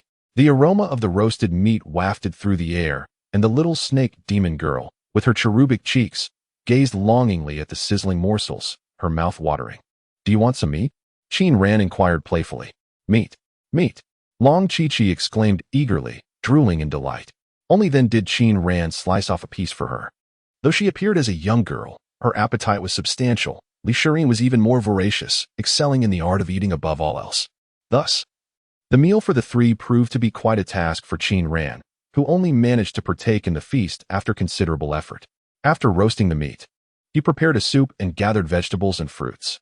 In this regard, Qin Ran had indeed inherited the teachings of Confucius, believing in the importance of exquisite food, regardless of their wilderness setting, ensuring that Elixirs enjoyed a delightful open-air barbecue. Fully sated, they fed the celestial steed some beast-feeding pills, then gathered around the campfire, lying on the grass and gazing at the starlit sky. Despite the distant howls of spirits, the chirping of crickets nearby provided a comforting backdrop. The delighted apprentice, having feasted well, chattered merrily, and Qin Ran mused that camping occasionally was quite enjoyable. However, this pleasant outing took an unexpected turn when, in the dead of night, Qin Ran was suddenly jolted awake. The campfire outside still blazed brightly, casting flickering shadows into the tent, illuminating the sneaky form of a serpent. Sitting up, he noticed Long Chi-Chi, her back to him, stealthily attempting to slip outside. "Where are you going?" he called out. "Ah," she gasped. Long Chi-Chi was oblivious to the movement behind her and was startled by the sudden voice. Turning around, she found Qin Ran staring at her. She forced a smile and exclaimed, "Oh, I really need to use the restroom." Qin Ran ignored her, stood up, and approached her, discovering that the sealed acupoint had been unblocked. Despite her transformation into a human as a creature of the demon realm, her bodily acupoint locations and meridian flow exhibited subtle differences compared to humans. Thus, the usual techniques could not maintain the seal for long. Qin Ran cast a glance at her and sealed her again. Unfortunately, he had not mastered the techniques for dislocating bones. Otherwise, it would have been more effective to dislocate her joints. "Hey, you can't seal me here at this moment. People could die." Long Chi-Chi exclaimed anxiously. "You forget. You are not human," Qin Ran retorted, disregarding her and striding out of the tent. The tent was pitched in the vast wilderness, expansive and flat, allowing a long view into the distance. Qin Ran stood before the tent, gazing into the encroaching darkness, where torches flickered, hundreds of them forming a vast array. The sounds of shouting and the neighing of horses echoed, the ground trembling beneath their hooves. A cavalry was approaching. Qin Ran was jolted awake, not only by Long Chi-Chi's attempt to escape, but also by the tremors beneath him. "Shirin!" He rushed over to Elixirs' tent, calling out frantically. The thunderous sound of hooves grew clearer, yet there was no response from within the tent. "Shirin! Shirin!" he shouted again, desperation creeping into his voice. As panic surged, he hastily lifted the tent flap and rushed inside, only to find Elixirs sprawled out in deep slumber, utterly undisturbed. "Ah, I'm truly defeated by you." Qin Ran felt a wave of despair. He quickly scooped her up and draped a coat over her. However, just as he was dressing her, the thunderous hooves neared, and someone outside shouted, "Who is inside the tent? Come out immediately." Qin Ran continued to dress Elixirs. Seeing no movement from within, an archer drew his bow and shot several arrows into the tent. "Come out, or die." With a resigned sigh, Qin Ran emerged from the tent, cradling Elixirs, who was only half-dressed. Indeed, they were surrounded. Peering out, he saw thousands of cavalrymen halting outside, a dark mass, while a dozen more circled behind, cutting off their escape. The torches flickered wildly in the wind, the sharp clatter of armor reverberated, and the din of the military formation ensued. Overwhelmed by the sensory overload yet socially anxious, Qin Ran felt momentarily dazed. He snapped back to reality upon hearing someone call out, "Hey, hey." He looked up to see a soldier clad in black armor, mounted on a horse, pointing a sword at him. The soldier demanded, "Hey, speak. Who are you?" "Dao Jianmin, Qin Ran," he replied. "Dao Jianmin?" The soldier scrutinized Qin Ran, noticing he was a cultivator. He pressed further. What are you doing here? Just passing through, taking a rest, Qin Ran answered. And who is this? My disciple. The soldier. Lost in some unsavory thought, burst into laughter. After a brief fit of mirth, he questioned, is this how your disciple behaves? Just as he was about to inquire further, a voice suddenly rang out from the crowd. What is his name? The sound struck Qin Ran as somewhat familiar. Qin Ran. The soldier bellowed. He is a cultivator.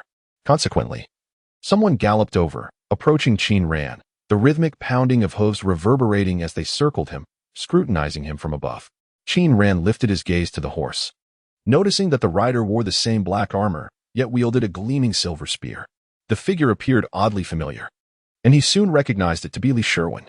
So, have you recognized me? Li Sherwin asked coldly. For reasons unknown, Qin Ran suddenly felt a pang of guilt, as if he had shrunk several heads in comparison to Li Sherwin. Instinctively, he lowered his head, unable to meet Li Sherwin's gaze. Why was this so? Because he was cradling Li Sherwin's disheveled sister. I never imagined you to be such a beast. Li Sherwin's eyes blazed with fury upon realizing that the disheveled individual in Qin Ran's arms was indeed his sister, his teeth ground together, ready to devour. With that, he lunged forward with his spear. Qin Ran quickly freed a hand to grasp the spear, pausing momentarily before explaining, it is not as you think. It was an accident. What the hell does that mean? Li Sherwin roared, yanking at his spear, which remained unmoved. I thought you were a man of integrity. His familiar, thunderous voice finally roused Li Sherwin from her stupor. Drowsily, she searched for her brother's voice and, to her delight, found him nearby. War horse, black armor, long spear, torch, fierce winds. Am I in the midst of battle? She pondered, perhaps still dreaming. Just as she mused, Li Sherwin thundered again. Tear him apart. Is that really you, brother? Li Sherwin confirmed, her heart soaring with joy as she exclaimed, Brother. She then leapt from Qin Ran's arms directly onto Li Sherwin's horse, her delicate hands resting upon her brother's armor as she cheerfully inquired, What brings you into my dreams? This armor feels quite real. Li Sherwin was momentarily taken aback, confusion evident on his face. Are you looking to fight me? Li Sherwin, now exhilarated, stood on the horse, hands on her hips, challenging him. This time, I'll let you use one hand, she added playfully. Sherwin. Qin Ran called from the ground. Turning around, Li Sherwin spotted him and, with added astonishment, exclaimed, Oh, master, you're here in my dream too? Qin Ran, face palming, gestured around them. Following his indication, Li Sherwin glanced about. The wilderness, tents, a campfire, her consciousness gradually returning, realizing this was not a dream. She looked down at Li Sherwin, perplexed. How did you end up here? Li Sherwin, his expression dark, retorted, And how did you come to be here? We went to the Xianxin to forge a sword. Li Sherwin replied. You can forge a sword, but what are you doing here? How could you be so disheveled? Li Sherwin's reprimanded. Only then did Li Sherwin take stock of her appearance, realizing that her jacket was only half worn, the other half askew. Huh? Who dressed me? She pondered, unable to recall. Both Li Sherwin's and Qin Ran simultaneously looked to the heavens. In that fleeting moment, Li Sherwin's recognized that Qin Ran mirrored her actions. An understanding dawned upon her, dispelling the misunderstanding. At that instant, commotion erupted in the distance as soldiers shouted, Demon beasts. Li Sherwin's demeanor shifted to one of seriousness. Soon, a scout galloped over and leaned close to whisper, General, to the southeast, a pack of wolves. He nodded and inquired of Qin Ran, Is that white horse yours? Indeed, came the reply. Then ride with us, Li Sherwin's commanded. He finally sheathed his long spear, raised it aloft, and bellowed, All troops, mount up. He seized the reins and directed the party southeast. Li Sherwin dismounted from Li Sherwin's horse and hurriedly adjusted her attire on the ground, asking Qin Ran, Master, should we follow? Qin Ran cast a sidelong glance her way and replied, Let us proceed. He entered the tent to rouse Long Chi-Chi, and together they mounted their steeds, pursuing the main force. Li Sherwin discerned that the presence of Qin Ran and his disciple was no mere coincidence. Recent reports of violent demon beast attacks had become increasingly frequent, leading him to suspect that trouble was brewing deep within the Hongduan Mountains. Consequently, he had been patrolling the periphery of the mountain range, aiming to drive away the ferocious beasts, caution reckless hunters and cultivators, and investigate the cause of the beast's rampage.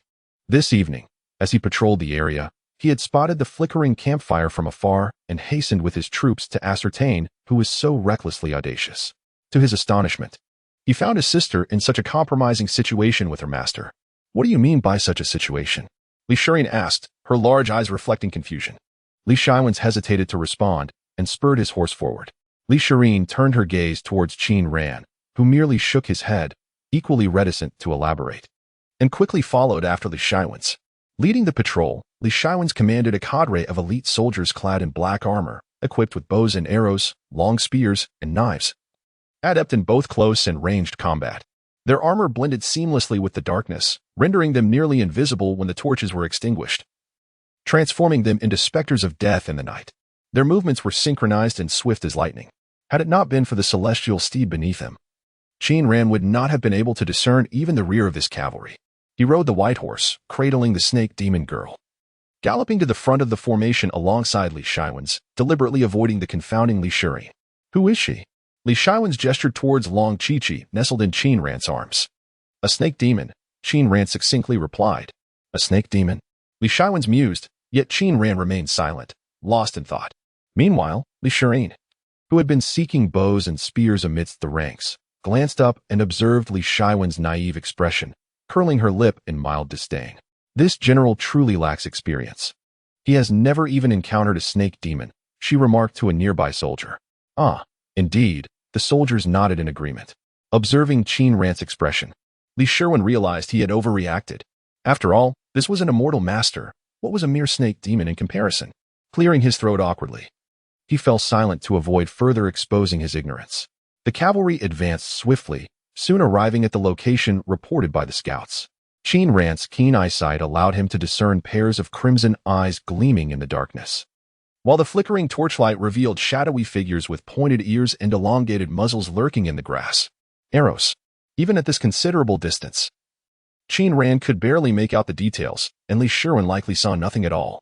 Yet without hesitation, Li Shiren ordered a volley of arrows to rain upon the unseen threat. A chorus of pained howls erupted as the wolves, low-level demons, suffered heavy losses. Chaos spread through their ranks. But the massive pack, though wounded, did not retreat.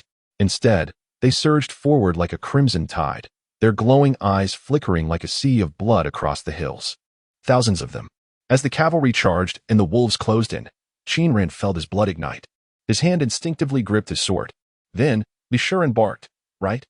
The entire unit pivoted sharply to the right in perfect unison.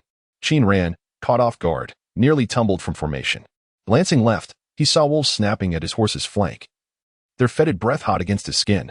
With a jolt of alarm, he spurred his celestial steed forward, rejoining the ranks. He didn't warn me on purpose. Qin Ran gritted his teeth. From the rear, he observed the maneuver with clarity. The cavalry had swerved just in time, skimming along the edge of the wolf's charge like a blade grazing water. But how?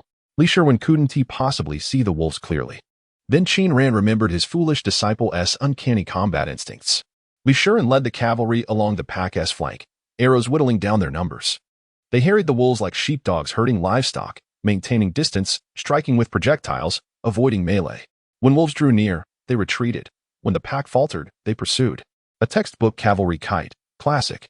Yet Li Shiren's obscured vision inevitably led to miscalculations. Several close encounters resulted in casualties. First-tier demonic beasts, nightshade forest wolves. Qin Ran identified the creatures. Gazing at the fallen soldiers shrouded in darkness, he sighed and retrieved medicinal pellets from his Qianquan pouch. Leaning close, he whispered to Li Shiren, "I'll toss, you shoot." Li Shiren pondered the meaning, while Qin Ran offered no further explanation. He simply tossed a medicinal pill into the air. Li Shiren furrowed her brow, but nonetheless drew her bow and shot an arrow, striking the pill midair. In the next moment, the pill erupted, blinding light illuminating the sky, each fragment of the shattered pill glowing and dispelling the surrounding darkness. Such wonders exist? Li Shiren exclaimed in delight, her eyes momentarily dazzled by the brilliance. Qin Ran tossed a few more pills into the air, and with precision, Li Shiren hit each one, transforming the realm into a scene reminiscent of daylight, revealing every detail in exquisite clarity. Thus, when Li Shiren next led the team to fly kites, there would be no miscalculations in distance. The cavalry advanced steadily, driving the pack of wolves toward the forest, while the wolves retreated cautiously, ever watchful for a chance to retaliate. Both sides exhibited remarkable organization. It was evident that Li Shiren had considerable experience in herding monstrous beasts, and the wolf pack's alpha was no ordinary foe. Qin Ran, astride his celestial steed, diligently matched the rhythm of the advancing troops. While maneuvering, He extended his consciousness, searching the wolf pack for a particular target. After a prolonged search, he finally spotted it, a wolf larger than the others, hidden among the pack. The Wolf King. Shireen, he called out urgently. Unlike Qin Ran, Li Shireen had grown up on horseback, adept at riding and archery, as one might naturally breathe. She had experienced cavalry tactics firsthand and was currently reveling in the rhythm set by Li Shuwen. Hearing Qin Ran call her name, she glanced back and inquired, "What is it?" The Wolf King. Qin Ran shared his vision through his consciousness with Li Shireen, allowing her to see the concealed Wolf King. Instantly exhilarated, she galloped out of formation, rushing to Li Shuwen's side and snatching his spear. Standing atop her white horse, she stepped forward, placing a foot on its head, and declared, "Li Shuwen, from now on, I am the elder sister."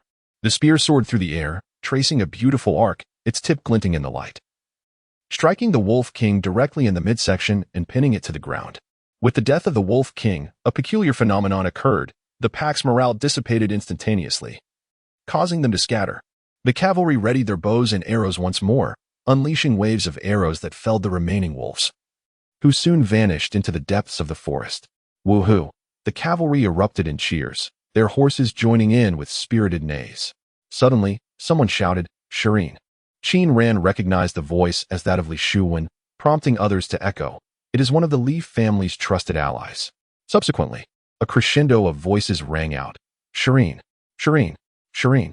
Standing atop her white horse, Li Shireen raised her arms in triumph, basking in the adulation, resembling a villainous overlord. Observing this, Qin Ran felt that the cheers and the antics of his exuberant disciple were truly harmonious. She was destined to stand at the center of the stage, the brightest star in the night sky. A sudden urge stirred within him. "What do you think?" Li Shuwen's voice broke through his reverie. Qin Ran turned to see her approaching on horseback, looking at Shireen and inquiring, "What do you mean?" Qin Ran was uncertain about what Li Shuwen intended to inquire. "How is my sister?" he asked. "Shireen is doing splendidly," Qin Ran replied. "Do you have feelings for her?" The weight of Li Shuwen's question struck Qin Ran's heart forcefully. He understood the implications of her inquiry, yet he was taken aback by her directness.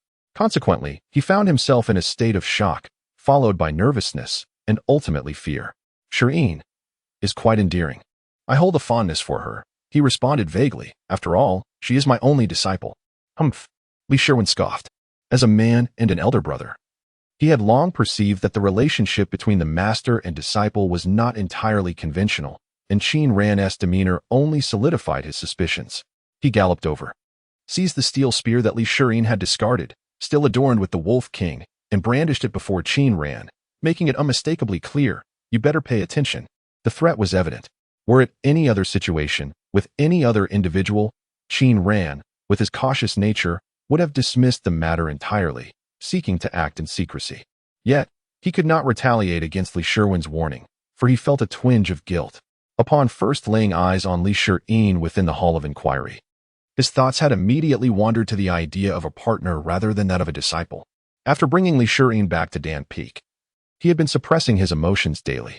Oftentimes, he found himself perplexed about his own feelings. Was he bringing home a partner or a disciple? But because of this uncertainty, one thing was certain: his heart had never been untainted. He cherished Li Shireen, regardless of the nature of his affection. He adored this innocent and somewhat foolish girl. Otherwise, he would not have invested so much in her. "What did you say?" Yet, when faced with Li Shuwen, he could only feign ignorance. "I'm not quite sure what you were talking about." At that moment, Li Shireen soared in on her sword. "Nothing much," the two men replied, their faces breaking into smiles as they looked at her. Li Shireen cast a wary glance in their direction, sensing they were concealing something from her. But she was too indifferent to pursue the matter. Snatching the spear from Li Shuwen's grasp, she lifted the Wolf King and flew back, swirling through the air to flaunt her achievements before the cavalry. "Shireen is being overly sheltered by us," Li Shuwen observed as he watched her frolic in midair, her innocence and naivety evident. Qin Ran also observed Li Shireen, acknowledging her purity, yet he remained silent. A gentleman judges actions, not intentions. Although his heart was not entirely pure, in the presence of Li Shireen, he embodied the essence of an exemplary manner. No matter how one might argue, he had never wronged her. Furthermore, he was resolute that regardless of future developments, he would never inflict harm upon Li Shireen, for he truly cherished her. Understanding that the general harbored feelings for his sister, The soldiers under Li Shirwen's command indulged Li Shiyin's playful antics for a while before attending to the battlefield. They retrieved the arrows and carefully collected the intact wolf carcasses.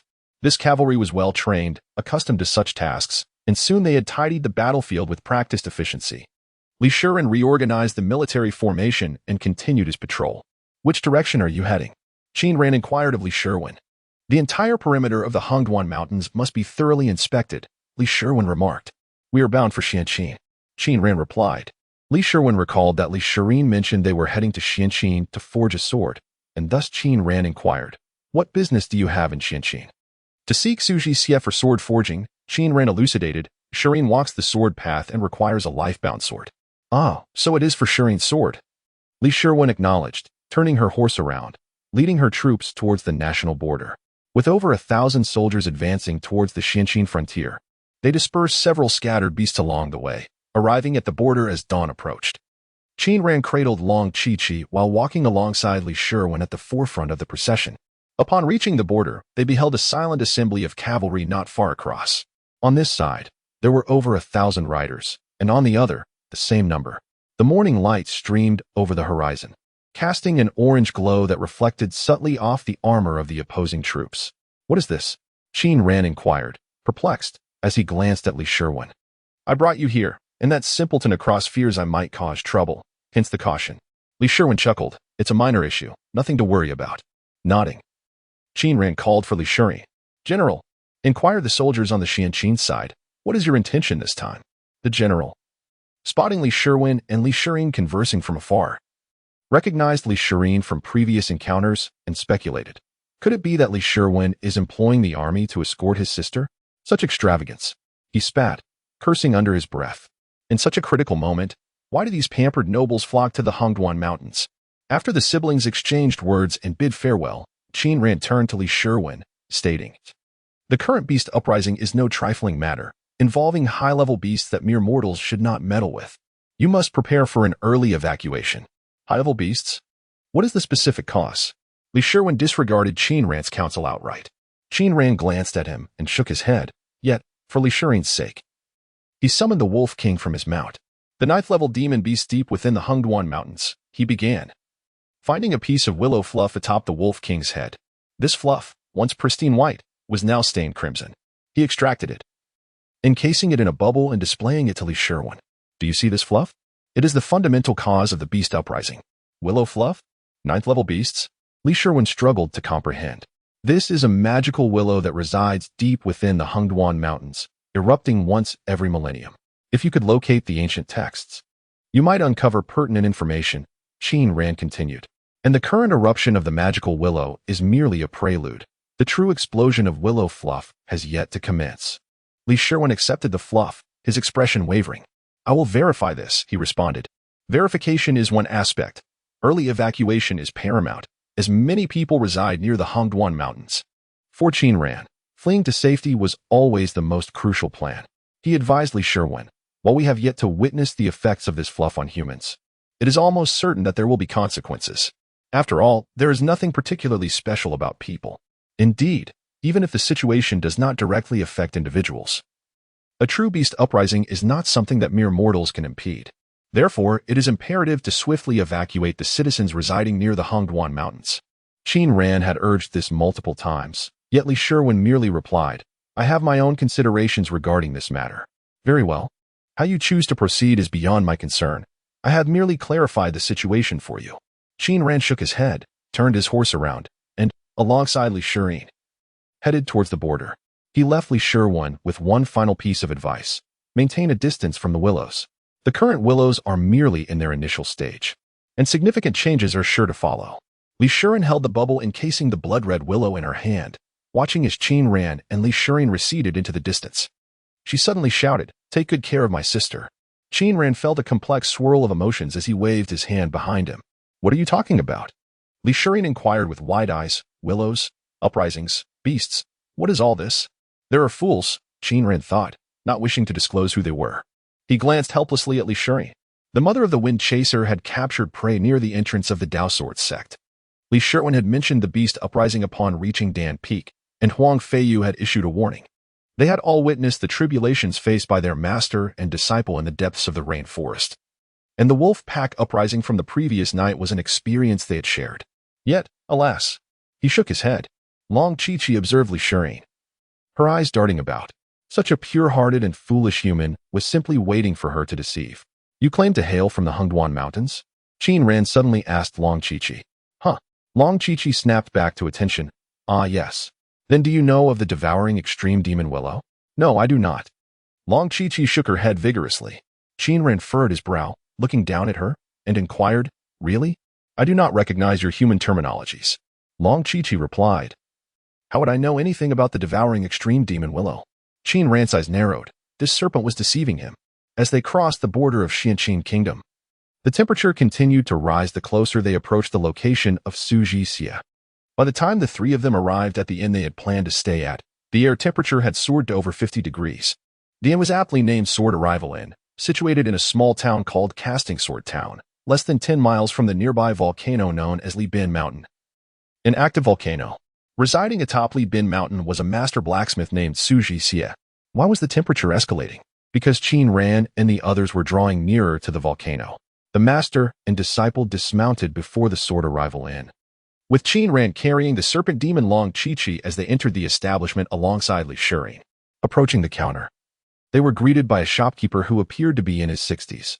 Qin Ran requested, We need 2 upper-class rooms. Li Shirin glanced at Long Chi-Chi in Qin Ran's arms and quickly objected, 3 rooms. Qin Ran looked at her but remained silent. The old shopkeeper retrieved a ledger, flipped through it, and replied, Regardless of whether it is 3 or 2 upper-class rooms, they're all fully booked. However, I do have 2 lower-class rooms available. Would you like those? Are there really that many people staying here? Qin Ran turned to survey the main hall, which indeed was filled with numerous patrons, most of whom were cultivators of considerable strength. He pondered for a moment before addressing the innkeeper. Very well, 2 inferior rooms. How long will you be staying? Inquired the old innkeeper. Qin Ran handed over 2 spirit stones, and the innkeeper understood. Master, Li Shirin whispered her discontent. Qin Ran shot her a glare. Too weary to engage. The innkeeper accepted the spirit stones, noted the account, and summoned a young servant to tend to the horses. These are celestial spirit horses. Please take good care of them, Qin Ran advised. The old innkeeper retrieved a key from beneath the counter and chuckled. Are celestial spirit horses truly remarkable? Everyone who comes here seeks Master Su to forge swords. Who among them ISNT a celestial being? What's deed ISNT a spirit beast? He shook his head and led the way. Qin Ran clarified, celestial spirit horses are gentle in nature. Be cautious lest they be bullied by other spirit beasts.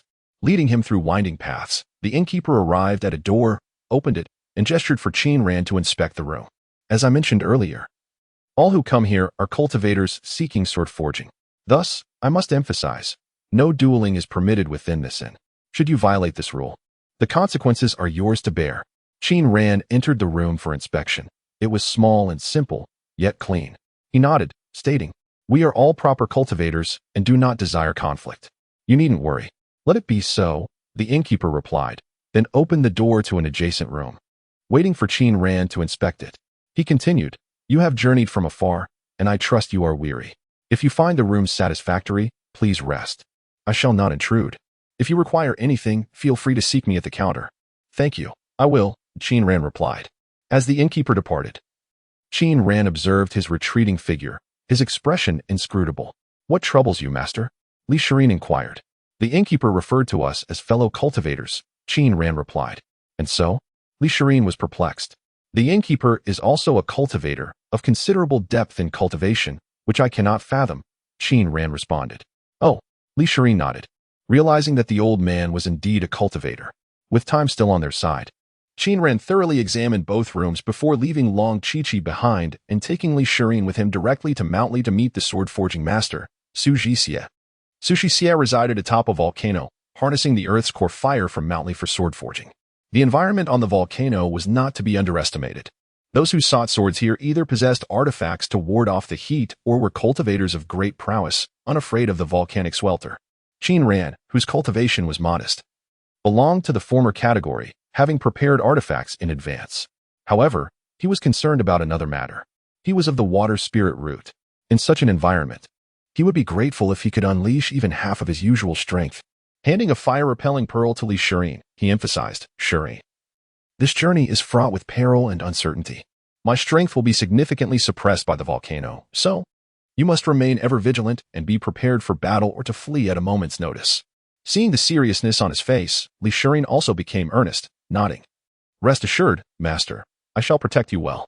Though Li Shirin had taken on a serious demeanor, Qin Ran still felt it was insufficient, aside from his cowardice.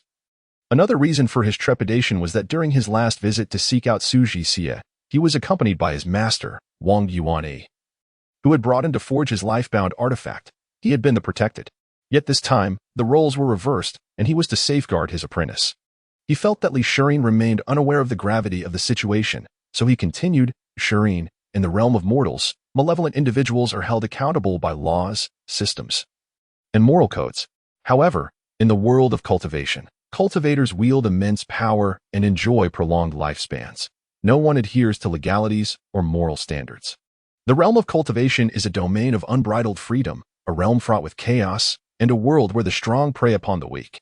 Thus, when malevolent beings know, when individuals in the cultivation world commit transgressions, there will be no one to bring them to justice. If a formidable cultivator at the transformation stage or the harmonization stage were to slay us now, they would suffer no repercussions. Our demise would simply be the end of our existence. This is the nature of the cultivation world. Do you truly comprehend? Is that so? In truth, when Li Shirin first became his disciple, she had contemplated the reality that Qin Ran described, but her master was Qin Ran, who treated her with exceptional kindness. This month of cultivation had led her to believe that the world of cultivation was enchanting and benevolent. Now, as Qin Ran elaborated, her perspective shifted once more. She nodded earnestly and replied, Master, I understand. Seeing that Li Shirin finally grasped this awareness, Qin Ran felt a measure of relief. As for the actual dangers of the cultivation realm, they were indeed present. Qin Ran had merely exaggerated slightly. The exaggeration did not pertain to the malevolence of cultivators, but rather to the degree of danger, for high-level cultivators were scarce. Without sufficient incentive, they were disinclined to take lives. Upon exiting the small town and reaching a location approximately 8 kilometers from the volcano, Qin Ran observed that the area was devoid of people. He dashed toward the rocky outcrop by the roadside and retrieved a formation plate, swiftly setting up a formation. Master, what are you doing? Li Shirin inquired curiously as she followed him. Setting up a formation. What kind of formation? Qin Ran pondered for a moment before responding. If we are indeed pursued to this point, it indicates that we have no means to confront our adversary and can only flee. Thus, this is a teleportation formation. Once activated, it will randomly transport us a distance of 100 kilometers. In an unpredictable direction? Indeed, in an unpredictable direction, Qin Ran replied. When being hunted, one must escape down a path unknown to oneself. As they continued toward the volcano, Qin Ran established a formation every 2 kilometers. Explaining to Li Shirin with each setup, this is the slaughter formation, this is the shape-shifting formation, this is the illusory formation, this is the poisoning formation. Having laid down the poisoning formation at the mountain's base, he prepared to ascend. Qin Ran gazed at Li Shirin's flushed face, remarking, We are about to ascend the mountain. Let us conduct a final inspection of the elixirs and talismans within the Qianquan bag to ensure their integrity. Additionally, we must examine our physical condition and magical prowess, and ascertain whether the Qinxing sword is functioning properly. Once Li Shirin completed her checks, Qin Ran handed her a pill, urging her to consume it. This is the 100 poisons pill. Formulated by me based on the principles of various toxins, it can neutralize a majority of poisons. After swallowing the pill, Li Shirin followed Qin Ran as they climbed towards the volcano, admiring his silhouette and exclaiming, Master, you truly are extraordinary. In the realm of immortal cultivation, weaponsmiths possess diverse expertise. Some excel in forging swords, others in crafting knives, while some specialize in the creation of spatial artifacts or flying devices. In essence, each master has their unique strengths. Su Jixie is renowned for his sword forging skills. His blades are famous. In the Lingnan region, few would dare to claim superiority over his craftsmanship. The fact that even though he resides on a volcano, many still seek his swords each year attests to the excellence of his skills. Recently, unusual activities in the depths of the Hongduan Mountains have caused nearby cultivators to sense impending turmoil, leading to an increase in those seeking swords from Su Jixie. Even the Yulian has reached full capacity. Upon reaching Su Jixie's residence, Qin Ran found him attending to another visitor, a burly man, clad only in shorts. served as Su Jixie's attendant. This so-called attendant stood nearly 2 meters tall, forcing Qin Ran to tilt his head to meet his gaze.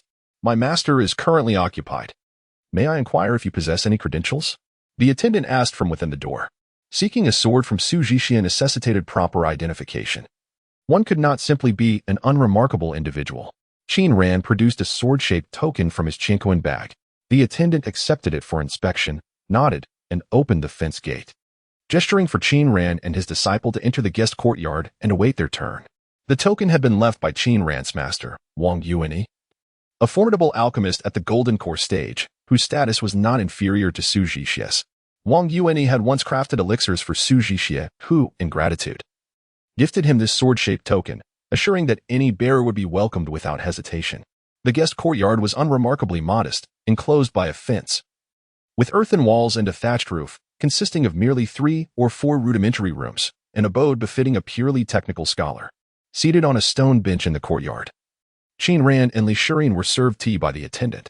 Qin Ran held the tea, yet refrained from drinking it despite his parched throat. He inquired with a smile, "Might I ask who resides within?" The attendant cast him a glance but offered no reply. After all, how could one casually divulge the details of a client? In such a humble dwelling, where high-level cultivators resided, every word spoken outside was undoubtedly heard within, and no one dared to speak indiscreetly. "Master, it is quite hot," Li Shirin exclaimed, having finished her tea and fanning herself in discomfort. Despite wearing the fire-repelling pearl, the oppressive heat of the volcano was unavoidable. Ascending further would lead directly to the genuine volcanic crater, albeit sealed by Su Jixie. Li Shirin was engulfed by the acrid scent of sulfur, her skin and face feeling as if they were perpetually scorched by flames. Yet, while she felt discomfort, she remained oblivious to the fact that Qin Ran was suffering even more, for he possessed a water spirit root, constantly suppressed by the environment, facing more than mere heat. In such conditions, every passing second felt like torment, yet the master and disciple patiently awaited for quite some time before the door finally creaked open. Emerging from within were 2 women and a man, the 2 women in the forefront, a graceful matron and a youthful maiden, the former alluring and the latter exuding an air of noble coldness. Their faces bore signs of distress.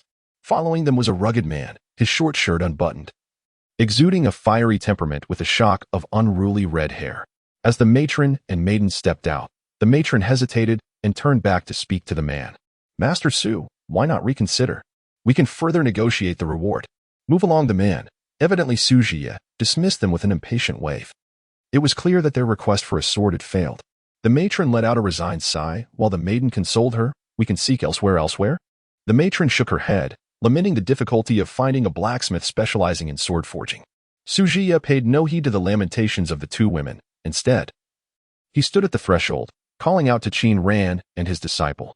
Qin Ran approached with Li Shirin, bowing respectfully. "I am Qin Ran from the Sword Gate. This is my master Wang Yuanyi and my obstinate disciple Li Shirin. We greet Master Su." Li Shirin, initially indifferent to the newcomers. The sword-seeking maiden halted upon hearing that name, turning to scrutinize Li Shirin closely. "Wang Yuanyi, is it?" Su Jixie nodded, examining Li Shirin with a smile, appearing quite amiable, and remarked, "Her foundation is commendable. Is she in pursuit of her destined sword?" "Yes," Qin Ran affirmed. "I kindly request Master's assistance." "No help." Su Jixie's smile vanished in an instant, his demeanor reverting to one of rage as he flatly rejected the request. Li Shirin was taken aback. The elder's shift in temperament was remarkably swift. Master Qin Ran, recalling that this sword-forging master was known for his capricious nature, had anticipated the refusal. He hurriedly produced the sword-shaped token left by his master and presented it to Su Jixie. "My master said this token may be used to request a favor from you." "A token?" Su Jixie scoffed. "I distribute hundreds of these tokens each year. If everyone came to me seeking favors, I would be utterly exhausted." Moreover, he sneered, "Wang Yuanyi passed away years ago. That token is worthless now. Be gone quickly." Qin Ran retracted the token, his expression fluctuating between despair and determination, though he swiftly suppressed it. In truth, he had anticipated such a scenario. His inability to mask his emotions stemmed from Su Jixie's abrupt hostility and his own social ineptitude as a recluse. Qin Ran subtly adjusted his mindset as he scrutinized Su Jixie, then broke into a smile and said, "In that case, I shall not disturb Master S' rest." As he spoke, he retrieved a porcelain vial from his cosmic bag and presented it to Su Jixia. It is an honor to meet Master Su. This small token is but a humble gift, yet I trust it will be of great use to you. Wow. The speed at which Master changes his expressions is remarkable. Li Shirin marveled.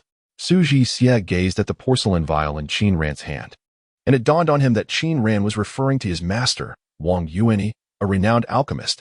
He then regarded Qin Ran, pondering if this well-grounded junior was also an alchemist. Suppressing the tumultuous fires within him, he narrowed his eyes and accepted the elixir. Upon breaking the jade seal, a frigid aura wafted forth. Peering inside, he discovered a high-grade ice condensation pill. What cultivation technique do you practice? Su Jixia inquired, as he extracted an ice condensation pill and swallowed it whole, then turned his attention back to Qin Ran. Su Jixia's demeanor shifted once more, and Qin Ran, no longer astonished, calmly retrieved a stack of blueprints from his cosmic bag and handed them to Su Jixia. Stellar sword, handheld sword, body technique, he stated. With a casual glance at the blueprints, Su Jixia's eyes suddenly sharpened, revealing a hint of astonishment. He looked at Qin Ran and then took the blueprints to examine them closely. The first sheet depicted the sword's effects, detailing its specifications: 3 feet 4 inches in length, 3 fingers in width, with a black base and a blade that shimmered with purple starlight. Turning the page, the second sheet revealed the sword's internal structure, and further down, there were diagrams of formations. After a cursory glance at the blueprints, Su Jixia raised his gaze towards Qin Ran, now imbued with a sense of seriousness, and asked, "Did you design these yourself?" "Indeed," Qin Ran nodded. "And the formations as well?" "Yes." "Quite intriguing." Su Jixia expressed his interest, leafing through the blueprints. Particularly fascinated by the formations, which exhibited a novel conceptual structure, he suddenly posed a question to Qin Ran. "Would you be interested in becoming my disciple?" "I possess a water spiritual root," Qin Ran politely declined. "What a pity," Su Jixia sighed. "However, I am adept in alchemy." Qin Ran continued. "I have observed that you have been forging swords for years, burdened by fire toxicity. Perhaps I can assist you." Upon hearing this, Su Jixia's eyes lit up, and he grasped Qin Ran's slender shoulder, pressing him with urgency. "Is this true?" Remaining calm and composed, Qin Ran produced another sheet of paper from his cosmic bag and handed it to Su Jixia. "This is my proposed formula. I hope you will review it." Su Jixia snatched the formula eagerly, poring over it with increasing delight, and as he reached the end, he erupted into laughter. "Excellent, excellent. I shall forge this sword." Su Jixia's capricious temperament was greatly influenced by his prolonged residence within a volcano, where the fire toxicity accumulated, tormenting him in every corner of his being. Yet, in pursuit of his cultivation and sword-making, he could not depart from the volcano. Now, with Qin Ran presenting a solution to alleviate his suffering from fire toxicity, it was not merely a matter of assistance in forging the sword. Given his character, you might even consider Qin Ran as a true father figure. Upon Su Jixia's agreement, Qin Ran directly retrieved the starry stone he had auctioned from his bag and presented it to him, saying, "This is the primary material. As for the other components, I kindly ask you to oversee their procurement." Su Jixia accepted the starry stone, weighing it thoughtfully, then turned to Li Shirin and remarked, "You certainly cherish your disciple and are willing to spend extravagantly on such precious materials." With a chuckle, he added, "Very well. Since you demonstrate sincerity, I shall forge an unparalleled sword for you." "Thank you, Master Su." Qin Ran expressed his gratitude, then further requested, "Please prepare all the medicinal ingredients from the formula as soon as possible, so that I may refine the elixir concurrently during your sword forging, thus saving time." "Agreed." Su Jixia replied, summoning his tall attendant to hand over the formula and instructing him to search the cellar for the required herbs to deliver to this young friend. Yes, the attendant complied and departed. Thus, a transaction was established. Su Jixia would forge a sword for Li Shirin, while Qin Ran would refine the elixir for Su Jixia. "How many days will the sword forging take?" Qin Ran inquired. "We will return to collect the sword and deliver the elixir simultaneously." The implication was clear, a direct exchange of goods for payment.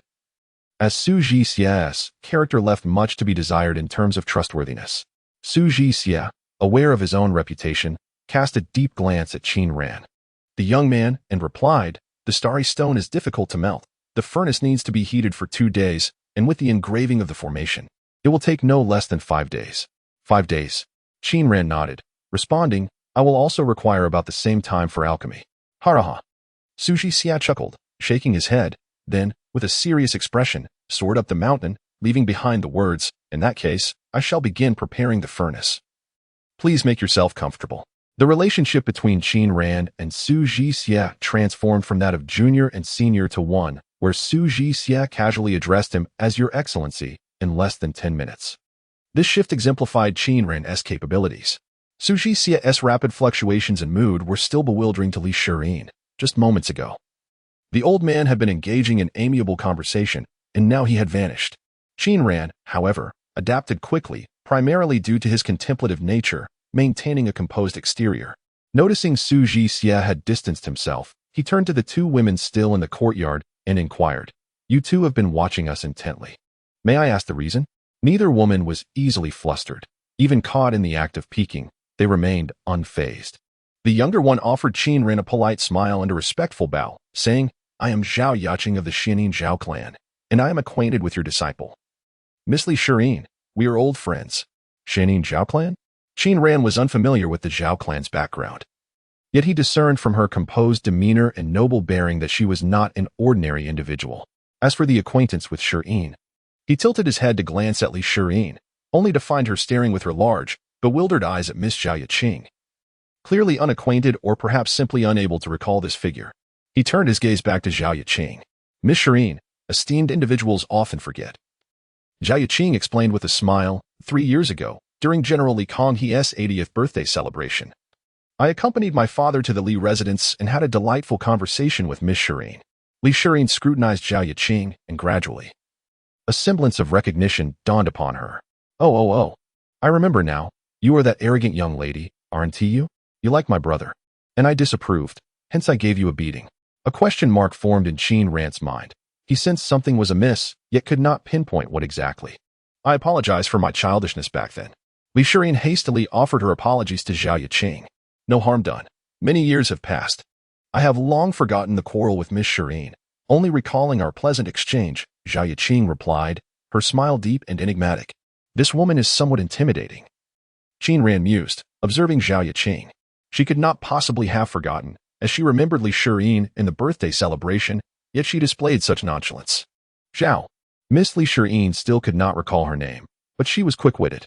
"Miss Zhao, what brings you here? Are you also forging your destiny sword? Oh, so you have embarked on the path of cultivation? Which sect have you joined? What is your current cultivation level?" Li Shirin bombarded Zhao Yaqing with questions. Zhao Yaqing patiently awaited the conclusion of her inquiries before responding, one question at a time. "Last year, I joined the Yuntian sect and embarked on the sword path, currently at the mid-foundation stage. I came seeking Master Su Jixie, indeed to forge a suitable destiny sword. Regrettably, Master Su has declined." Upon reaching this point, she congratulated Li Shirin. "Congratulations on being able to have Master Su forge your sword." "Oh, it's nothing. It's merely a sword." Li Shirin reassured her. "If Master Su is unavailable, seeking others will suffice." Zhao Yaqing was an exceptionally shrewd individual. Her emotions were inscrutable. She engaged in casual conversation with Li Shirin for a considerable time until a disciple brought forth medicinal herbs, handing the Qiankuan bag to Qin Ran, prompting the trio to take their leave. As she exited the courtyard with her protector, watching Qin Ran and his disciples descend the mountain, she felt the lingering ache of wounds from 3 years prior. Her eyes narrowed, revealing a hint of ferocity. "Starry stone," she mused, a chilling smile gracing her lips. "It would make for an excellent sword." "Miss, do you mean? This is at least a superior quality destiny sword. Although it does not align with my attributes, I can manage," Zhao Yaqing stated.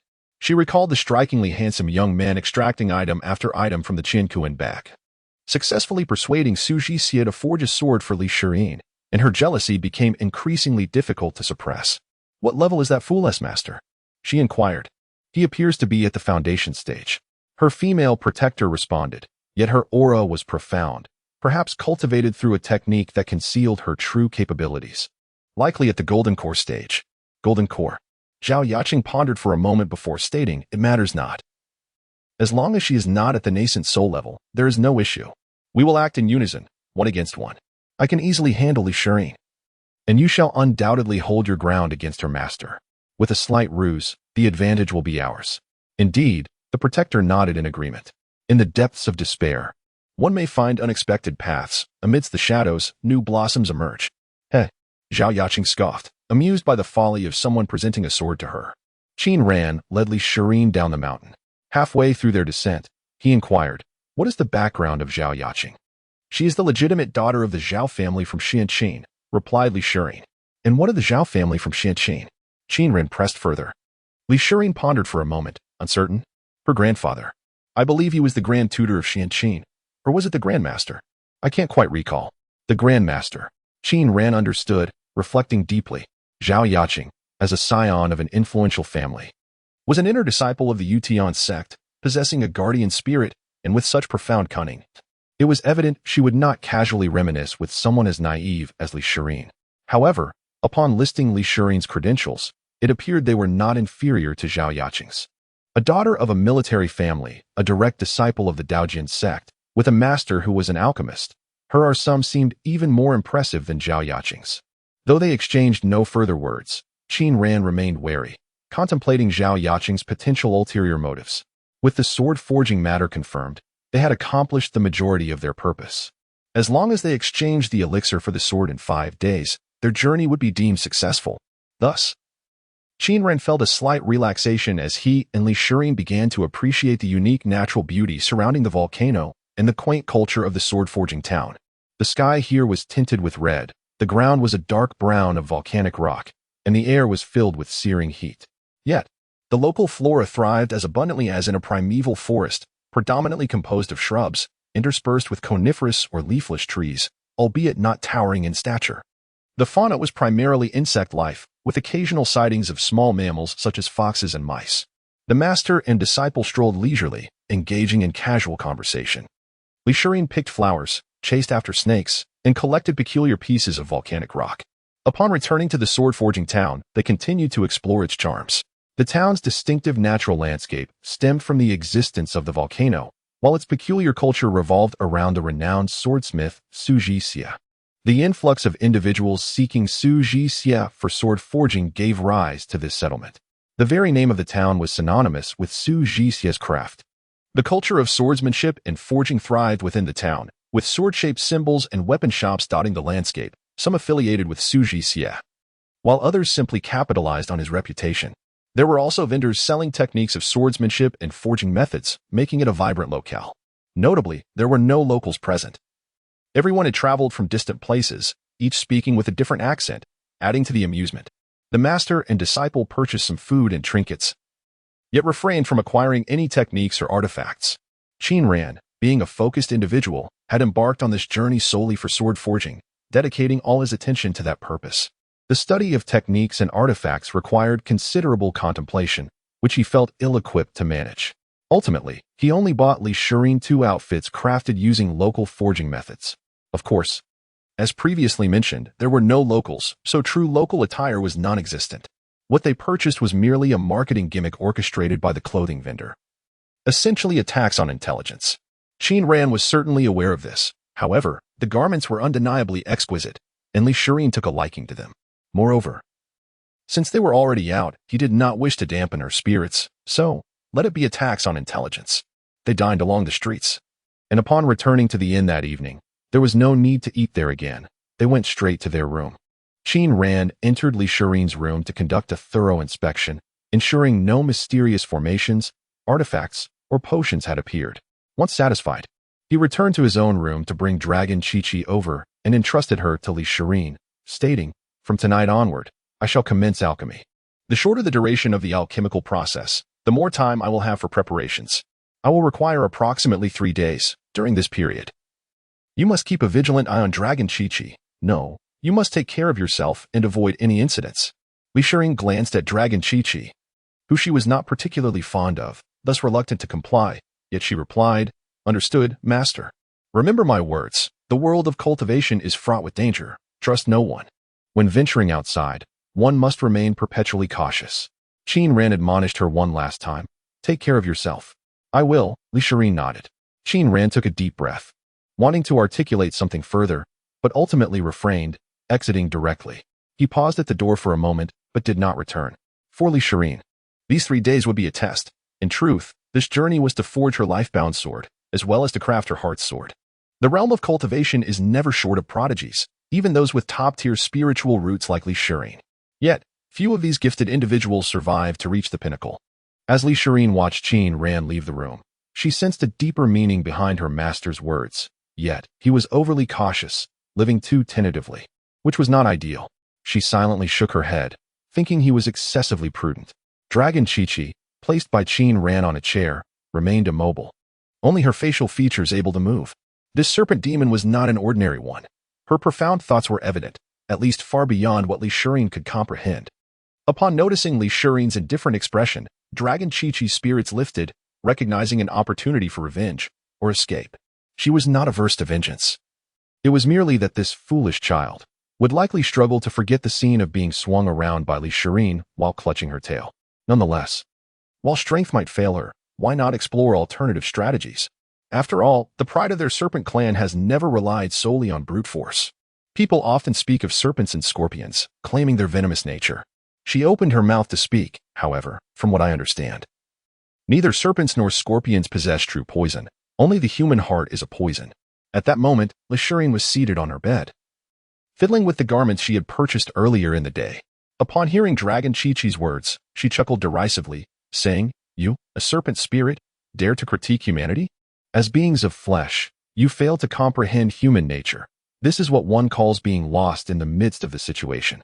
It is precisely because I am a serpent that I possess a clearer understanding of humanity," Long Chi-Chi retorted. "If humans do not comprehend one another, how can a serpent?" Li Shirin scoffed, questioning the validity of such flawed reasoning. "I am a serpent, yet I am now a demon. The appearance of a demon is indistinguishable from that of a human, hence I am human now. I was once a serpent, and now I am human. Having experienced both states, I possess a profound understanding of humanity." What? Long Chi-Chi's convoluted logic left Li Shirin bewildered, and she suddenly found a semblance of truth in Long Chi-Chi's words. Humans are the most venomous creatures in existence. Long Chi-Chi asserted her viewpoint. Even more toxic than my own. Li Shirin pondered, uncertain of where she had faltered, leading her to this moment. Rising from her seat, she intended to refute Long Chi-Chi, yet lacked the words to do so. She glanced at Long Chi-Chi and then realized, oh, it is this defeated opponent speaking. So what? What of humans being toxic? She asked with a cold smile. Oh, nothing at all. Long Chi-Chi replied with a smile. I merely wish for you to remember your master's words. Be cautious. Li Shirin furrowed her brow as she regarded Long Chi-Chi, suddenly feeling uneasy. Had Long Chi-Chi not warned her of the cruelty of human hearts and the dangers of the world, she might have thought that Qin Ran was being overly cautious. But she had no intention of defying her master. Now, with Long Chi-Chi's counsel, she felt that not defying her master equated to endorsing her master. And endorsing her master meant endorsing Long Chi-Chi. Li Shirin was no fool. Her initial plan was to remain in seclusion for the duration of her master's alchemical retreat, regardless of the external dangers. But now, she was increasingly convinced that Long Chi-Chi was mocking her for her timidity, which left her feeling quite uncomfortable. Furthermore, as a person of spirited temperament, she could not abide confinement. Being forcibly locked away felt akin to imprisonment. After enduring for 2 days, on the third day, she could no longer bear it. Her master had indeed mentioned a 3-day alchemical endeavor, thus today marked the end of that period. Surely, venturing out for a brief reprieve would not cause significant disruption. With this rationale, she resolved to push open the door. Are you going out to play? Long Chi-Chi inquired with excitement, having awaited this moment for 3 days.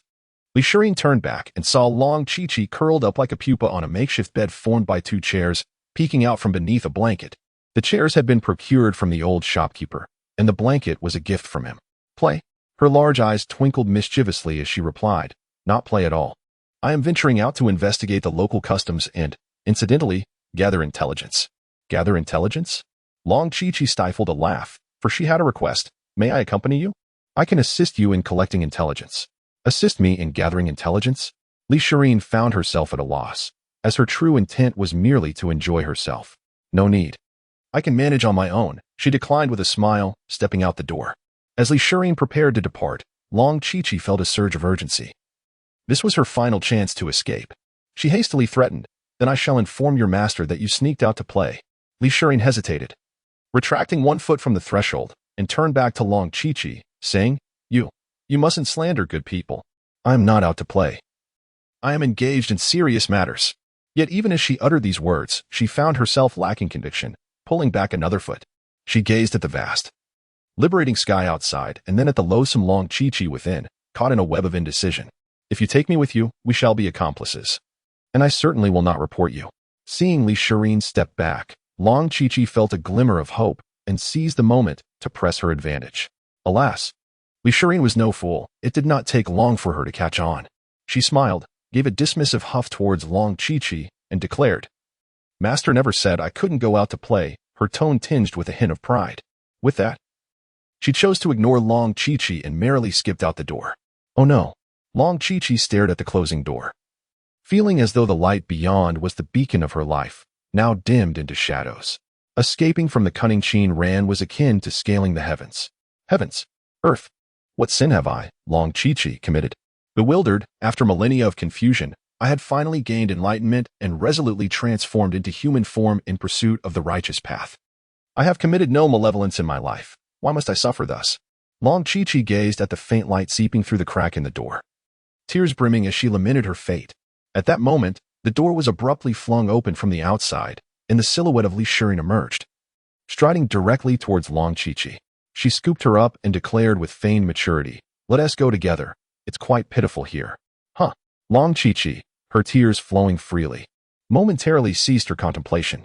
Li Shirin, carrying Long Chi-Chi through the bustling market, found her steps lighten with joy. "Why did you return?" Long Chi-Chi remained perplexed. Nearby, a vendor offered sword models, and Li Shirin dashed over, playfully wielding a large blade, exclaiming, "Now that I am out to play, I cannot leave you alone inside. Just thinking about being in that room alone is terrifying." She waved the sword with glee, adding, "That room is both small and dark. It must be quite uncomfortable." Long Chi-Chi felt a tumult of emotions. She had intended to deceive this naive girl, yet here was Li Shirin, considering her feelings in return. Her kindness was overwhelming, rendering Long Chi-Chi nearly weeping. Thus, she suggested, "If you hold me, it may hinder our play. Perhaps you should set me down." Li Shirin regarded Long Chi-Chi thoughtfully, frowning as she replied, "But your meridians are sealed by the master. You cannot stand." Long Chi-Chi blinked innocently, feigning cuteness, and shyly proposed, "You could help me unblock the meridians in my legs, just my legs, and I could walk, though I won't run away." Yet, one must not underestimate Li Shirin. She quickly discerned Long Chi-Chi's cunning ploy. This serpent demon was attempting to manipulate her into unsealing her powers in order to escape. "Ha!" She scoffed, "Do not entertain those crooked thoughts. I shall not assist you in breaking the seal." Alas! Long Chi-Chi sighed, realizing that this girl seemed rather difficult to deceive. After wandering about the marketplace for a spell, Li Shirin felt increasingly uneasy. Upon reflection, it was likely due to her carrying the child. She gently set Long Chi-Chi down by the roadside and declared, "I shall only help you break the seal on your leg. Nothing else." "Very well."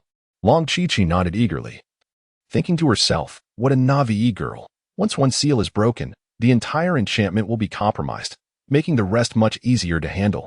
Li Shirin then extended her hand, channeling her energy, placing it upon Long Chi-Chi's leg, pausing momentarily.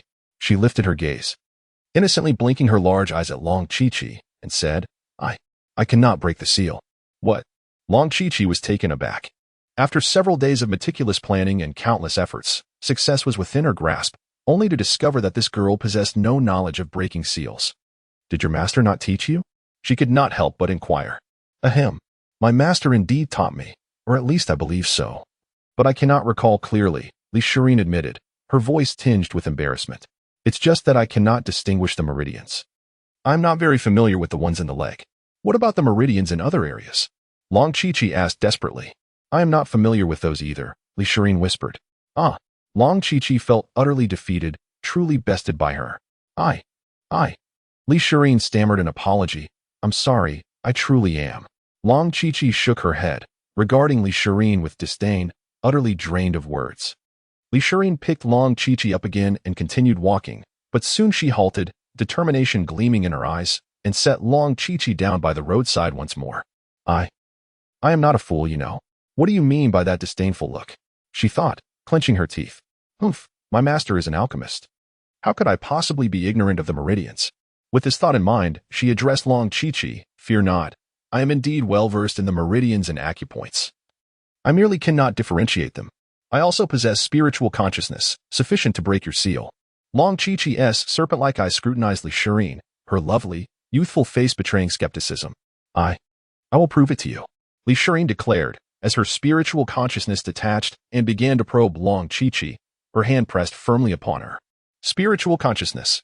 Zhang Shan, who was idly wandering the streets, suddenly caught this term, swiftly scanning the surroundings. He spotted the two beauties by the roadside. One tall and the other small.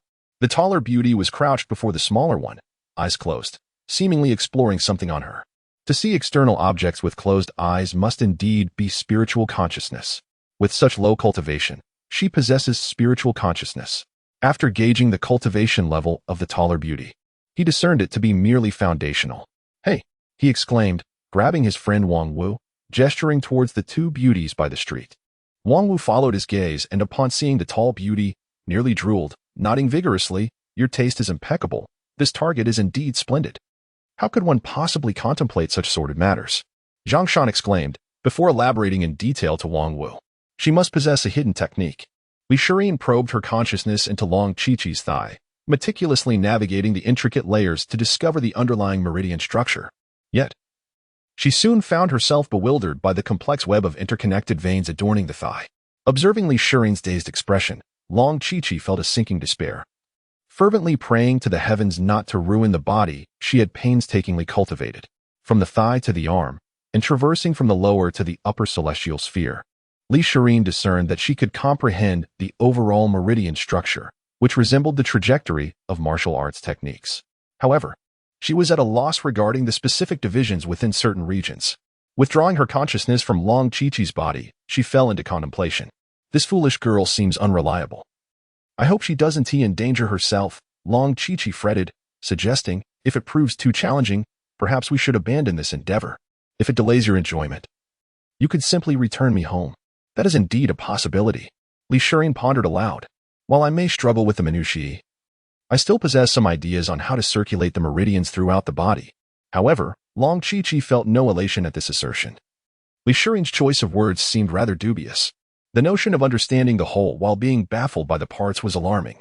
She grew increasingly anxious, exclaiming, "No, no, just take me back. I no longer wish to proceed." Under the influence of Qin Ran, Li Shirin was not entirely ignorant of meridian knowledge.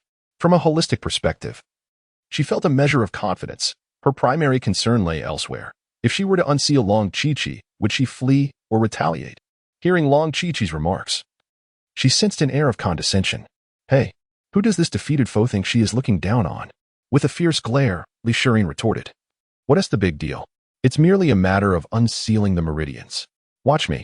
Before Long Chi-Chi could mount a defense, indeed, she had no means of resistance. She could only watch in trepidation as Li Shirin pressed her hand against her dantian, channeling her consciousness and the power of her technique. Forcefully surging from within. Boom.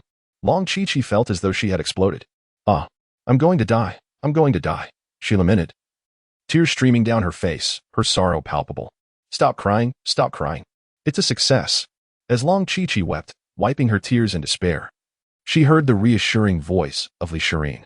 "Huh, Li Shirin's voice, she's not dead?" Long Chi-Chi's sobs halted abruptly, and through her tear-blurred vision, she caught sight of Li Shirin's triumphant smile. It worked. Fist clenched in determination, Long Chi-Chi suddenly realized her hand could move. She wiped her tears, stood up, and jumped with exuberance. Aside from feeling slightly weak and stiff, all her acupoints had indeed been unsealed. Hooray! She leaped with joy, resembling a little girl. "How about that? Am I impressive?" Li Shirin looked at her, sporting a proud smile, eagerly awaiting her praise. "Umph."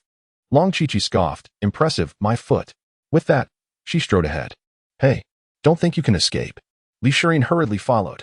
The two girls, one big and one small, wandered the streets, indulging in food, shopping, and playing, truly savoring the essence of a delightful outing. Halfway through their excursion, they paused under a tree to rest, entering a brief intermission. Long Chi-Chi cradled a bowl of exquisite shaved ice, relishing it with delight. Having once been a snake, she had no sense of taste and had never experienced such delectable treats, especially in this heat. A bowl of icy, sweet delight was simply perfect. As she enjoyed her dessert, Li Shirin busied herself with the trinkets they had purchased. She picked up a jade flute, gesturing to Long Chi-Chi and asking, "Isn't it beautiful?" "What is this?" Long Chi-Chi inquired. "Can it be eaten?" "This is a flute," Li Shirin replied, "a type of musical instrument." "Boring." Long Chi-Chi shook her head, and took another spoonful of her shaved ice. Suddenly, Long Chi-Chi froze mid-bite, realizing she had forgotten something incredibly important. Wasn't she supposed to be devising an escape plan? So, what was she doing now? Stealing a glance at the blissfully smiling Li Shirin, and then at the bowl of shaved ice, she rationalized. Well, treating myself to a good meal before leaving is acceptable. Besides, they captured me. It's only fair they treat me well as punishment. That's quite reasonable. She nodded, affirming her own excuse. All right. Li Shirin finished counting their belongings, placing them into her magical bag. She turned to Long Chi-Chi, asking, "Are you done resting? Let us continue our fun. Once Master emerges, we won't have the chance to play anymore." Yes. Long Chi-Chi nodded in agreement. The two set off again, heading further down the street. How should she escape? Long Chi-Chi pondered, seeking a clever plan. Your shaved ice is melting. Hurry up and eat it, Li Shirin reminded her. Long Chi-Chi looked down, scooping up a spoonful of shaved ice. At that moment, she noticed two individuals standing closely behind her. Her eyes darted, and suddenly, an idea sparked. When are you going to retrieve the sword? She raised her voice, ensuring her words reached the two behind them amidst the bustling market. The day after tomorrow. Li Shirin calculated the time, recalling Master Su's words about needing 5 days. Su Jie's sword, Long Chi-Chi mused, quite impressive indeed. You know about it? Li Shirin asked, surprised. Su Jie is so formidable, even among fairies? Long Chi-Chi nodded, though she had gleaned this information merely from the conversation between Qin Ran and Li Shirin. Thus, Long Chi-Chi thought, this should capture the attention of the two behind them. I want that. With that, she began leading Li Shirin towards a more secluded area. That delicious. Sure enough, the two individuals followed them closely. We want to see that. Almost there, Long Chi-Chi glanced at the surroundings, pointing to an exceptionally secluded alley, stating, my stomach hurts. I need to relieve myself over there. Li Shirin complied, guiding her like one would a child. I'll go in alone. You wait for me here, Long Chi-Chi said. Still feeling bashful. Li Shirin shook her head. All right, but be quick. Thus, Long Chi-Chi entered the alley, and after a considerable time had passed without her return, Li Shirin began to sense something was amiss. She hurried inside to check, but Long Chi-Chi's figure was nowhere to be found. I've been deceived, Li Shirin exclaimed, her frustration manifesting as she struck the wall, creating a deep dent.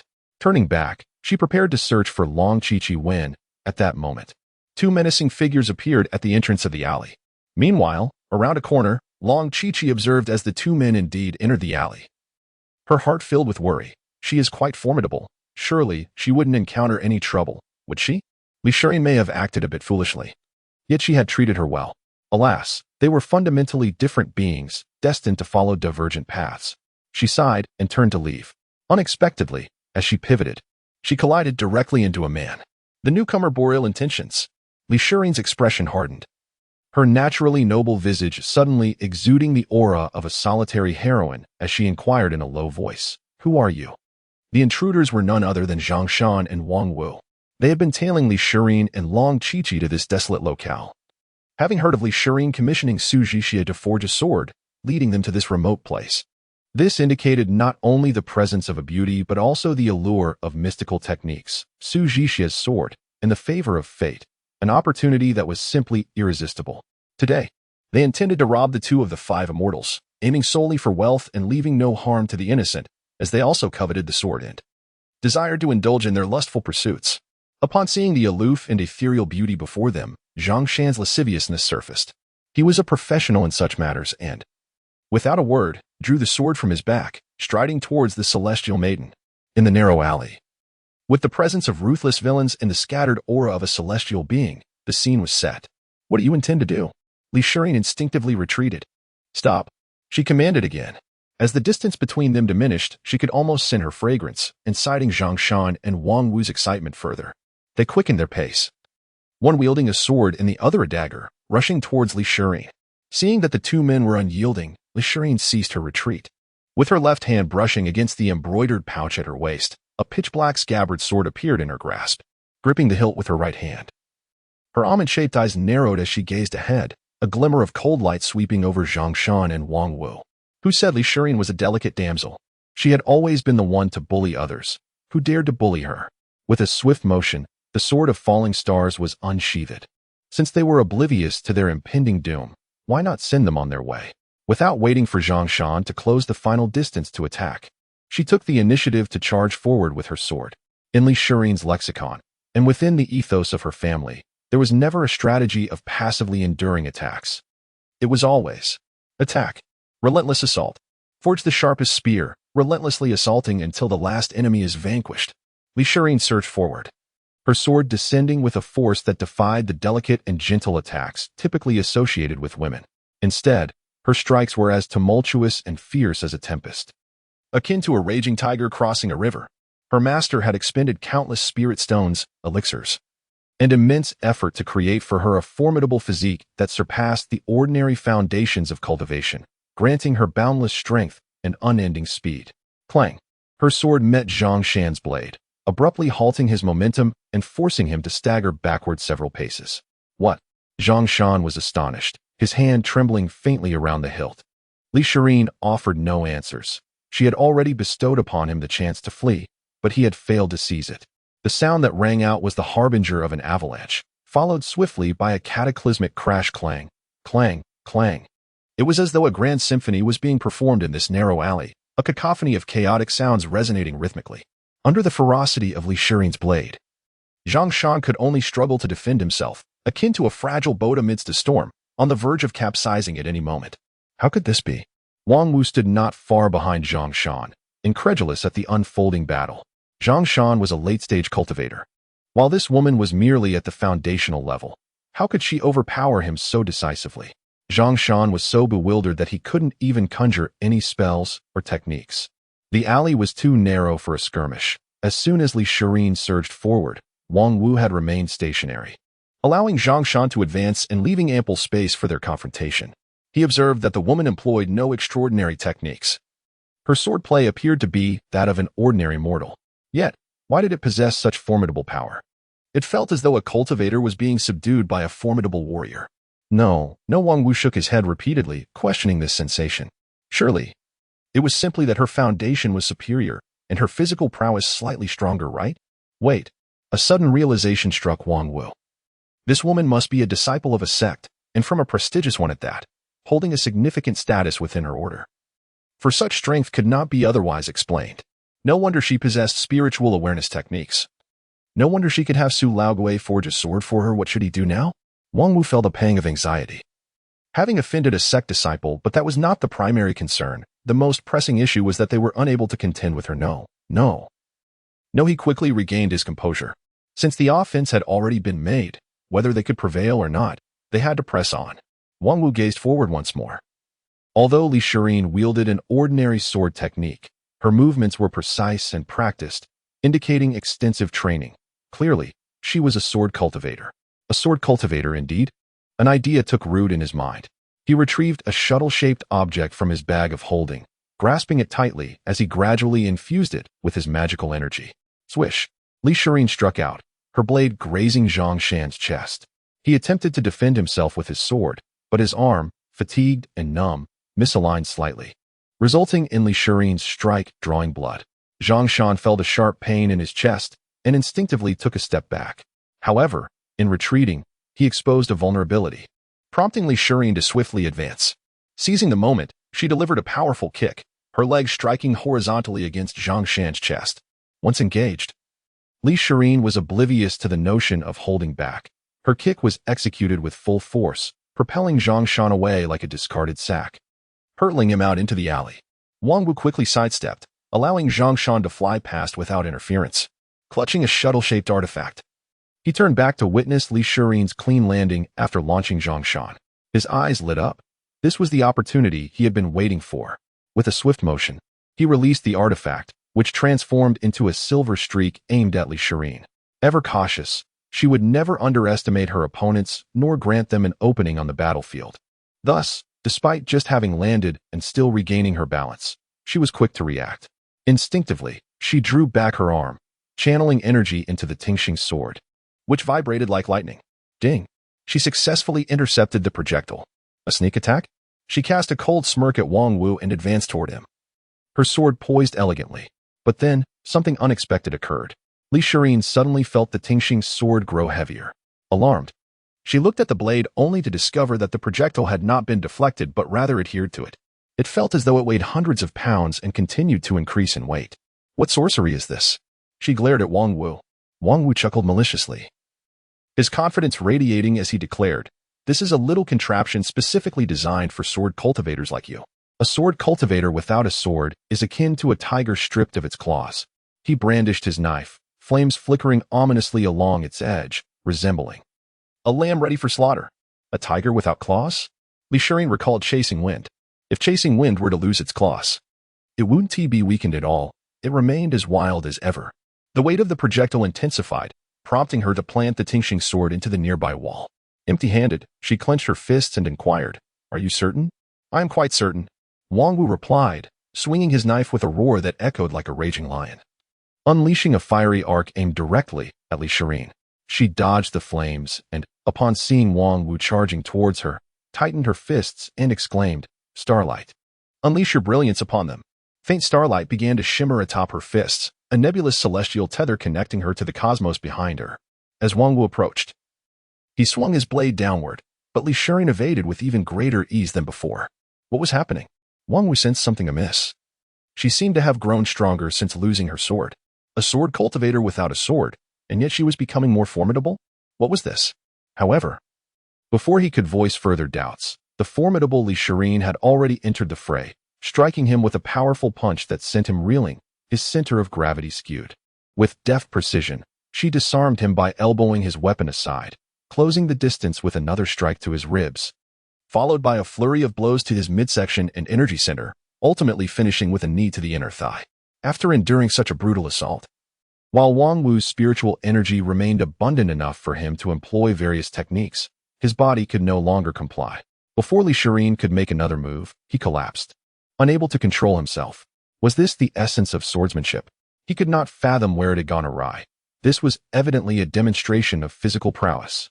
In the alley, Zhang Shan lay wounded, blood flowing profusely from his sword-inflicted wounds, rendered powerless. Li Shirin approached to drag him closer, placing him beside Wang Wu. "Put away your weapon," she instructed Wang Wu. "Huh?" Wang Wu was taken aback. Her words implied she did not intend to kill them. If he were to perish, his weapon would lose its autonomy. Yet, as he lingered in confusion, Li Shirin delivered a swift kick to his face. "I said put it away, didn't you hear?" A shiver ran through Wang Wu. He hastily complied. Having navigated the realm of cultivation for many years, he instinctively recognized that this formidable female swordsman was likely a novice. Perhaps their misstep today would result merely in a beating, leaving them a chance to survive. Such lack of awareness. Li Shirin retrieved her sword from the wall, inspecting it for damage, and finding none, she sheathed it once more. She then delivered a kick to both Wang Wu and Zhang Shan, indicating that they had provoked her ire. After stating this, she turned to leave. Was she truly departing just like that? Wang Wu pondered, surprised that she neither killed them nor inflicted any further punishment. Just as this thought crossed his mind, Li Shirin paused at the alley's entrance and turned back. I knew it wouldn't be that simple.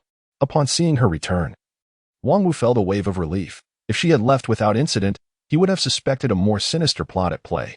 Then, Li Shirin approached Wang Wu and Zhang Shan once more, retrieving a porcelain vial from her bag. She poured out 2 large healing pills, handing one to each of them. "This is a large healing pill crafted by my master. Its quality is exceptional, and your injuries will heal swiftly. Although I struck you, it was well-deserved." She hesitated, feeling a twinge of embarrassment. "Please do not take it to heart." Wang Wu was rendered speechless. This was no novice, but rather an angel, a saint, a figure akin to the Holy Mother. Wait, who is the Holy Mother? Li Shirin scratched her head, wishing to offer some comforting words to the two, but ultimately felt too shy to express anything further and simply departed. The Li family tradition dictates that enemies must be dealt with decisively, yet captives should be treated with kindness, as they represent the weaker party.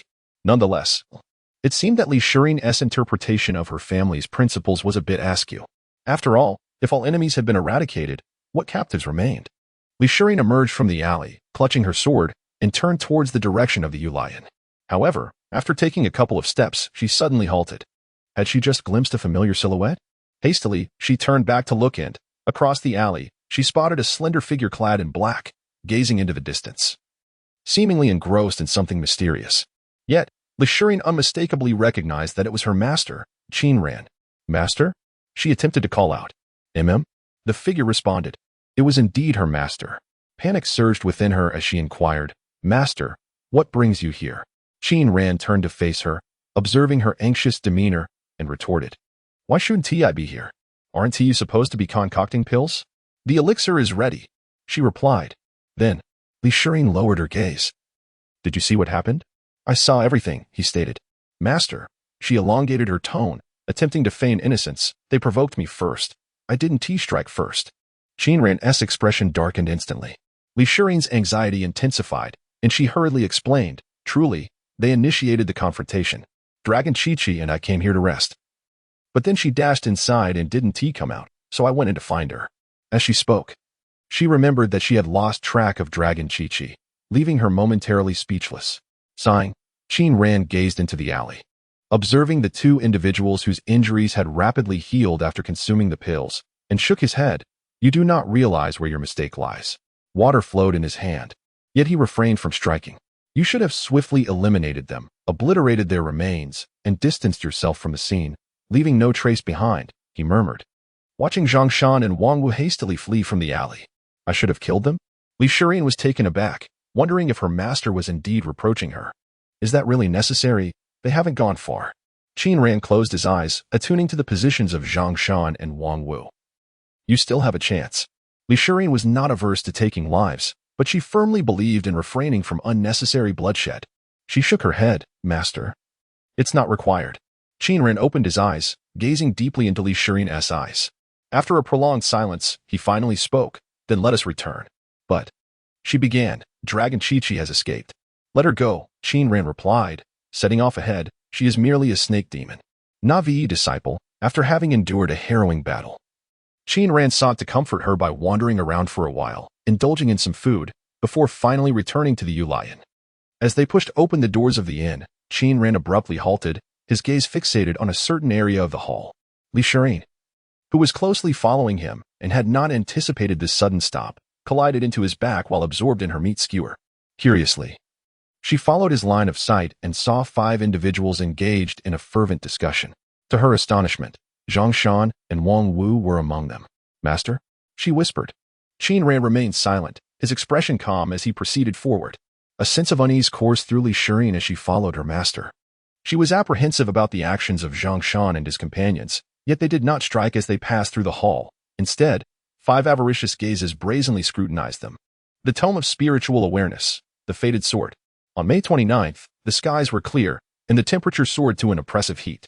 Qin Ran prepared himself, escorting Li Shirin from the Yulian to retrieve the sword from Li Binshan. Whether it was the weather, the volcanic forging of the sword by Su Ji Xie, or merely a state of mind, the master and his disciple felt an unusual heat today, despite carrying fire-warding pearls. They felt as if they were engulfed in flames. At the foot of Li Binshan, Qin Ran gazed up the mountain, witnessing the clouds above scorched crimson, resembling blood, coalescing ominously at the summit. This was not a favorable sign. It felt like a harbinger of doom as described by soothsayers, weighing heavily on Qin Ran's heart. "Check your gear," he instructed his naive disciple. Li Shirin inspected her cosmic bag, finding all items accounted for. "No issues," she replied. "Today." Qin Ran turned to Li Shirin, his tone grave. "We'll witness one battle after another. Are you prepared?" Li Shirin, undaunted by combat, had flames of anticipation flickering in her eyes. "Let them come," she declared. "Well," Qin Ran suddenly chuckled, "you should say you were always ready." "Ah?" Li Shirin expressed her confusion. Qin Ran shook his head, opting not to elaborate to lighten the atmosphere. "Let us ascend," he commanded, and the master and disciple began their ascent. Li Binshan, an active volcano, was originally cloaked in a mantle of lava rock, barren and stony, devoid of life. However, since Su Ji Xie had taken residence there, he sealed the volcanic crater, transforming the entire mountain into his melting furnace, with no lava erupting thereafter. Over time, the nutrient-rich lava rock surprisingly nurtured some vegetation. Though not grand or lush, these plants covered the reddish-brown lava rock, imparting a semblance of verdancy to Li Binshan. As they reached the mountainside, Qin Ran suddenly sensed something and raised his hand, signaling Li Shirin to halt. She obeyed. As a gust of hot wind swept down from the mountain, brushing against their faces, scorching and stirring the low bushes by the roadside. Soon after, the ground began to tremble. Initially, it was a subtle quiver, with the dust dancing quietly. Gradually, the tremors intensified, small stones cascading down the mountain. The vibrations growing stronger until it felt as though the entire mountain was convulsing. Qin Ran grasped elixirs, enveloping them in a protective bubble, lifting them off the ground as they began to float slowly upwards. The entire mountain shook beneath them, accompanied by a rumbling resonance. In midair, Qin Ran observed the bushes swaying violently, akin to the wild revelry of youths in a disco. At a certain moment, the ground could no longer withstand the pressure and fissured, as though responding to an unseen signal. Subsequent cracks spread across the terrain like a parched clay surface, splitting open. From within these crevices, a searing breath emerged, causing the vegetation above to wither rapidly, turning brittle and yellow. The rumbling sound persisted, yet amidst the cacophony, a sharp clang of a sword echoed. Then, a tremendous explosion resonated throughout the cosmos, as if sound waves became palpable, rippling outward in waves across the heavens and the earth. Qin Ran, with a furrowed brow, directed his gaze towards the source of the deafening sound. It was the mountaintop. The summit of Li Bin Mountain erupted, clouds of dust and debris billowing forth, obscuring the situation and leaving him uncertain of what transpired. Could it be that the sword furnace had exploded? A wave of concern washed over Qin Ran. Had the sword forging failed? Just as these thoughts crossed his mind, the atmosphere abruptly shifted. Crimson clouds rapidly coalesced in the sky, seemingly absorbing the ascending smoke from the mountaintop, darkening ominously. More clouds congregated, shrouding the sun and pressing heavily upon the earth as the daylight swiftly faded, accompanied by a tempestuous wind. Was it a thunderous tribulation? A chill ran through Qin Ran as he entertained a frightening hypothesis. As the world dimmed, in the blink of an eye, noon transformed into midnight, stars emerged, their light converging, and a singular beam pierced the darkness, plunging into the smoke surrounding the summit. The rumbling persisted. Lightning danced within the gathering storm clouds, thunder reverberating through the heavens and the earth.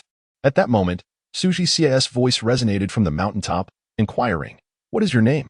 Elixirs understood he was asking for the name of the sword. She stepped forward, her hand pressing against the resilient membrane of an air bubble.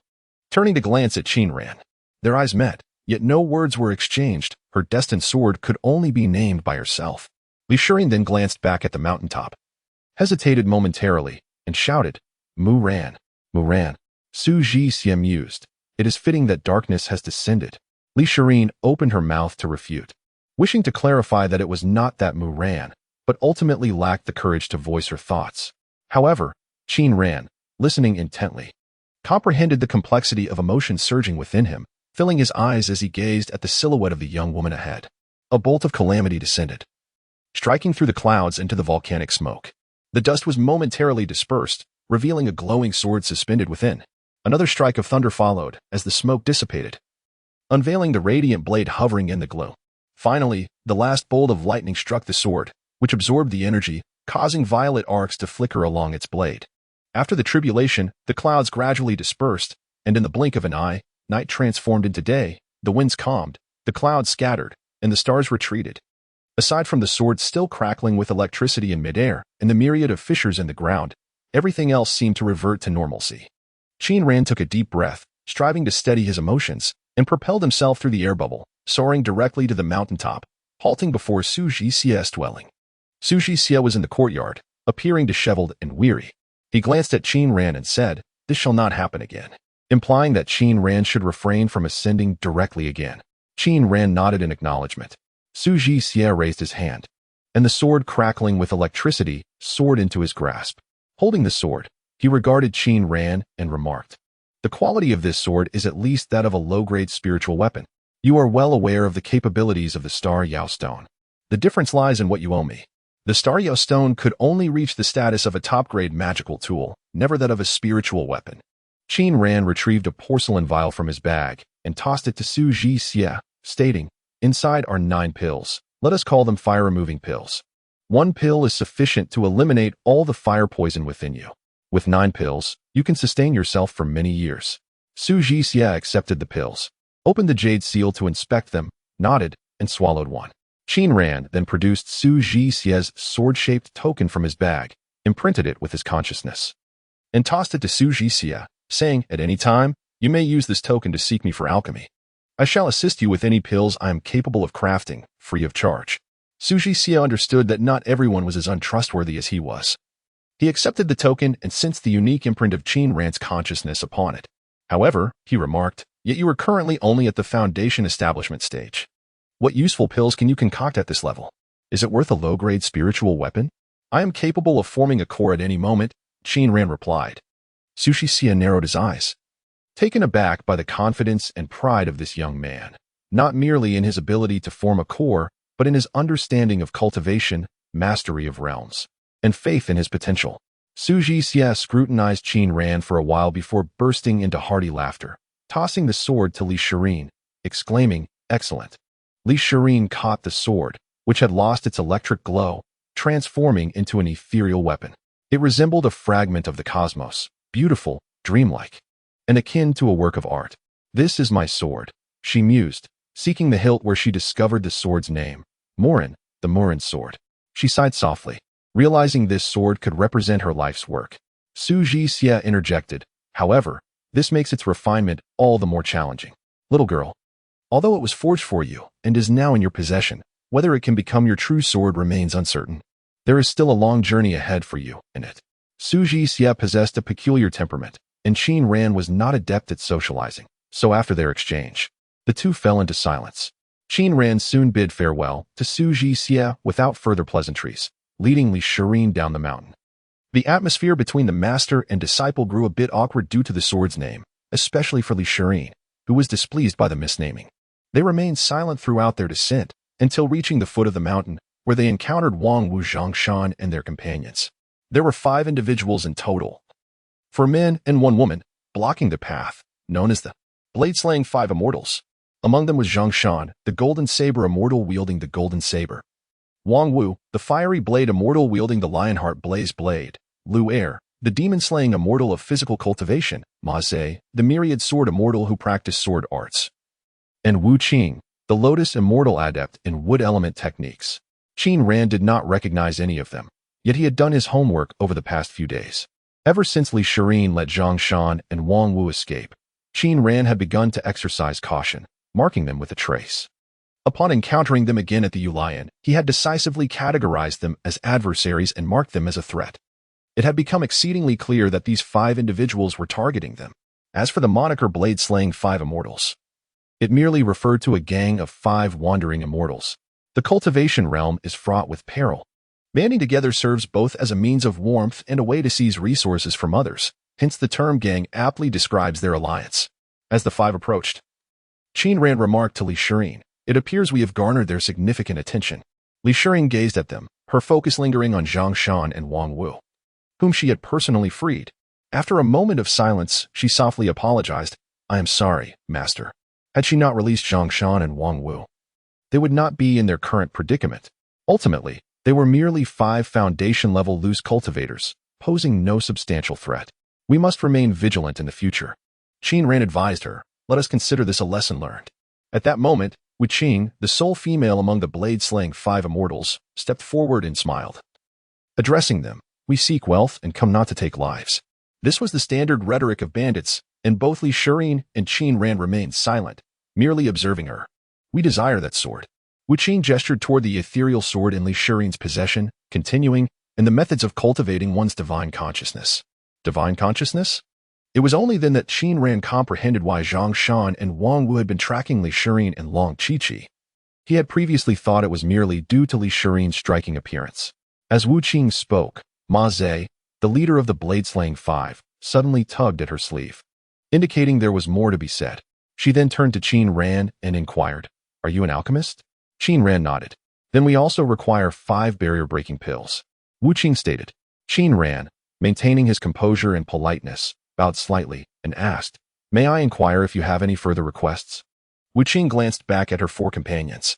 Zhongshan pondered for a moment, raised his hand, and suggested, if there were additional spirit stones, that would also suffice.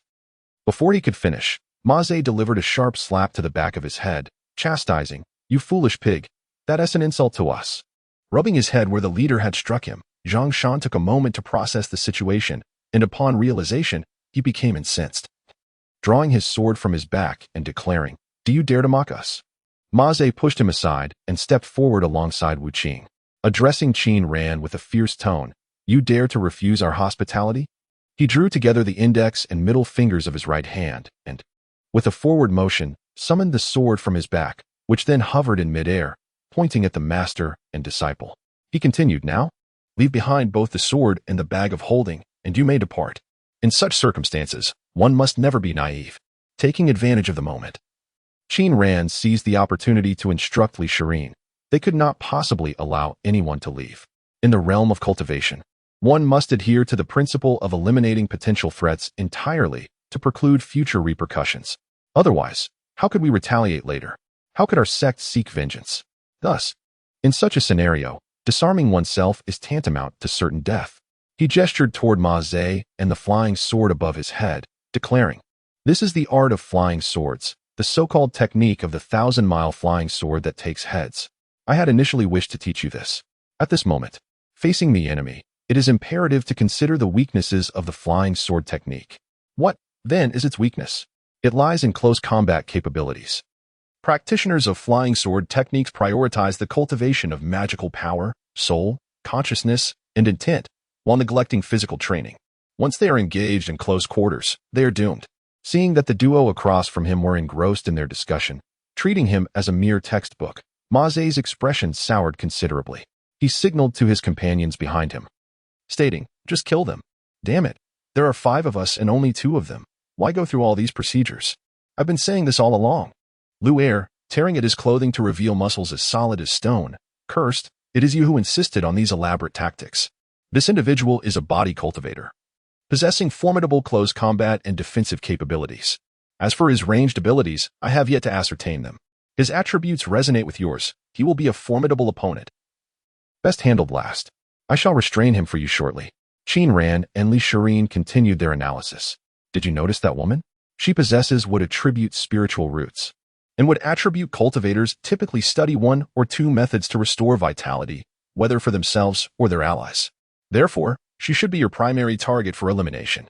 As for Wang Wu and Zhang Shan, you have already engaged them personally a few days ago, so I shall refrain from elaborating further." As they conversed, Zhang Shan, Wang Wu, and Lu Er approached.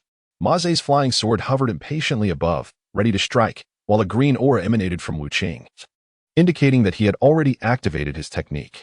Remember, the order of elimination is as follows. Fire attribute Wang Wu, as he poses a threat to my powers.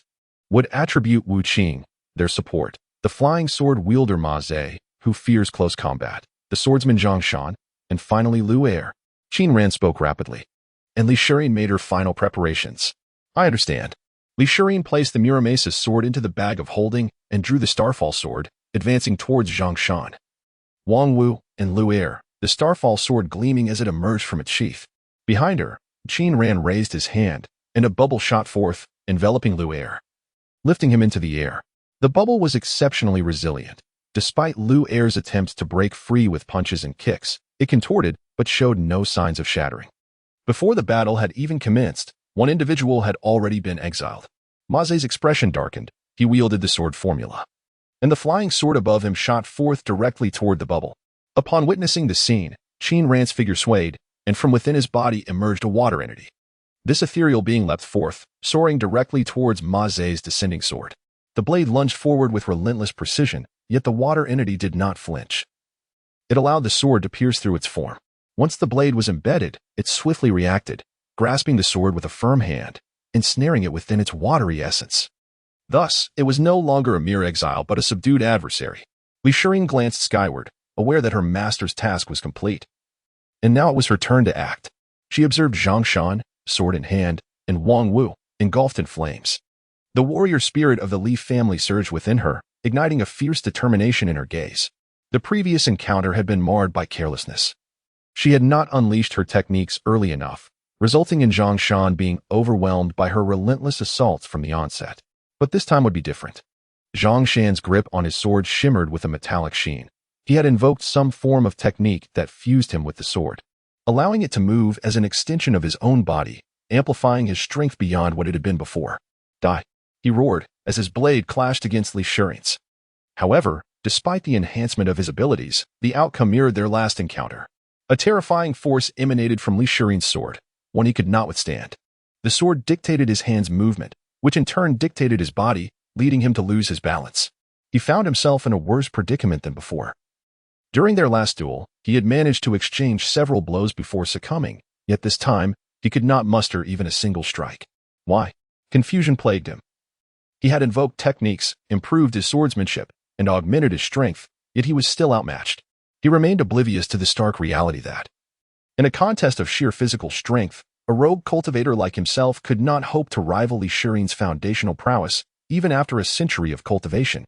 The disparity in resources was undeniable. They lacked the abundant spirit herbs necessary for prolonged cultivation, had no alchemist to concoct fortifying elixirs for them, and were devoid of guidance in finding superior techniques.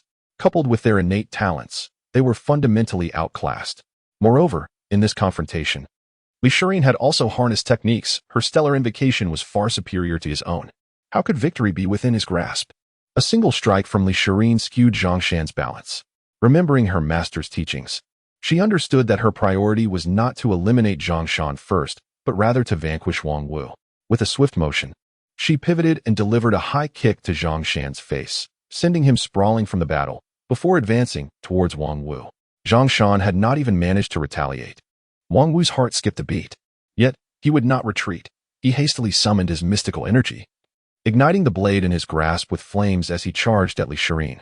As they drew closer, he suddenly opened his mouth wide. Roar! In that instant, his head seemed to morph into that of a lion, unleashing a ferocious roar. This abrupt lion's roar caught Li Shirin off guard, leaving her disoriented and unsteady. Humph! Wang Wu sneered, gripping his blade with both hands, lunging forward as flames enveloped him, rendering him akin to a lion in full charge. It's over, he bellowed. No, not by a long shot. Qin Ran sighed inwardly as he projected his consciousness out of his body and forcefully collided with Wang Wu. In an inexplicable turn of events, Wang Wu, who was about to strike down Li Shirin, suddenly felt a sharp pain in his head. His body, propelled forward, froze mid-air, losing control and plummeting to the ground. It was only at this moment that Li Shirin regained her senses. She saw Wang Wu crash to the ground not far from her and felt a surge of cold sweat. Turning to look at her master, she noticed he was intently focused on the air, his attention entirely on Ma Zhe's flying sword in Lu air, sweat trickling down his face, possibly due to his efforts to assist her. Glancing once more at the sky, she saw the sword, restrained by the water entity, trembling violently, on the verge of breaking free, while Lu air struggled desperately within the bubble. Her master had exerted all his strength to contain the two, yet she still required his aid. Gritting her teeth, Li Shirin's body glimmered with intensified starlight as she lunged at Wang Wu with her sword. Just then, Wang Wu regained consciousness, narrowly evading the blade in a moment of peril, and counterattacked with his knife, aiming directly for Li Shirin's head. She had no choice but to evade, allowing him to rise to his feet. As he stood, flames ignited around him, when Li Shirin launched another strike. Recalling Zhang Shan's earlier lesson, he dared not confront her directly, hastily sidestepping instead, determined to entangle and evade her assaults. Wang Wu was astute. He discerned the battlefield situation. The man alone was straining to hold back their leader and the body cultivator, Lu air, clearly struggling and unlikely to endure for long. If the girl before him failed to swiftly deal with him and Zhang Shan, victory would ultimately belong to them. Thus, the ensuing battle unfolded. Li Shirin, wielding her sword with tremendous force, launched a frenzied assault, while Wang Wu, with nimble footwork, deftly avoided her strikes. He retreated whenever possible, and when retreat was impossible, he employed clever maneuvers to dissipate her strength, never engaging in a direct clash. However, Li Shirin, being young, lacked the combat experience of the seasoned Wang Wu. As he drew her into a quagmire, she found herself increasingly flustered and disordered. Particularly when she noticed her master's body beginning to tremble, she lost focus, allowing Wang Wu to land a kick on her. Subsequently, her offensive rhythm faltered, and the once weaker Wang Wu began to take the initiative. The sounds of clashing blades grew louder and more frequent, unsettling Li Shirin's heart. As she stepped onto a thicket on the ground, she failed to realize the peculiar nature of this shrub. It animated swiftly, ensnaring the foot she had placed upon it, binding her firmly to the earth. What? Li Shirin gasped in shock, bewildered by the turn of events. She hastily looked across to see Wu Qing next to Ma Zhe, the woman she had long overlooked, mistaking her for merely a decorative presence. Recalling her master's words about the wood attribute technique, she realized this woman possessed a wood spirit root, controlling the plants. She then noticed that other vines on the ground were also stirring, encircling her like serpents. Wang Wu's assault continued unabated. Moreover, Zhang Shan, whom she had injured and sent flying, now stood beside Wu Qing, completely healed and revitalized. Li Shiren's heart sank lower and lower. It was over, she thought. Observing his foolish disciple ahead, Qin Ran ceased his feigned tremors and refrained from forcing out sweat. A flicker of concern crossed his mind. Was he imposing too great a burden on the naive apprentice? After all, it was her very first descent from the mountain. In that moment, another bubble of energy began to shimmer in the air, his form blurring as a water clone was about to emerge. At that precise instant, Bayu, Li Shiren, fixed in place, unleashed a powerful strike that forced Wang Wu back, her sword's edge pointing towards Wu Qing. A beam of starlight shot forth with astonishing speed, too swift for Wang Wu and Zhang Shan to react, piercing through Wu Qing's chest and leaving a gaping, bloodied wound the size of a bowl. Wu Qing, Zhang Shan exclaimed in panic, rushing to support her. Wu Qing, who practiced wood attribute techniques, possessed a robust vitality. Despite the grievous injury, she clung to life. The bleeding rapidly staunched, flesh began to sprout, and the wound initiated its own repair. No, don't mind me. Quickly, assist Wang Wu, she urged, her voice faltering. Zhang Shan turned back to see Wang Wu charging at the girl once more. Having just released the starlight from her sword, her strength had diminished, placing her at a disadvantage. Gritting his teeth, Zhang Shan thought that if he joined the fray now, he could swiftly vanquish the woman. Take care of yourself. He glanced at Ma Zhe, who was straining to regain control of his flying sword, hopeless at this moment. I will slay that woman to avenge you. Mother is not dead yet. Wu Qing cursed. Zhang Shan chuckled softly, grasped his sword, and made his way toward the battlefield. Just then, a piercing scream from Wang Wu echoed, startling Zhang Shan. He focused intently, noticing the tip of a sword protruding from Wang Wu's back, revealing a gaping wound. Wang Wu is injured? He thought in horror. Wasn't Wang Wu supposed to have the upper hand against that girl? The next moment, starlight flickered chaotically, and shadows of blades danced. Shwa, shwa, shwa. Blood spattered everywhere. In an instant, Wang Wu had been struck by an unknown number of blades. Wang Wu, he cried out in despair, rushing toward him. Initially, Wang Wu had recognized that his raw strength was inferior to Li Shiren's and had wisely employed a strategy of entanglement. Engaging her without direct confrontation, like a mire, ensnaring her and buying time, waiting for her to make a mistake. His strategy proved effective, sensing Qin Ran's faltering resolve. Li Shiren indeed grew anxious and began to err. Yet, he had not accounted for the fact that while some would crumble under pressure, others would thrive, growing stronger as the weight of adversity increased. For those pushed to the brink, awakening followed. Li Shiren was precisely such a person. While some might be shattered and unable to rise again under duress, others would tear through their constraints, confronting challenges head-on, transforming like a butterfly emerging from a chrysalis. Under immense pressure, Li Shiren discovered a means to turn the tide, utilizing her formidable will to eliminate the support opposing her. It is crucial to recognize that she was engaged in combat with Wang Wu. Recklessly unleashing starlight would significantly diminish her combat prowess, rendering such an act perilous. A single misstep could grant Wang Wu the opportunity to seize her life. Yet, she proceeded with this audacious maneuver and emerged victorious. Subsequently, Wu Qing lay gravely injured on the ground, teetering between life and death, while Wang Wu found himself in disarray. In his fervor to attack, he momentarily lost sight of the fact that his raw strength paled in comparison to that of Li Shiren. Even without the enhancement of the starlight summoning technique, he was still inferior to her, a fact he overlooked as he pressed forward in his assault. As Li Shiren perceived Wang Wu's disorientation, she began to feign weakness, enticing him further into aggression. His relentless attacks, fueled by the furious roar of the lionheart fiery beast and the wrathful slashes of his blade, forced her back step by step. The more she retreated, the more he advanced, convinced of his superiority and on the brink of victory. His thoughts were consumed with vengeance for Wu Qing. He yearned for glory. However, in his hubris, he faltered. Li Shiren exploited a monumental opening and pierced his chest with a single strike. Then, a torrent of blades descended upon him like rain amidst a tempest. As he beheld Li Shiren, her countenance as cold as frost, devoid of compassion, he found himself too weak to lift his sword.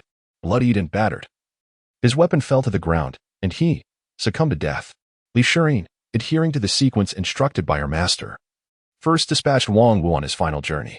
Upon the rocky shore beneath the volcano, Wang Wu's lifeless body lay amidst resilient weeds, while the fierce winds swept through. Bloodied, Li Shiren appeared before Zhang Shan. As he gazed upon this girl, The scorching winds of LBNSH and chilled him to the bone. He realized she was no longer the naive and easily deceived girl from 2 days prior. Clutching his sword, he instinctively took a step back. Just 2 days earlier, she had been a naive prodigy emerging from a grand sect. Now, she embodied a vengeful specter risen from the depths of hell. What had transpired in those 2 days? She had forged a sword. As time flowed, starlight descended once more, and Li Shirin, drenched in blood and bearing the brilliance of starlight, charged at Zhang Shan. Terrified, he faltered under her onslaught. Within 2 moves, he was cleaved apart, leaving Li Shirin facing Wu Qing and Ma Ze directly. Wu Qing, with his wooden affinity, triggered memories of her master's teachings. She retrieved a ground flame pill from her Qinquan pouch. As the mystical energy surged, she unleashed the sealing incantation, sending the ground flame pill soaring between Wu Qing and Ma Ze, igniting a cataclysm of blazing flames that engulfed the air. Observing his foolish disciple utilizing external resources, Qin Ran felt a sense of satisfaction. He then relinquished his control over the water elemental, allowing Ma Ze to reclaim his sword. In the next instant, Ma Ze, his body scorched, soared from the inferno, wielding a sword beneath his feet and another hovering above. His burned visage radiated fury, his bloodshot eyes glowering with unrestrained terror. Witnessing Ma Ze's terrifying demeanor, Qin Ran nodded inwardly. It seems Wu Qing has perished. I shall ensure your demise. Ma Ze bellowed, wielding his sword with both hands. Summoning the blades above him in a deadly formation, the thousand sword technique. In an instant, the sword above his head trembled, conjuring phantoms, caught in a moment of distraction. Countless swords hung suspended in the air, both real and illusory, creating an optical illusion of 1,000 blades. The 10,000 swords technique? Qin Ran mused. No wonder he is called the immortal of 10,000 swords. He glanced at Li Shirin, curious to see how this foolish disciple would unravel the predicament. Li Shirin, lying on the ground, gazed upward at the dense array of swords, each one pointed menacingly at her, their sharpness palpable. After a few seconds of contemplation, a mocking smile crept across her lips. My master often calls me foolish, but I see that this person in the sky is truly the simpleton, she thought. Recognizing that despite being merely at the foundation establishment stage, he felt compelled to summon a multitude of sword energies, desperate for others to believe in their authenticity. As this realization dawned upon her, the starlight surrounding her intensified. She flexed her wrist that gripped the sword, turned to glance at her master, then swiftly pivoted back, hurling the starfall sword with great force directly at Ma Ze's face. Seeing the woman on the ground not only undeterred by his sword array, but audacious enough to counterattack, Ma Ze sneered, declaring, "Then you shall meet your demise." He summoned all the swords and launched them to collide with the sword thrown by Li Shirin. Alas, as Li Shirin had surmised, he was indeed a fool. Not only did he fail to deceive others, but he had also ensnared himself in his own illusion. With more people to deceive, he became convinced that his swords were genuine, neglecting the fact that due to his inadequate swordsmanship, 90% of the swords he wielded were mere illusions. Consequently, when the starfall sword clashed with the myriad of swords, it felt as though it collided with air, showing no signs of resistance until, at the last moment, it paused just before reaching Ma Ze's face.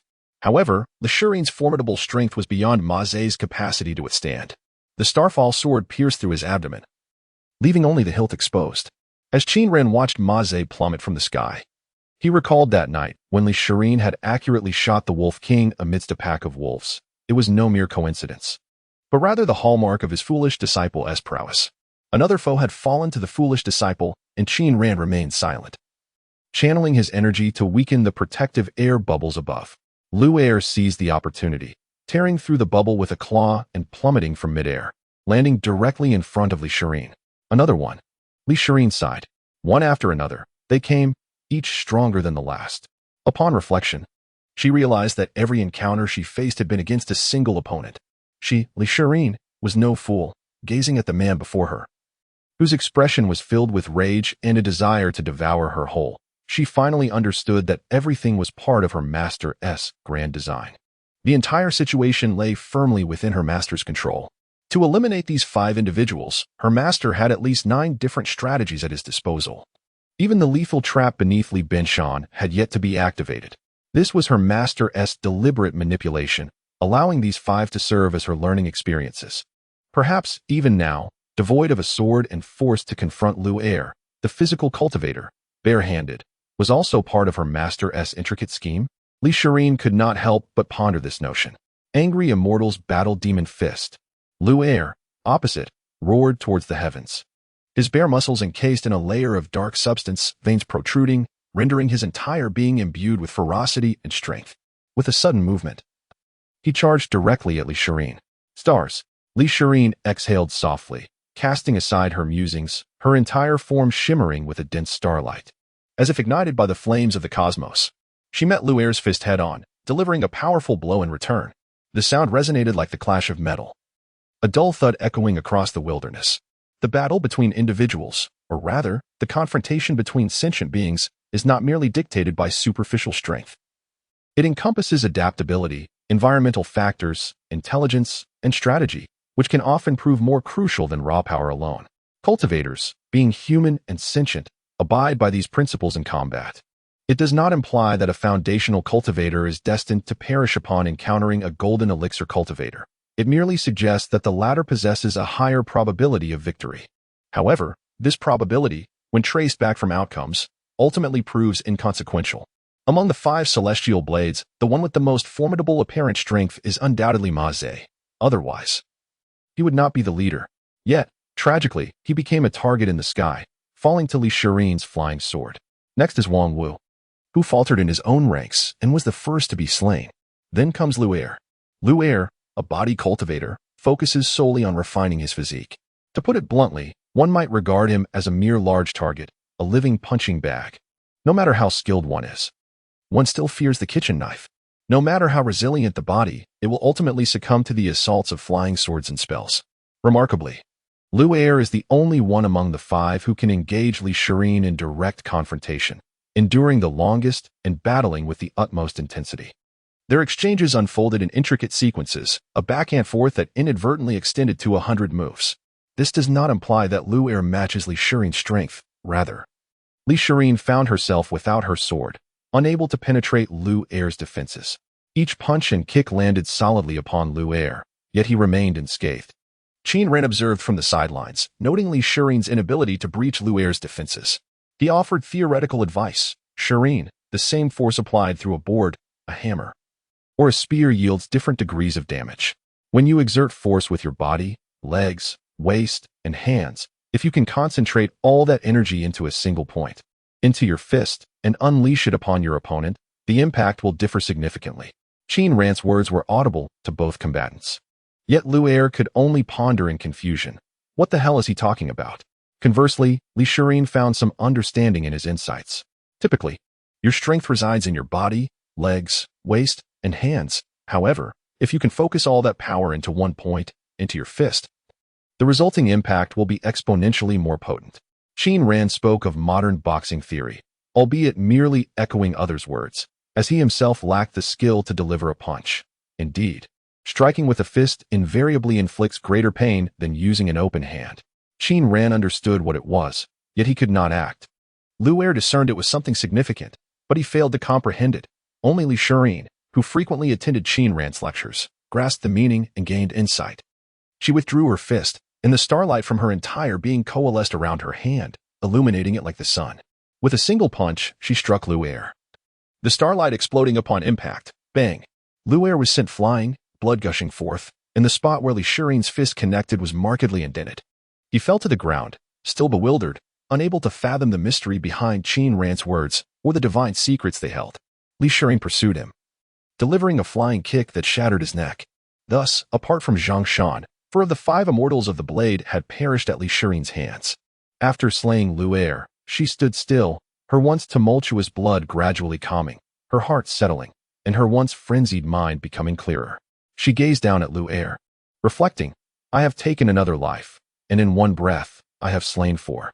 Qin Ran approached, observing Li Shirin in silence for a moment, offering no words of comfort, but rather emotionlessly commanded, "Go fetch a sword to deliver the finishing blow, ensuring he is truly dead." Li Shirin turned to meet his gaze.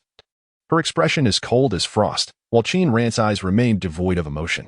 After a considerable pause, Li Shirin composed herself and sought out Ma Ze, drawing a sword.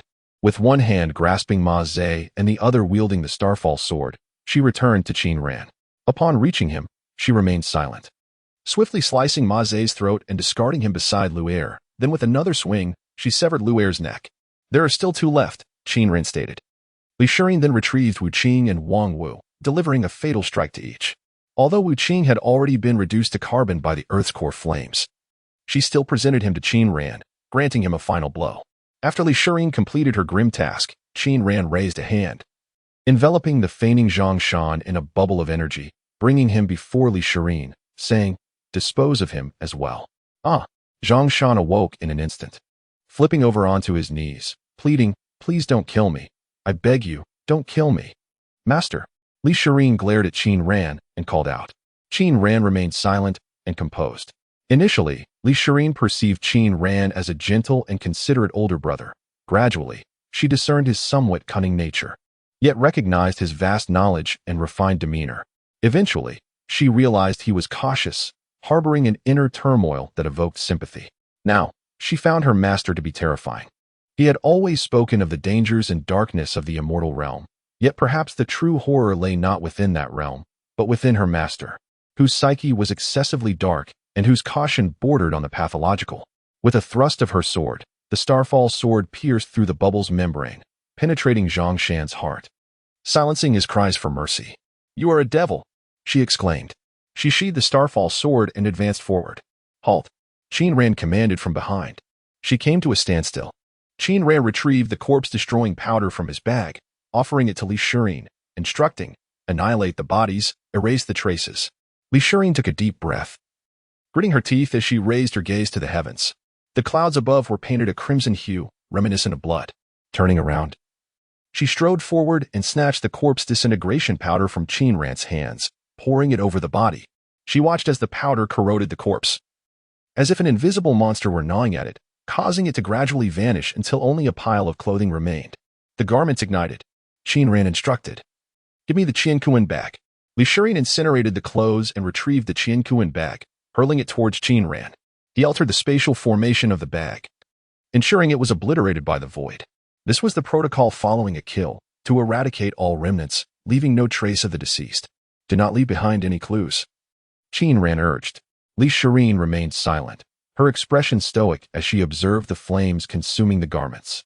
After a battle, one must swiftly regain composure unless a sufficiently secure location is found. Qin Ran continued, "Prepare for the next confrontation, which may arrive at any moment." The glow of the flames reflected in Li Shirin's eyes, yet she remained reticent. Qin Ran felt a pang of sympathy and sighed inwardly, but outwardly, he conjured a sphere of water, drenching her as he coldly commanded, "Simultaneously rid yourself of any foreign substances, bloodstains, wounds, or marks." Soaked to the skin, her long hair clung to her face and back, yet she did not harness her powers to dry herself, standing there in silence. In the world of cultivation, one either refrained from action or executed it to the fullest. "You may not wish to kill," Qin Ran concluded, "but you must ensure your own safety." With that, he fell silent. The master and disciple remained, Li Shirin with a serious expression watching the fire, while Qin Ran observed her, both enveloped in a tense silence that hung heavily around them. When the flames finally extinguished, Qin Ran sensed something and lifted his gaze to the distant sky. 2 black dots appeared, figures flying towards them. He hastily retrieved a great recovery pill and a yuan return pill from the Qiankuan bag and offered them to Li Shirin. She did not accept the pills, instead looking in the same direction as him. Approaching were 2 women, one a young maiden of noble beauty, the other a graceful matron. As they drew nearer, they resembled celestial beings, ethereally poised. Having consumed the pills, Qin Ran remarked, "We must prepare for the next battle, one that will be even more arduous." Zhao Yaqing and her protector hovered before Qin Ran and Li Shirin, not descending to the ground. "Miss Shirin." Zhao Yaqing gazed down at Li Shirin from the air, exuding an air of nobility.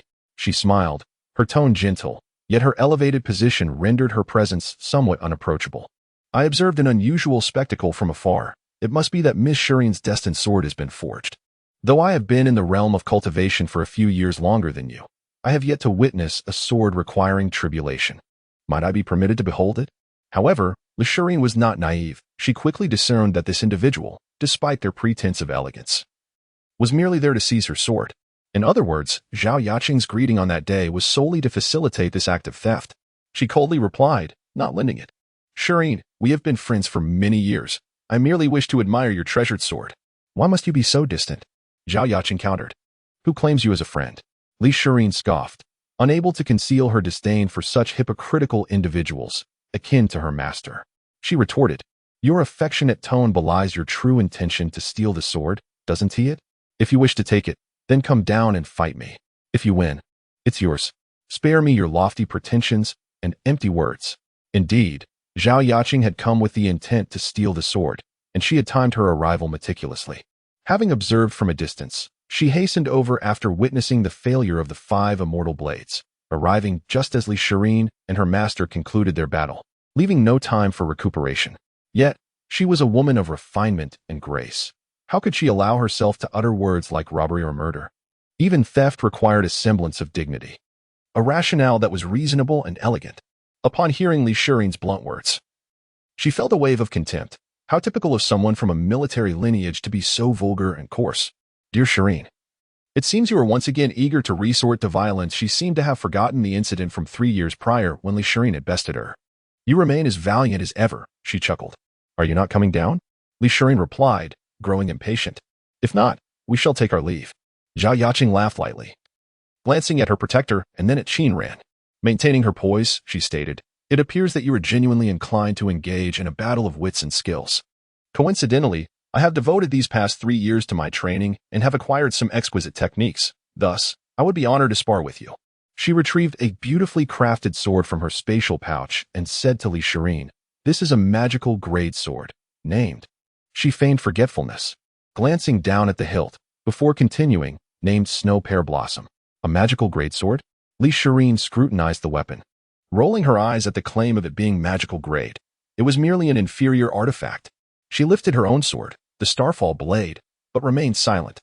This technique is called Clouds Pursuing the Sun, Zhao Yaqing proclaimed, embodying a sense of martial virtue as she gracefully danced in the air, executing a flourish with her sword, reminding Li Shirin of the technique's name before launching an attack.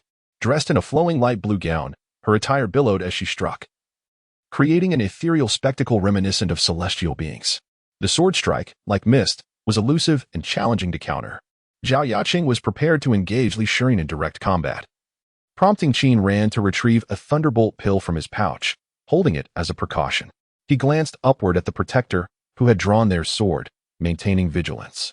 Qin Ran chuckled, tossing the thunderbolt pill to the protector, then stepped back to grant space for the impending duel between Li Shirin and Zhao Yaqing. The intent was clear. Zhao Yaqing and Li Shirin, as juniors, would settle their rivalry amongst themselves. They possess immense confidence in their own children. Zhao Yaqing, needless to say, boasts superior cultivation, a broader array of techniques, and a longer duration of practice compared to Li Shirin. From any perspective, her defeat seems implausible.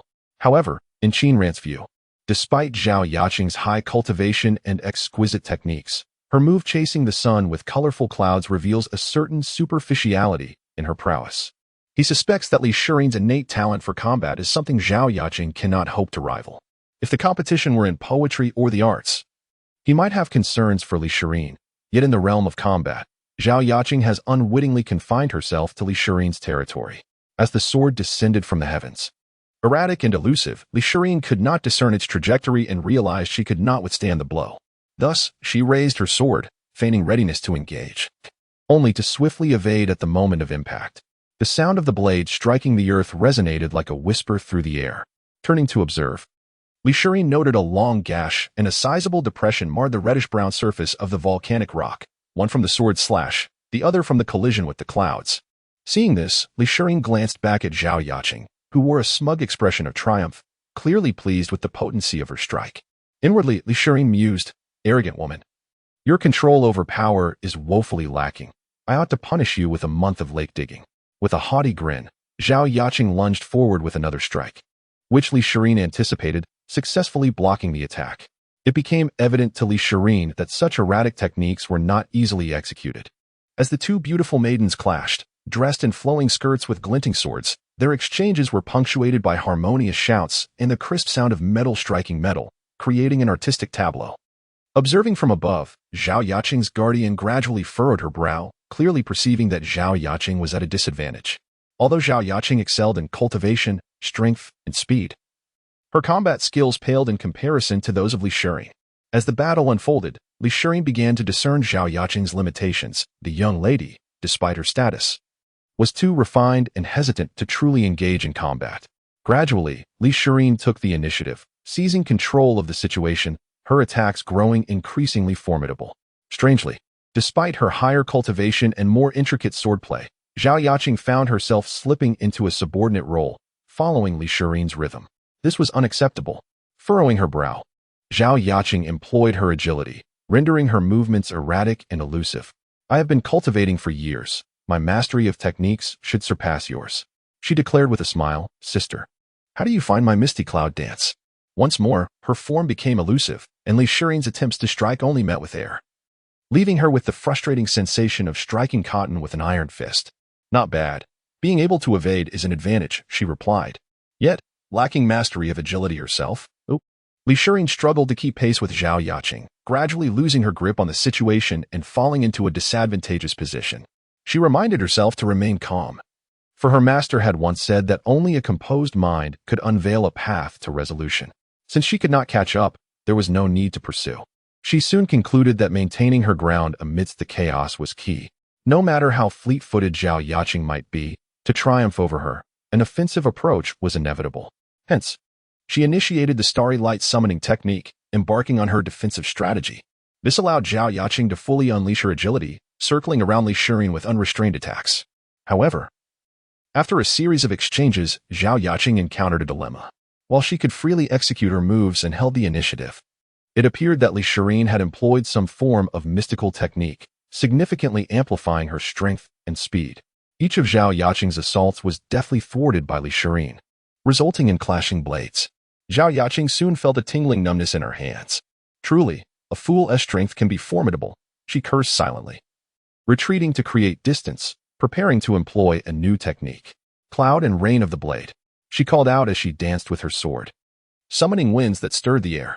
The sword trembled, clouds began to gather, and with a slight forward motion, the wind propelled the clouds above Li Shirin, unleashing a downpour. Yet, this was no ordinary rain, but a torrential barrage of swords. Resorting to trickery when faced with defeat, Li Shirin scolded, hastily channeling her energy to evade, while wielding the celestial blade to deflect the raining swords. However, the clouds had locked onto her, following her escape. So you wish to play tricks? She mused, realizing she too could engage in ranged attacks. With that thought, starlight began to coalesce upon her sword. Foolish child, are you so eager to unleash your starlight? Qin Ran frowned. Yet, as Li Shirin swept her sword, striking a raindrop of sword energy, it splintered, but not entirely, with each fragment soaring towards Zhao Yaqing, elongating into blades. This is not the power of the stars, Qin Ran muttered, astonished. It is sword energy. No. Zhao Yaqing's guardian spirit was shaken, and upon witnessing the droplets hurtling towards Zhao Yaqing, shouted urgently, be cautious, that is sword energy. Sword energy? At the mere mention, Zhao Yaqing was momentarily taken aback. Could two novice cultivators in the foundation establishment stage truly conjure such a phenomenon? Yet, as the sword energy approached, its sharpness pressing against her skin, she recognized the reality of the threat and swiftly invoked her technique, Cloud Layer Shield. White clouds billowed forth from her form, enveloping her. The droplets, imbued with Li Shirin's nascent sword energy, pelted the pristine clouds, creating one breach after another. In mere breaths, the protective layer disintegrated. Yet, the incoming sword energy was nearly expended. Ultimately, she had managed to defend herself. Zhao Yaqing, breathless and incredulous, confronted Li Shirin. Sword energy? How could you possibly comprehend such a force? Sword energy?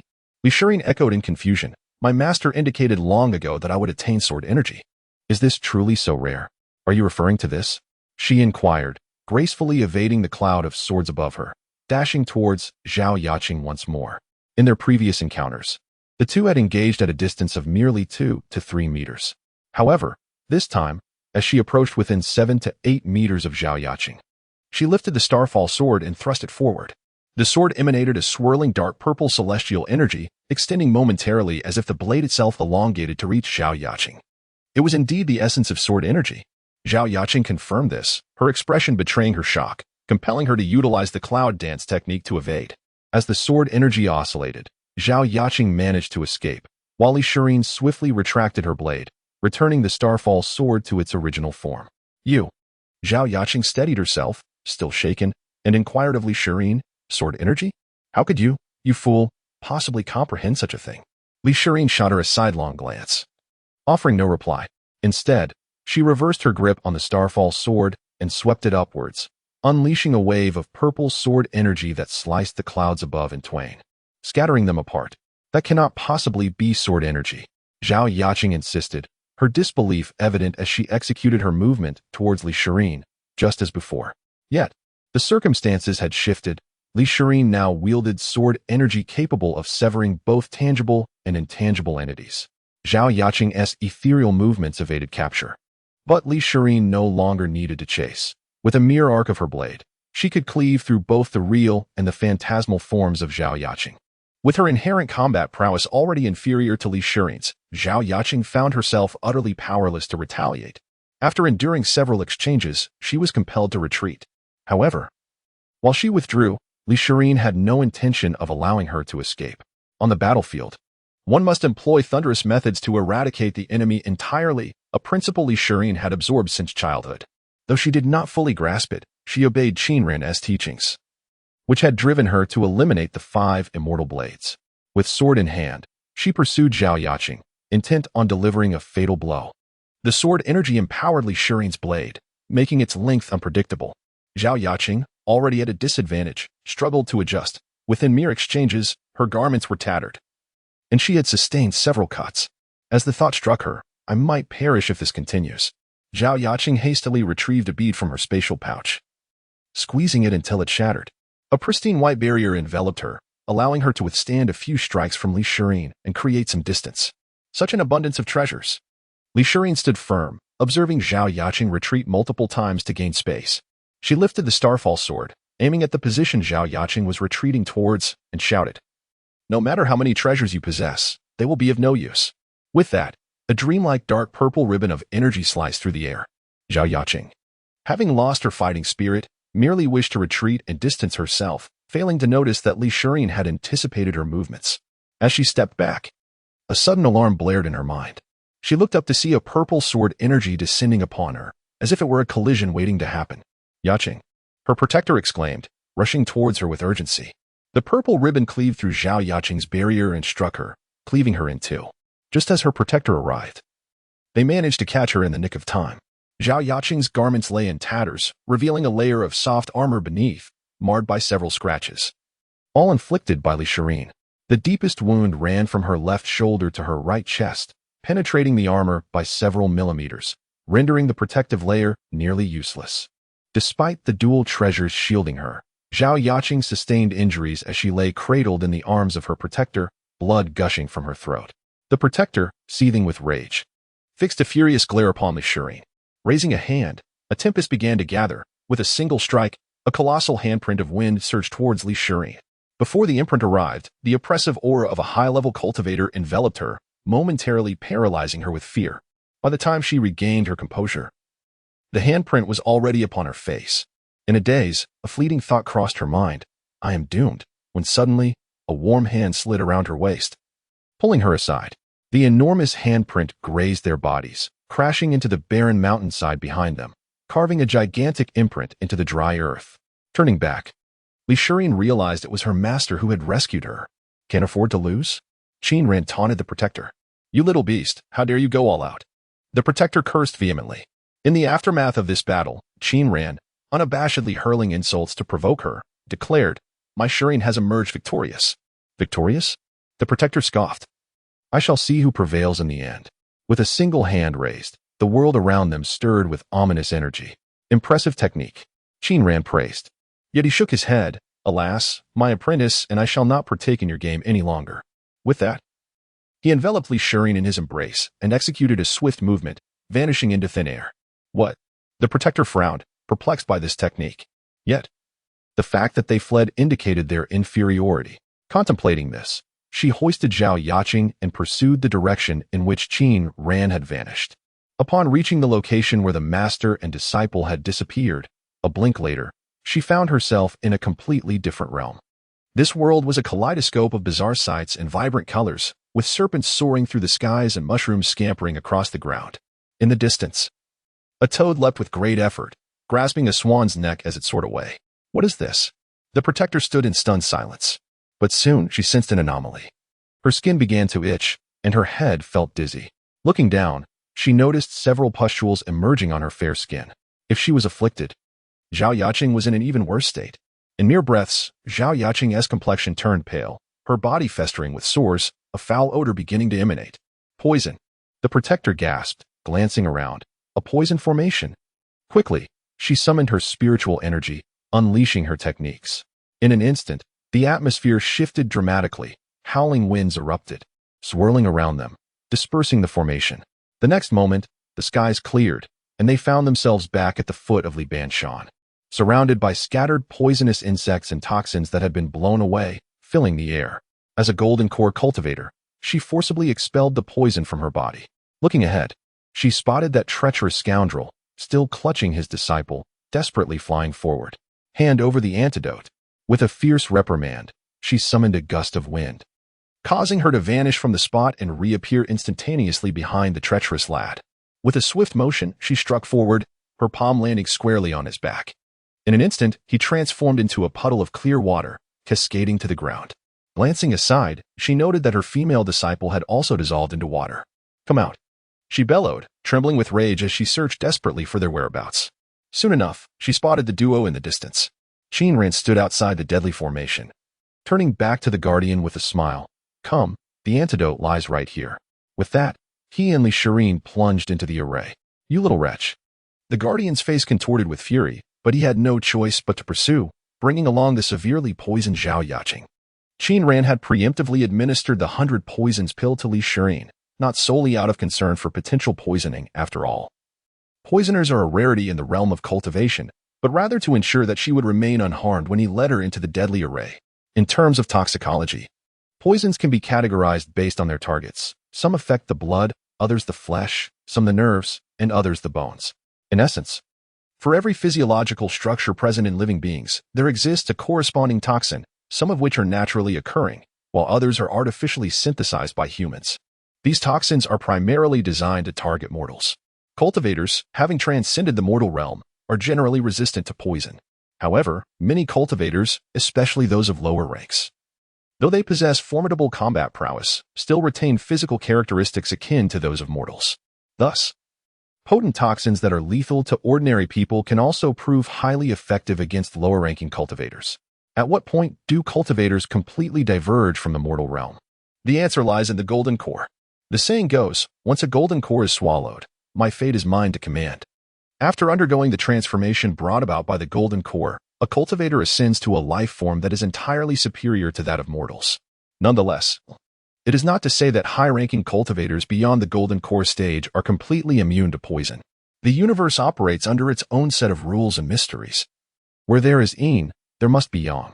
For every high-ranking cultivator, there exists poison specifically formulated to target them, such as toxins that affect mana, spiritual energy, consciousness, soul, or the very principles of the Tao. However, regardless of status, mortal or cultivator, the use of poison remains the domain of the few.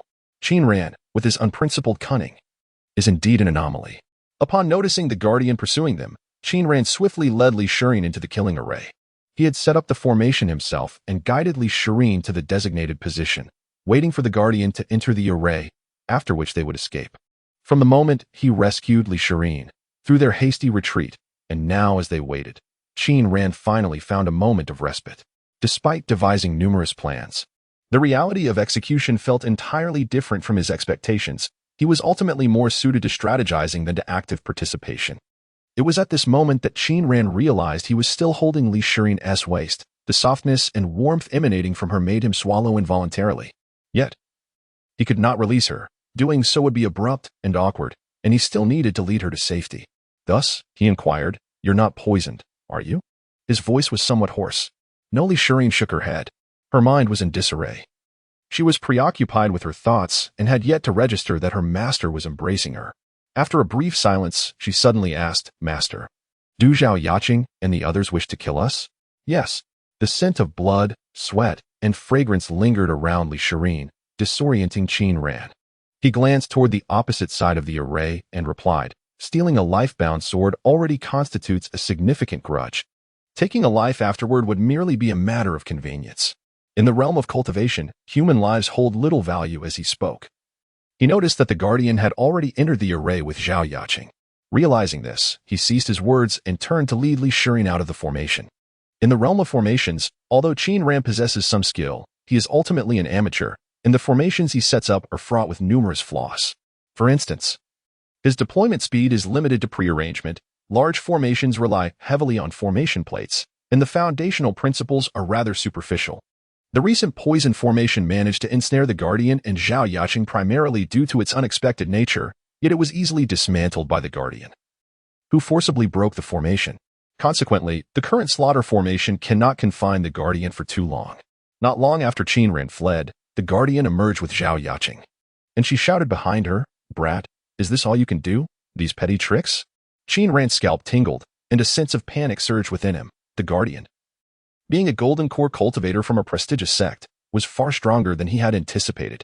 As if the heavens conspired against him, a sudden uproar erupted ahead. Qin Ran hastily looked forward, spotting a large group of cultivators noisily flying towards him, discussing the emergence of a precious sword. They were also here to seize the sword. "Stop him! The sword is on him!" the Guardian cried out upon seeing the throng of cultivators. "Damn it!" Qin Ran cursed inwardly, hastening his pace as he darted into the formation ahead. This particular formation was the transformation formation. Upon hearing that the precious sword was on Qin Ran, the crowd became instantly agitated, disregarding everything, and one individual charged into the formation. The purpose of the transformation formation is to alter one's appearance. It is not a grand formation. As a multitude rushed in, they soon became overwhelmed, causing the formation to collapse and revealing a group of women and children. Everyone had undergone a transformation. The crowd erupted into chaos, clamoring loudly. At one moment, a pair of individuals surged from the crowd, soaring into the distant skies, with someone shouting, "It's them! The sword is on them!" The throng of people clamored and pursued them. As the crowd surged forward, a young man and an elderly woman were left behind. The young man sighed in relief and flew off with the elderly woman in another direction.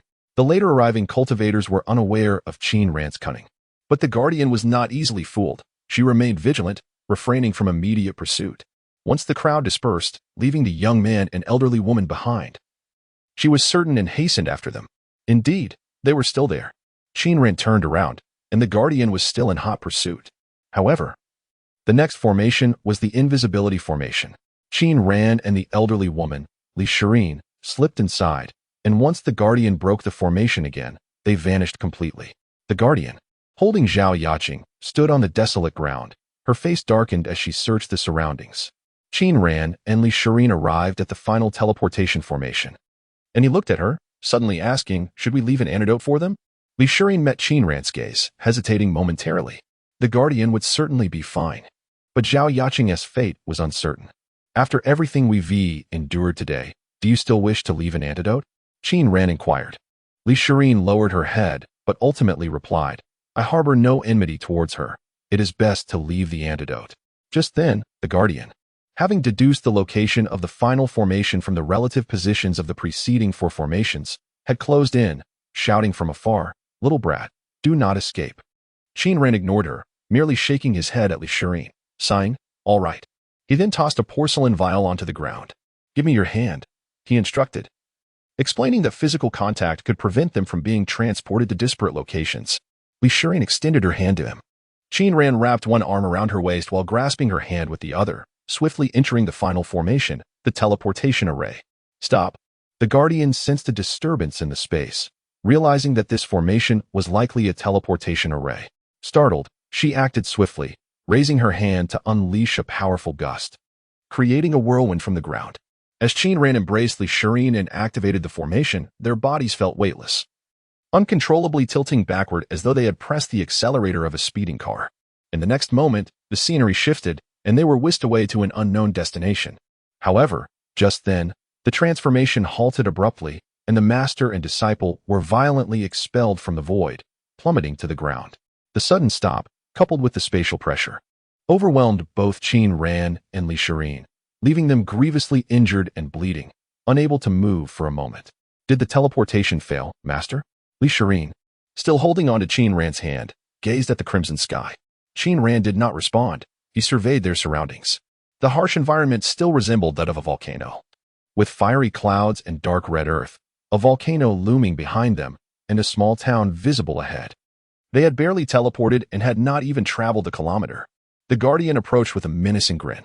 "It seems you have failed," she remarked. "Will we die, Master?" Lishirin struggled to turn her head and looked at Qin Ran's profile. Qin Ran turned to her, pained by the pitiful expression in her eyes, and unexpectedly winked, whispering, "No." "Huh?" Lishirin was momentarily taken aback. "Do you wish to flee?"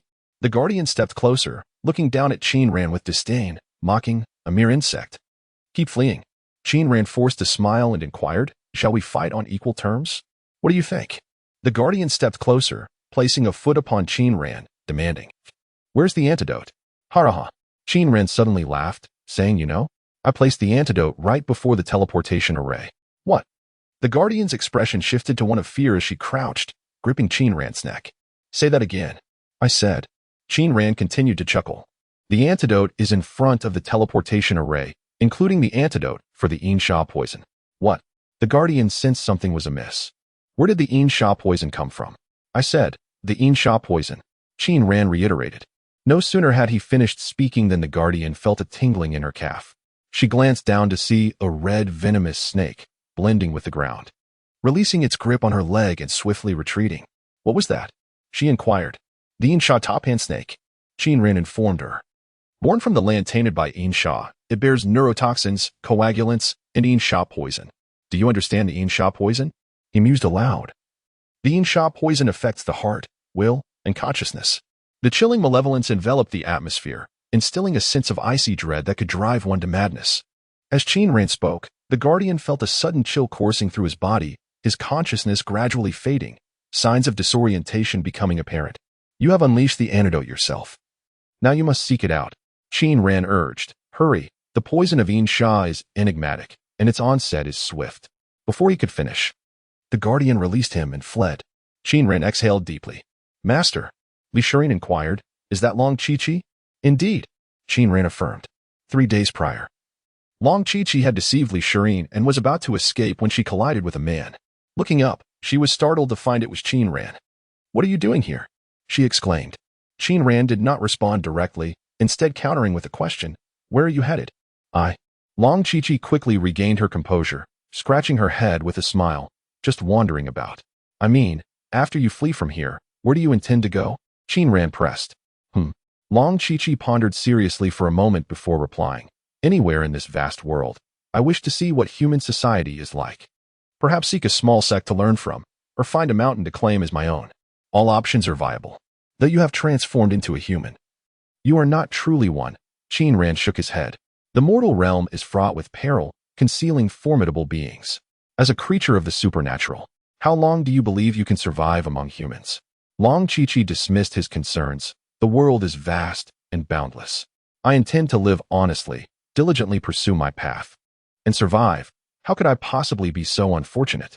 "Honesty and diligence?" Qin Ran chuckled. "Is that not why they captured you? Was it not due to your predation upon innocent souls? Had it been me instead of Lishirin, you would have met your demise long ago, leaving not even a trace behind." He continued, "Do you associate with honesty in the context of consuming humans?" Long Chi-Chi struggled to explain. "That was when I had just taken form and escaped the Hungduan Mountains. I was carried away by my own triumph and did not pay heed. I shall be more cautious henceforth. Even if we assume for a moment that you will never consume another human, do you believe you will remain unrecognized?" Qin Ran scrutinized her. "The aura of your kind radiates from you. To cultivators, you are akin to a firefly in the darkness. I will quickly learn to conceal my aura. During the time it takes for you to master this, you could perish 1,000 times over," Qin Ran stated. Long Chi-Chi fell silent for a moment before looking up at Qin Ran. "What then is the meaning of your lengthy discourse? You have become human, and you must coexist with humanity. Why not join us?" Qin Ran proposed. "Join you?" Long Chi-Chi furrowed her brow. "I am a member of a sect, an alchemist of considerable standing, with ample resources. Given your circumstances, it is unlikely you will find a better opportunity," Qin Ran asserted. Long Chi-Chi felt a stir of emotions. But given her understanding of Qin Ran, she recognized him as a cunning old fox, unlikely to act out of genuine kindness or engage in a losing venture. Thus, she inquired, "What, then, is the price?" "As you are aware, I am an alchemist, intrigued by all substances that can be refined into medicinal concoctions. particularly the venom of the Insha serpent, the venom of the serpent demon from Insha. Qin Ran presented his reasoning. The Insha energy harmonizes splendidly with your own serpent venom, and I wish to conduct further research. If you desire my serpent venom, simply capture me and confine me. There is no need for such elaborate discourse. Long Chi-Chi remained skeptical. I am a proponent of peace. Qin Ran replied with a benevolent smile. I do not wish for slaughter and enmity upon the Pill Peak. The population there is sparse. I hope for a touch more vitality, a dash more liveliness.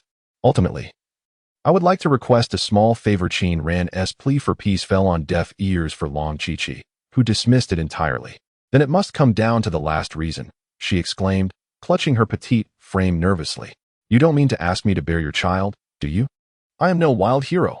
Qin Ran playfully smacked her on the head, puzzled where she had learned such things at her tender age.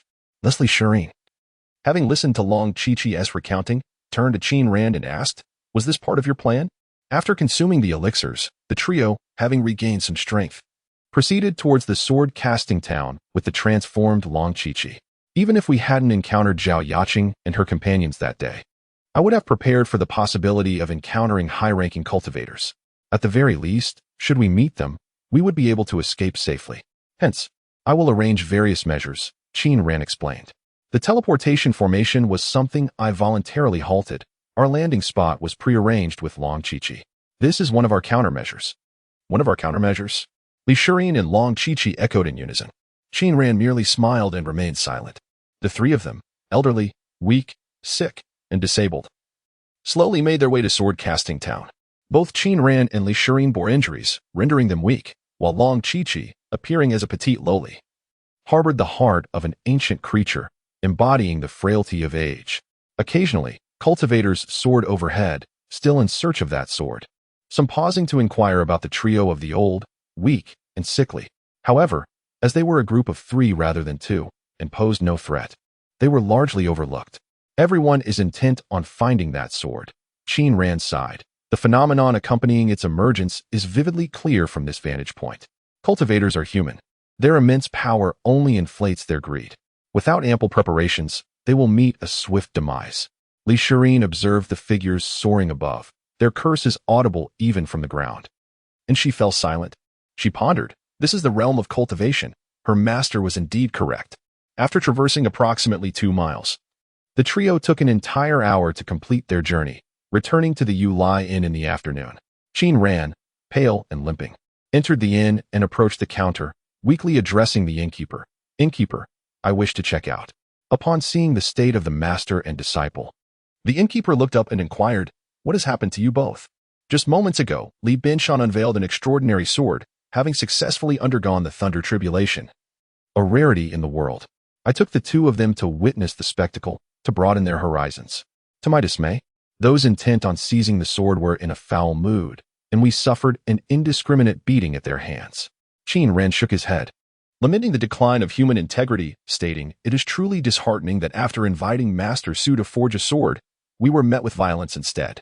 Alas, the innkeeper leaned out to catch a glimpse of Long Chi-Chi. He could certainly discern her monstrous nature, yet he remained indifferent. Turning back, he retrieved his account book and scoffed. Here to watch a spectacle? Ha! He wore an expression of someone who had seen through the follies of the world, convinced that the trio merely sought to profit from others' misfortunes, only to find themselves at a loss. Ha ha. Qin Ran offered a humble smile. Li Shireen, observing from the side, rolled her eyes inwardly, thinking her master was quite the performer. After settling their bill, a servant brought forth the celestial steed, and the master and disciple tidied their room, though there was little to arrange, as they had prepared for departure, a mere pretense for the innkeeper and other patrons. They then stepped outside, mounted the celestial horse, and set off from the sword-forging town, heading straight towards northern Shu. Upon exiting the town, Qin Ran soon noticed scouts lurking nearby. As they approached northern Shu, the scouts multiplied, and when they neared the national border, a cavalry unit appeared in pursuit. The master and disciple turned to see that it was indeed the Qin cavalry, the very same that had confronted Li Shireen earlier, with the commanding general unchanged. Hurry! Qin Ran urged Li Shireen. It wasn't fear of the mortal army that drove him, but rather a reluctance to take so many lives. Halt! Commanded the pursuing cavalry. Qin Ran and his disciple quickened their pace, and soon arrows began to rain down upon them. The celestial steed was no ordinary horse. And Qin Ran's equestrian skills did not falter. They evaded the cavalry's grasp and effortlessly reached the border. As they stood at the border, gazing ahead, they discovered a formidable cavalry arrayed on the northern Chu side, a dark mass that exuded intimidation, seemingly awaiting the arrival of the Qin riders. Leading this cavalry was none other than Li Sherwin. Upon seeing Qin Ran and Li Sherwin cross the border, he spurred his horse forward, drawing alongside Li Sherwin, appraising her from head to toe. Noticing the bloodstains on her, his expression darkened. He cast a piercing glance at Qin Ran before stepping to the border. Confronting the oncoming cavalry alone, the Qin cavalry ultimately refrained from crossing, halting in place as their commanding general stepped forward. He surveyed Li Sherwin, remained silent, and then shouted towards Qin Ran, "Antidote." Qin Ran rode forward on his white horse, confronting the over 1,000 fierce Qin cavalrymen, and inquired of their general. "What did you say?" "The antidote?" Qin Ran's expression remained tranquil, and his tone composed, yet the Qin general felt an intangible pressure that rendered him speechless. "There is no antidote. Return and inform them that I refuse to provide it," Qin Ran declared. "You," the Qin general, incensed, suddenly raised his hand, prompting the 1,000-strong cavalry behind him to draw their bows and aim toward Qin Ran. The Tianzi cavalrymen under Li Sherwin swiftly reacted, drawing their own arrows in response. It was a tense standoff, where a mere misstep could ignite conflict between the two nations. Qin Ran glanced around before extending his hand. A small bubble emerged from his palm, which swelled with the wind, expanding into a colossal, transparent membrane above the heads of the Qin cavalry. "General, one must consider their actions carefully," Qin Ran advised. The Qin general gazed upward at the translucent membrane, his expression shifting, yet ultimately resolved. He led his cavalry away. After all, he was merely a mortal general. How could he contend with cultivators? Matters pertaining to cultivators should be left to their own kind to resolve. Quite imposing, Li Sherwin remarked with a smile, wheeling his horse around to question Qin Ran. "What transpired? Why are the cavalry pursuing you here?" "It is not what we have done, but rather what they have done," Qin Ran corrected him.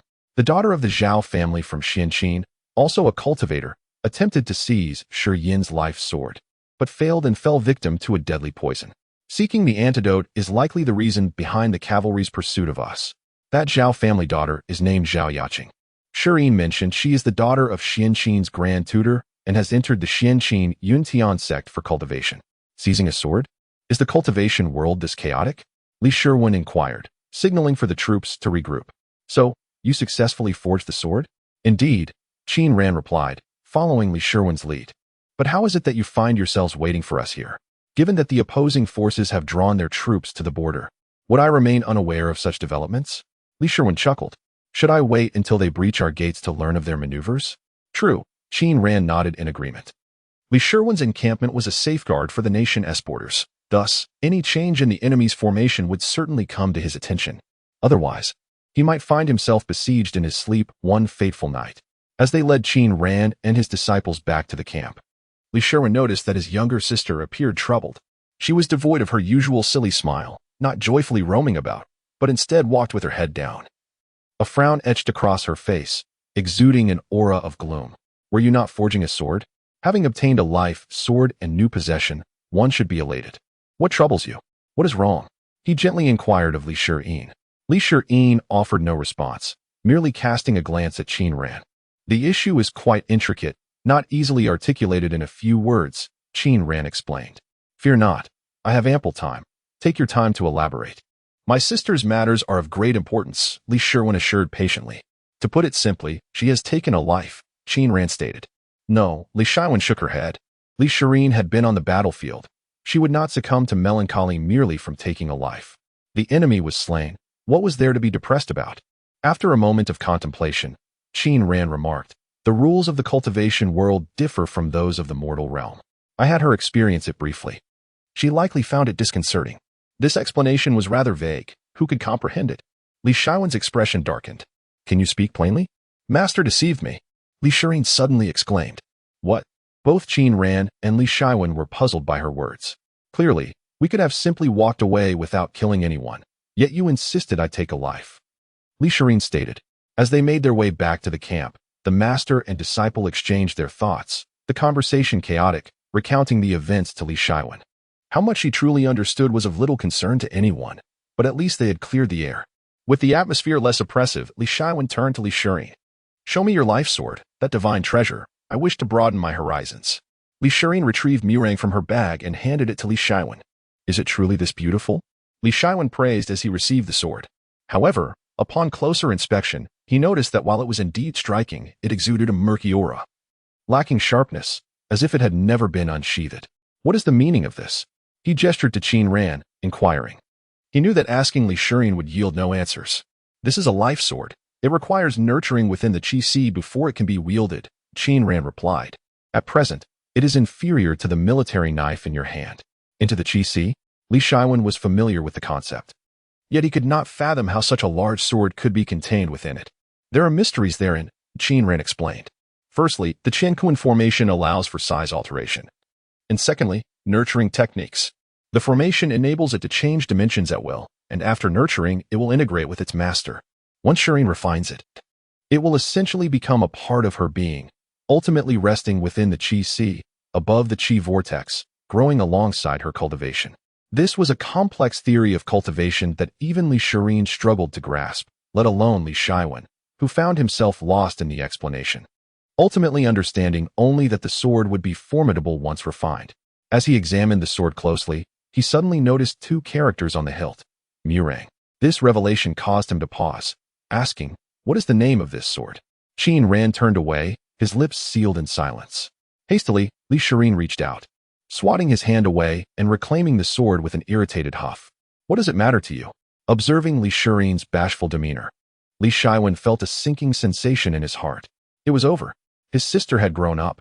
She was no longer under his control. She belonged to someone else. As dusk approached, the master and disciple did not rush back to the sword gate, opting instead to accompany Li Shiwen to his camp. His encampment, situated adjacent to the Hengduan Mountains, was vast, housing tens of thousands of soldiers.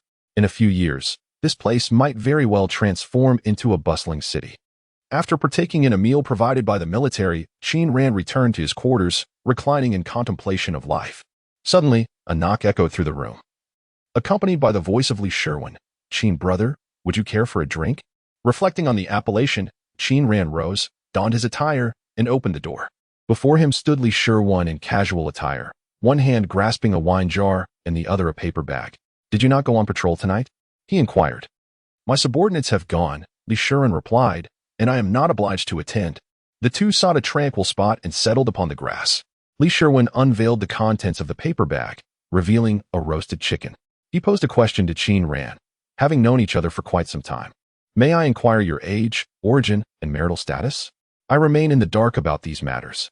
I am 25, Qin Ran responded, sensing Li Shiwen's intentions for the evening. He smiled as he added, I hail from Qingyuan and have spent my youth in seclusion on the mountain. Thus I am unwed. That is fortunate, Li Shiwen chuckled.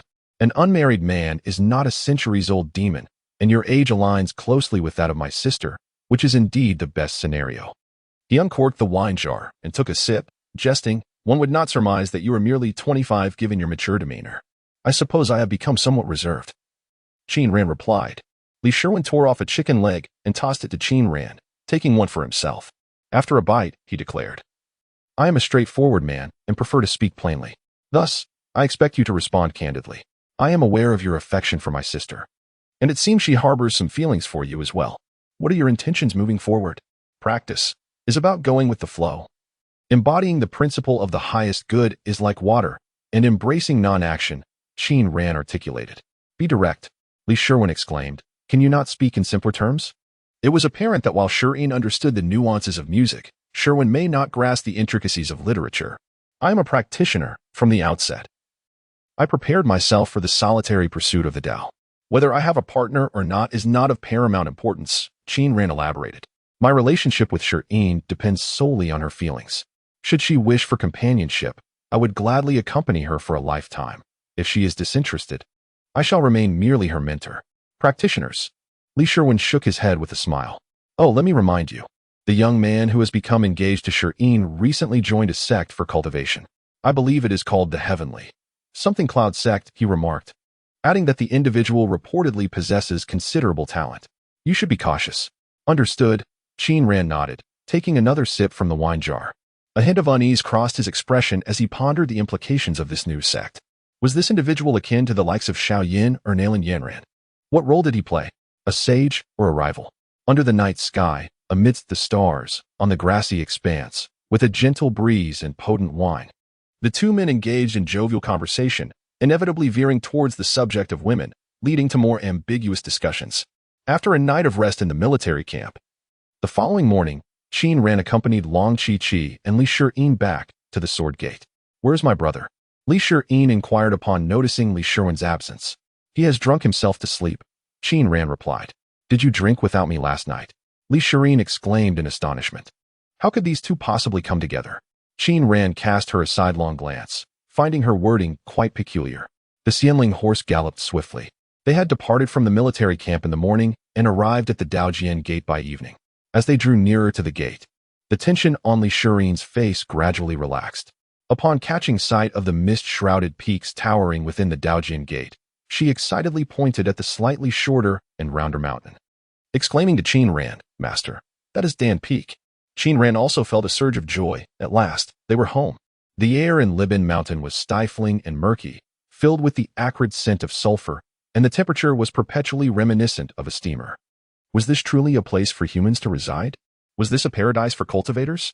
While at Daojin Gate, he had found it lacking in many respects, and Dan Peak seemed desolate and impoverished. However, upon venturing outside and then returning, he realized that Dan Peak was indeed a celestial abode. Indeed, he lamented, even a foolish disciple can recognize Dan Peak.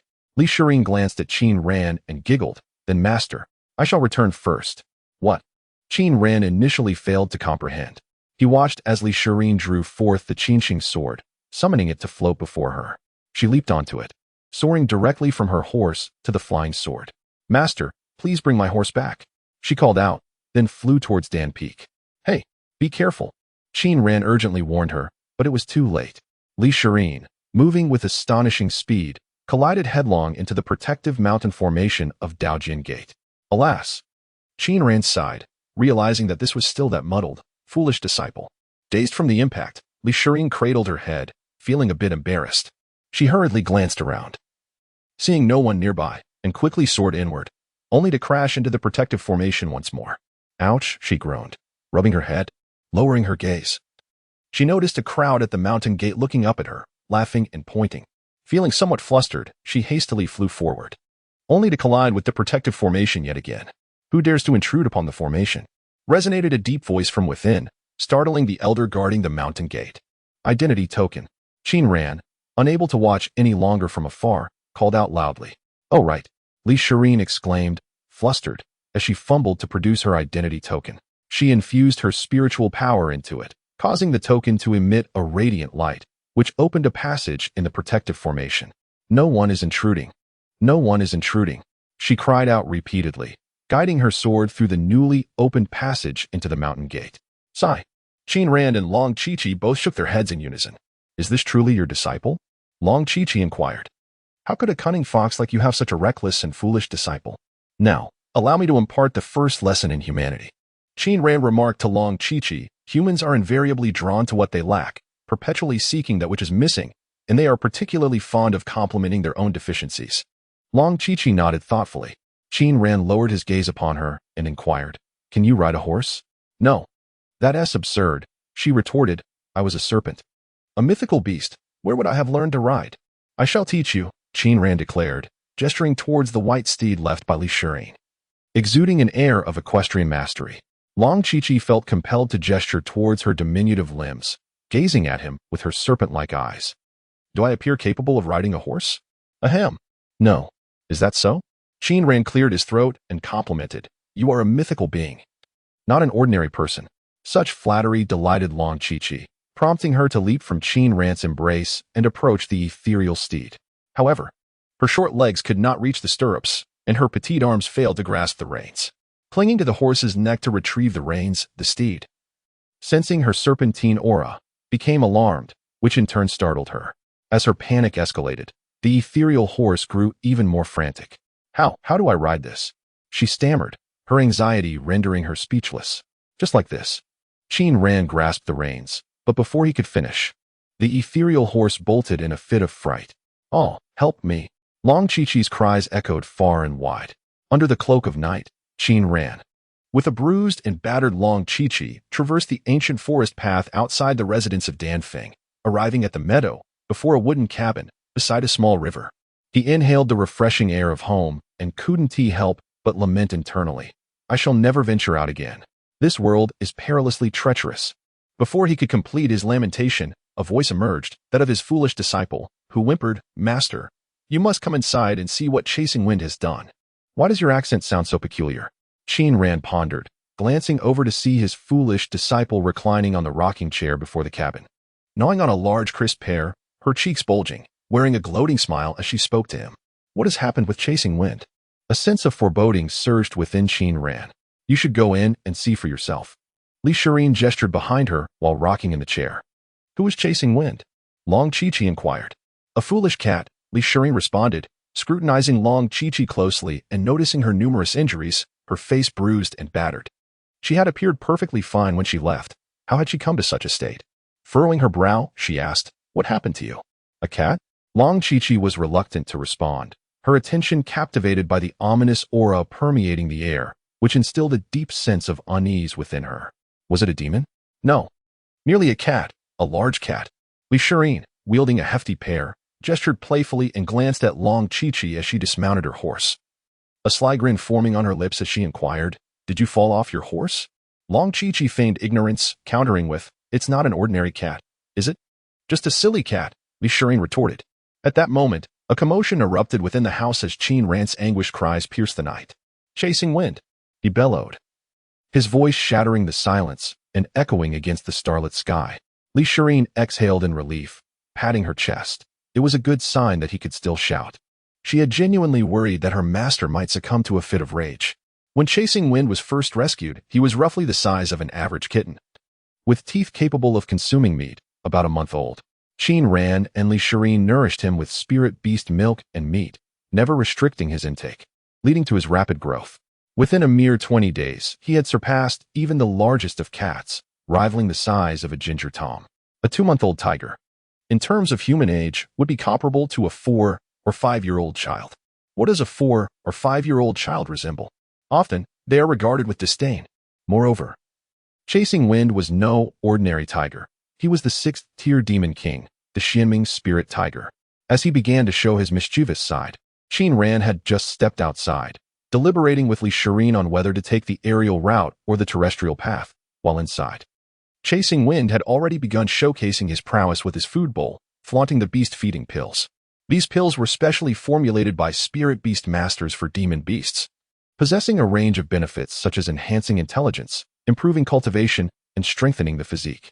To ensure Chasing Wind would relish the beast-feeding pills, Qin Ran tailored the recipe to suit his taste, essentially crafting flavors that delighted Chasing Wind. Initially, with the bowl on the ground, Chasing Wind ate heartily, crunching away in delight. However, soon he grew unsatisfied with this method and, using his front paws, lifted the bowl to pour its contents directly into his mouth. After finishing the bowl, feeling still hungry, he rummaged through the bag left by Qin Ran, discovering delectable, round morsels within. He used his mouth to pour himself another bowl. As he devoured one bowl after another, his hunger only intensified, prompting him to burrow into the bag. Under normal circumstances, a single bag of beast-feeding pills would suffice for a demon beast of Chasing Wind's size for over a month, which is precisely why Qin Ran was unconcerned about Chasing Wind going hungry. They certainly wouldn't be gone for a month. Yet, after 3 days of indulgence within the bag, Chasing Wind had consumed all the pills. On this day, after finishing the last pill, he staggered out of the bag, feeling an overwhelming surge of energy coursing through him. But of course, he would possess boundless energy if one were to compare the pills used by cultivators. The beast-feeding pills encompassed at least foundational pills, recovery pills, fasting pills, grand recovery pills, and body refinement pills. For a creature like him to consume so voraciously was extraordinary. He had been inundated with medicinal potency. Fortunately, he was a 6th-tier demon beast, but even so, his body still brimmed with an untold amount of medicinal energy and spiritual essence. Chasing Wind stood in the living room, extending his claws and scratching the sofa, creating a neat slit as if it were nothing. "Hee, so sharp," he exclaimed, making another incision. How amusing.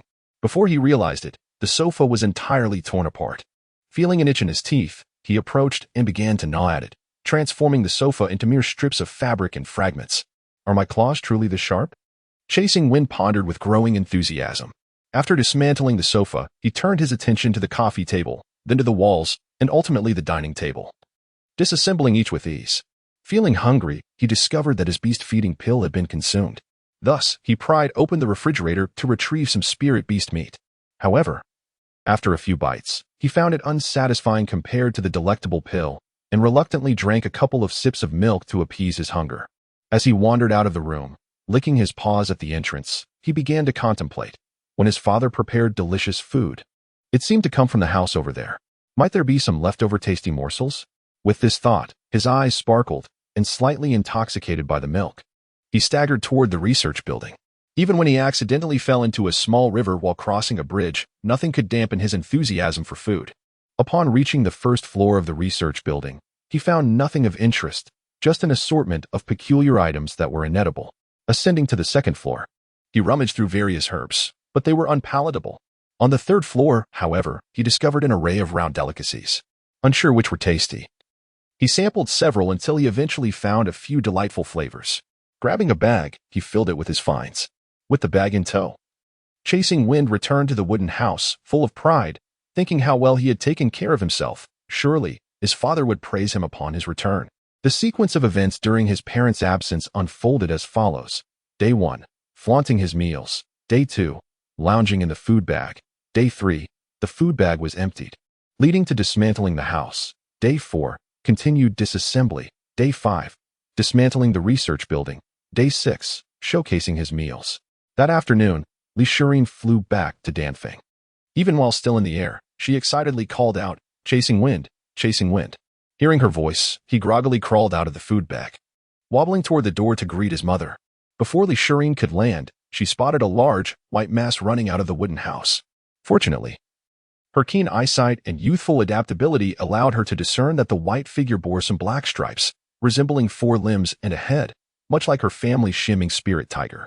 With a mix of disbelief and recognition, she landed, and just as Chasing Wind called out "Mama" and leaped toward her, he miscalculated his jump and collided with her lower leg. Her features scrunched in surprise, she bent down and picked up this peculiar creature, cautiously inquiring, "Chasing Wind?" "Meow, meow." "Meow." Chasing Wind responded excitedly. "Is it really you, Chasing Wind? What happened to you?"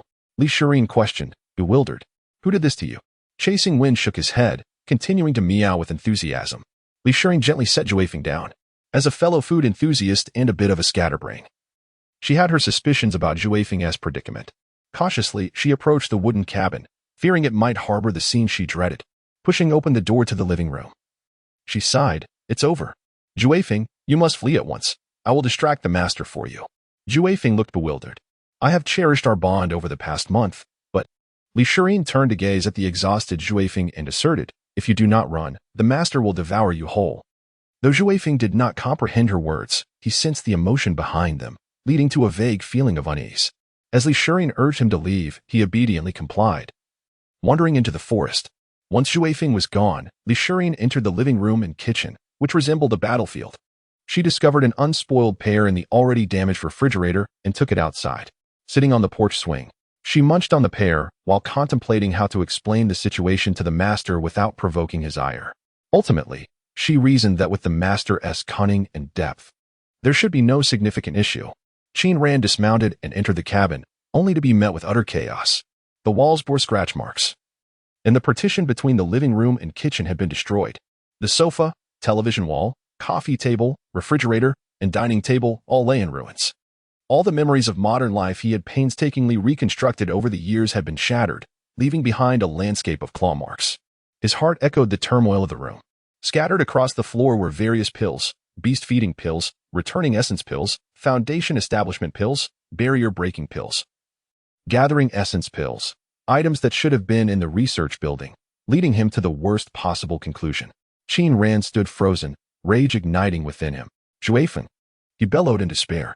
Juefeng's corpulent form was not merely fat, it was filled with the spiritual energy and medicinal power he had consumed over the past few days, unable to absorb it fully, causing his body to swell. Regardless of whether he was overweight or bloated, Juefeng found it difficult to move. He resembled a white ball, rolling clumsily across the ground. He made an effort to roll away, eventually tumbling into the forest, where he soon found himself too exhausted to continue. Surely, father won't pursue me, he thought, feeling he had run quite a distance, nearly exhausting himself.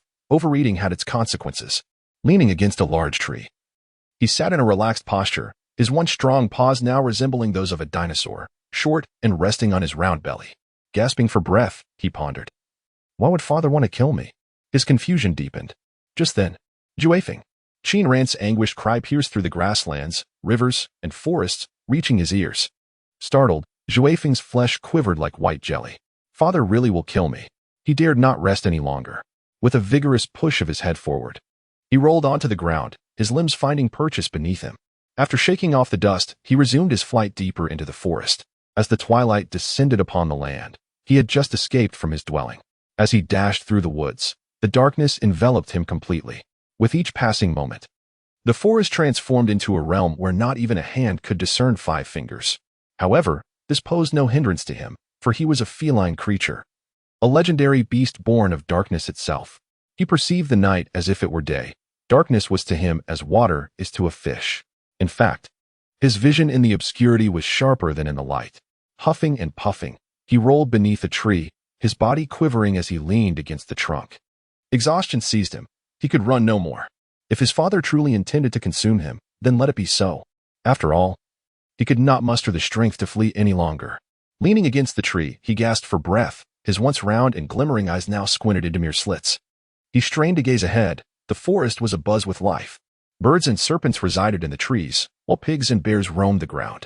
In the distance, wolves, leopards, and martens could be discerned. Meow, meow, he called out cheerfully to these creatures. They regarded him with friendly eyes, welcoming him into their midst. However, at the sound of his meows, the animals were startled. The timid wolf and snake retreating a few steps before they realized that the charming beast before them was merely a small tiger, with dull claws and uneven teeth. Posing no threat, they turned back to observe him, with the bolder marten and pig even inching closer. Seeing these animals seemingly embrace his presence filled him with joy. He yearned to frolic with them, yet despite his efforts to stir his limbs, he remained immobile and surrendered to merely meowing at them, expressing his delight. This foolish tiger had grown as plump as a pig, unable to move, a veritable invitation to disaster. The alluring scent emanating from him proved irresistible, and the marten, unable to contain itself, lunged towards him. But this was no ordinary marten. It was a purple lightning long-tailed marten, a first-tier beast. Swift as lightning, it leaped towards him, sinking its teeth into his neck. The round and hefty tiger could scarcely react. Caught off guard, he felt the sting of the marten's bite. Meow. He yelped in pain, glancing at the purple lightning long-tailed marten, perplexed as to why it would bite him when they were already friends. Fortunately, the flesh on his neck was ample. The bite left only a mark and drew a little blood, a minor issue. Blood. As his blood flowed forth, it resembled a maiden shedding her delicate veil, exuding an irresistible allure. The animals across from him stirred restlessly, as if they had uncovered a rare treasure, and without hesitation, the pig and bear surged forward. The creature before him was a saber-toothed porcupine. The bear was a hunged black bear. Though neither could be classified as a demon beast, they had already learned to consume the essence of the sun and moon, as well as the spirit of the earth, standing merely a few steps away from true monstrosity. They fixated intently on chasing wind, thundering towards him with great force. Unlike the swift purple lightning long-tailed ferret, chasing wind was caught off guard. The commotion created by these two brothers was far too pronounced. He had sensed their presence long before and had felt the impending danger. I am doomed. A jolt of adrenaline surged through him, and he rolled to the side just in time to evade the onslaught of the saber-toothed porcupine and the hunged black bear. The porcupine's teeth collided with a tree, embedding deeply into the bark with a resounding thud, while the bear followed suit, crashing into the tree with a loud crack.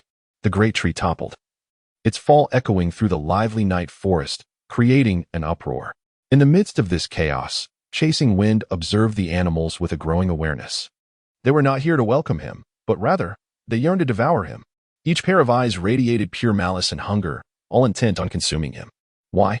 Chasing Wind was bewildered, yet fear gripped him, causing him to instinctively retreat. With each step back, the animals advanced closer, and every backward movement only urged them forward. Chasing Wind trembled in terror, feeling as though his very essence was about to be consumed. At a certain moment, dread severed the nerves of his resolve, and he howled, turning to flee. The pack pursued him relentlessly. Leading the chase was the purple lightning long-tailed ferret, darting alongside Chasing Wind, occasionally taking a bite, leaving a trail of puncture marks across his flesh. Fortunately, the ferret bore no venom.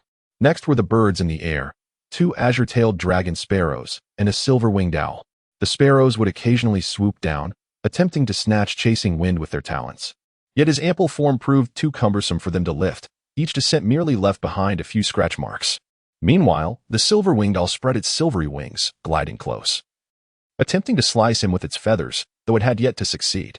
Following closely were the saber-toothed porcupine and the Hongduan black bear, creating a deafening commotion behind him, exerting psychological pressure but unable to inflict any substantial harm. Further back trailed other creatures as well. In a state of frantic fear, Chasing Wind disregarded everything. Running forward without a care, he was unaware of the injuries on his body, the ferret biting him and the birds pecking at him.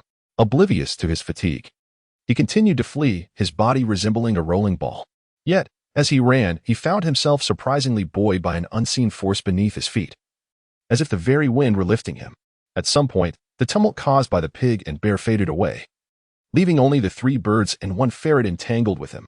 In a moment of instinct, the purple lightning long-tailed ferret lunged once more, and Chasing Wind, calculating his next move, leapt to the side, propelled by the wind, successfully avoiding the ferret's bite for the first time. However, this maneuver, owing to his corpulent form, sent him tumbling uncontrollably. As a raptor, the silver-winged owl seizes every opportunity. The moment it perceives the foolish tiger losing its balance, it unfurls its wings, resembling a wielder of a gleaming silver blade. It descends with precision, cleaving the wind chaser in 2. Wind chaser, turning back, beheld this horrifying scene and made a desperate leap. It was unable to ascend, severed by the silver-winged strike. Wind chaser. He twisted his upper body and saw his mother soaring towards him with tears in her eyes. In an instant, Qin Ran dashed out to find Chasing Wind, filled with a mix of anger and concern, eager to catch the mischievous child and give him a thorough scolding. However, as he stepped outside and ventured into the forest, darkness enveloped him, and his worries for the foolish boy began to mount. The child, having erred and fearing punishment, fled from home. Leaving his parents frantic and helpless, Qin Ran felt this tumultuous blend of emotions acutely. Was it you who prompted Chasing Wind to run away? He inquired of Li Shirin. Another clever mind from Danfeng. If he hadn't run, you would have beaten him senseless, she retorted logically. Qin Ran, momentarily tempted to vent his frustration on her, remarked sternly. Chasing Wind is still so young. In the forest, he is but a walking piece of meat, coupled with his reckless consumption of elixirs. He has effectively become a target for any lurking monsters. Venturing into the wild is akin to courting death. What is this walking piece of meat you speak of? Li Shirin asked nonchalantly. What danger could possibly lurk in the Danfeng wilderness? Fortunately, Chasing Wind was quite plump and not particularly quick, allowing Qin Ran and Li Shirin to locate him shortly thereafter. As he rose for the first time from beneath the tree where he had been resting, the pair perched atop the branches of that very tree. Master, aren't we going to catch him? Li Shirin whispered. Shoo. Qin Ran urged her to silence. Chasing Wind, being akin to a tiger, could easily detect their presence due to his keen hearing. Let him experience the dangers of the world, he added. Li Shirin glanced at him, realizing that this was the same strategy he had employed during their sword-forging session. Now, it seemed, it was Chasing Wind's turn to endure a lesson. The master and disciple trailed behind Chasing Wind, observing as a pack of predatory birds began to close in on him. Oblivious to the peril, Chasing Wind, Li Shirin called softly, feeling a pang of anxiety for the boy. The hefty tiger finally sensed the approaching beasts and, with a foolish grin, attempted to ingratiate himself with them. Oh dear, how foolish he is, Li Shirin muttered in frustration. Qin Ran cast her a sidelong glance. Suddenly, the foolish tiger was ambushed by a purple-tailed marten, which took a bite out of him. You should strike him, Li Shirin exclaimed anxiously. Blood from Chasing Wind mingled with the air, stirring the animals into a frenzy. Hurry, run, she urged softly. The intensity of the situation was palpable, even causing Qin Ran to feel a surge of tension. At last, Chasing Wind reacted and began to flee, continuously absorbing the power of the elixirs and spiritual energy, his speed increasing exponentially. Well done, Chasing Wind, Li Shirin praised, but before she could offer further commendation, she witnessed a silver-winged owl swooping toward him. Ah, Chasing Wind, She gasped in terror, swiftly drawing her sword and dispatching the owl before racing toward him. Upon landing, she approached him, sheathed her sword, and knelt down, gently lifting Chasing Wind's upper body. Her heart shattered at the sight, but then she realized something was amiss. Wait, it's not broken, she thought, suddenly perplexed by the unusual weight of Chasing Wind's severed upper body. She examined closely and discovered that Chasing Wind was not merely an upper body. He possessed a lower half as well, forming a complete entity, though his lower half had turned black, merging into the shadows. Meow, meow. Chasing Wind nestled in Lishirin's embrace, persistently nudging her hand with his head, his voice a continuous murmur, expressing his fear. Lishirin turned to look at the approaching Qin Ran, asking in bewilderment, Master, what is happening? Qin Ran crouched down to assess Chasing Wind's condition. Understanding dawning upon him as he replied, Chasing Wind's innate talent has awakened. It is quite normal for our Xianming spirit tiger to control darkness and merge with it. A sigh of relief escaped Lishirin as she cradled Chasing Wind, wiping her tears with his fur. You scared me to death. Who told you to come up with such a horrible idea? Qin Ran retorted, somewhat exasperated. Fortunately, nothing serious happened. If Chasing Wind had perished, he would have been the first 7th-level demon king in history to be killed by a beast, a tale worthy of the annals. He truly felt a headache coming on, dealing with these troublesome children who offered no respite. Utilizing his agility, the trio swiftly returned to the wooden cabin. The first floor had been nearly demolished by Chasing Wind, and the illumination array had failed, rendering the interior and exterior shrouded in darkness. As they approached the cabin, a voice emanated from the rocking chair where Lishirin had been resting. Did you find it? It was Long Chi-Chi's voice. Lishirin jumped in surprise, scolding. Could you make some noise before you speak? I am, after all, a serpent. Long Chi-Chi replied, unabashedly proud. Qin Ran went to illuminate the corridor lights on the 2nd floor, bringing light to the exterior, and fetched 2 chairs. He and Lishirin seated themselves, tossing Chasing Wind to the opposite side. The trio, a girl, a serpent, and a crouching tiger, sat on the grass outside the Danfeng wooden cabin, commencing the inaugural Danfeng judging conference. Is that the cat? Long Chi-Chi inquired, scrutinizing the plump Chasing Wind with skepticism. Is this truly the noble and powerful being that instilled fear in me? After running for half the night, Chasing Wind had exhausted much of his medicinal energy, and he no longer resembled a round ball, but merely an overly plump tiger. Now within the realm of acceptability. It is indeed Chasing Wind, Lishirin affirmed. What lineage does he belong to? Long Chi-Chi asked again. Master says he is a Xianming spirit tiger. Xianming spirit tiger, Long Chi-Chi exclaimed, astonished. A demon king. He is a 7th-level demon king of the land of immortal remnants? This chubby, silly, harmless cat is a demon king? Long Chi-Chi found it difficult to believe. Chasing Wind. Qin Ran shouted, startling Chasing Wind, who lowered his head in a display of innocence, appearing even more pitiful. Do you not realize your mistakes? Chasing Wind looked up. His round eyes filled with confusion as he gazed at Qin Ran, unaware of what he had done wrong. Observing Chasing Wind's demeanor, the fires of Qin Ran's barely contained anger flared up once more. He pointed at Chasing Wind, poised to enumerate the cat's 10 misdeeds. You. Master. Lishirin interjected timely. Please calm down. Allow me to speak with him. Qin Ran glanced at Lishirin. Although he found her unreliable, he acknowledged that he needed to compose himself and thus fell silent. Chase the Wind. Lishirin began, enumerating the grievous transgressions committed. First, you have wreaked havoc in the room, damaging the walls and the formations. Second, you have ruined the furniture, including the sofa, coffee table, dining table, and refrigerator.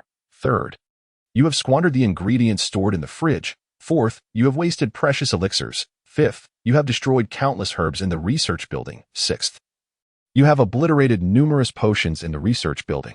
Chase the Wind blinked, uncertain of the gravity of his mistakes.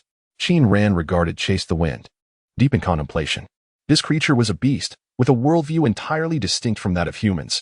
Educating him towards civilized behavior would likely be a long and arduous journey. Yet, there was a silver lining. His high-tech elixirs and toxic potions were stored on the upper floors. Otherwise, upon his return, he would undoubtedly have found a lifeless feline corpse. As these thoughts swirled in his mind, Qin Ran felt an intense surge of frustration. He abruptly stood up, startling the 3 individuals present. However, he refrained from further actions or words, casting a fierce glare at Chase the Wind before retreating into his room. Judgment? What nonsense! Let him be sentenced to labor reform, a life sentence, he declared, leaving a final remark before vanishing into the dark wooden cabin.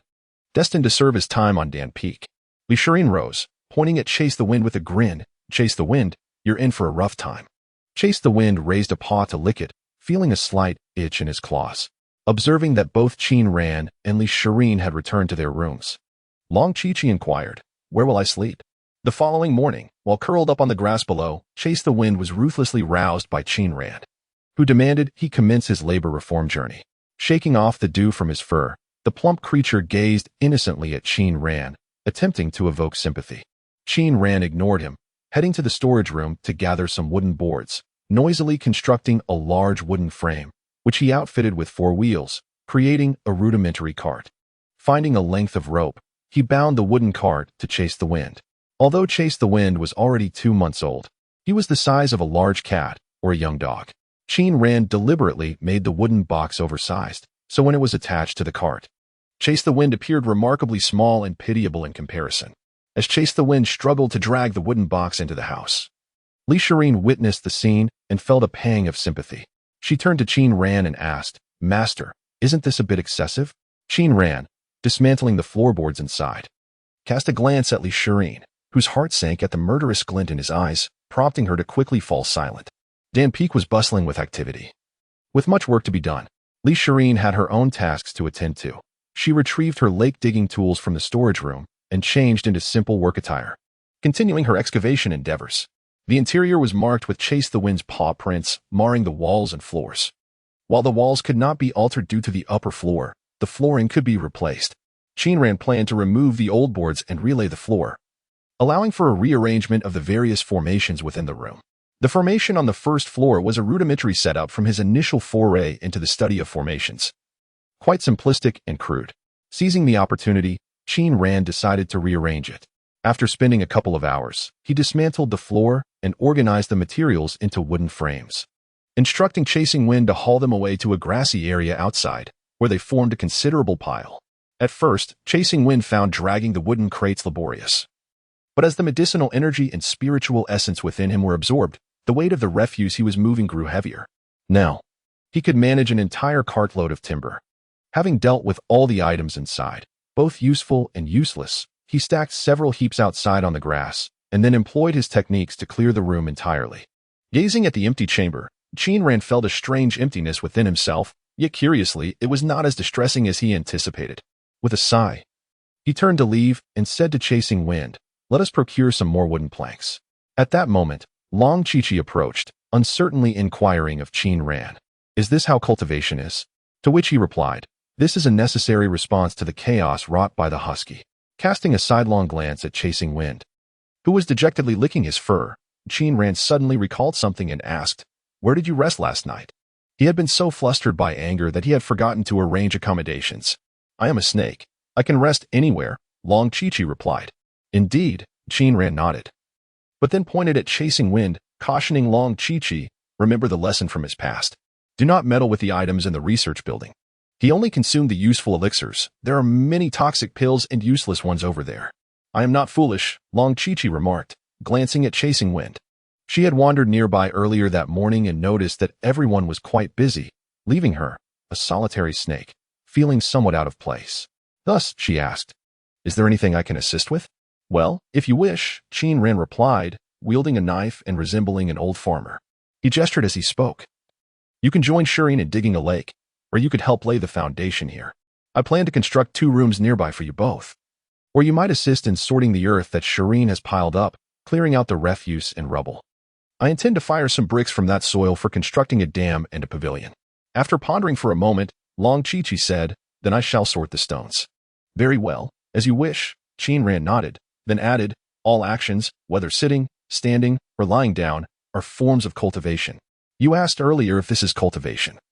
I now affirm it is." Long Chi-Chi nodded thoughtfully. If one were to liken the 4 distinct beings of Danfeng to a family, one might say the mother and younger brother are of similar high martial prowess, while the father and elder sister share a high intellectual cunning. Long Chi-Chi's temperament was akin to Qin Ran's, sufficiently astute. With just a simple explanation, she comprehended. Once Qin Ran departed with Chasing Wind, she promptly revealed her true form and, with great diligence, began to separate soil from stones at the embankment of the muddy pit. Qin Ran felled suitable trees for crafting floorboards, stripping them of branches and leaves to create planks. He then employed magical techniques to expedite the drying process and once formed, commanded chasing wind to carry them back. With his skills and magical prowess, these tasks were accomplished swiftly. By noon, he had dismantled the flooring and completed the wooden boards. After a simple meal, Qin Ran turned his attention to researching the materials necessary for the formation array on the second floor, while chasing wind was summoned by elixirs to assist in transporting sand and mud. Setting up the array was a monumental task, requiring considerable time and effort. By the end of the afternoon, Qin Ran had only managed to gather all the necessary materials. As dusk descended, the sun dipped below the horizon, and the busy residents of Danfeng settled on the grassy expanse outside, enjoying a hot pot feast. Qin Ran retrieved fresh ingredients from the refrigerator, preparing the accompaniments, slicing meat, and separating vegetables to create a hot pot reminiscent of another world. 3 humanoid beings gathered around. Chasing Wind, who found no delight in hot pot, placed his own bowl before Qin Ran, indicating his desire for a beast-nourishing pill. Qin Ran tossed slices of meat into the pot, noticing Chasing Wind's eager gaze. With a stern countenance, he replied, "There is none." Chasing Wind then playfully circled around Qin Ran's legs, mewing pitifully. After a long day of labor, Chasing Wind had absorbed much of the medicinal essence and was no longer a mere chubby tiger but had transformed into a robust one, visibly larger than before. Elixirs, seeing Chasing Wind's plight, interceded on his behalf, saying, "Chasing Wind worked hard today. Master, please don't tease him. I can see he truly did his best." Long Chi-Chi also chimed in, wishing to strengthen her bond with Chasing Wind. Finally, Qin Ran retrieved a half bowl of beast-nourishing pill from his bag and offered it to Chasing Wind. "Do you consume beast-nourishing pills?" Qin Ran inquired of Long Chi-Chi. Holding her chopsticks and gazing at the meat in the pot, she responded, "I am human, not your spirit beast." Qin Ran added, "Beast-nourishing pills are quite beneficial for magical beasts," yet he refrained from further persuasion. Long Chi-Chi cast a furtive glance at the pill in Chasing Wind's bowl, feeling tempted but ultimately redirected her focus to the pot. In this world, chili peppers were a rarity. The spicy ingredients for the hot pot were cultivated by Qin Ran himself. After selecting suitable plants and refining them over generations, he had recently succeeded in producing edible chili peppers, albeit still quite fiery. This hot pot represented a stroke of fortune for Long Chi-Chi and elixirs, as it was likely the first of its kind in this realm.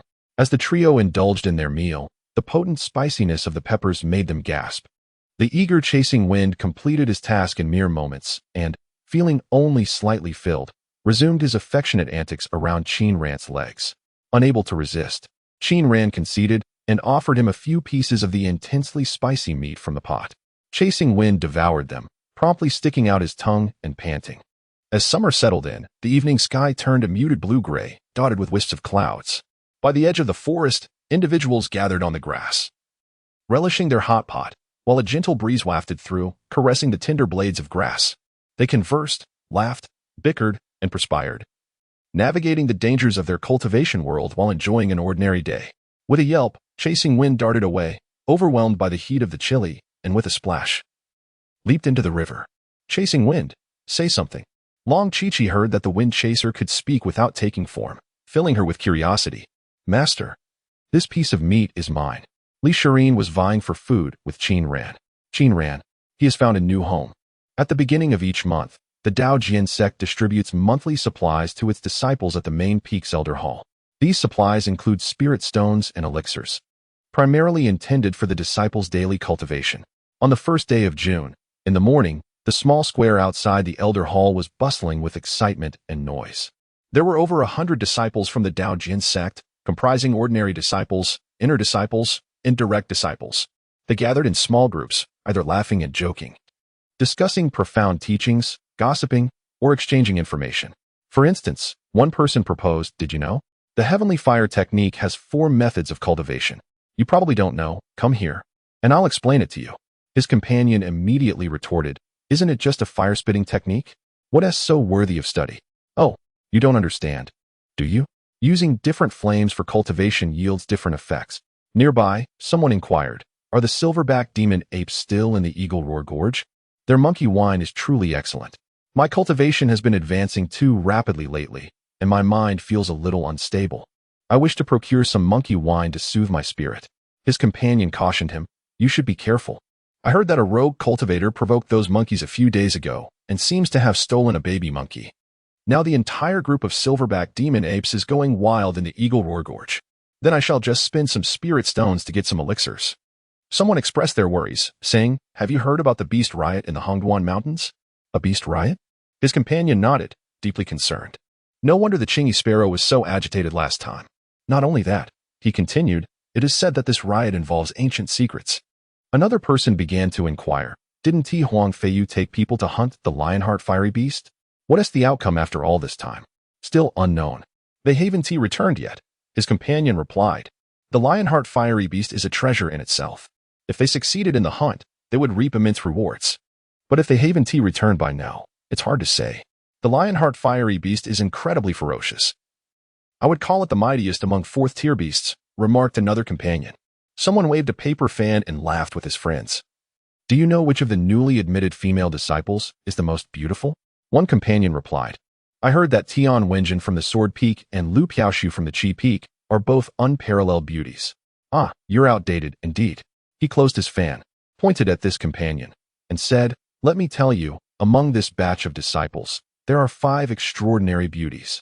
Tian Wenjin and Lu Piaoshu are well known.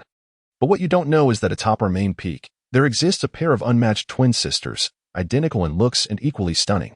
How can there only be 5 extraordinary beauties? Back then, we had 10. Another companion interrupted, lamenting that the current generation pales in comparison, but immediately asked, who is the other one? In the realm of Danfeng, an exquisite figure emerged, exuding confidence as he proclaimed, this news is certainly unknown to you all. Danfeng. Several companions shook their heads in disbelief, for it was rumored that only a foundation-building novice guarded the mountain gate, making the existence of beauty there highly improbable. Yet, indeed, beauty existed in Danfeng. Before he could finish his sentence, a streak of light suddenly soared from the distant sky, capturing the attention of the male cultivators present. He too gazed in that direction, momentarily interrupting his speech. As the radiant light approached, it revealed a sword practitioner gliding gracefully upon his sword. Upon the sword stood a lady adorned in a greenish-blue attire, complemented by a flowing light green skirt embellished with butterfly patterns. A delicate, pale belt cinched her waist, accentuating her slender figure, and a peony motif adorned the belt. With a fox-like face and alluring peach blossom eyes, she possessed an innate charm that was both captivating and ethereal, melding seamlessly with the cold, refined aura of a cultivator. Her aloof and proud demeanor added layers of complexity to her beauty, enchanting those around her with its intricate allure. Even from a distance, the men were drawn to her, unable to tear their gaze away as she drew closer. Upon reaching the front of the Deacon Hall, she gracefully sheathed her sword and entered with the poise characteristic of a sword practitioner. She was none other than Tian Wenjin of the Sword Peak. A gentleman, fanning himself, remarked, she is not merely a pretty face, her talent is remarkable. Having only joined the sect for a little over a month, she is already on the verge of reaching the mid-foundation stage. Just observe her adept swordsmanship, and you will grasp the extent of her prowess. It is rumored that the elder of the Sword Peak is contemplating accepting her as a personal disciple. Whether this is true remains to be seen. Truly, she is like a celestial being. One companion mused, alas, she has already caught the eye of that scoundrel Huang Feiyu. That fellow is indeed a hound, acting too swiftly.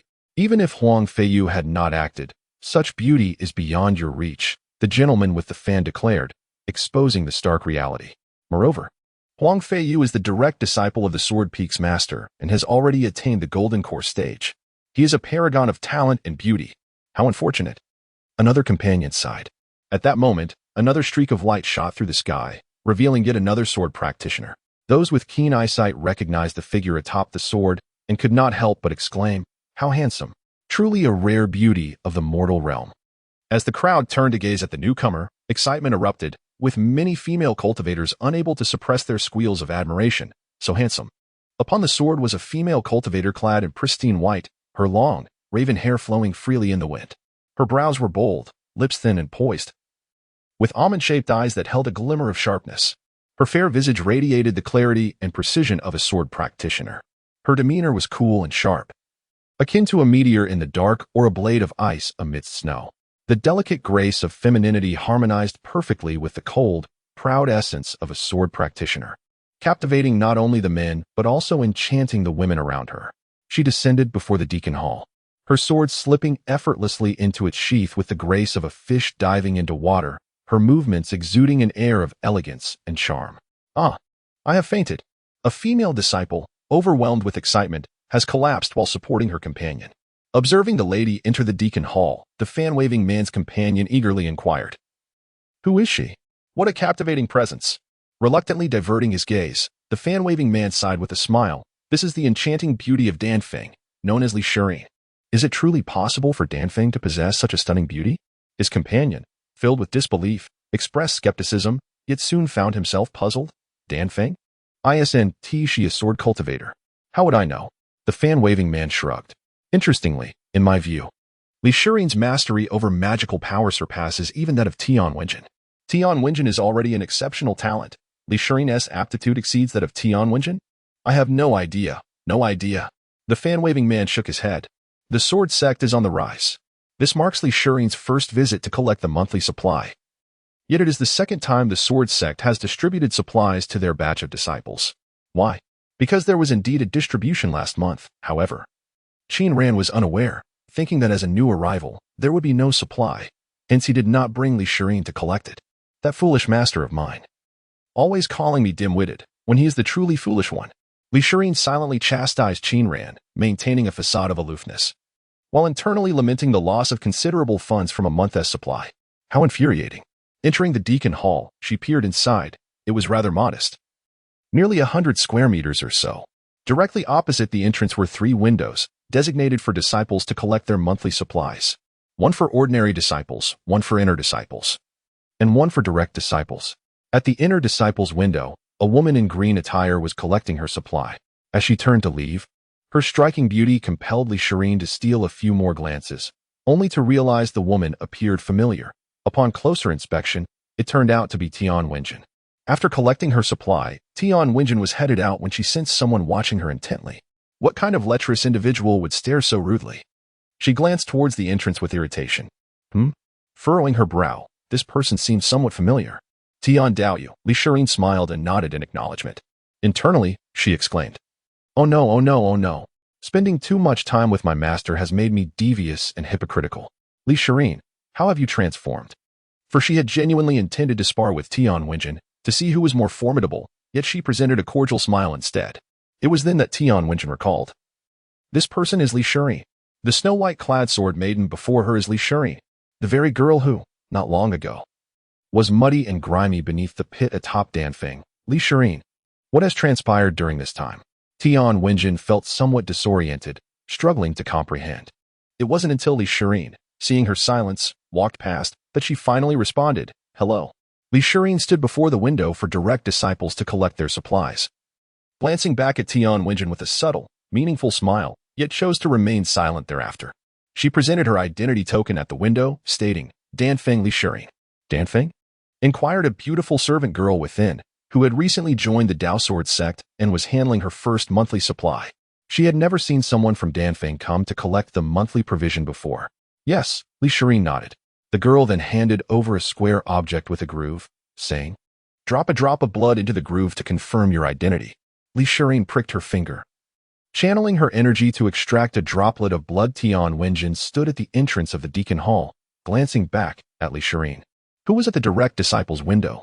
Her emotions were somewhat conflicted. She was merely an inner sect disciple while others were direct disciples. She attempted to sense Li Shiren's aura, curious about her cultivation level, but vaguely felt that it was more profound than her own. Perhaps it was an illusion. She thought, unable to accept the possibility that Li Shiren's cultivation might surpass hers. After receiving her monthly supply, Li Shiren counted the spiritual stones, 500 in total, prompting her to recall that she had not collected her monthly supply the previous month. Damn that master. She cursed internally once more. After placing the spiritual stones into her Qin bag, she looked at the pills, casually taking out a spirit-gathering pill. Upon smelling it, she found the scent somewhat lacking in purity and popped one into her mouth. Feeling the medicinal energy dissipate with the spiritual aura, she shook her head. The potency was also quite poor. Is this the handiwork of my master? She pondered, ultimately deciding to keep the pills. Tian Wenjin had left at some point, but it mattered little to her as she stepped out of the deacon hall. Upon exiting, Li Shirin noticed that everyone outside was gazing towards a particular spot in the sky. What has happened? Curiosity piqued, she followed their gaze. There. A striking young lady was gracefully descending on a cloud. Li Shirin recognized her as Lu Piaoxiu, who had entered the mountain gate alongside her. This young lady was stunning. Her beauty rivaling that of Tian Wenjin, but her spiritual root talent was rather average, so Li Shirin had not paid much attention to her, retaining only a fleeting impression. Lu Piaoxiu floated down in front of the deacon hall, appearing somewhat unsteady. Li Shirin stepped forward to steady her, to which Lu Piaoxiu gently expressed her gratitude. She was a tender and captivating woman, her beauty comparable to Tian Wenjin's. Both were alluring, yet while Tian Wenjin exuded an air of superiority, Lu Piaoxiu was more approachable. In essence, she was a charming beauty who made men feel they could attain her, thus rendering her even more enchanting than Tian Wenjin. Men gazed at her, feeling an irresistible itch in their hearts. Nothing to worry about, Li Shirin nodded at her and stepped aside, allowing Lu Piaoxiu to enter the deacon hall. Watching Lu Piaoxiu go in, Li Shirin summoned her Qingxing sword and gracefully leaped onto it, departing the deacon hall. Is that Lu Piaoxiu? One of the men, fanning himself, exclaimed excitedly. Let me tell you, I'm going to claim that woman for myself. Don't you dare compete with me? The fanning man chuckled. You're thinking too much. This has nothing to do with you. Did you not see? She just smiled at me. That delicate demeanor is a clear invitation for me to protect her. The young man appeared clearly lost in thought, unable to maintain his composure. It was evident that I was the destined protector, the one who would cherish her and hold her delicately in my palm. Please, refrain from acting so foolishly. The fan-waving man roused him from his stupor with a flick of his fan. Aren't they the 5 great beauties? As the young man regained his senses, he licked his lips, still yearning for more. I've seen 3 of them. Where are the other 2? He inquired. What about the twin sisters from the main peak? The appearance of these 3 beauties alone had already created such a spectacle. If the identical twins were to appear simultaneously, it would surely be a sight to behold. Well, speak of the devil. The fan-waving man pointed skyward, signaling his companions to look. There, in the distance, the twins arrived aboard a cloud boat.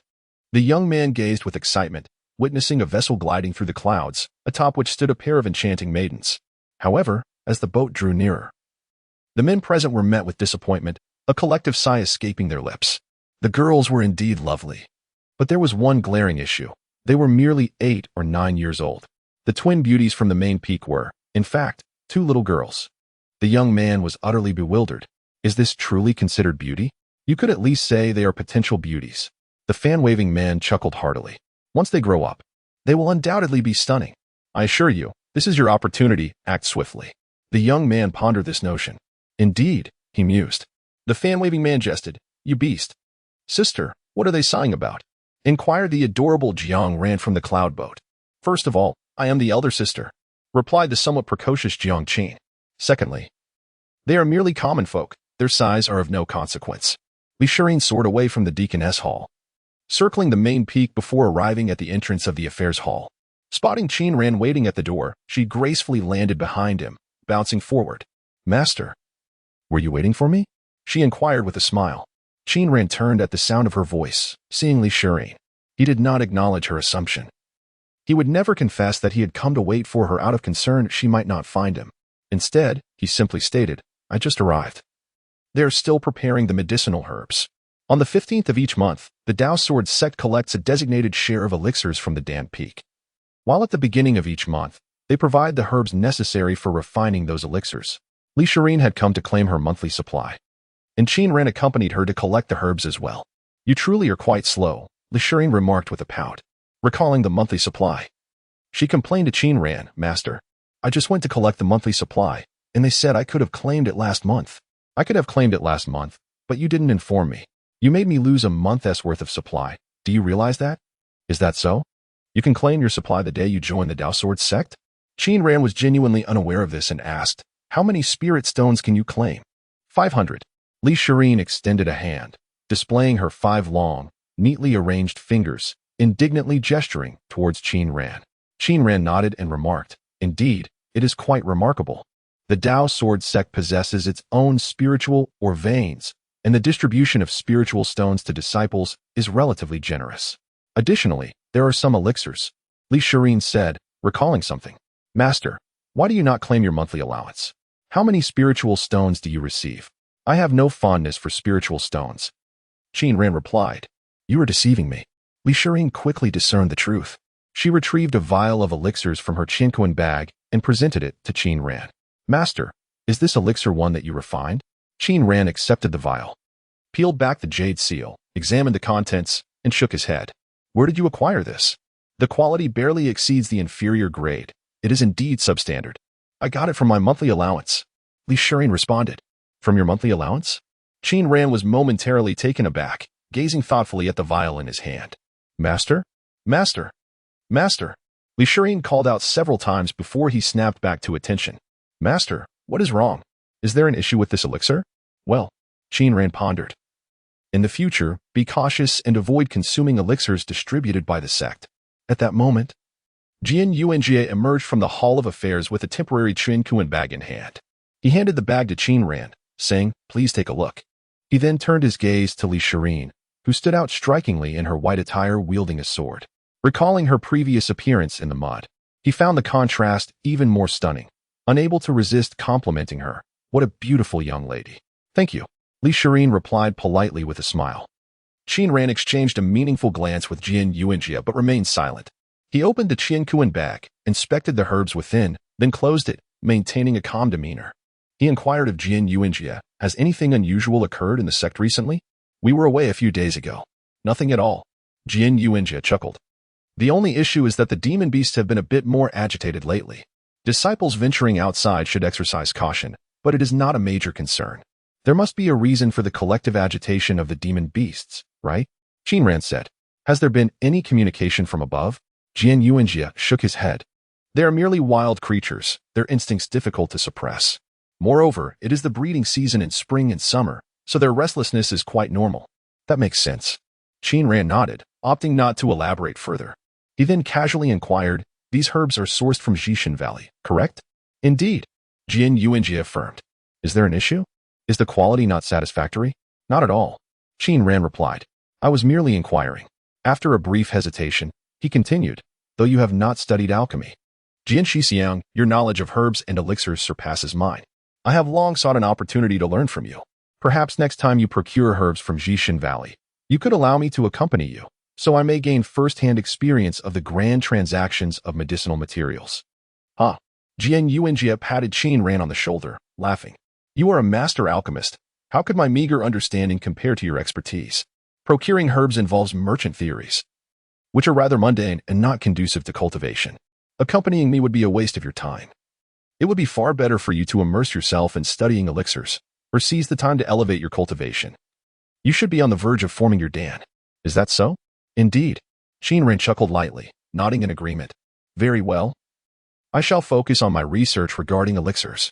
The matter of trading medicinal herbs shall be left to you, senior brother. After exchanging a few more pleasantries, Qin Ran bid farewell to Jian Yuanjie and departed with Li Shirin. Jian Yuanjie remained rooted in place, watching Qin Ran's receding figure, his smile gradually fading from his face. Once outside the Chamber of Affairs, Qin Ran's previously cheerful demeanor darkened instantly, a glint of deep contemplation flickering in his eyes. Master, Li Shirin observed, feeling a surge of fear at Qin Ran's swift change of expression, which was truly unsettling. She hurriedly inquired, what has happened? Qin Ran glanced at Li Shirin, maintaining a composed expression as he shook his head and replied, nothing. Yet, given his current state, how could there be nothing amiss? The truth was that this matter could not be disclosed to Li Shirin. The Dao Sword sect is one of the 5 major sects of the Northern Chu Kingdom. When it comes to combat prowess, it ranks among the top 2 among the 5 sections. Although the comprehensive strength and public prestige of the Jiqing Valley are higher than those of other sects in terms of fighting, Jiqing Valley would place at the bottom of the 5 major sections. Thus, when the Dao Sword sect engages in alchemical trade with a sect of Jiqing Valley stature, Jiqing Valley should not, could not, and would not dare to resort to underhanded tactics. While it is true that the disciples of Jiqing Valley privately enjoy selling inferior elixirs within the Dao Sword sect, publicly, such conduct between sects is strictly prohibited. However, now such a situation has arisen, brazenly, and with an air of audacity. The elixirs sold by Jiqing Valley to the Dao Sword sect should be of at least average quality. If Jiqing Valley did not possess sufficient average quality elixirs at the time, they must ensure a certain quantity of average quality elixirs to distribute to inner disciples and those under direct tutelage. This implies that, regardless of circumstances. The elixirs received by direct disciples must be of average quality. Yet, the elixirs Li Shirin received as part of her monthly supply were of inferior quality. Furthermore, Qin Ran also noticed a slight decline in the quality of the medicinal herbs, although fluctuations in herb quality are common. It was only after observing the elixirs received by Li Shirin that Qin Ran realized the decline in herb quality had not been a one-time occurrence. It had happened repeatedly, albeit in small increments that he had overlooked. A conspiracy is unfolding, a scheme targeting the Dao Sword sect and its newly initiated disciples, with traitors lurking within, casting a shadow over the Dao Sword sect. But what could he, Qin Ran, possibly do, even if he were aware of the trap? He lacked the means to alter the course of events. Qin Ran shook his head. No, it is not about what he could do, after all. He is merely a foundation-building novice. What could he accomplish? His only objective is to survive. No. Suddenly, as he walked, Qin Ran came to a halt, his expression transforming into one of horror. For he suddenly realized, if such a scheme indeed exists, targeting the Dao Sword sect and involving elixirs, then the first step of this plan should logically be to eliminate the alchemists of the Dao Sword sect. And he is the sole alchemist of the Dao Sword sect. Upon departing from Shangshitang, Qin Ran was engulfed in a cloud of anxiety, his mind teeming with crises. He pondered the myriad conspiracies that might unfold, the strategies his adversaries would employ against him, the identity of his enemies, and whether there were any traitors lurking among them. Master, Li Shirin inquired, the Danfeng is out of vegetables. Shall we procure some meat and greens? Let us buy some, Qin Ran replied absently. But the refrigerator is broken, Li Shirin protested. Then we shan't buy anything. But there is no meat left. Then let us purchase some. But it will spoil. Then we shan't buy anything. But Qin Ran lifted his gaze and caught sight of Li Shirin trying to suppress her laughter. Realizing she was teasing him, his expression darkened. How dare she jest with him now? What audacity might she display in the future? Ahem, such insolence. Just buy a little, once the refrigerator is fixed. You can return to purchase more, he said with a stern countenance, for this girl could already fly, making her comings and goings quite convenient. Oh, Li Shirin pouted in response. The master and disciple wandered through the bustling marketplace, acquiring various items before returning to Danfeng. Back at Danfeng, another day of toil awaited. Li Shirin's lake was beginning to take shape, delving 5 or 6 meters deep, and she finally struck stone. After some exploration, she discovered a sizable rock and fetched her sword to gradually chip away at it with sword energy. Qin Ran observed and quickly gestured to her. Do not hack away indiscriminately. Shape the stone into neat, square blocks, each uniform in size, approximately this large. I will use them for bricks. While wielding sword energy to carve stone was a simple task, achieving the precision of creating uniformly sized blocks proved challenging. After several attempts, Li Shirin found her cuts uneven, leaving her covered in dust and dirt. Stupid master, you never come yourself. You just spout nonsensical suggestions, she grumbled. The formation within the room was nearly complete, and Qin Ran was laying the floorboards. Ultimately, it consisted of straightforward formations, having prepared the materials the day prior. He constructed the formation diagram that night and proceeded to arrange everything today, completing the setup swiftly. As for Long Chi-Chi and Chasing Wind, they were engaged in their own tasks. Long Chi-Chi continued sorting through stones, her serpent tail flicking as debris flew from the mud into wooden frames. Chasing Wind was busy binding his large wooden frame. Whenever someone required assistance transporting items, they would call for Chasing Wind, who would dutifully carry the large frame to help. The frame was considerable, while Chasing Wind was diminutive, creating the amusing illusion of a large frame scurrying across the grass as if it had come to life. Long Chi-Chi affectionately dubbed him the wooden frame spirit. After a day of hard work, they had dinner, and Long Chi-Chi settled into a rocking chair outside. For reasons unknown, she held a fondness for this chair, often taking moments to sway in it. As she rocked, she noticed Chasing Wind feigning sleep nearby and leaned closer to whisper in his ear, "Could you spare me one of those round treats? I shall set aside some meat for you tomorrow." Chasing Wind opened his eyes, filled with confusion. He said, Dad, there are many round ones." His implication was that if one wished for round ones, they should seek out their father. Hush. Long Chi-Chi understood. Yet she had previously declared her refusal to consume the elixirs of such mythical beasts. To change her stance now would be rather embarrassing. She shook her head and replied, "Your father's are not tasty. Yours are delightful." Chasing Wind licked his fur thoroughly, but remained perplexed about the distinction between his father's round ones and his own. On the rooftop, Qin Ran listened to the conversation between the two children below, shaking his head with a chuckle. He took out a handmade bamboo flute, gazing at the treetops of the forest, lost in thought, and began to play a mournful tune. The sound of the flute was indeed unpleasant. It was Long Chi-Chi's first encounter with such a cacophony, startling her into believing it was a magical attack. Her lower half transformed into his serpentine tail, coiled tightly, while her upper body remained in the guise of a small girl, anxiously surveying her surroundings to locate the enemy. Suddenly, a peal of laughter rang out from midair. Belonging to elixirs, she soared towards them, dressed in white, playfully observing Qin Ran on the rooftop and laughing joyfully. "Master, look at how you frightened Chi-Chi." "Ha ha." Only then did Long Chi-Chi glance up, noticing Qin Ran seated on the rooftop, holding a bamboo flute, his expression somewhat despondent. Oh. She realized that it was merely the elder of Danfeng performing music, and with that understanding, she reverted to her human form, smiling. "The flute sounds lovely." "I couldn't help myself." Qin Ran cast a resentful glance at her, yet he continued to play without losing his composure. elixirs alighted on the rooftop beside Qin Ran. She sheathed her sword and rummaged through her bag, producing a jade flute. Handing it to Qin Ran, she said with a smile, "Master, this is for you. I bought it in the sword-forging town." As the mournful notes ceased, Qin Ran regarded the jade flute handed to him, then looked at the charmingly smiling elixirs, hesitating for a moment before accepting the jade flute. "The sound is accurate," elixirs assured him. Qin Ran's expression darkened. This disciple was far from adorable. He stowed away the bamboo flute, took hold of the jade flute, and instinctively licked the sound holes, preparing to play. However, he suddenly realized something. If his foolish disciple claimed the flute's sound was accurate, did that imply she had tried it? Unconsciously, his gaze drifted to her lips, which were moist and delicate, akin to the most tempting confection in the world, urging one to take a bite. Gulps. He swallowed hard, the sound startling him back to reality. His hand trembled as he held the jade flute, redirecting his gaze towards the dense forest. His lips quivering as he attempted to play.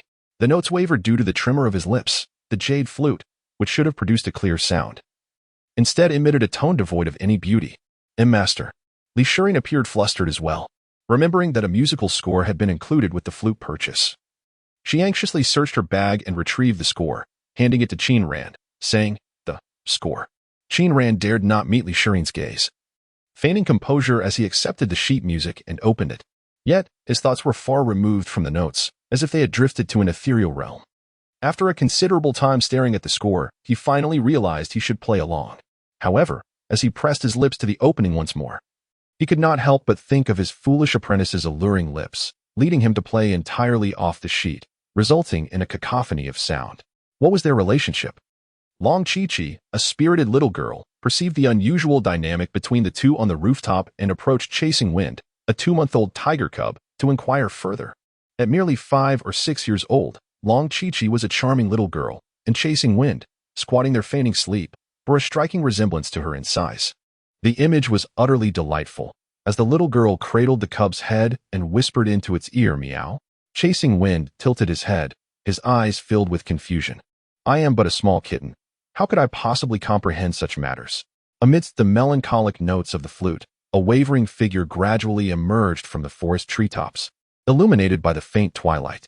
Qin Ran, his heart in turmoil, remained fixated on the woods, which allowed him to be the first to notice the anomaly. He halted his playing and scrutinized the scene.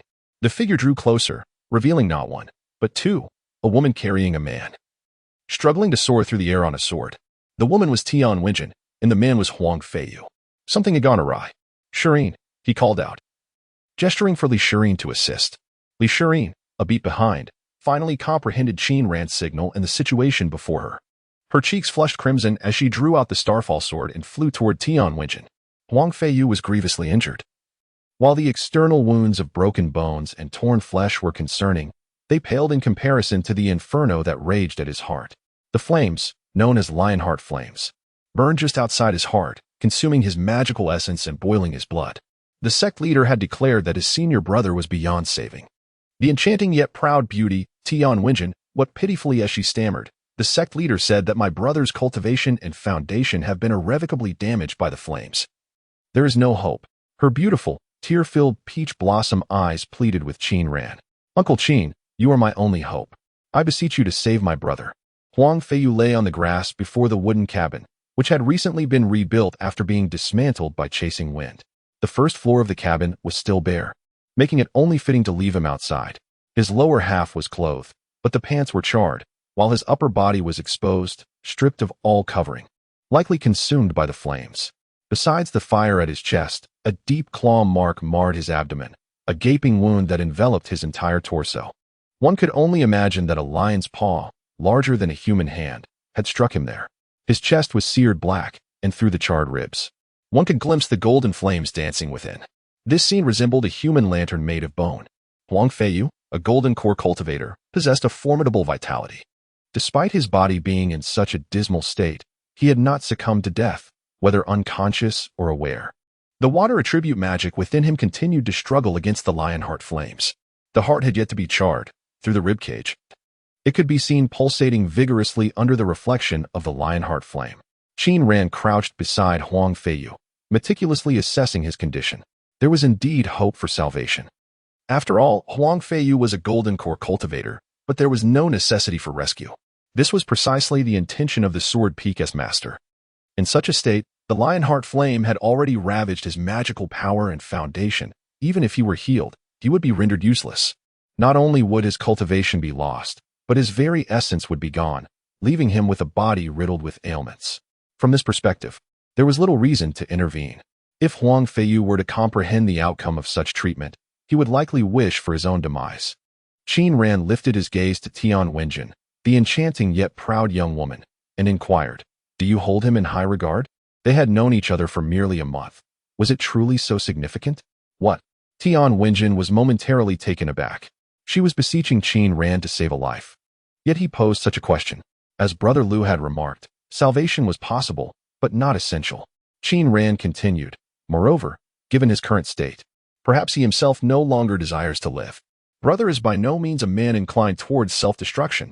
Tian Wenjin shook her head vehemently. "As long as he survives, there remains hope. Therefore, I ask you, do you truly cherish him? Do you know him well?" Qin Ran pressed on. Tian Wenjin fell silent, and after a brief pause, she replied, "Qin Shu, if you believe he can be saved, I earnestly implore you to assist him." The method of treatment was, in truth, quite simple, straightforward, and unrefined, requiring merely 2 steps. Qin Ran rose, gazing down at Huang Feiyu. The first step is to extract the lionheart flame. The second is to administer elixirs to aid in his recovery. As a golden core cultivator, his physical form is already vastly different from that of an ordinary person. Then, "Shu, what are you waiting for?" Tian Wenjin urged, "Let us save him first." Qin Ran spread his hands and replied, "I cannot extract the lionheart flame." Huh. Tian Wenjin was momentarily stunned. "Firstly, I possess a water spiritual root. Secondly, my cultivation level is merely at the foundation establishment stage," Qin Ran elucidated. "I am utterly powerless against the lionheart flame." Despair washed over Tian Wenjin in an instant. Her legs felt weak, and she sank to the ground. Turning her gaze to the prostrate Huang Feiyu, whose complexion was a dark crimson, she was overcome with sorrow and quietly began to weep. Elixirs, who had been watching from the side, felt moved and pitied Tian Wenjin, her heart aching for her. She approached Qin Ran and softly inquired, "Master, is there truly nothing you can do?" The naive disciple's benevolent heart was once more stirred. Qin Ran glanced at her without uttering a word and settled into a rocking chair. "Master, surely you have a way, do you not?" Elixirs pressed, following him. "What could I possibly do?" Qin Ran chuckled lightly. "Do you truly believe I am an omnipotent deity?" Elixirs remained unconvinced. She stood beside the rocking chair, casting glances at Qin Ran, her silence laden with meaning. How could Master possibly lack a solution? As dusk descended, the sky unveiled bright stars. One by one, Tian Wenjin remained slumped in despair, lost and uncertain of her next course of action. Elixirs entered the house to fetch her a cup of water, but she refused it. Elixirs held a cup in her hands and walked over to Qin Ran, sipping water while sighing, taking a sip followed by a sigh. The night had fully settled, and the lights in the corridor on the second floor flickered to life. Unable to endure Elixirs any longer, Qin Ran rose and approached Tian Wenjin, gazing down at her as he spoke. "I have a method to save him.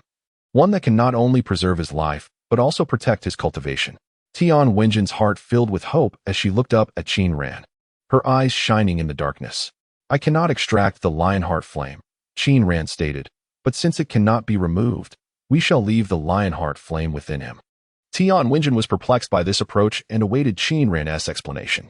His bones and cultivation have already been consumed by the Lionheart flame. There is no way to recover them. Thus, we shall not attempt to save him. Instead, we will let the Lionheart flame serve as his heart, Qin Ran declared. Is that feasible?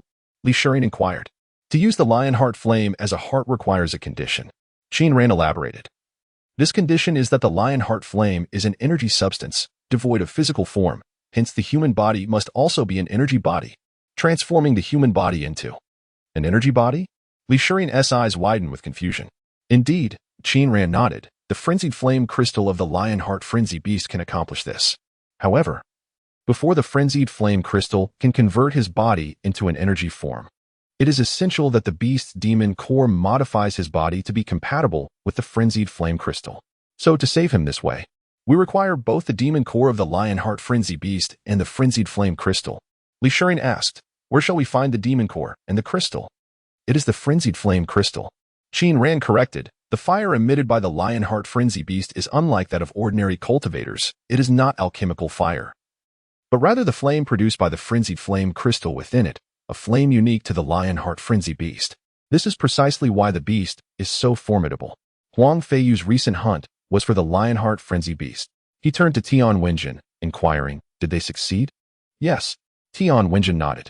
Therefore, you must procure both the frenzied flame crystal and the demon core of the Lionheart frenzy beast, Qin Ran instructed. Understood. Tian Wenjin immediately rose, ready to fly to Sword Peak. Wait. Qin Ran called out to halt her. What is it? Tian Wenjin turned back.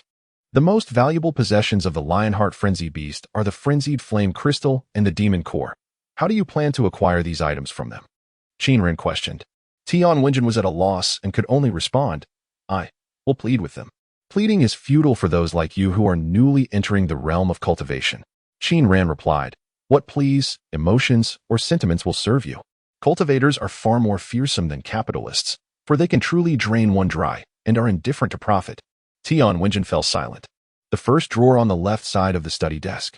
Qin Ran sighed, whispering to Li Shirin, go fetch the spirit stones. How many? Li Shirin asked. After a moment of contemplation, Qin Ran replied, bring forth all the low-grade spirit stones. Li Shirin retrieved the spirit stones, and Qin Ran gestured for her to hand them to Tian Wenjin, saying, this is a personal loan to you, a total of 4,500. Thank you. Tian Wenjin could only utter these two words, at a loss for what else to say. With Li Shirin's assistance, she placed the spirit stones into her Qinkuan pouch, bowing multiple times. However, Qin Ran shook his head, devoid of hope, and remarked, with 4,500, if they still possess a shred of humanity. You might procure either a demon core or a blazing crystal, but what of the other? Tian Wenjin was uncertain, yet she ultimately departed on her sword. To witness such genuine and pure emotions in the realm of cultivation, Qin Ran praised, it is indeed rare, even worthy of being termed magnificent. The master is quite affectionate as well. Li Shirin disagreed, asserting that the master had lent them aid due to his emotional nature. Qin Ran's expression darkened as he shot her a glare, snorting in discontent before retreating indoors. Would he have intervened were it not for this young girl? What was amiss with the master? Li Shirin, perplexed, inquired of Long Chi-Chi.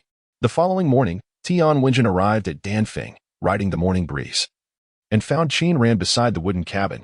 She produced 2 stacked boxes, stating, blazing crystal and demon core. Qin Ran, who was drawing the foundation line, was taken aback. He set down the mortar, rising to accept the boxes from Tian Wenjin, and upon peering inside, confirmed they contained the blazing crystal and the demon core of the Lionheart fiery beast. Closing the boxes, he scrutinized Tian Wenjin with furrowed brows, asking, how did you manage this?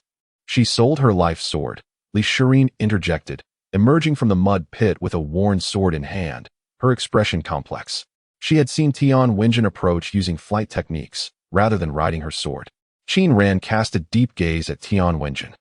It was indeed admirable that such profound and devoted women still existed in the realm of cultivation, no, in this world.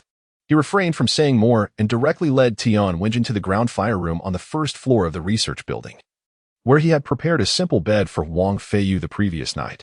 The treatment comprised 3 steps. First, using the demon core to transform Huang Feiyu's physique into that of the Lionheart fiery beast. Second, merging the blazing crystal with Huang Feiyu's golden core to replace his original core. Third, during the fusion of the blazing crystal and the golden core, removing his heart to allow the Lionheart flame to assume its place.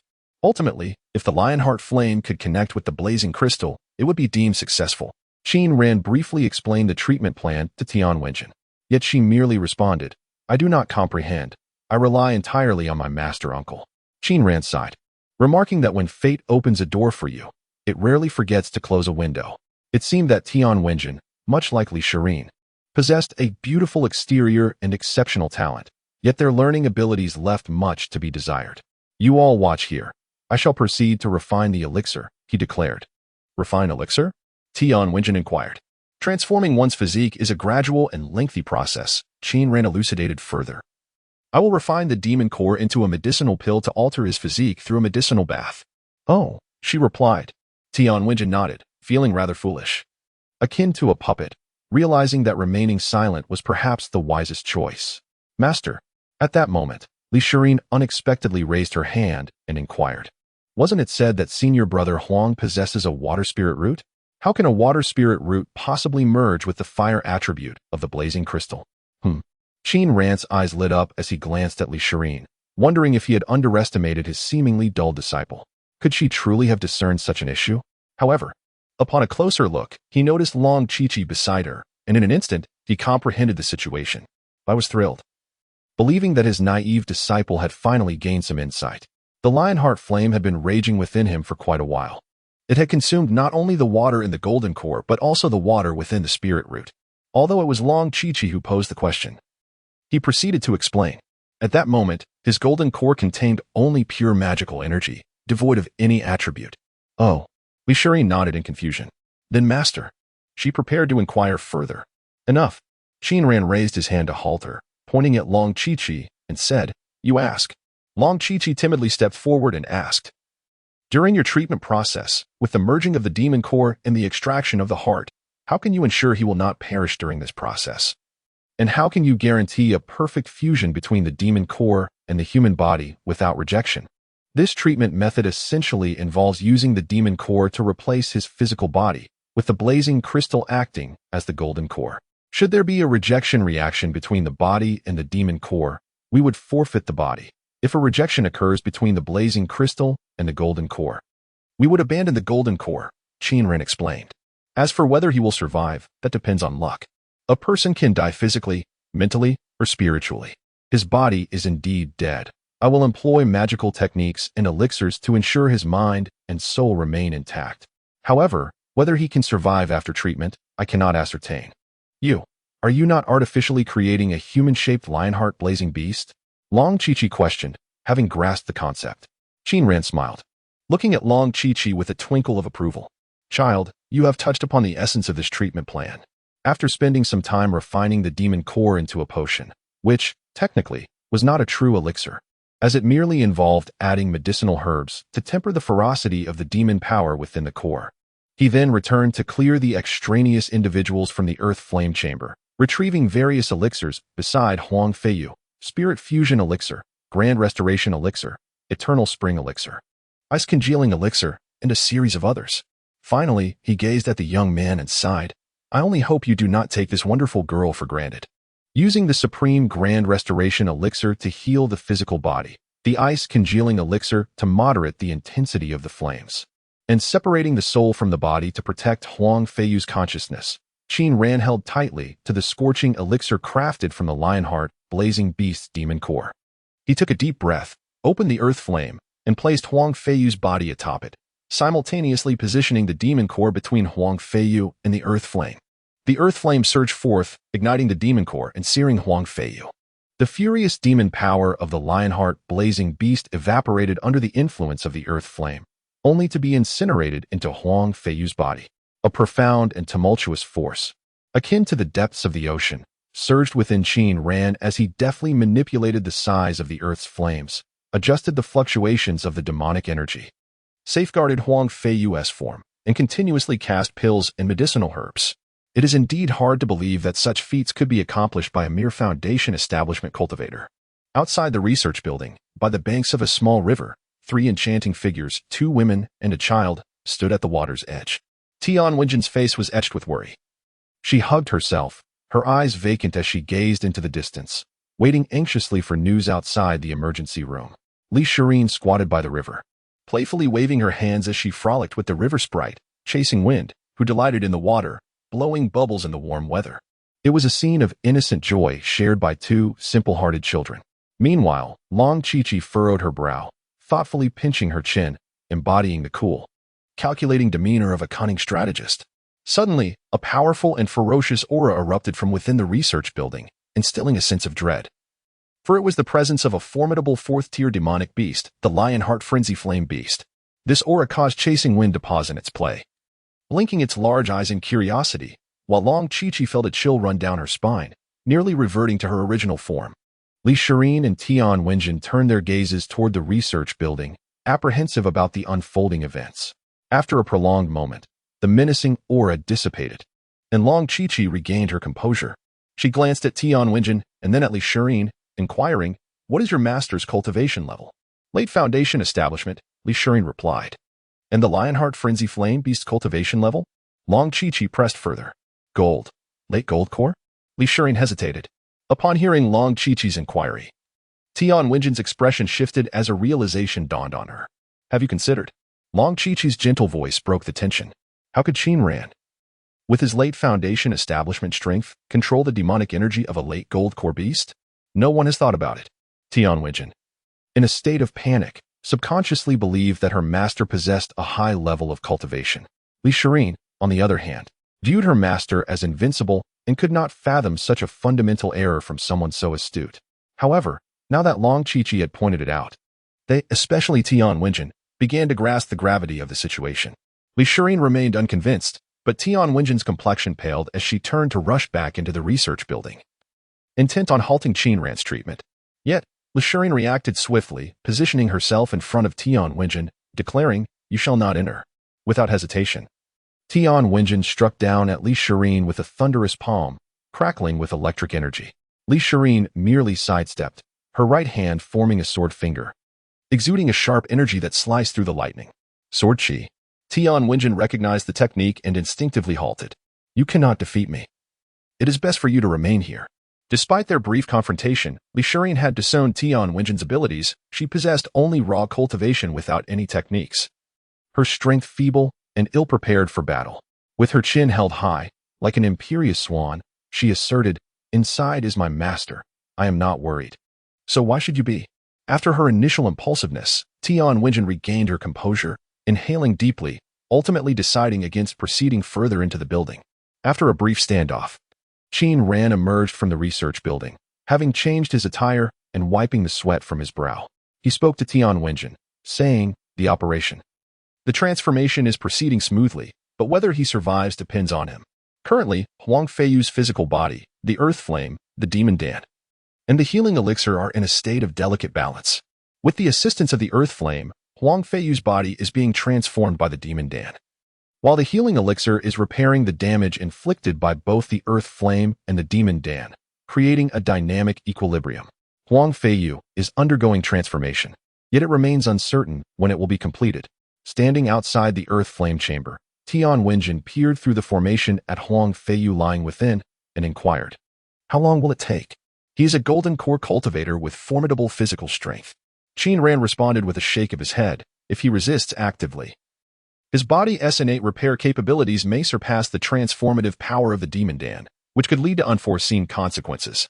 Tian Wenjin fell into silence. "Master, why have you changed your clothes?" asked Elixirs, who was nearby. Qin Ran glared at her but offered no reply. What other reason could there be than that his previous attire had been incinerated by the Lionheart Flame? The fate of Huang Feiyu was no longer of significant concern to the Dan Peak. To be candid, Qin Ran felt he had done all he could. He had invested his own resources to rescue Huang Feiyu. His motivations were partly due to Huang Feiyu's decent character, which had left a favorable impression, partly because Tian Wenjin's heartfelt emotions had touched him, and the remaining majority was due to his foolish apprentice. With Huang Feiyu remaining in the Earth Flame chamber to gradually undergo transformation, Dan Peak had its own matters to attend to. Qin Ran continued to sketch the foundation, study blueprints, and construct formations to expedite the establishment of residences for Long Chi-Chi and Chasing Wind. Elixirs persisted in cutting stones, having unearthed an abundance of rock beyond her expectations. After 2 days, she had yet to reach the end, with seemingly much more below.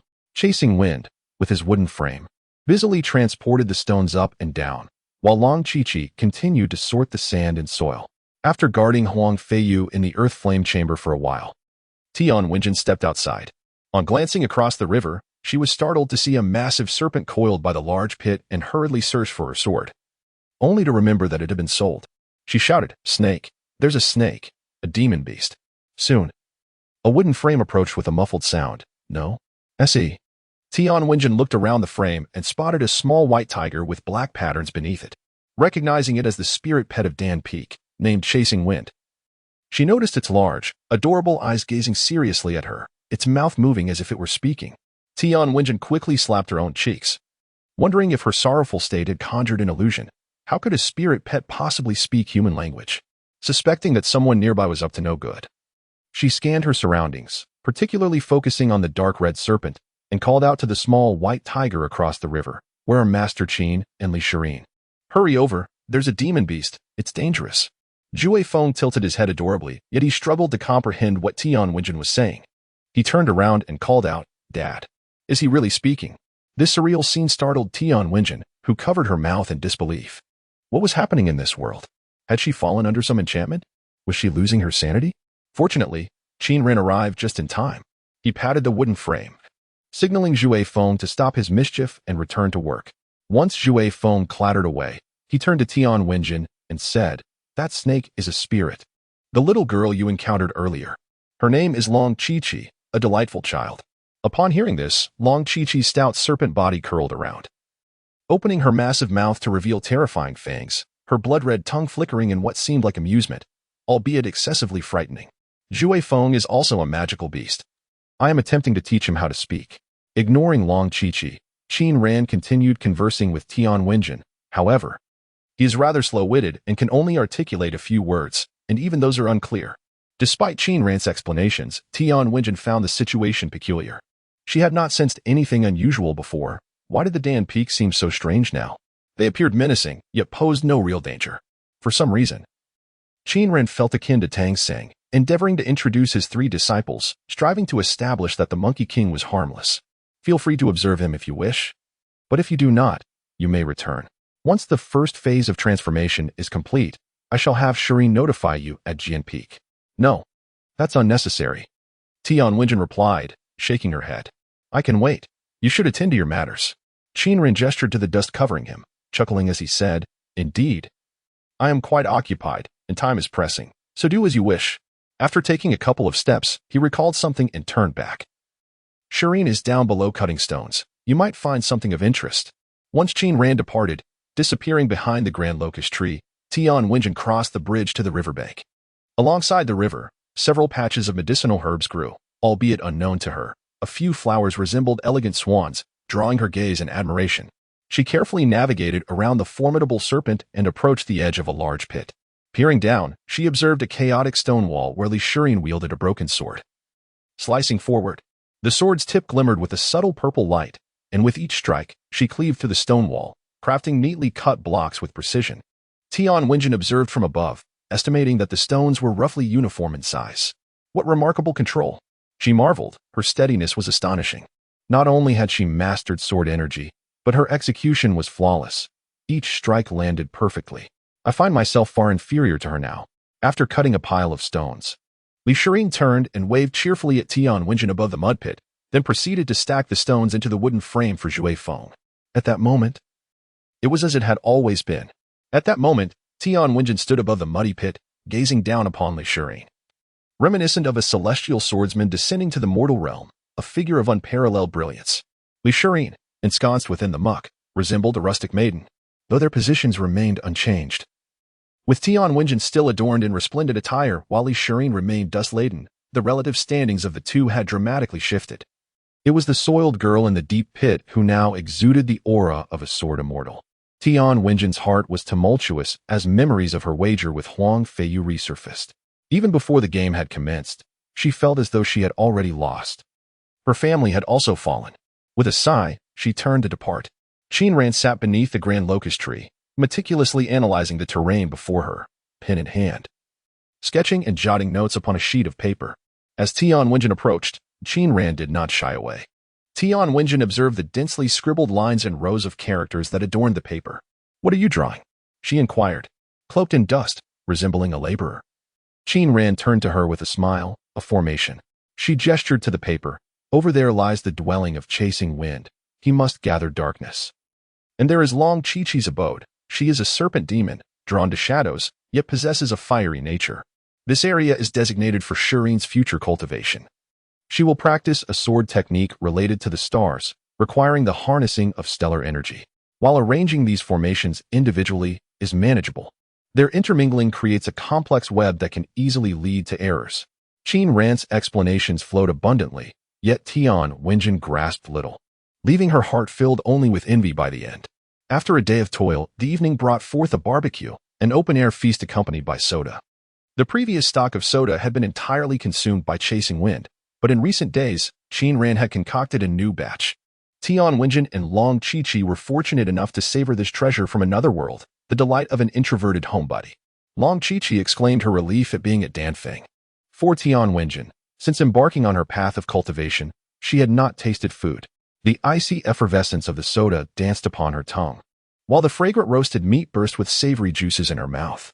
She longed to weep.